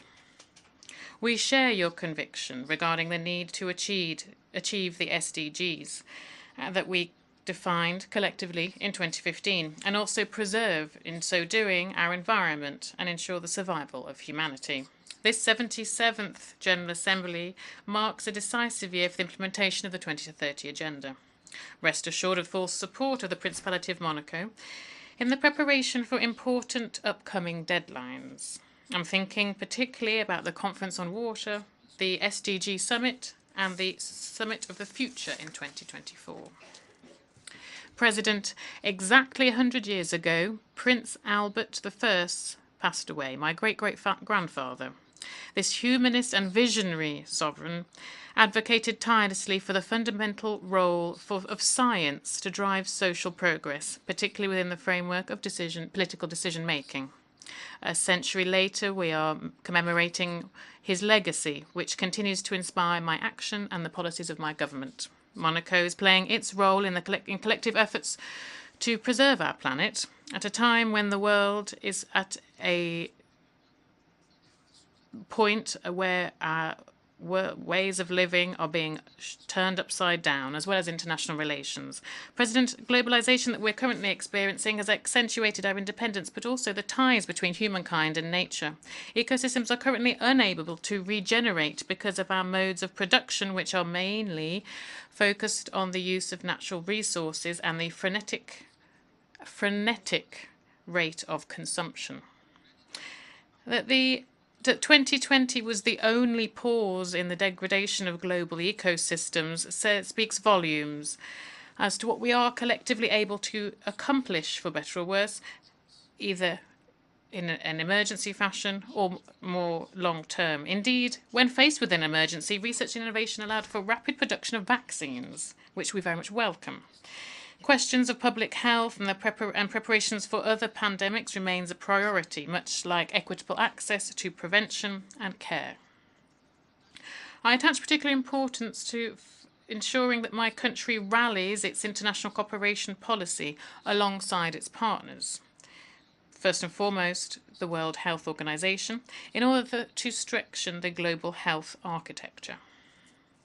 We will therefore look very closely at any new crisis management mechanism which could facilitate a coordinated response based on verified science so that we do not repeat the difficulties faced at the beginning of the COVID-19 pandemic.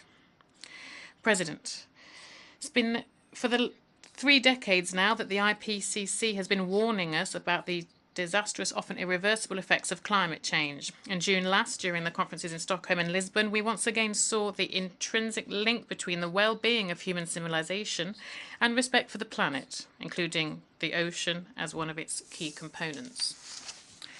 The protection of our seas and oceans is part of a family tradition, a cause for which Prince Albert I dedicated his life. His commitment is an example to me, an example that lives on in the commitments of my country and that I've chosen myself to follow since I acceded to the throne in 2005. Beyond our speeches and words, it is high time to move towards action. This is nothing more or less than an issue of taking the last opportunity we have to build a future for humanity.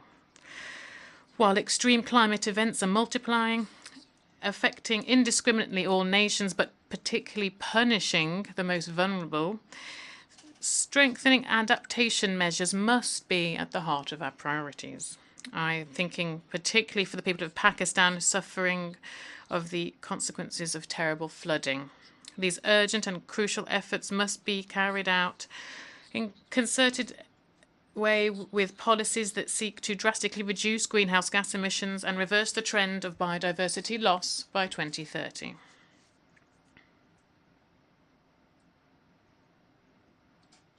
Every country, depending on its own circumstances and needs, must radically transform its economy in order to decarbonize and contain the rise in temperatures.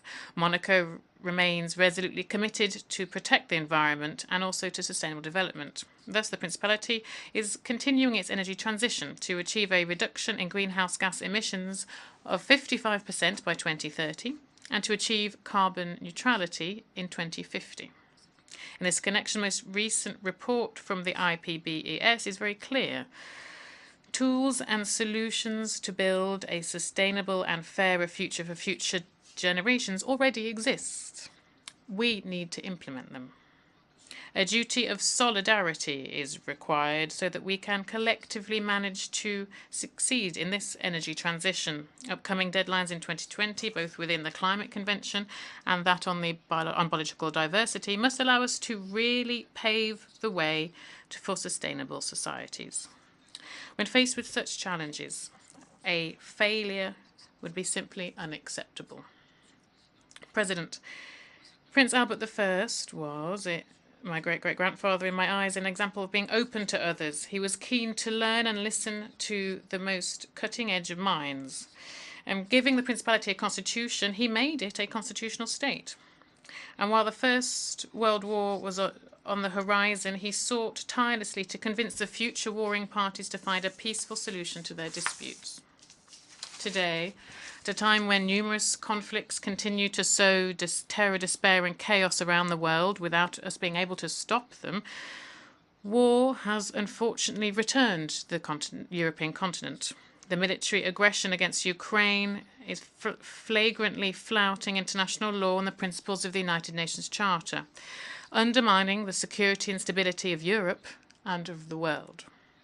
It is inflicting, inter alia, on the unutterable suffering on the Ukrainian people, which remind us of the darkest hours of our history. Indeed, I welcome the conclusion of an agreement on the aegis of the United Nations allowing for the export of Ukrainian grain through the Black Sea, and we urge all stakeholders to respect the terms of this. Global food security, which was already precarious, depends on it. Let us not forget either that women and children remain the main victims of food scarcity, and this exacerbates a vicious and intergenerational cycle of poverty. Monaco has made this issue one of its priorities for cooperation and allocates almost a third of its ODA to this. We are resolutely committed in the long term to fight malnutrition, to supporting small-scale local producers, school canteens, and to develop sustainable agriculture. President, the extreme tensions that are continuing to expand, and we know the number of conflicts around the world, the number of civil wars around the world, which is a terrifying number. This means that we need to recast our peace agenda. In his speech, President Macron mentioned these high number of civil wars. So there's a great change marked by globalizations, and this is now followed by digitalization of our societies. While this is an area where the private sector plays a leading role, it is indeed this area, technologies and ICTs. In this connection, we must reconcile development of these technologies with the protection of human rights and personal data. President, the summit that brings us together here at the start of this week also demonstrated that new technologies are at the basis of transforming education. We must use this well in order to adapt our education systems around the world to today's world and the world of tomorrow. I would like to thank the Secretary General for this initiative, which saw a high number of young people participating. Cyberspace cannot become an area of clashes, but on the contrary, should be a further opportunity for cooperation. The proliferation of hate speech and disinformation is quite simply intolerable. Artificial intelligence should benefit humankind and should not manipulate its behavior and way of thinking. It is high time that we established shared rules so that cyberspace doesn't go out of control, doesn't destroy our democracy, and doesn't further separate us from each other. President, at the end of the general debate of this 77th session, more than 2/3 of the members of the General Assembly will have been represented by their head of state or government. Here, I wish to see a reaffirmation of the crucial role played by the United Nations of the Charter and also of multilateral diplomacy. We must step up our efforts to re-establish trust so that, as the preamble of the Universal Declaration of Human Rights states, is a recognition of the inherent dignity of all members of the human family and their equal and inalienable rights constitutes the foundation of liberty, justice, and peace around the world. Strengthened and effective multilateralism, where young people and women will play a leading role, is the most effective way of addressing global crises. Because women are key players for change, gender equality and economic empowerment of women are the foundation of a more sustainable world. What are we waiting for, then, to promote their place in global leadership? Monaco plans on continuing its commitment within the work of UN Women through its development cooperation policy. My delegation plans on contributing to the work of our organizations to together build more efficient and more inclusive multilateralism, working for the well-being of humanity and of the planet. Thank you for your attention.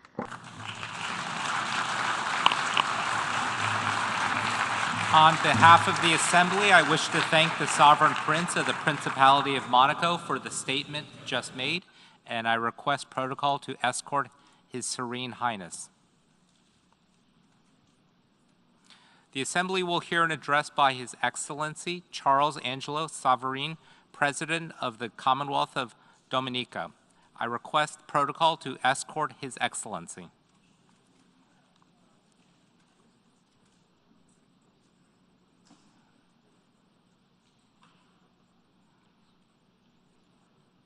On behalf of the General Assembly, I have the honor to welcome His Excellency Charles Angelo Savarin, President of the Commonwealth of Dominica, and invite him to address the Assembly. Mr. President, Mr. General Secretary, Your Excellencies, Heads of State and Government, distinguished delegates, ladies and gentlemen, warmest greetings and a very pleasant good afternoon to you all. Mr. President, my delegation, and by extension the government and people of the Commonwealth of Dominica, congratulate you on your election to the presidency of the 77th session of the United Nations General Assembly and wish you every success during your tenure. We also express appreciation and gratitude to your predecessor, His Excellency Abdullah Shahid, for the able manner in which he presided over the 76th session. Mr. President, permit me to express my deepest condolences to His Majesty King Charles III, to the royal family, and to the government and people of the United Kingdom on the passing of Her Majesty Queen Elizabeth II. Her Majesty was a symbol of stability and continuity, not only to the United Kingdom, but to the Commonwealth and the world at large. Mr. President, this 77th session of the United Nations General Assembly is being convened at a time when we are faced with innumerable challenges which have both current and long-term implications. These include climate change, degradation of our ecosystem and loss of biodiversity, poverty, inequality, and a growing challenge of chronic, non-communicable diseases. All of these have occupied the attention of this august body over the years, with only marginal progress in finding solutions for resolving these major challenges. Compounding these challenges are other emerging threats, such as the impact of COVID-19 pandemic and the unfolding war in Ukraine. Mr. President, the invasion of one country by another must always be condemned, and Dominica has condemned the invasion of Ukraine without reservation. In this interconnected world, what happens in one part of the world affects us all, and so it is with the war in Ukraine. We are all victims of the skyrocketing prices of oil and petroleum products and the resultant impact on the cost of electricity and on all aspects of transportation. The cost of production of goods and services is similarly adversely affected, and as Russia and Ukraine are among the leading suppliers of grain, this conflict has created a shortage in the world's supply of grain, with implications for hunger in countries which rely on imports of grain from these two countries. The developments since 2014, which have led to the Russian invasion of Ukraine in 2021, are well known. Nevertheless, we in Dominica are of the view that this invasion and the ensuing war could have been avoided.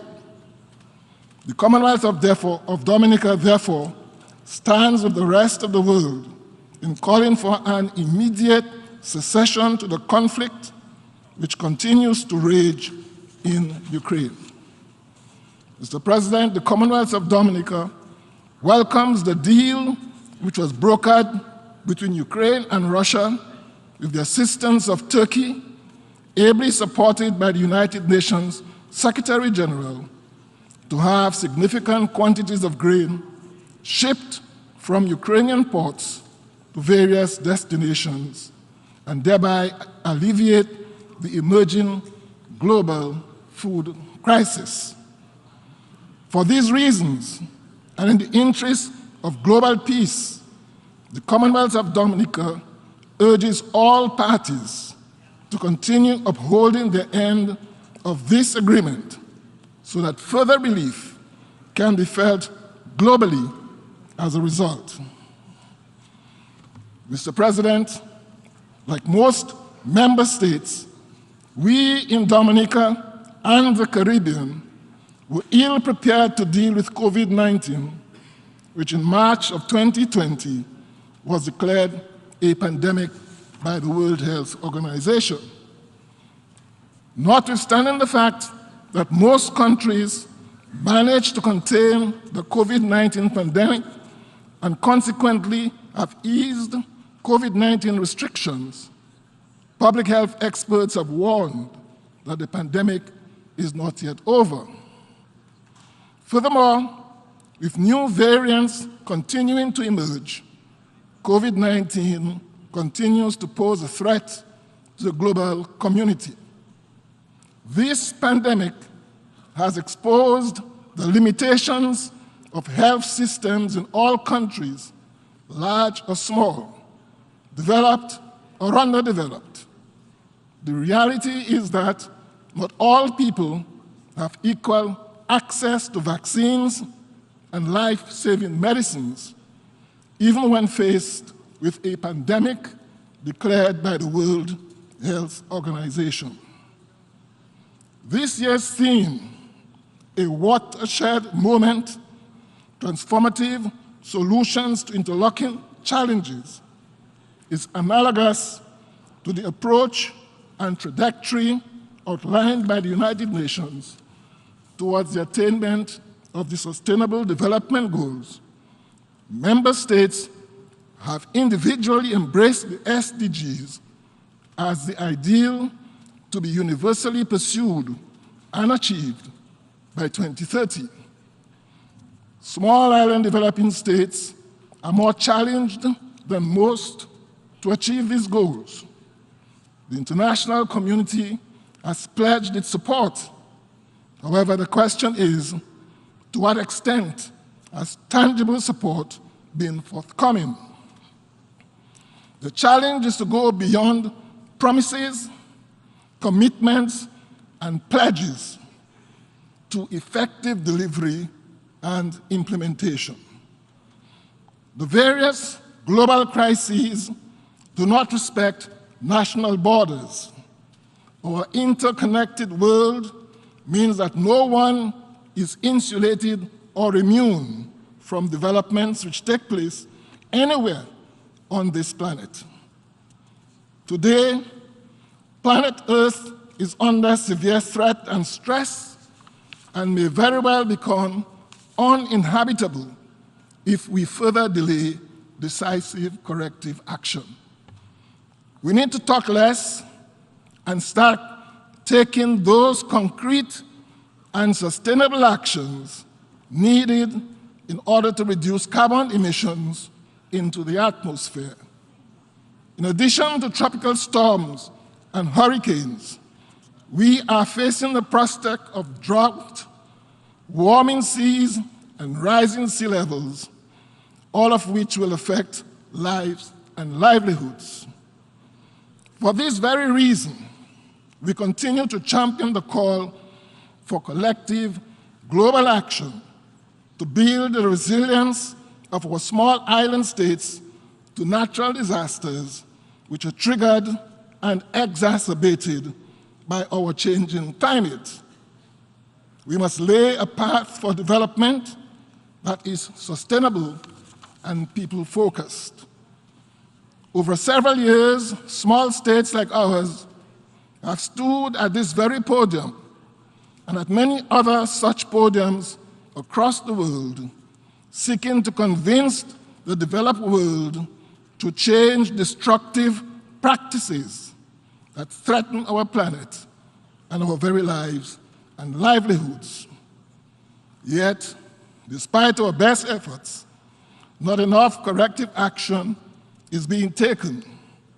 Not enough support is being given to us to adapt and build resilience to the impacts of climate change that are already upon us.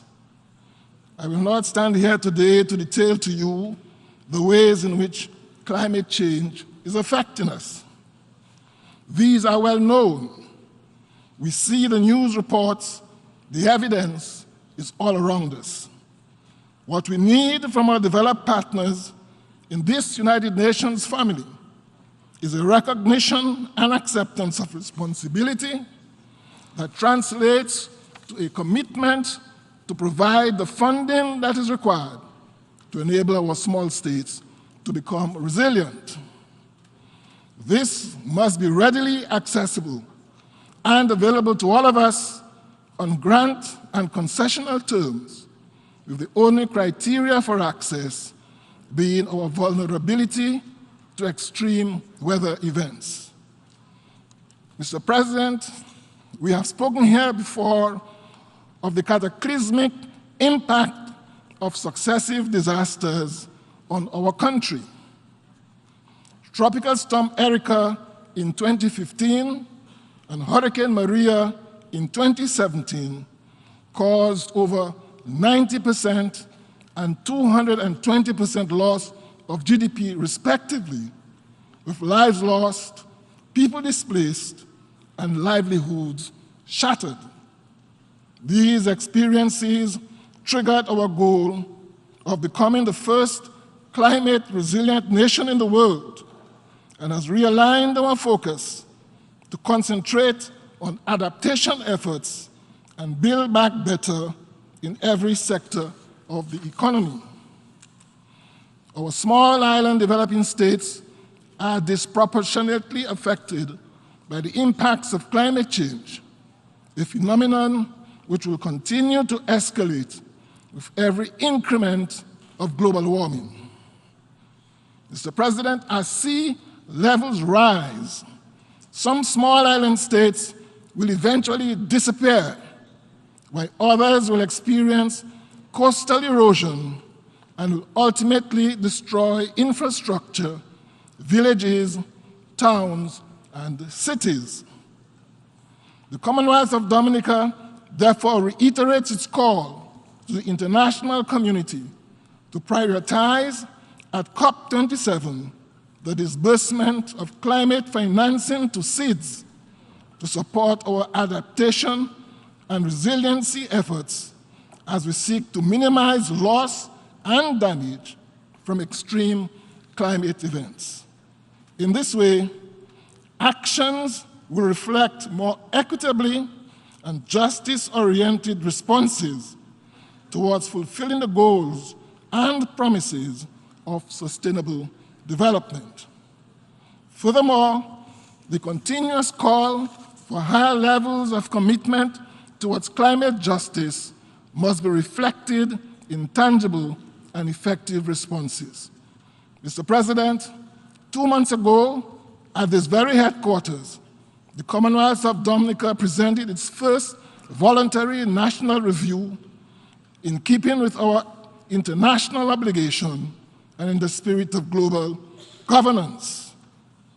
Dominica reported on the tremendous progress accomplished, both in terms of the advances made towards the achievement of the Sustainable Development Goals and our national agenda, guided by the vision of becoming the world's first climate-resilient nation. As we continue to recover from the destructive weather events already mentioned, Dominica's main economic industries are showing signs of positive recovery. Tourism and agriculture remain the main income-generating sectors, with GDP projected to reach pre-pandemic levels by 2023, averaging 5% growth per annum, from 2022 to 2026. Tourism recovery has been supported by new infrastructure projects and improved and increased air access. Mr. President, at the center of Dominican's resilience agenda are our citizens. Across Dominica, new and modern climate-resistant homes are being constructed for low and middle-income families by modern and smart health and wellness centers have been constructed and equipped in urban and rural communities. This will allow them to withstand the impact from extreme weather and remain operational while also strengthening response to other natural emergencies and pandemics. In that regard, the Commonwealth of Dominica takes this opportunity to commend the government of the People's Republic of China for its commitment to add a further $42 billion to the new Global Development and South-South Cooperation Fund. This will assist countries like Dominica that are on the front line of the negative impacts of climate change to accelerate the realization of the 2030 Agenda. Mr. President, ensuring our citizens enjoy long and healthy lives will always be a priority.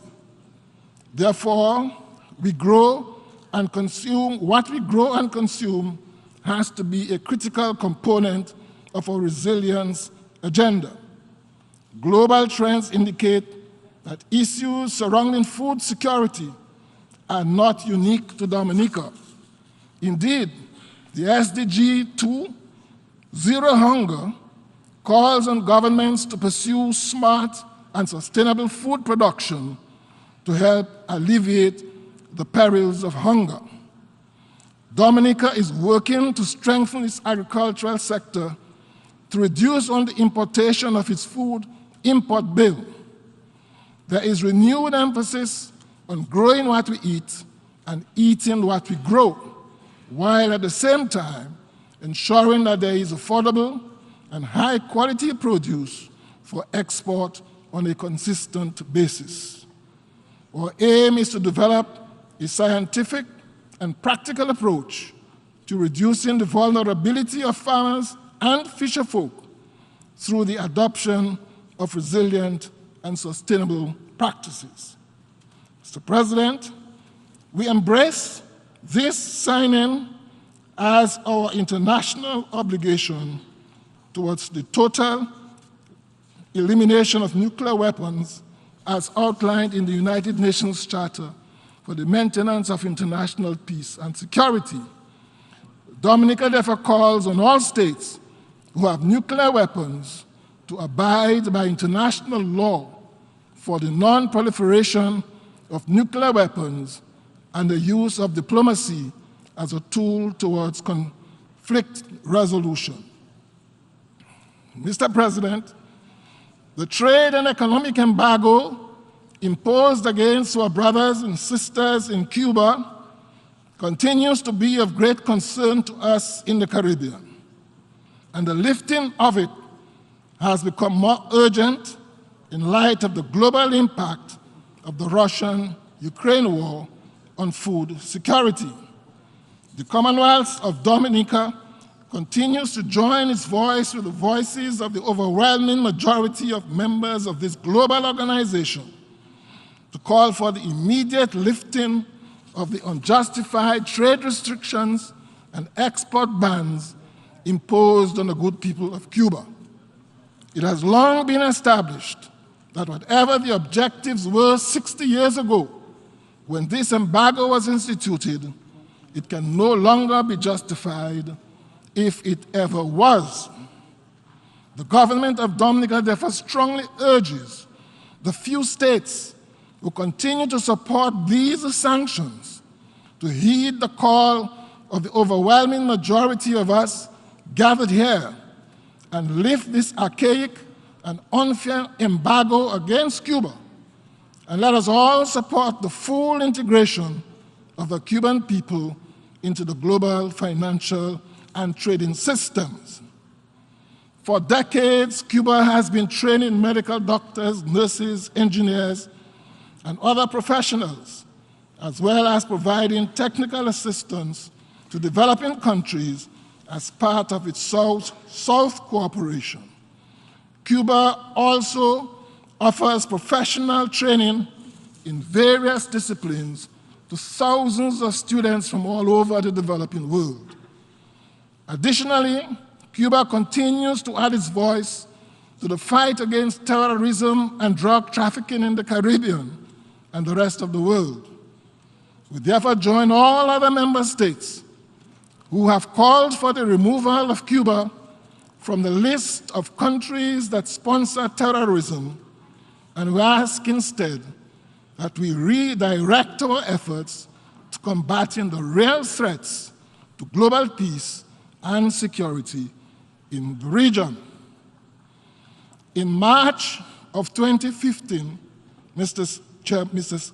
President, the United States of America declared Venezuela as posing an unusual and extraordinary threat to the national security and foreign policy of the United States and imposed sanctions on that country. The United States has been followed by a number of countries in imposing sanctions, and since then, the good people of Venezuela have been enduring severe hardships and sufferings from the imposition of numerous financial and economic sanctions. The consequences of these sanctions prevent millions of Venezuelans from meeting the most basic needs, made even worse by the COVID-19 pandemic and the war in Ukraine, further impacting Venezuela's contracted economy and an already weakened health system.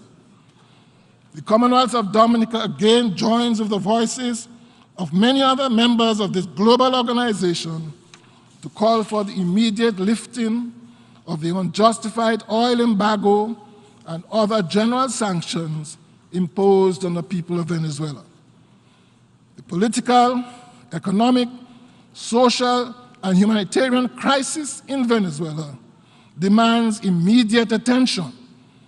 It is further incumbent upon all of us to provide short and long-term solutions and opportunities for Venezuela to resolve its challenges and quickly improve the lives of ordinary Venezuelans. Mr. President, the current situation in Haiti continues to be of great concern to us and demands greater international attention. An editorial in the Washington Post on the 6th of August 2020 called for muscular international intervention. This was followed on the 8th of August 2022 by a statement from the Secretary General of the Organization of American States reproaching the international community for its failure over the years in assisting Haiti and leaving the country in chaos. Mr. President, Haiti is a country which was once the wealthiest colony in the Americas. It is now the poorest country in the Western Hemisphere. The magnitude 7.0 earthquake of 2010 left the country totally devastated. It claimed some 250,000 lives and over 300,000 injured, and laid waste the capital of Port-au-Prince and most of southern Haiti. There was an estimated cost of US $8 billion in damage and a reconstruction cost of approximately US $14 billion. Currently, Mr. President, some 1.3 million people are said by the United Nations agencies to be suffering from food insecurity in Haiti, and some 4.6 million from limited access to basic food supplies.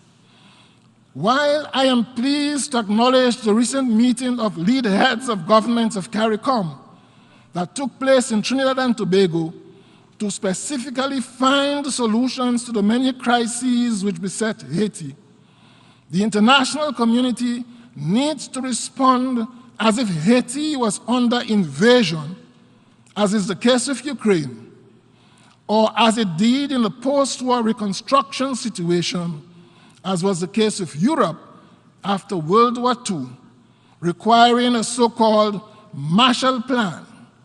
Nothing less can overcome the deep-rooted reconstruction challenges facing Haiti.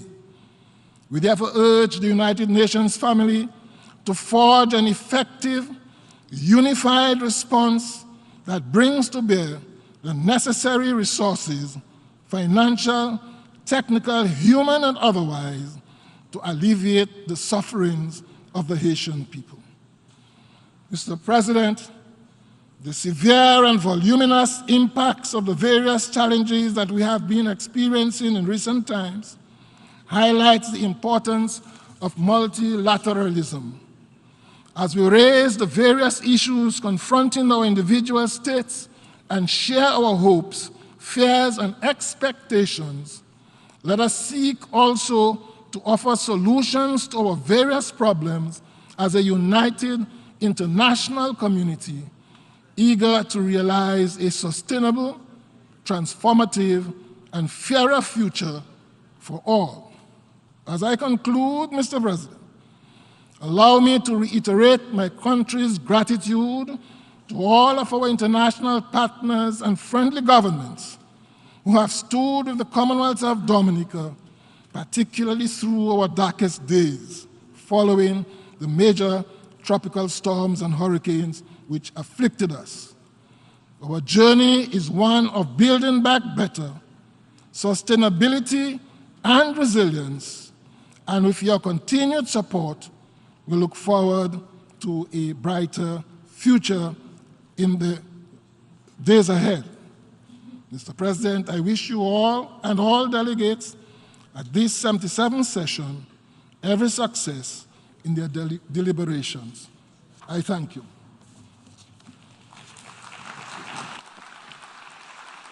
On behalf of the Assembly, I wish to thank the President of the Commonwealth of Dominica for the statement just made, and I request protocol to escort His Excellency. We shall now continue the general debate. The Assembly will hear an address by His Excellency Mohammed Najib Azmi Mikati, President of the Council of Ministers of the Lebanese Republic. I request protocol to escort His Excellency.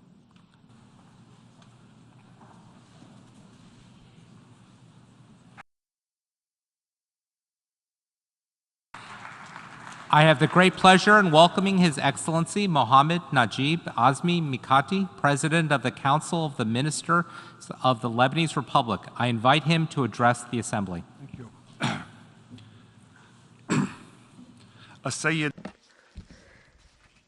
Mr. President of the 77th session of the United Nations General Assembly, Your Excellency, the Secretary General of the United Nations, Mr. Antonio Guterres, heads of state, government, and delegations, ladies and gentlemen.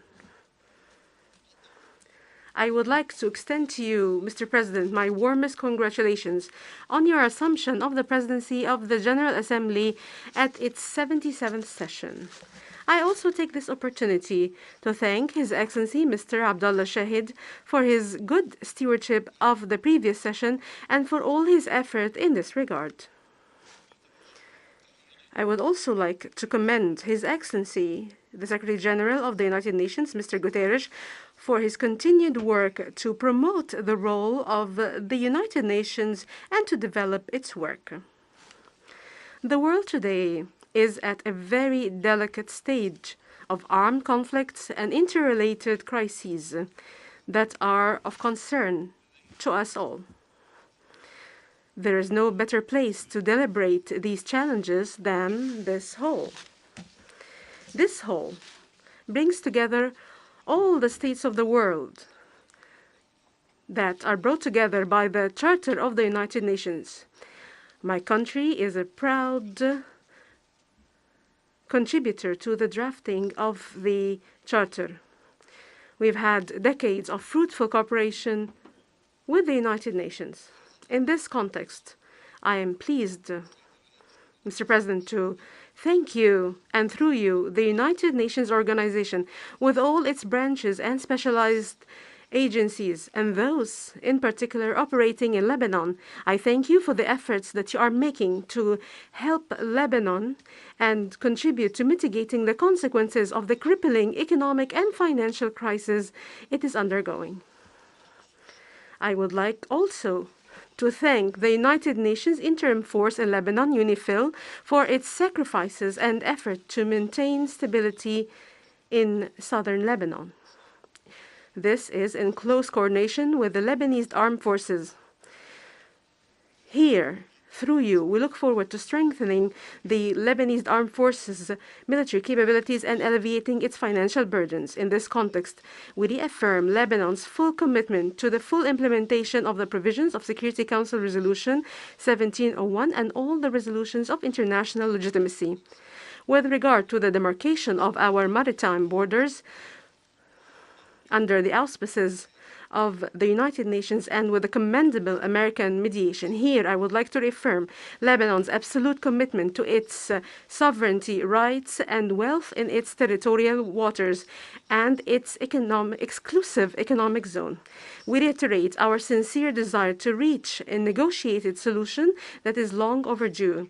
I am pleased to inform you that we have made significant progress and hope that we will soon reach the desired outcome. Lebanon is determined to protect its national interests and the well-being of its people, its wealth, and to invest its national resources. We are fully aware of the importance of the promising energy market in the Eastern Mediterranean for the prosperity of the economies of the countries in the region and to meet the needs of importing countries. Mr. President, Lebanon believes in the leading role played by the United Nations. We reaffirm our commitment to the 2030 Agenda for Sustainable Development and the Paris Climate Agreement. We also believe in the international frameworks that address disarmament issues in their various forms. We also welcome the work aimed at establishing an international understanding to rid the Middle East of weapons of mass destruction in implementation of General Assembly Resolution 73/546. We commend the previous sessions of the conference. We look forward also to the successful conclusion of the third session of the conference, which would be held under the presidency of Lebanon next November. We look forward to contributing to supporting the establishment of a zone free of weapons of mass destruction in the Middle East.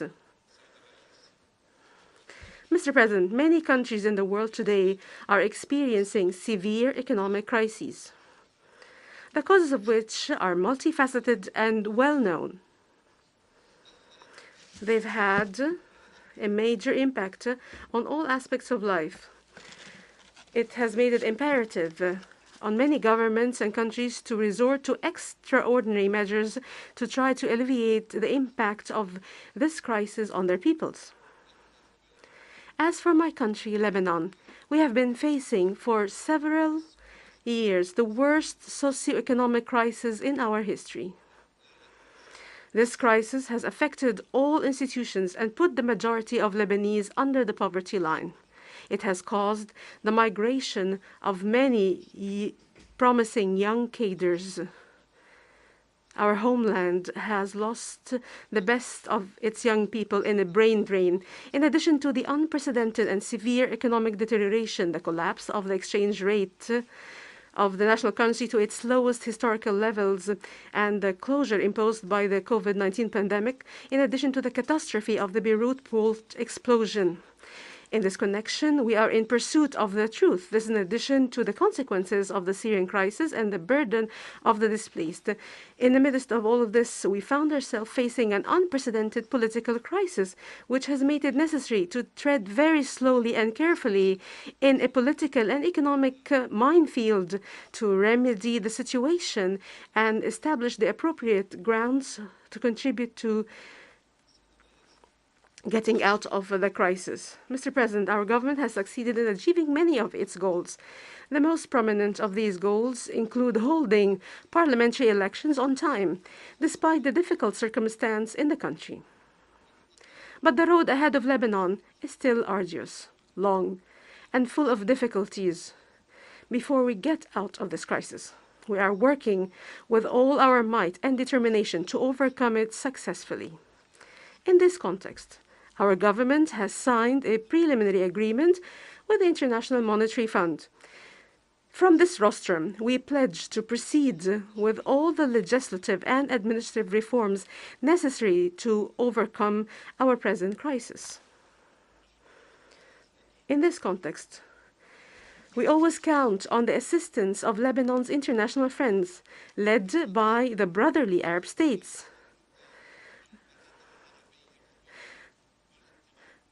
of which Lebanon is an indispensable member for identity and a founding member of the League of Arab States. Lebanon's affiliation and identity as an Arab country and its leadership in adhering to Arab causes is a translation of the provisions of its constitution and the TAIPEI agreement, which ended the bloody civil war that ravaged my country. I must reiterate our full commitment to this agreement and our zero tolerance of any attempt to undermine its provisions.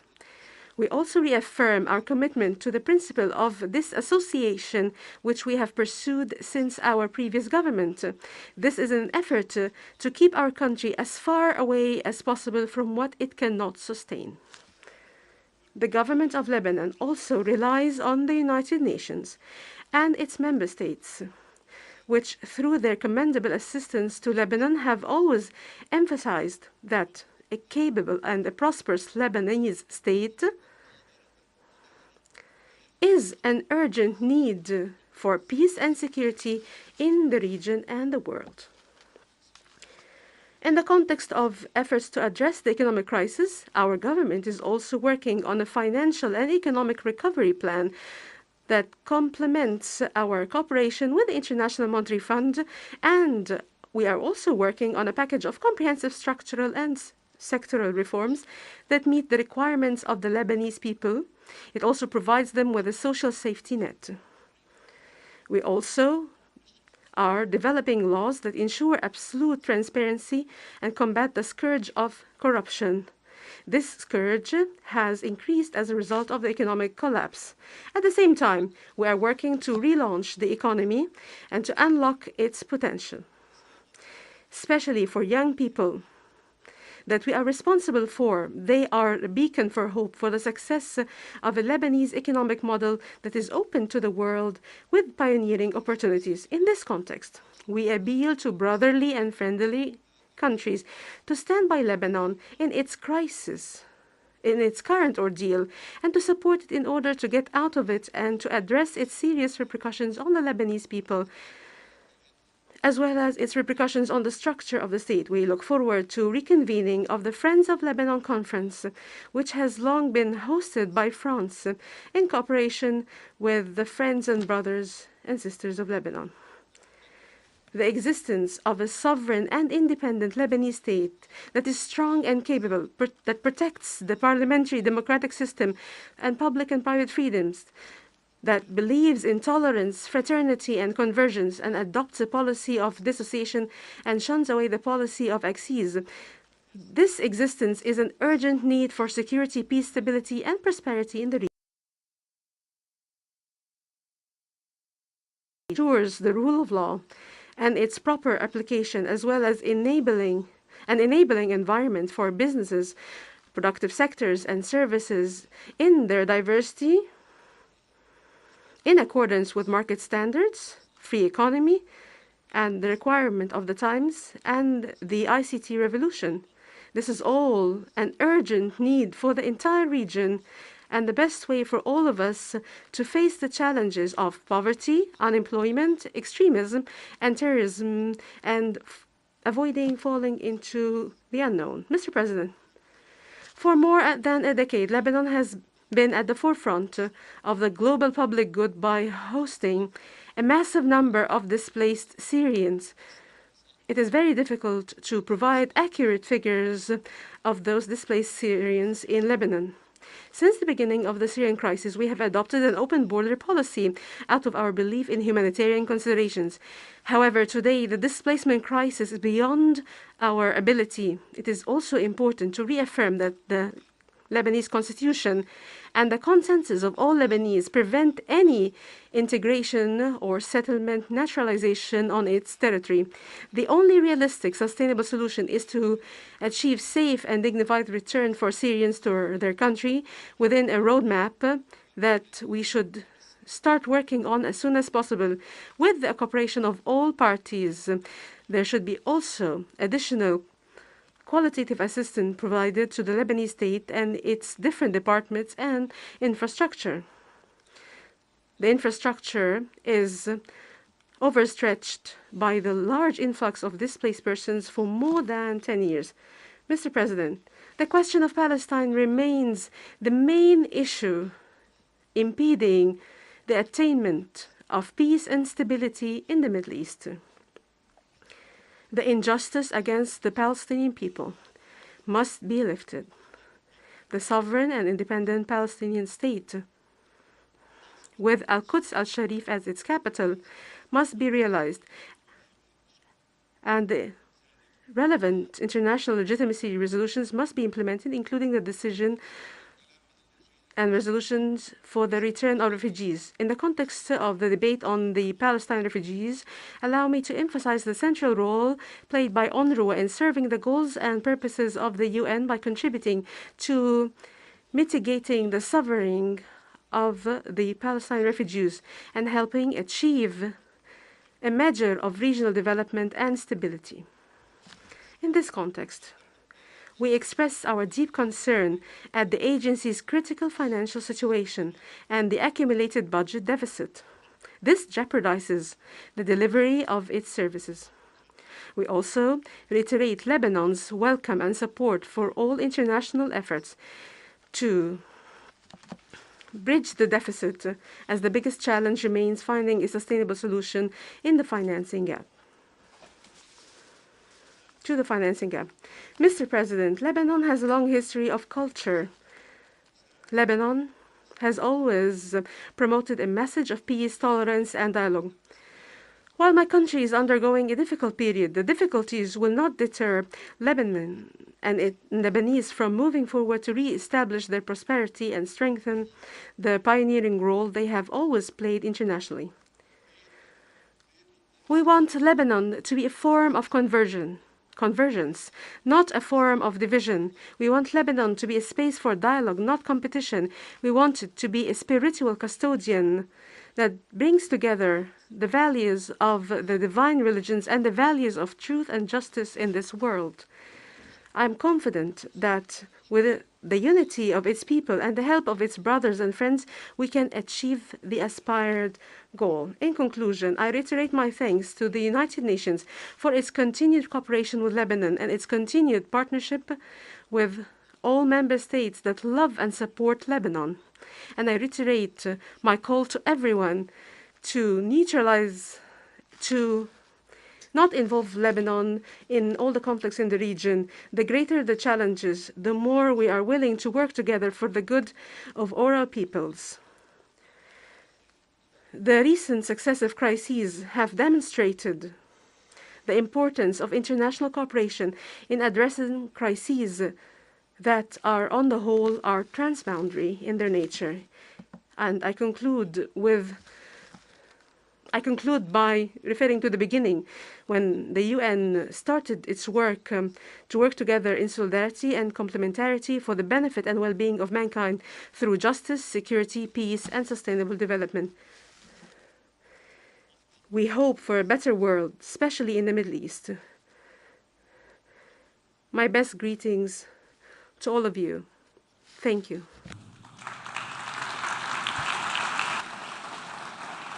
On behalf of the Assembly, I wish to thank the President of the Council of Ministers of the Lebanese Republic for the statement just made, and I request protocol to escort His Excellency. I now give the floor to His Excellency Jan Lipavsky, Minister for Foreign Affairs of Czechia.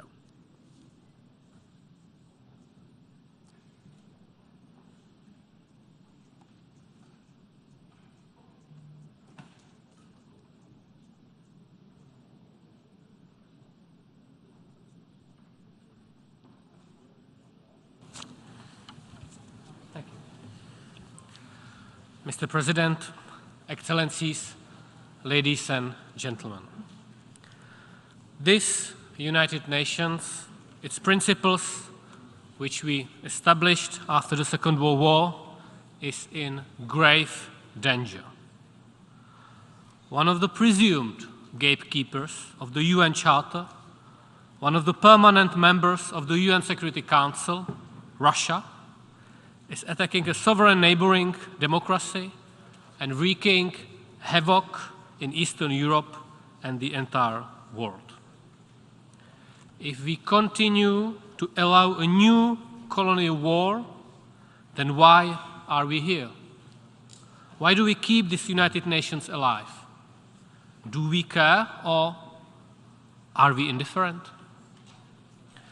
Czech government's foreign policy is guided by the legacy of our former President Václav Havel, a globally respected human rights defender and a renowned politician who once said, "Our indifference towards others can after all result in only one thing, the indifference of others toward us." The fact that representatives of all UN member states are meeting here to address major global challenges manifest that we are not only indifferent to the suffering of others, it shows that we care. The circumstances have changed dramatically since our last meeting, though. The Russian invasion in Ukraine has fundamentally shaken the international order. On February 24, not only Europe, but the whole world entered a new era. Russia tries to dismantle the security architecture of the European continent, launching a colonial war of conquest. Ironically, President Putin declares partial mobilization and threatens the world with the use of nuclear weapons today on the UN International Day of Peace. What more proof do we need? This is our new terrifying reality. Russia's unjustifiable, unprovoked, and illegal war of aggression against Ukraine does not only blatantly violate the UN Charter, it badly damages global economy and food security of many countries gathered in this hall. It seriously threatens the rules-based international order. It harms all UN member states. I'm shocked to the core listening to the Russian state-controlled TV channels preaching the strategy of hunger and cold towards Ukraine and the world, approving the torture and mass killings of civilians with the argument that the world has to fear Russia. Russia must immediately cease its military actions and withdraw all its troops from the entire territory of Ukraine. Russia's complete disregard for the resolutions adopted by the UN General Assembly is appalling. Czechia resolutely supports Ukraine's right to defend its territorial integrity and population in accordance with Article 51 of the UN Charter. Czechia fully supports sovereignty, unity, and independence of Ukraine within its internationally recognized borders. We will never recognize the illegal annexation of Crimea. We condemn in the strongest possible terms the upcoming sham referenda in parts of the Ukraine territory. We resolutely reject any attempts to create spheres of influence instead of equal partnerships. The time of establishing colonies and acquiring new territories by sheer force of arm is over. Today, it is Ukraine. Tomorrow, it could be any of us. We refuse this world of Russian colonial appetite. We are horrified by the atrocities committed by the Russian invader. We condemn the existence of filtration camps run by Russia and the horrors in Mariupol, Bucha, Irpin, Izium, and many other places in Ukraine, as well as the apocalyptic shelling of civilian infrastructure. Hundreds of thousands of Ukrainian citizens were deported to Russia, including children. Children forcibly taken away from their parents. It reminds us of the worst practices of the Soviet Union and Nazi Germany in the first half of the 20th century. All these reports on Russian military conduct must be independently investigated. Russia must respect its obligation under the international humanitarian law. There is Russia's international responsibility for the aggression, but there is also an individual crime responsibility for the crimes committed on such a large scale by Russian troops. We will hold all war criminals accountable. Czechia supported the referral to the ICC prosecutor to open an investigation of the situation on the ground in Ukraine. We also strongly support Ukraine's application instituting the proceeding against the Russian Federation under the Genocide Convention before the International Court of Justice. And we call for establishment of a special international tribunal that will prosecute the crime of aggression committed by Putin's Russia. Apart from that, we support Ukraine comprehensively. Czechia hosts the highest number of Ukrainian refugees per capita, over 400,000 in a 10 million country. We provide volumes of humanitarian aid. We support stabilization, recovery, and reconstruction efforts of the Ukrainian government, not only with words, but with action. Mr. President, Russia's aggression against Ukraine has only strengthened my country's resolve to continue supporting independent media, civil society, and human rights defenders. Inside Russia, unfortunately, the human rights situation of any freedom-loving citizens has worsened enormously. We successfully ran for the Human Rights Council seat vacated by Russia in May. I would like to thank for the broad support which we received from many of you. We warmly welcome the appointment of Mr. Volker Türk as a new High Commissioner for Human Rights. And I wish to thank former High Commissioner Michelle Bachelet for her dedicated work during her terms in office. The latest report on China documented by her office shed light on the alarming human rights violation against Muslim groups, including Uyghurs. Unfortunately, the human rights situation in countries such as Afghanistan, Cuba, Ethiopia, Iran, Myanmar, and Venezuela also continue to worsen. We wish for Myanmar to work towards a peaceful resolution of the current crisis. We follow with horror the atrocious manner in which the Iranian authorities handle the rightful protests of women. In Belarus, the regime uses brutal violence against its opponents. In the past 2 years, tens of thousands of Belarusians have been detained, all independent media and civil society organizations destroyed. We are concerned that anti-Semitism and the Holocaust denial are on the rise. This year marks 80 years since the infamous Wannsee Conference, with the so-called final solution to the Jewish question, which resulted in the murder of nearly 6 million Jews. Czechia reiterates Israel's right to protect its citizens against any terrorist activities, including rocket attacks which deliberately target Israeli civilians. Mr. President, Czechia currently holds the presidency of the European Union.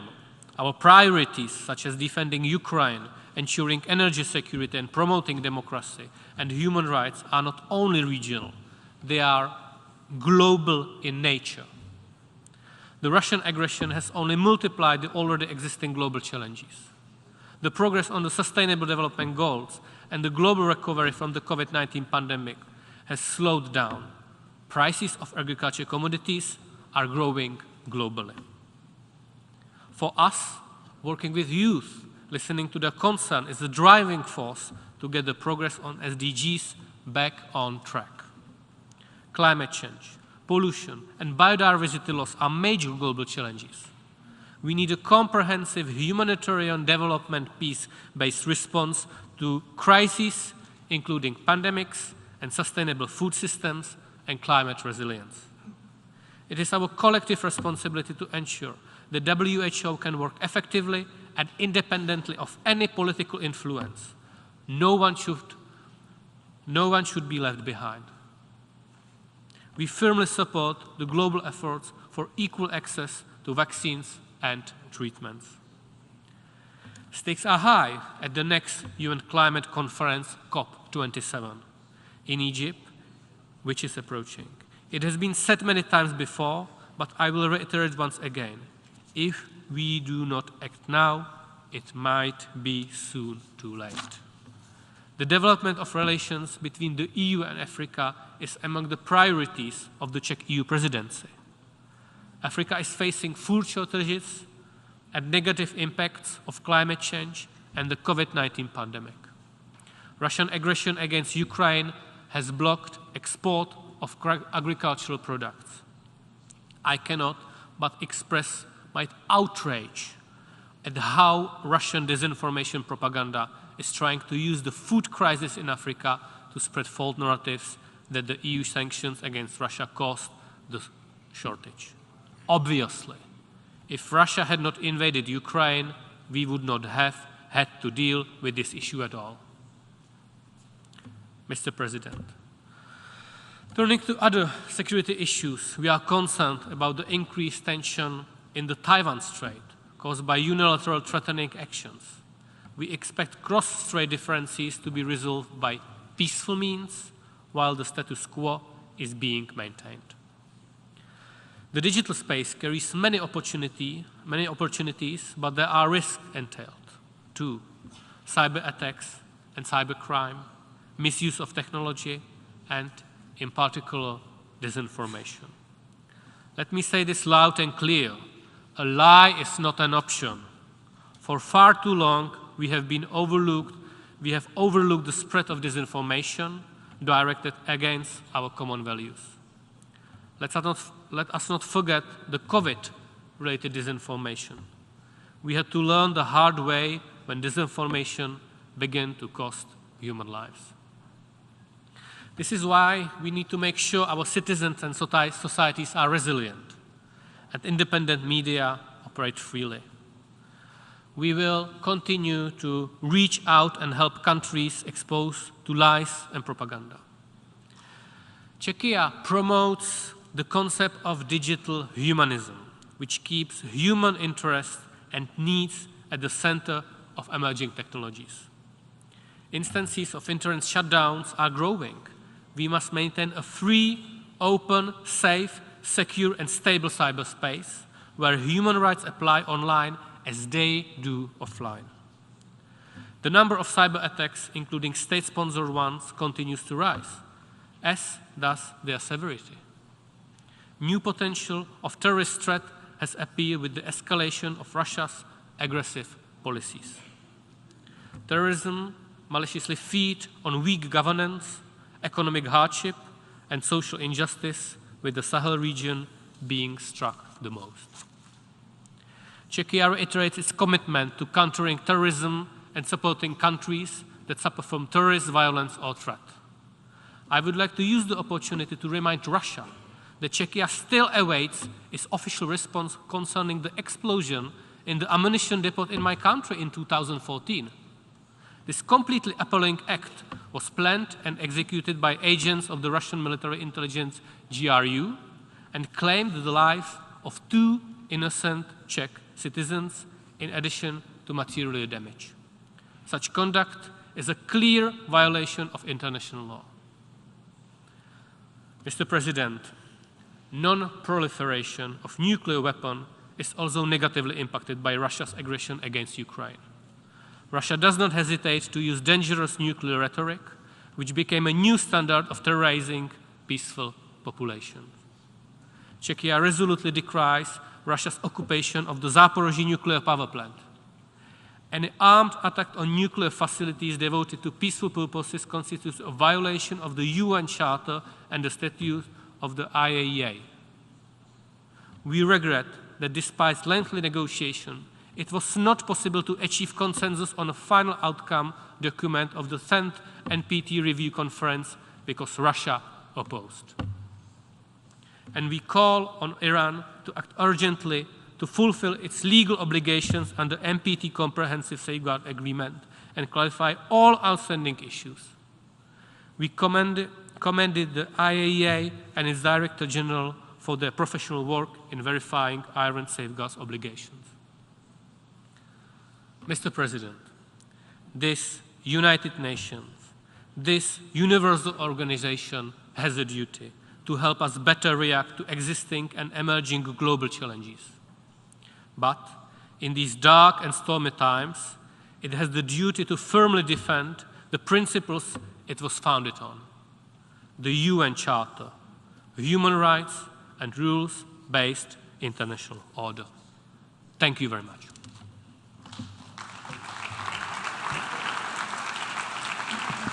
I thank the Minister for Foreign Affairs of Czechia.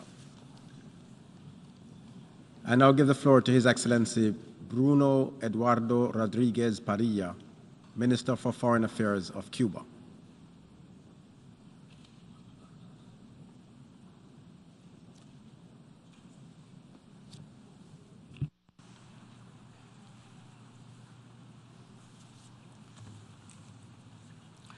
Señor Presidente. Mr. President, delegates, the impact of the COVID-19 pandemic has laid bare, like never before, the true essence of the unjust and unsustainable prevailing international order. Never has humankind had this wealth of scientific and technical potential that it has now. Neither has it ever had the extraordinary capacity that it does now to create wealth and well-being. And however, never before has the world been so unequal in terms of just how much people suffer. 828 million people, 10% of the world population, are going hungry, and around 50 million children suffer from stunting,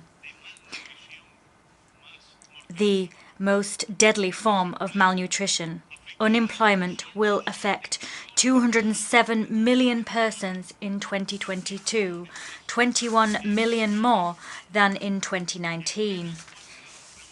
In the midst of the fourth industrial revolution, 773 million human beings do not know how to read or write. Around 6.5 million people have died as a result of the COVID-19 pandemic. Vaccinations to tackle this crisis are inaccessible to billions of people in low-income countries. In 2021, pharmaceutical multinationals earned some $850 billion. External debt has been paid several times over, and nevertheless it is growing. Paradoxically, military expenditure at a global level is growing at a dizzying pace, and for the first time now exceeds $2 trillion.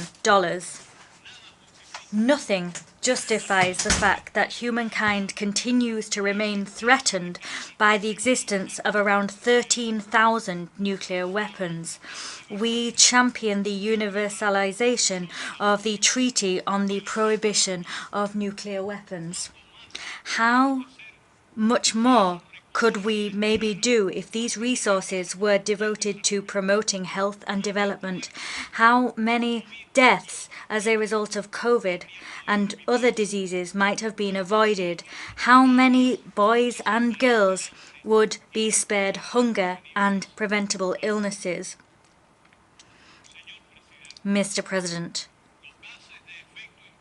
greenhouse gases reached record levels in 2021, and the same will occur this year. The average sea level has reached a new high. The last 7 years are the warmest ever recorded in history. We cannot continue to fail to heed the alarm bells that are sounding to alert us to an imminent climate disaster. We have one planet Earth, one common home. For the rich and the poor, we must act without delay. The philosophy of war and plundering and the unreasonable patterns of production and consumption spawned by capitalism, decried by President Fidel Castro, will lead us to the apocalypse. International relations are moving along a dangerous path. The U.S. offensive, aimed at bending states to their will through threats and economic coercion, as well as military, political, and diplomatic coercion, efforts to subject them to an order based on their whimsical rules, together with the expansion of NATO and the development of a doctrine of aggression, hand in hand with the non-conventional will inevitably lead to a climate of tension and conflict whose consequences are unpredictable. Mr. President, Cuba, as a small island developing state, has paid a high price for defending its legitimate right to exist as a sovereign and independent nation. For more than 6 decades now, we have resisted a ruthless and unilateral economic, commercial, and financial blockade, which was ratcheted up to extreme, unprecedented levels from 2019, and this continued during the pandemic. 30 years have now elapsed since the first General Assembly resolution against this blockade, and at this time the US continues to ignore the almost unanimous demand from you to cease its illegal and brutal policy against Cuba. Endeavors are still waged on the part of the US to create material shortages, to sow despair, disenchantment, and to cause damage to the Cuban people. The government of the United States is strengthening pressure on banking institutions, companies, and governments throughout the world that are interested in establishing relations with Cuba, and the United States continues to obsessively pursue all sources of foreign exchange coming into the country to bring about the economic collapse of the nation.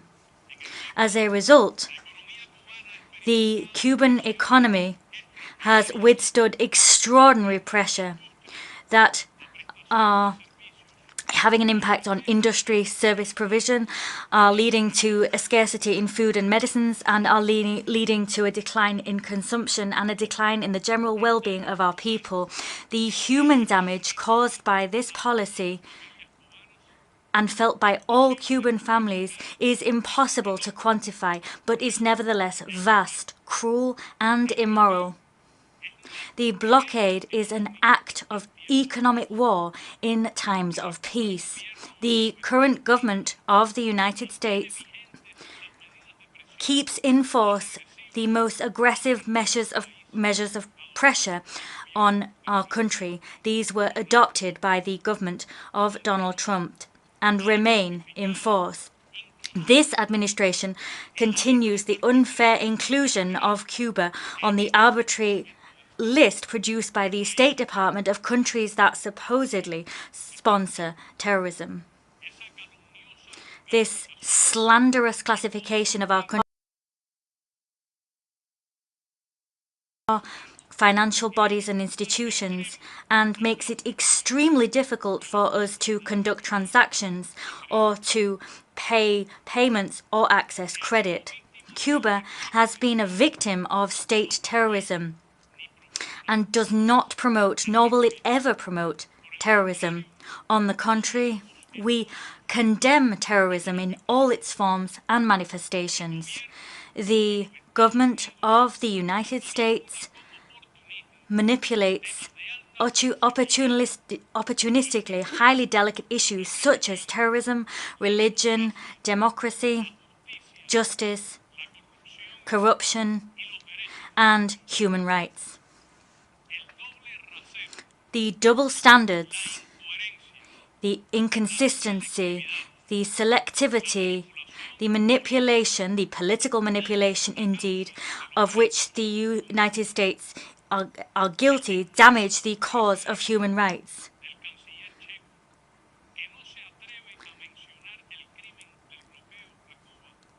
Some delegates have not dared to mention the sad blockade visited upon Cuba, and that is sad. I urge the government of the United States to solve the issues which fuel irregular migration and which promote the loss of life. These factors include their failure since 2017 to uphold their obligation, according to bilateral agreements in force, to earmark no less than some 20,000 annual visas to migrants. There is the Cuban Adjustment Law. There is the treaties that are politically motivated. There are restrictions placed on regular transit countries and the ratcheted up economic blockade. These cause migration and must be ceased. We've heard today that the processing of migrant visas will return to the Embassy of the United States in Havana, and that is a positive step. Cuba reiterates its readiness to move towards a better understanding and better relations with the government of the United States and to develop civilized relations, and including relationships of cooperation between both countries, and this on the basis of mutual respect, sovereign equality, and on the understanding that no attempts will be made to undermine our sovereignty and independence in spite of our major differences. We underscore the valuable commitment and the shown by Cubans and their descendants in protests that have occurred in that country and across the world to ensure that Cuba's sovereign rights are respected and to reject the merciless actions of the United States, in particular the policy of the economic blockade. I also wish to deeply thank heads of state and government for their statements in this general debate, and I thank them for their historic support as well as that of the General Assembly. And I'm also thankful for the demonstrations of solidarity towards Cuba by governments, key figures, political organizations, solidarity movements, social and people's movements from across the world. Today, this solidarity and support remains absolutely vital. Mr. President, despite the colossal challenges faced, the Cuban people and government have not let up in their attempts to forge ahead with the construction of a socialist society which is fairer, democratic, prosperous, and sustainable. We conquered COVID-19 with resources, our own vaccines, and the solidity of our public health system and our system of science. We were able to humbly contribute by sending 58 medical brigades around the world. At the worst moments of the pandemic, we sent those to some 48 countries. We worked to recover the economic and social life of our country. We worked to support the transformation of our communities and to sustain and extend social programs in the country. We continue to hone our legal order, our state, and the legal order that is of our socialist state of social justice to guarantee the full and proper enjoyment of all human rights by all Cuban people. And we do this to ultimately enrich the system of social justice which several generations have enjoyed. On the 25th of September, after a broad participatory process of popular consultation, we will hold the legislative referendum on an innovative family code. This vote will be a genuine exercise of direct democracy and of the effective power of the Cuban people.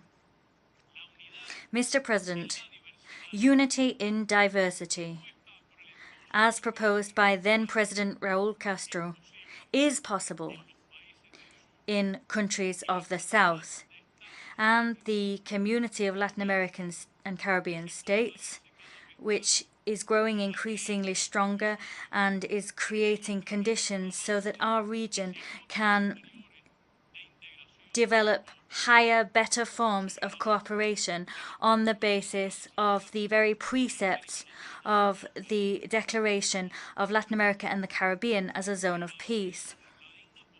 We are grateful for the dignified stance adopted by several countries in the region on the fact that we've been arbitrarily excluded from various diplomatic fora in our hemisphere. We express our solidarity with the Bolivarian Republic of Venezuela and with its constitutional president, Nicolás Maduro Moros, and we stand shoulder to shoulder with the civic military union of its people as it attempts to withstand attempts made to subvert and destabilize the internal order of that brotherly country. We reject the implementation of unilateral coercive measures in and against Venezuela. We denounce the imperialist attempts made to destabilize the government of reconciliation and national unity of Nicaragua. We reiterate our staunch support for the brotherly Nicaraguan people and for their president, Daniel Ortega. We stand in full solidarity with the sisterly nations of the Caribbean, and we support their legitimate claims for reparations for the damaging effects of colonialism and slavery. These peoples need and deserve to receive just, special, and differentiated treatment. We once again reaffirm our historic commitment to the self-determination and independence of the people of Puerto Rico. Haiti needs a special contribution to be made by the international community to its reconstruction and development. Humankind has a debt to settle with that republic. We support the legitimate claim of President Alberto Fernandez and of the sovereign people of the Argentinian Republic over the Malvinas Islands, the South Sandwich Islands, and South Georgia Islands, and the surrounding maritime areas. We express our full solidarity with the Vice President of Argentina, Cristina Fernández de Kirchner, who was the victim of an unjust and unfounded legal and media attack, and then recently suffered an attempt on her life. We reiterate our staunch commitment to peace in Colombia. The clear preparedness and readiness for peace of Colombia's current president and relevant stakeholders mean that the region and the international community must extend their support to the nation. The necessary resources must be provided to support the Agenda 2063 of the African Union. That agenda establishes the roadmap for the development of that brotherly continent. We are lobbying for the search for a peaceful and negotiated solution to the situation imposed upon Syria, and we call for a cessation in foreign interference and for the full respect of Syria's sovereignty and territorial integrity. We support a just, broad and lasting solution to the conflict in the Middle East. This must be a solution which guarantees the genuine exercise of the inalienable right of the Palestinian people to build their own state within pre-1967 borders, with their capital in East Jerusalem. And we call for the end of the Israeli occupation of the occupied Palestinian and Arab territories. We reaffirm our unwavering solidarity with the Sahrawi people. We reject the unilateral coercive measures imposed on the Islamic Republic of Iran. We condemn the imposition of unjust unilateral economic measures on the Democratic People's Republic of Korea, and we condemn foreign interference in their domestic affairs. We oppose interference in the internal affairs of the Republic of Belarus. We reaffirm our repudiation of the imposition of unilateral sanctions against the Russian Federation. We condemn the unfounded smear campaigns waged against the People's Republic of China and attempts to undermine their territorial integrity and sovereignty. We reiterate the unwavering support for the One China policy. We champion a serious diplomatic and constructive and realistic solution to the current war in Ukraine. This solution must be found through peaceful means with full respect for international law. The solution must guarantee the security and sovereignty of all. Mr. President, Cuba will continue to speak out loud and clear to reject hegemonism and domination, unilateral coercive measures, genocidal blockades, and attempts to impose one culture and one model on the world. We will never let up in the defense of the independence, sovereignty, and self-determination of peoples without any interference or intervention from foreign powers. We have a glorious past,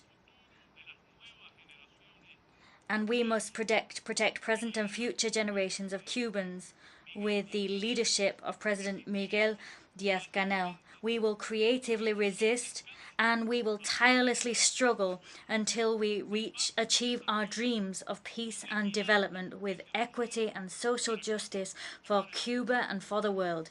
Many thanks indeed. I thank the Minister for Foreign Affairs of Cuba. I now give the floor to Her Excellency Naledi Pandor, Minister for International Relations and Cooperation of South Africa.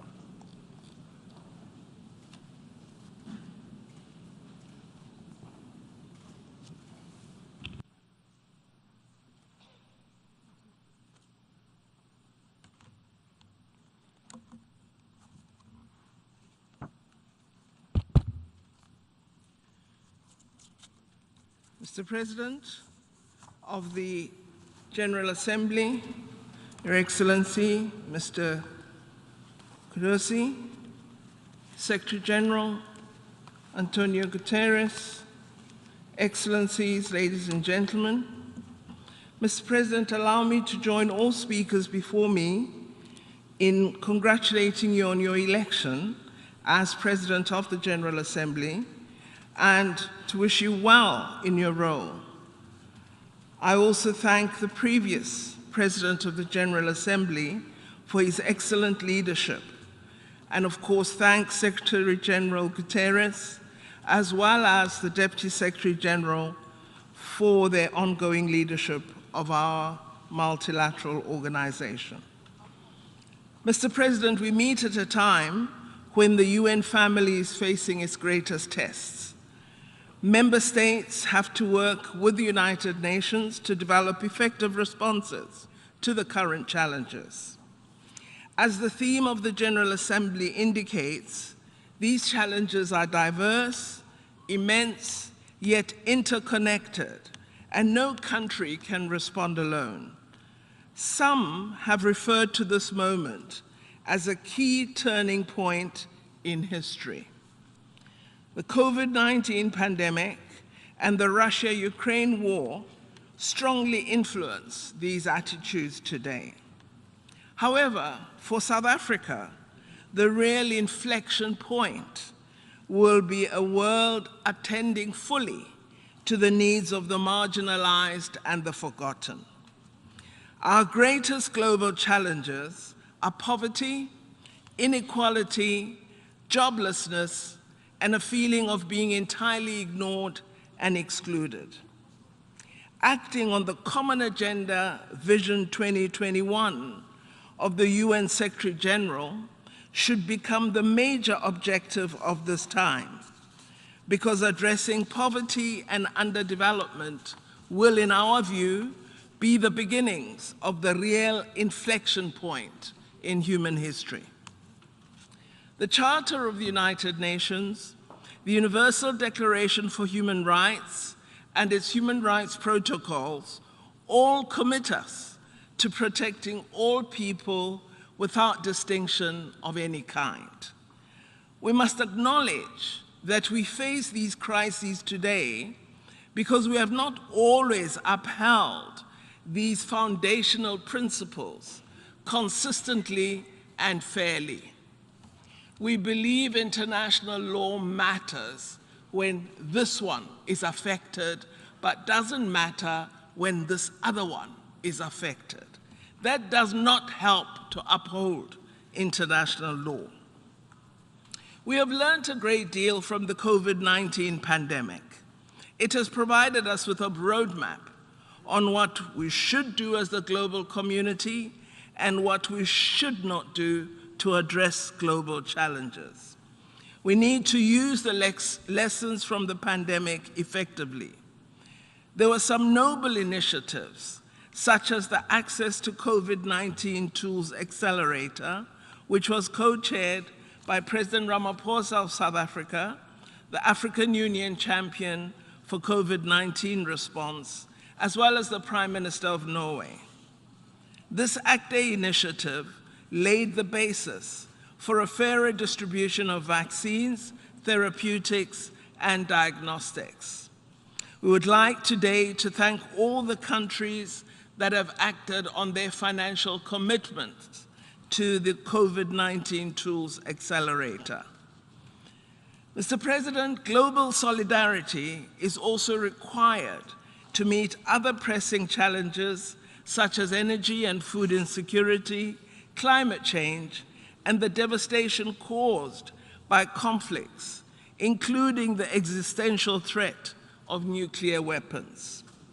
Up to now, instead of working collectively to address these challenges, we have grown further apart as geopolitical tensions and mistrust permeate our relations. We should, however, move forward in solidarity, united in efforts to address our common global challenges to ensure sustainable peace and development. One of the tasks, Mr. President, that we must successfully implement is to ensure that developing countries are not left behind when treatments are available. We must do this by creating and supporting research and innovation capacity in Africa and other parts of the world for vaccine production, by investing in strengthened public health systems, and by ensuring that we produce thousands more qualified professional health workers. All this requires sustainable investment in higher education research institutions and in global research cooperation. The mobilization of resources and capabilities to strengthen the pandemic response and the preparedness of all nations must be substantially increased. It will be a tragic indictment on all of us as leaders if future pandemics find the poorest countries as unprepared as many were for COVID-19. We need to strengthen global health architecture to ensure that we are better able to meet the challenges of new pandemics and other infectious diseases of concern. We are proud as South Africa to be part of the solutions to these problems through the recent establishment of the first mRNA global technology transfer hubs that will contribute to the security of supply of life-saving medication for African countries and other developing countries. Mr. President, my country, South Africa, like many other developing countries, faces huge development challenges, including in our energy sector. We need to together collectively address global energy shortages, including by deploying innovative solutions that are cheaper, cleaner, and more accessible.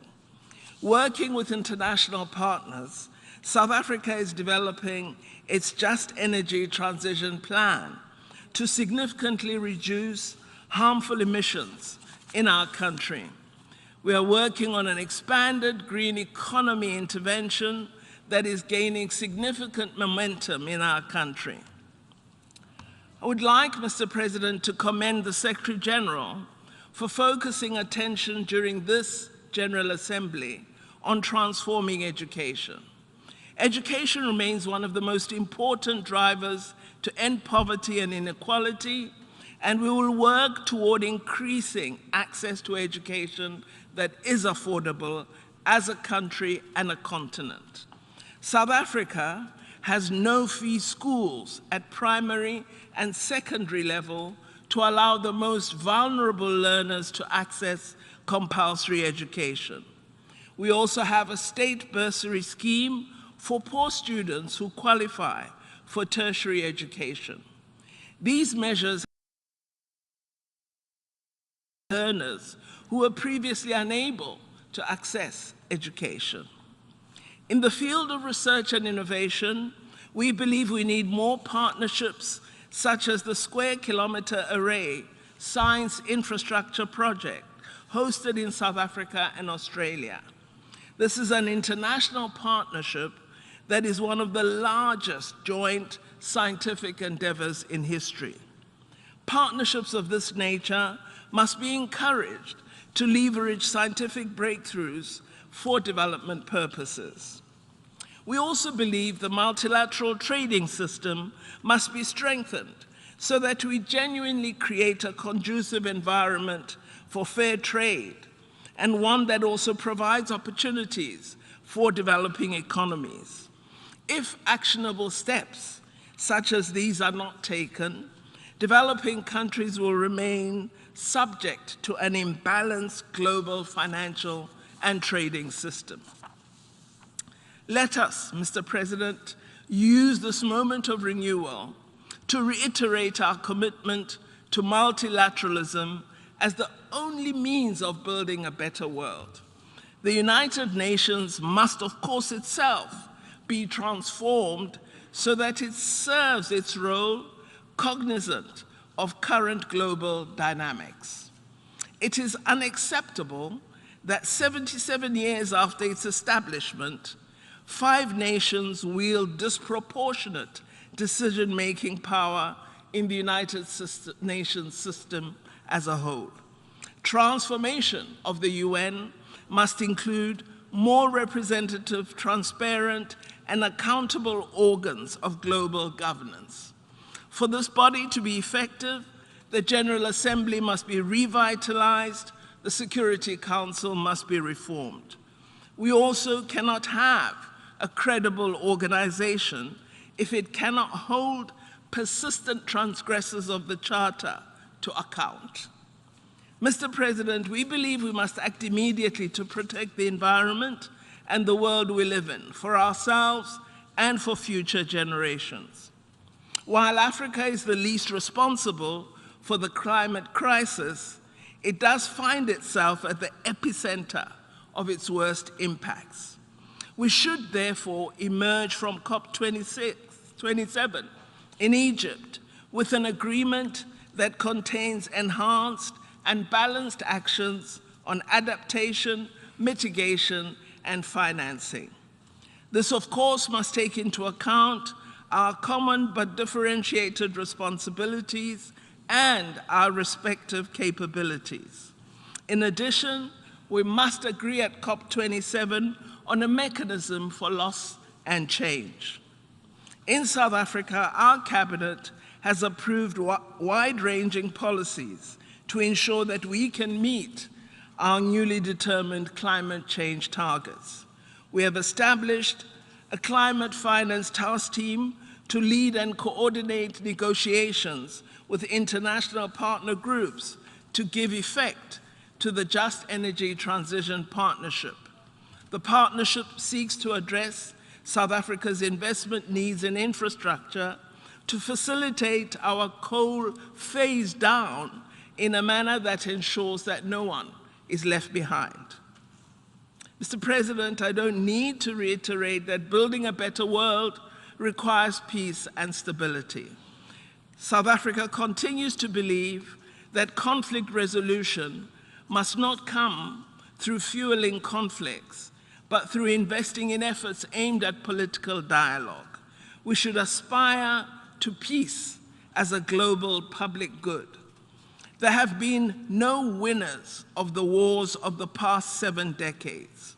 Instead, they engendered strife, distrust among nations, divisions, as we see this week, a perpetual misallocation of resources to weapons, increased poverty, and underdevelopment. All these are features and effects of war. While we work to address contemporary conflicts, we should not ignore long-standing conflicts, such as that of the people of Palestine, which has been on the United Nations agenda throughout the 7 decades of existence of this organization. We cannot ignore the words of the former Israeli negotiator at the Oslo talks, Daniel Levy, who addressed the UN Security Council recently and referred to the increasingly weighty body of scholarly, legal, and public opinion that has designated Israel to be perpetrating apartheid in the territories under its control. Israel must be held accountable for its destructive actions that have significantly impaired the possibility of a two-state solution. Similarly, we cannot ignore the decades-long struggle for self-determination of the people of Western Sahara. We must, Mr. President, treat all conflicts across the globe with equal indignation, no matter what the color or creed of the people affected is. Embargo against Cuba, which continues to impede the right to development of her people. In the same vein, we call for an end to unilateral coercive measures against Zimbabwe, which have compounded the problems experienced by the people of Zimbabwe and have a detrimental effect on the broader Southern African region. Mr. President, our quest to build a better world will remain unfulfilled as long as people are still discriminated against on the basis of race, gender, sex, ethnic, social origin, color, sexual orientation, age, disability, religion, conscience, belief, culture, or language. We have a responsibility to make sure that every girl child receives an education and that every woman has an opportunity to work, to study, to begin a business, and to have choice and control over her life and body. We must also ensure that more women speak at the United Nations General Assembly. We need to end the violence perpetrated against the most vulnerable, most often women and children.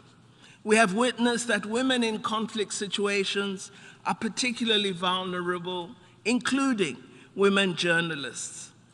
The murder of Shireen Abu Akleh and other journalists is a stark reminder of the danger that women in conflict situations face. We must do all we can to protect them and exert all effort to hold those accountable for harming them. We must also strengthen the capacity and draw on the voices of the youth on the African continent. In this regard, we need to harness the demographic dividend by maximizing our investment in quality education as a means to address intergenerational poverty, together with inclusive economies. Mr. President, Africa is home to more than 1.3 billion people. It is fast emerging from centuries of colonialism, occupation, and exploitation, from willful neglect and underdevelopment. We now have an African Continental Free Trade Area agreement, and the countries of Africa are laying a firm foundation for a new era of trade, commerce, and productivity. Our countries are establishing the conditions for the seamless flow of goods and services between African markets, for the growth of industry, and for the construction of roads, bridges, railway lines, ports, and power stations that will support growth. As we continue our efforts to end war, conflict, and insurgency in several parts of our continent, and to prevent the unconstitutional seizure of power, we will continue to see greater alignment between our agenda and that of the United Nations and our body, the African Union. To overcome all these acutely global challenges, we must agree to a common path out of an increasingly polarized world, a rules-based international system predicated on international law and strict adherence to the provisions of the UN Charter is essential. Such a system should safeguard the interests of all and not only the powerful countries. We acknowledge the efforts of Secretary General Guterres in his vision, our common agenda, which we support very, very strongly. We believe he has provided us with options to put aside our differences, to build trust, and to forge a world where future generations will prosper and thrive. That should be the mandate we adopt, and not the mandate of division and conflict. I wish you well, Mr. President, and I thank you for this opportunity.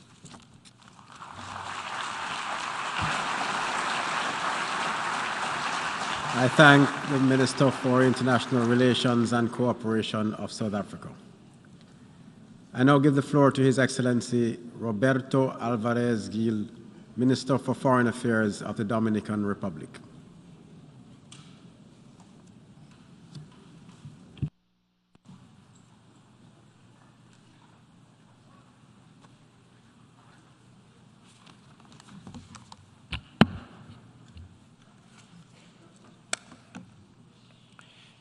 Excelentísimo señor.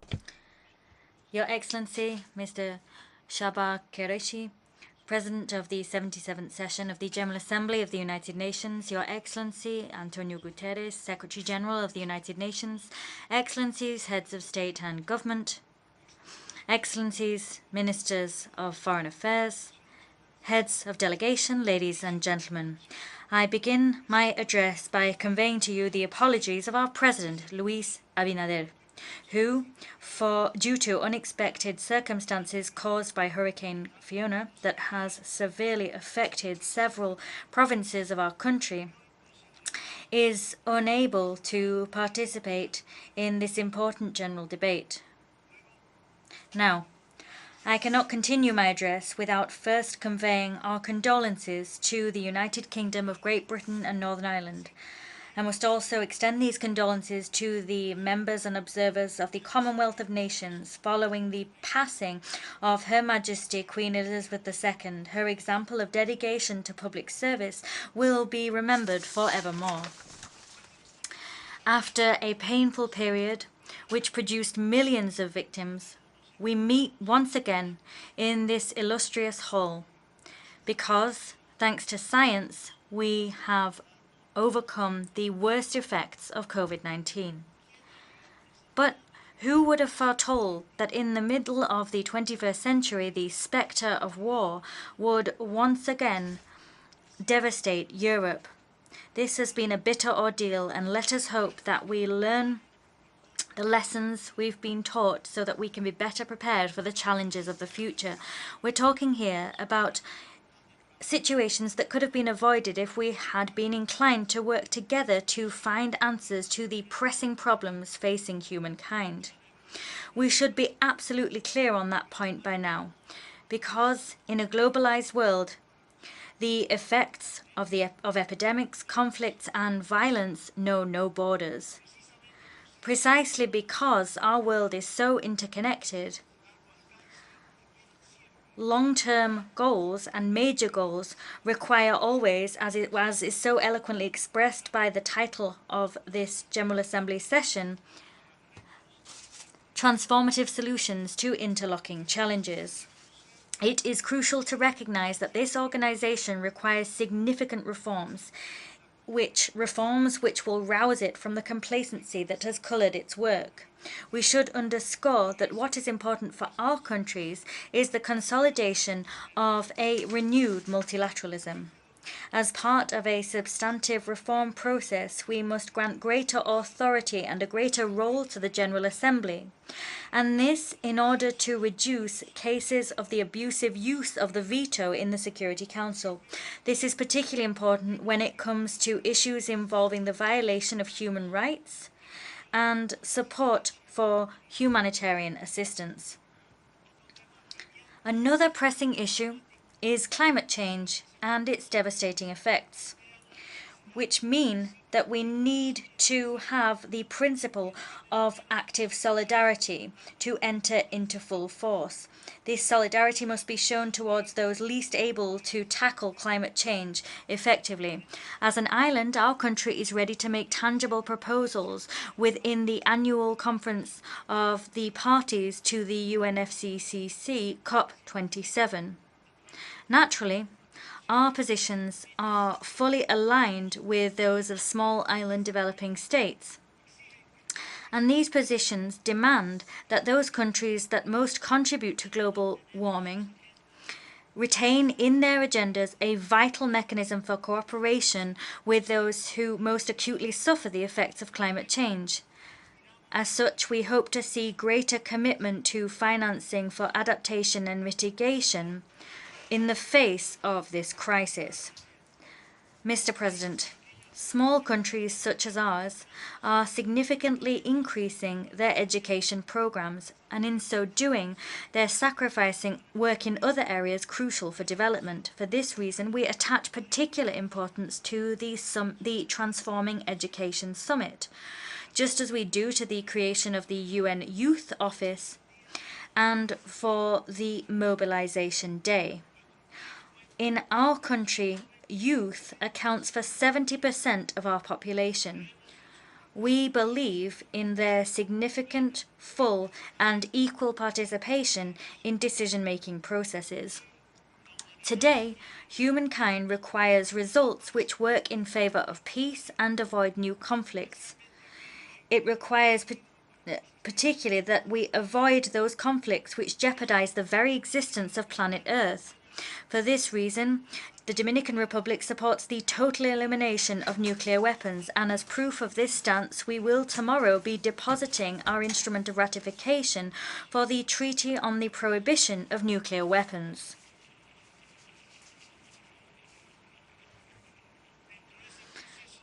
As part of this process by which we continue our commitment to multilateralism, and as we seek to step up our presence in international bodies, our country is now a candidate for election to the UN Human Rights Council for 2024-2026. It is our legitimate aspiration to sit on this council for the first time, and as we pursue this goal, we hope to enjoy the support of this community of nations.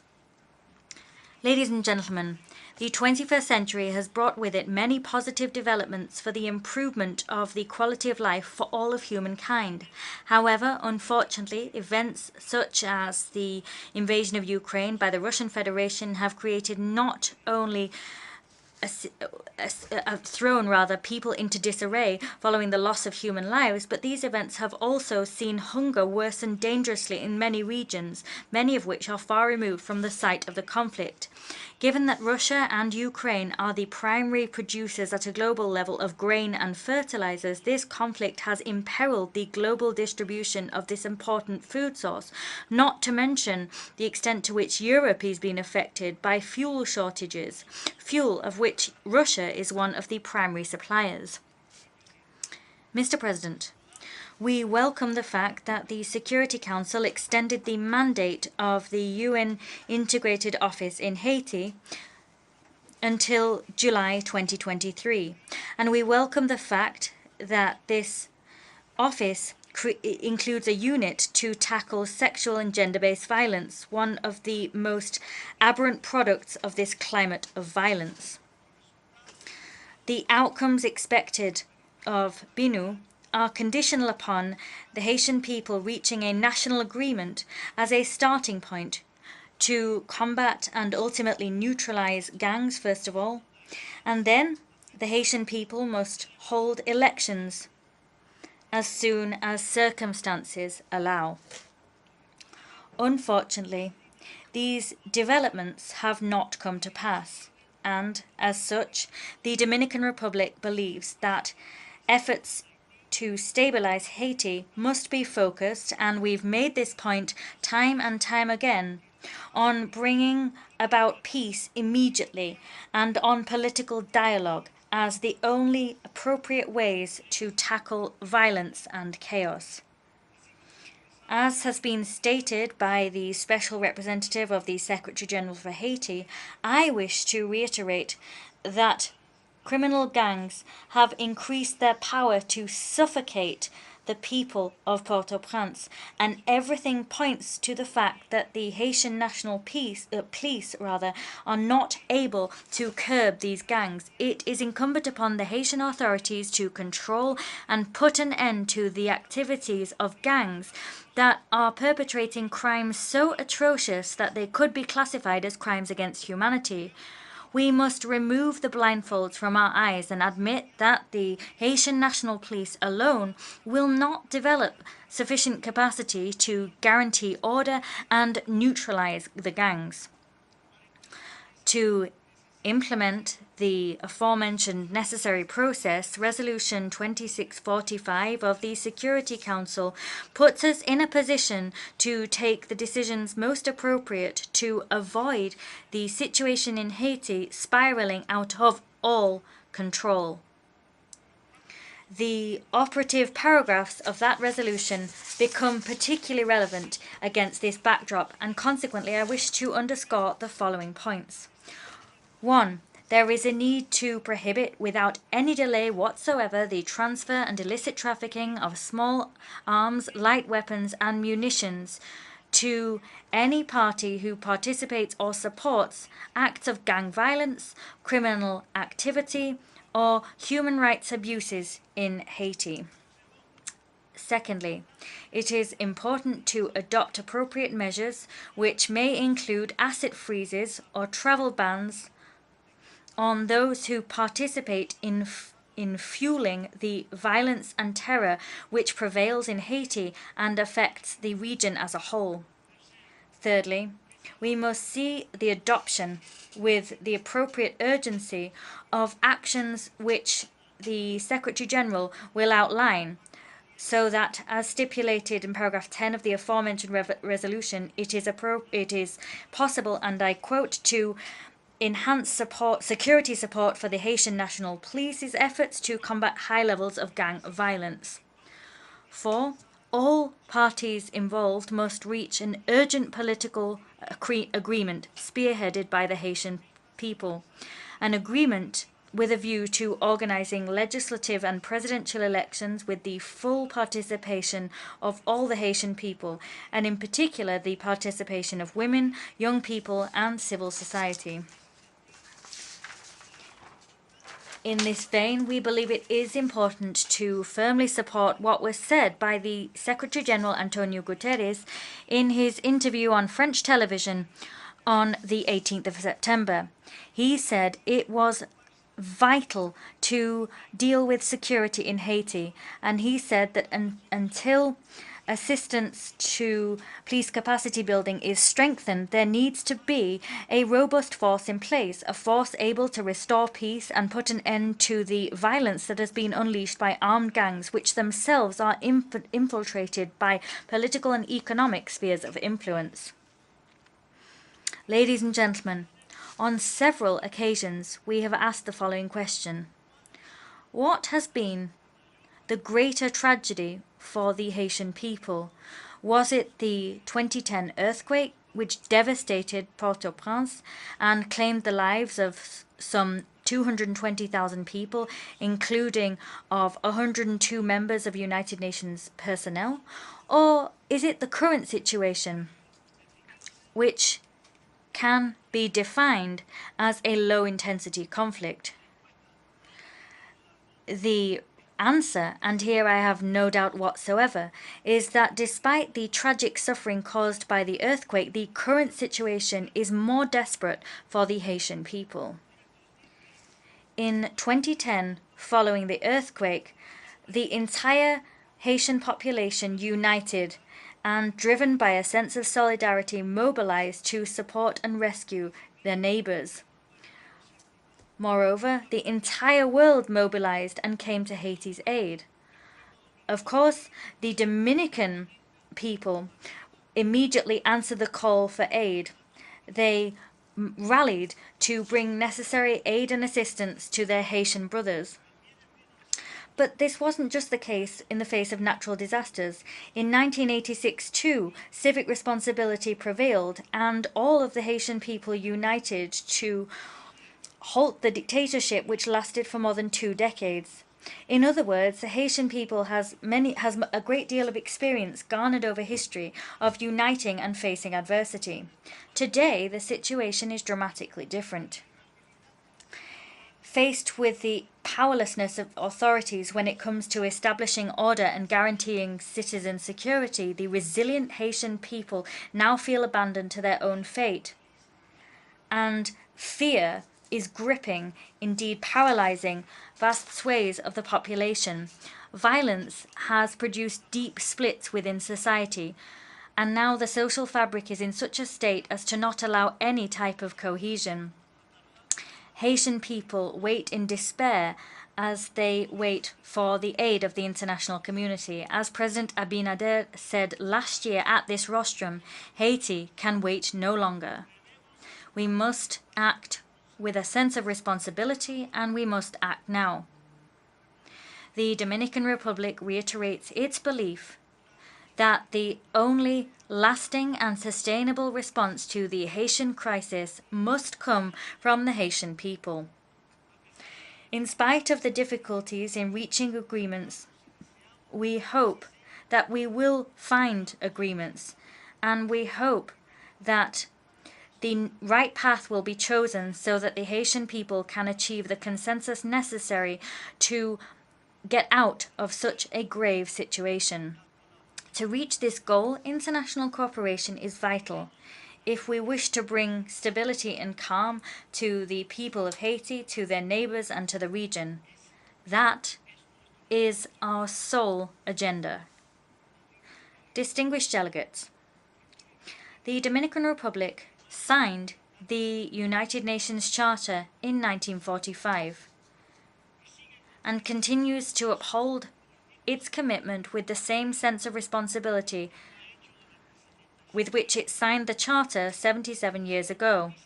We have participated in historic decisions and resolutions issued by this General Assembly. You can rest assured that our country will continue to play its part in this concert of nations, and that it will be ready to continue contributing to the strengthening of the United Nations, an instrument which remains decisive in the maintenance of global peace and security. Thank you very much. I thank the Minister for Foreign Affairs of the Dominican Republic. I now give the floor to His Excellency Arnoldo Andre Tinoco, Minister for Foreign Affairs and Worship of Costa Rica.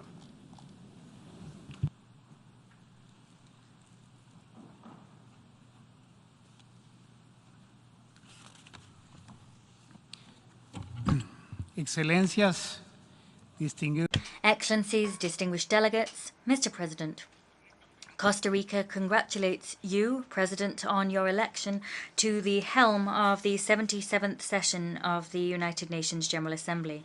We are confident that your wealth of political experience will be crucial to the success of the work ahead. A maelstrom of challenges is shaking the foundations of this building. The pandemic has now been raging for 3 years, and still 30.3% of humankind has yet to receive a single vaccine dose. The climate crisis and the crisis of biodiversity loss are lashing us mercilessly and indiscriminately in Pakistan, Puerto Rico, the Dominican Republic, and Costa Rica. We are experiencing these crises today firsthand. However, it is the most vulnerable countries who are stepping up their efforts, creating large protected areas and conservation areas and increasing their adaptation and mitigation efforts. At the same time, the biggest carbon emitters and those responsible for climate disasters remain unaccountable. The Russian invasion of Ukraine not only violated the principles of the Charter, but it has also triggered a humanitarian, fuel, and financial crisis that will drive millions of people into food insecurity and poverty. Moreover, the invasion also put our collective security system in check. It produced renewed divisions and polarization, creating geopolitical and economic blocs pitting the East against the West and the North against the South. All of this has occurred at the very moment in which we needed to build more bridges and fewer walls. It all occurred at a time when we could not lose sight of the situation in Yemen and Mali, in Myanmar and Syria, in Libya or in Haiti, in Tigray or the Sahel, nor the situation between Israel and Palestine. The attacks on democracy and human rights, especially those against women and girls, also know no borders. The decline of democracy is evident in Central Asia, Eastern Europe, the Asia-Pacific region, and in my own region.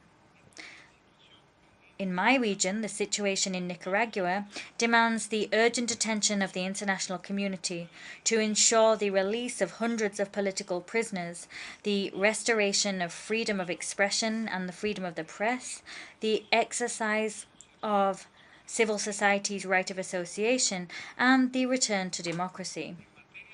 In terms of rights, the cruelest example of rights violations can be found in Afghanistan, where, for the past year, girls older than the 6th grade have been banned from attending school. This has left them even more greatly exposed to violence, poverty, and exploitation. We have come to this assembly to identify comprehensive solutions to the manifold crises we face, because it is impossible to end poverty without empowering women and girls. It is impossible to ensure respect for human rights without addressing climate change, and it is impossible to address the reform of the international financial system without new parameters for the allocation of aid. First of all, for Costa Rica, the response to the multiple crises facing us must be underpinned by a rights and obligations-based approach. Human rights and the unmitigated, unequivocal respect for human dignity and worth are not words alone. They are obligations undertaken by states and enshrined in the United Nations Charter, the Universal Declaration of Human Rights, and all human rights treaties and instruments. They are also the expression of the legitimate and universal aspirations of each person, of all peoples who are, after all, the ones who allow us to be in this solemn hall and to speak on their behalf. Costa Rica is in no way exempt from challenges and gaps when it comes to the full enjoyment of human rights, the construction of a culture of peace and non-discrimination, and the achievement of sustainable development goals. We too face challenges and gaps here. We are aware that the fight against poverty, inequality, and marginalization requires human rights. These human rights are not, nor should they be, a stumbling block. They are nothing less than the only way forward. Costa Rica has never closed its doors to migrants who see in our country a transit route or a destination and who come to integrate into our society. We are the 4th country in the world in terms of receiving our receipt of refugee applications per capita. In 2021, we welcomed the largest number of Nicaraguan citizens. However, given our economic situation and reduced fiscal space, and given the phenomenon of mass migratory flows, we have certain limits on our capacity for action. And this has jeopardized the coverage that we can provide to the hundreds of thousands of people who have sought refuge on our soil, coverage that we have always provided. It is with a real sense of urgency that we come here to ask for the support of the international community to address this challenge, a challenge that has been exacerbated not only by conflict and poverty, but also by the impact of climate change. In a context of manifold and accumulated crises, human rights must forge new paths. Costa Rica welcomes the fact that on the 28th of July, this General Assembly recognized the universal right to a clean, healthy, and sustainable environment. For my country, this is a beacon of hope that can be compared to the proclamation of the right to water, to development, or to the Universal Declaration of Human Rights. It is the correct response to the threefold planetary crises of pollution, climate change, and biodiversity loss. This resolution is not a point of arrival, but rather a point of departure. Costa Rica will continue to work with member states, the United Nations, and all stakeholders to break down the silo mentality and to provide effective solutions to human problems, particularly solutions for those who suffer the most vulnerable, and the most marginalized among us.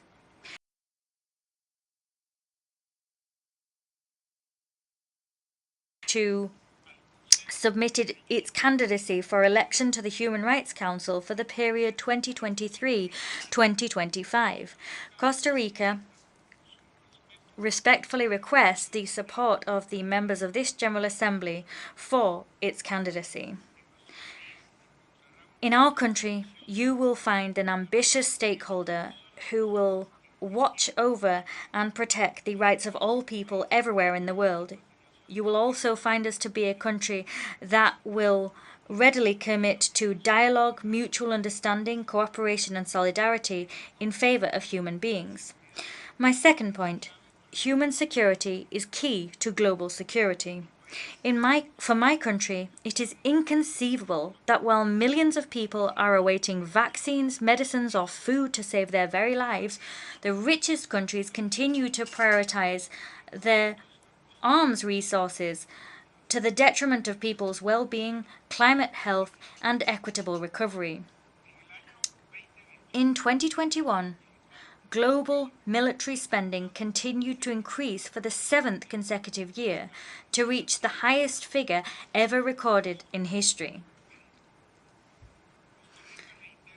Today, Costa Rica reiterates its appeal for a gradual and sustained reduction in military spending, because the more weapons we produce, the more our efforts at management and control of these weapons will prove ineffective. It is a question of prioritizing the lives and well-being of people and the planet over profits to be made from weapons and war. It is a question of investing in and actively building alternative approaches to security, approaches that facilitate cooperation and care rather than competition and violence. We are convinced that it is also possible to achieve peace and security without resorting to the use of nuclear weapons, because the total elimination of nuclear weapons is the only guarantee against their use or threat of use. Costa Rica urges more states to sign and ratify the Treaty on the Prohibition of Nuclear Weapons, as well as to adhere to the Vienna Declaration and Action Plan. We also urge the Russian Federation to cease its attacks on Ukraine, its civilian population, and critical infrastructure. We urge the Russian Federation to demilitarize the Zaporizhzhia plant and not to resort to nuclear coercion, which we condemn in the strongest terms. Costa Rica calls on both parties to ensure respect at all times and in all circumstances for international human rights law and for international humanitarian law. The third transformative solution must be a financial one. Middle-income countries face significant inequalities and challenges. These include a reduced fiscal space that limits our capacity for action and investment and puts our social fabric at risk, despite the fact that we are home to the highest percentage of poor people and migrants in the world. Our income categorization does not allow us to access ODA or to obtain concessional financing on favorable and fair terms. Consequently, it is urgent to go beyond GDP per capita. We must have new parameters for the allocation of aid, investment, and international cooperation. These parameters must take account of other aspects such as structural deficiencies, climate risks, market fluctuations, and fiscal stability. A fourth action requires a higher level of ambition and urgency if we are to address the threefold planetary crisis of climate change, biodiversity loss, and pollution. To address these challenges, safeguarding marine resources and ocean health is of the utmost importance. Weathering the worst effects of the natural disasters that lash our countries, droughts, heat waves, forest fires, floods never seen before, are the people themselves. With those people in mind, Costa Rica, together with France and the United Kingdom, is leading the High Ambition Coalition for Nature and the People. This seeks the conservation of ocean by 2030. Costa Rica has successfully conserved 30% of waters under national jurisdiction 9 years ahead of schedule, invites other states to meet this common goal. Moreover, alongside the French President Emmanuel Macron, we announced our interest in co-hosting the third United Nations Ocean Conference in 2025, as well as our interest in holding a meeting in mid-2024 in Costa Rica that will bring together the scientific community and civil society to create innovative solutions for ocean governance. The ocean is an immeasurable and critical resource for the very continuity of life on Earth. Therefore, on the International Day of Peace, Costa Rica issues a vehement appeal for the adoption of a declaration of peace for the ocean. We cannot survive as a species without our ocean. We will not be able to fulfill our many obligations to the Sustainable Development Goals without a healthy ocean. Mr. President, let us support the Secretary-General's initiative for a new agenda for peace, an agenda which strengthens our collective capacity to prevent conflict and resolve existing conflicts with sustainable, locally driven solutions. Let us renew the social contract which binds our governments and peoples, anchoring governance arrangements in human rights, trust, inclusion, protection, and participation. Let us guarantee gender parity and empower women, and in particular girls, in all spheres of life. Let us seek new methods to measure development that adequately reflect essential aspects such as environmental sustainability, inequalities and structural gaps, as well as the quality of institutions and the prevalence of the rule of law. Let us build a multilateral system and a United Nations system that is more resilient, transparent and inclusive, and systems that better embrace the needs and perspectives of all. This is particularly true for the Security Council. Let us do more to pave the way for the United Nations to fully rise to the occasion. Let us do more so that it has the skills and determination to do what it needs to do. Let us help the UN and our own countries to change the course of our common destiny while there is still a destiny to shift. Let us act with conviction and courage, with determination and with a true sense of urgency. The time is now. Thank you.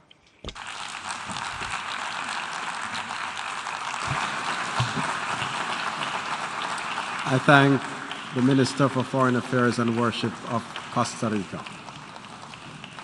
I now give the floor to His Excellency Gustave Aitaro, Minister of State for Foreign Affairs of the Republic of Palau.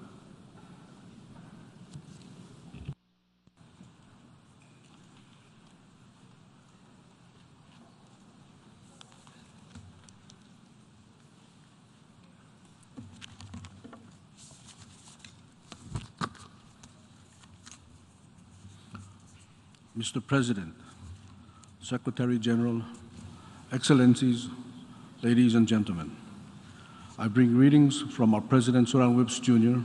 and the people of Palau. It is a great pleasure to be able to address this esteemed assembly, and at the outset, I wish to congratulate the President of this 77th General Assembly, Sabah Korosi, and further pledge Palau's support during the course of your tenure.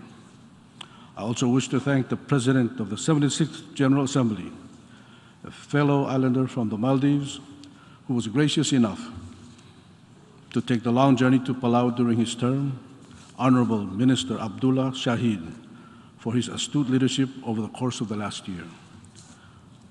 Friends, we meet at a precarious time. Thankfully, the world has made great strides in collectively combating the COVID-19 pandemic. The people of Palau thank all our international partners and friends who came to our aid during this difficult time, particularly the United States, Japan, Taiwan, Australia, and others. The collaboration was successful in minimizing the impact of the pandemic in our small and vulnerable community. Regrettably, while the world made great progress in pandemic recovery, new and unprecedented challenges have emerged. The war in Ukraine rages on, extolling damage to infrastructure, homes, schools, cultural sites, and killing of innocent people, and continuing to terrorize the children of Ukraine. Palau continues to strongly condemn the war in Ukraine and joins the international community in calling for Russia to withdraw from Ukraine's sovereign borders. We also extend our prayers and solidarity to the people of Ukraine.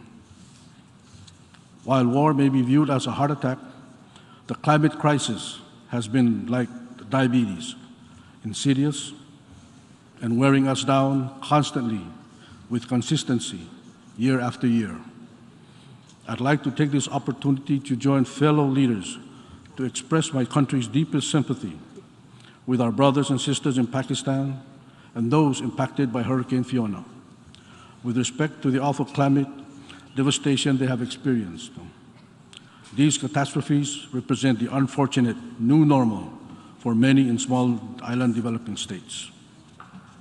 Climate change is not only about hurricanes and floods, it's about droughts, it's about wildfires, it's about our ability to provide drinking water and feed our people when our lakes run dry and our aquaculture facilities and reefs are ravaged by typhoons. We face all of these challenges and more in Palau today. It is our government's inability to buy our children new textbooks or improve their nutrition programs because so much of our fiscal resources and energy is dedicated to address disaster relief. How many times do the people of our island of Kayang have to rebuild their homes from storms before they give up? How many times does your home have to be swept away before it breaks your spirit? Despite the challenges in this last year, we have begun to see glimmers of hope in the fight against climate change. Youth, the private sector, and civil service are more engaged than ever. Over 150,000 young people scaled Glasgow for COP26, provided much needed pressure for leaders to take action, and after 4 failed COPs, the Glasgow Climate Pact was finally adopted. Even large emitting countries like the United States and Australia have finally passed significant legislation to shift their domestic policies. None of these efforts get us to 1.5 degrees yet, but they represent a great step forward and we commend their efforts. As the Russian-driven energy crisis has shown us, energy independence and renewable energy sources build resiliency into our economies. Palau felt the strain of skyrocketing energy costs, and this is fueling our ambition to achieve 100% transition to renewable energy. In Palau, we have a saying, "Selom tobo del morabuay, emisngek mesablim." Translated, it is like the English idiom, "Don't throw stones in glass houses." It means, before you criticize other people's actions, look at your own. It is in this spirit that our President Surang Whips Jr. has committed to Palau transitioning to 100% energy by 2032. The message we want to send is clear. Despite our small size, our remote location, our lack of access to finance and technology, and the unique vulnerabilities of being a SIDS country, we are committed to moving towards a net zero carbon world. We are committed because our planet and our children need us all to be committed. Palau extends our sincere thank you to the government of Japan, who has committed a grant to help us update our country's power grid to allow for this transition to renewables. We are grateful for your continued friendship and support. Our small country has had the pleasure of hosting the 7th Our Ocean Conference together with the United States in April of this year. This conference brought together more than 600 participants representing more than 70 foreign delegations and 150 non-state actors. It concluded with 410 commitments worth $16.35 billion. As a SIDS country, we thought it was particularly important to bring people from all over the world to Palau to show them firsthand the challenges we face as SIDS, whether it's the plastic pollution, sea level rise, or the impact on our fragile corals which underpin our major economic driver of blue tourism. The conference also highlighted the importance of ocean-based climate solutions, including ship decarbonization, marine nature-based solutions, and offshore renewable energy in keeping the 1.5 degree global warming target within reach and improving global climate resilience. We are incredibly grateful for the wonderful partnership of the United States in co-hosting the Our Oceans Conference. The conference was a success in large part to your camaraderie and efforts. We also thank the generosity and support of the Republic of China, Taiwan for upgrading our conference venues. Likewise, we thank our partner Japan and the Sasakawa Foundation for their generosity and significant technical support. Many other partners also contributed to make this event a success for climate action. As a blue ocean state, Palau has been a leader in oceans issues and will continue to be. As co-chair of the high-level panel for sustainable ocean economy with Norway, we are pleased to have recently welcomed the UK as our 17th member of the ocean panel, and are committed to working with them and all panel members to achieve 100% ocean management for sustainable ocean economy in which effective protection, sustainable production, and equitable prosperity go hand in hand. Palau believes in the 30 by 30 initiative and urges all member states covering 30% of the EEZ. As a large ocean state, we don't believe that there is a sustainable solution to ocean issues without incorporating management and rules in the high seas. The Pacific is disappointed that the biodiversity beyond national jurisdictions IGC 5 efforts could not conclude treaty text, as the preservation and fair and equitable sharing of benefits of biodiversity in areas beyond national jurisdiction is long overdue as an extension of the world's commitment to combating climate change. The opportunity to establish regional MPAs, build maritime surveillance capacity, and facilitate the transfer of marine technology should not be further delayed. We owe it to our future generations to come together for the sustainable use of mankind's common heritage. Palau is a champion of the moratorium on deep-sea mining. The deep sea makes 90% of the marine environment, and we cannot allow great harm to come to such biologically rich areas. Before any nation is allowed to contract for deep-sea mining projects, the global community must enact serious reform of the ISA and international regulations that comply with UNCLOS's mission to preserve and protect the marine environment. Let me now turn to an issue that deeply impacts both Palau and SIDS. The adoption of a multi-dimensional vulnerability index cannot just be discussed in financial boardrooms, for it has real impacts on the lives of island peoples. UNDP's own MVI analysis found that most SIDS are more vulnerable than their income level would suggest. We don't come here as a proud people asking for handouts. Facilities climate action can bring equity to global financing. Mr. President, as members should know, we are in a free association with the United States via a compact. In doing so, our people signal that we have shared values with the United States. The United States also promised to help provide for our development needs after Palau gained independence from the US. Since the time our compact was signed, though, some development has occurred, but too little.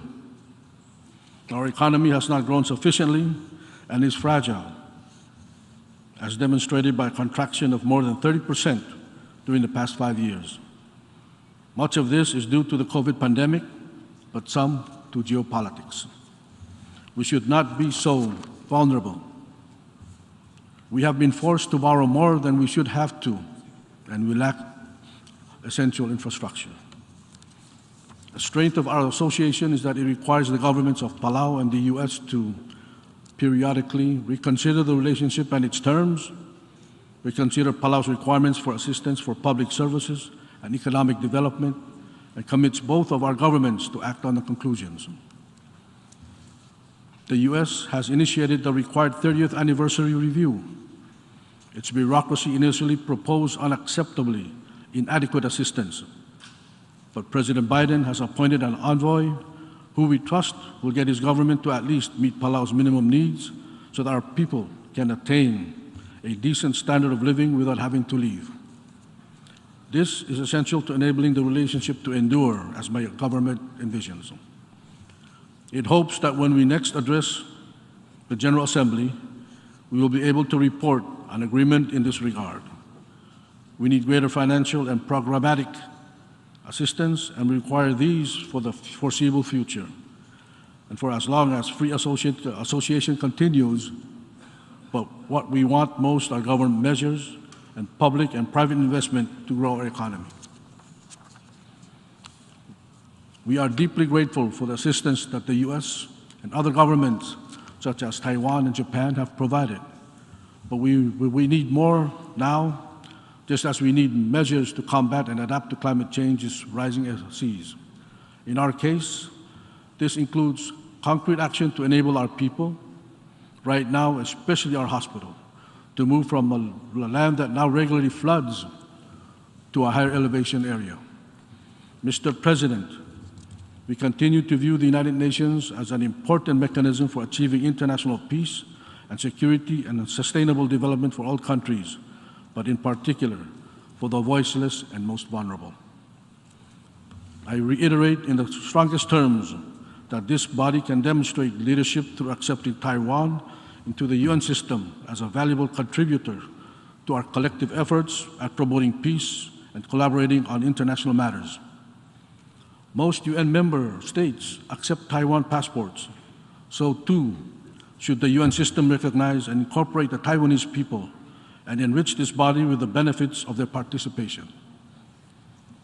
Doing so is a realization of the core principles of the UN Charter. The Taiwanese people are a part of the global community and a valuable partner in combating climate change and the COVID-19 pandemic. With the many challenges facing our planet and people, we need every person, including the 23 million people of Taiwan, to be part of the solutions. When linguists studied our local Palauan language, they discovered it was anchored in the word heart. Baltigareng translates into found heart, means love. We are a people and a culture who navigate with our hearts, and that is the message I'd like to leave you with today.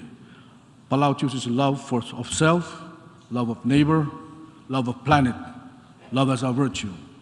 We believe that choosing love is our only way forward for a collective peace and prosperity. There is no profit sufficiently large to be worth the price of war or the destruction of our planet. Above all, the highs and lows of this year, I trust this institution will take away the importance of unity and the respect for the rule of law. We are capable of overcoming immense challenges of our time, but we must do so together. Masulang, and thank you very much.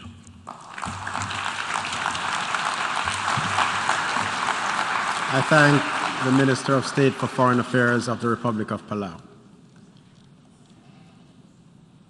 The Assembly will hear an address by Her Excellency Elizabeth Truss, Prime Minister and First Lord of the Treasury of the United Kingdom of Great Britain and Northern Ireland. I request protocol to escort Her Excellency.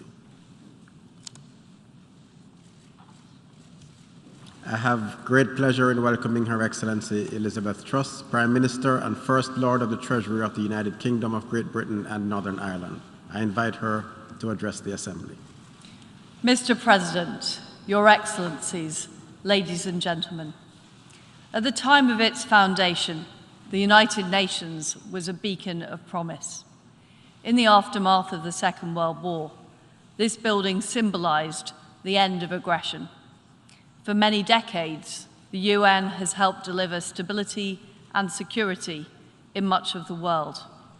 It's provided a place for nations to work together on shared challenges, and it has promoted the principles of sovereignty and self-determination, even through the Cold War and its aftermath.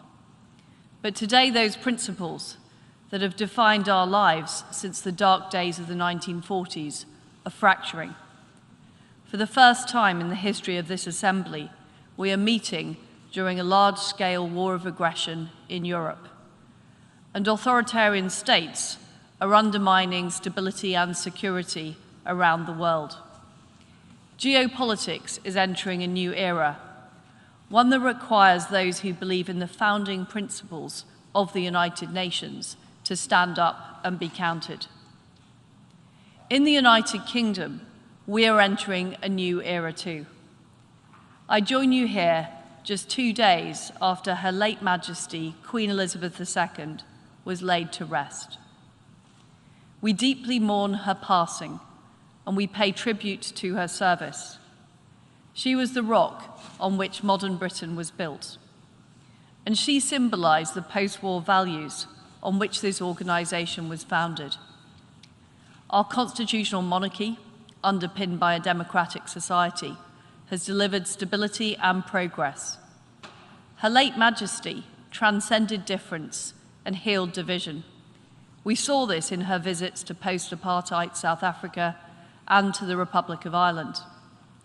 When she addressed this General Assembly 65 years ago, She warned that it was vital not only to have strong ideals, but also to have the political will to deliver on them. Now we must show that will. We must fight to defend those ideals, and we must deliver on them for all of our people. As we say farewell to our late Queen, the UK opens a new chapter, a new Carolean age, under His Majesty, King Charles III. We want this era to be one of hope and progress, one in which we defend the values of individual liberty, self-determination, and equality before the law. One in which we ensure that freedom and democracy prevail for all people, and one in which we deliver on the commitments that Her late Majesty the Queen made here 65 years ago. This is about what we do in the United Kingdom and what we do as member states of the United Nations. So today, I will set out what steps we are taking at home in the UK and our proposed blueprint for the new era we're now in, the new partnerships and the new instruments that we need to collectively adopt. Our commitment to hope and progress must begin at home, in the lives of each of every citizen that we serve. Our strength as a nation comes from the strong foundations of freedom and democracy. Democracy gives people the right to choose their own path, and it evolves to reflect the aspirations of citizens. It unleashes enterprise, ideas, and opportunity, and it protects the freedoms that are at the very core of our humanity. By contrast, autocracies sow the seeds of their own demise by suppressing their citizens. They are fundamentally rigid and unable to adapt. Any short-term gains are eroded in the long term because these societies stifle the aspiration and creativity that are vital to long-term growth. A country where artificial intelligence acts as judge and jury, where there are no human rights and no fundamental freedoms, is not the kind of place anybody truly wants to live. And it's not the kind of world that we want to build. But we cannot simply assume that there will be a democratic future. There is a real struggle going on between different forms of society, between democracies and autocracies. And unless democratic societies deliver on the economy and the security that our citizens expect, we will fall behind. We need to keep improving and renewing what we're doing for this new era, demonstrating that democracy delivers. As Prime Minister of the United Kingdom, I'm determined that we will deliver the progress that people expect. I will lead a new Britain for a new era. Firstly, this begins with growth and building a British economy that rewards enterprise and attracts investment. Our long-term aim is to get our economy growing at an average of 2.5%. We need this growth to deliver investment around our country, to deliver the jobs and high wages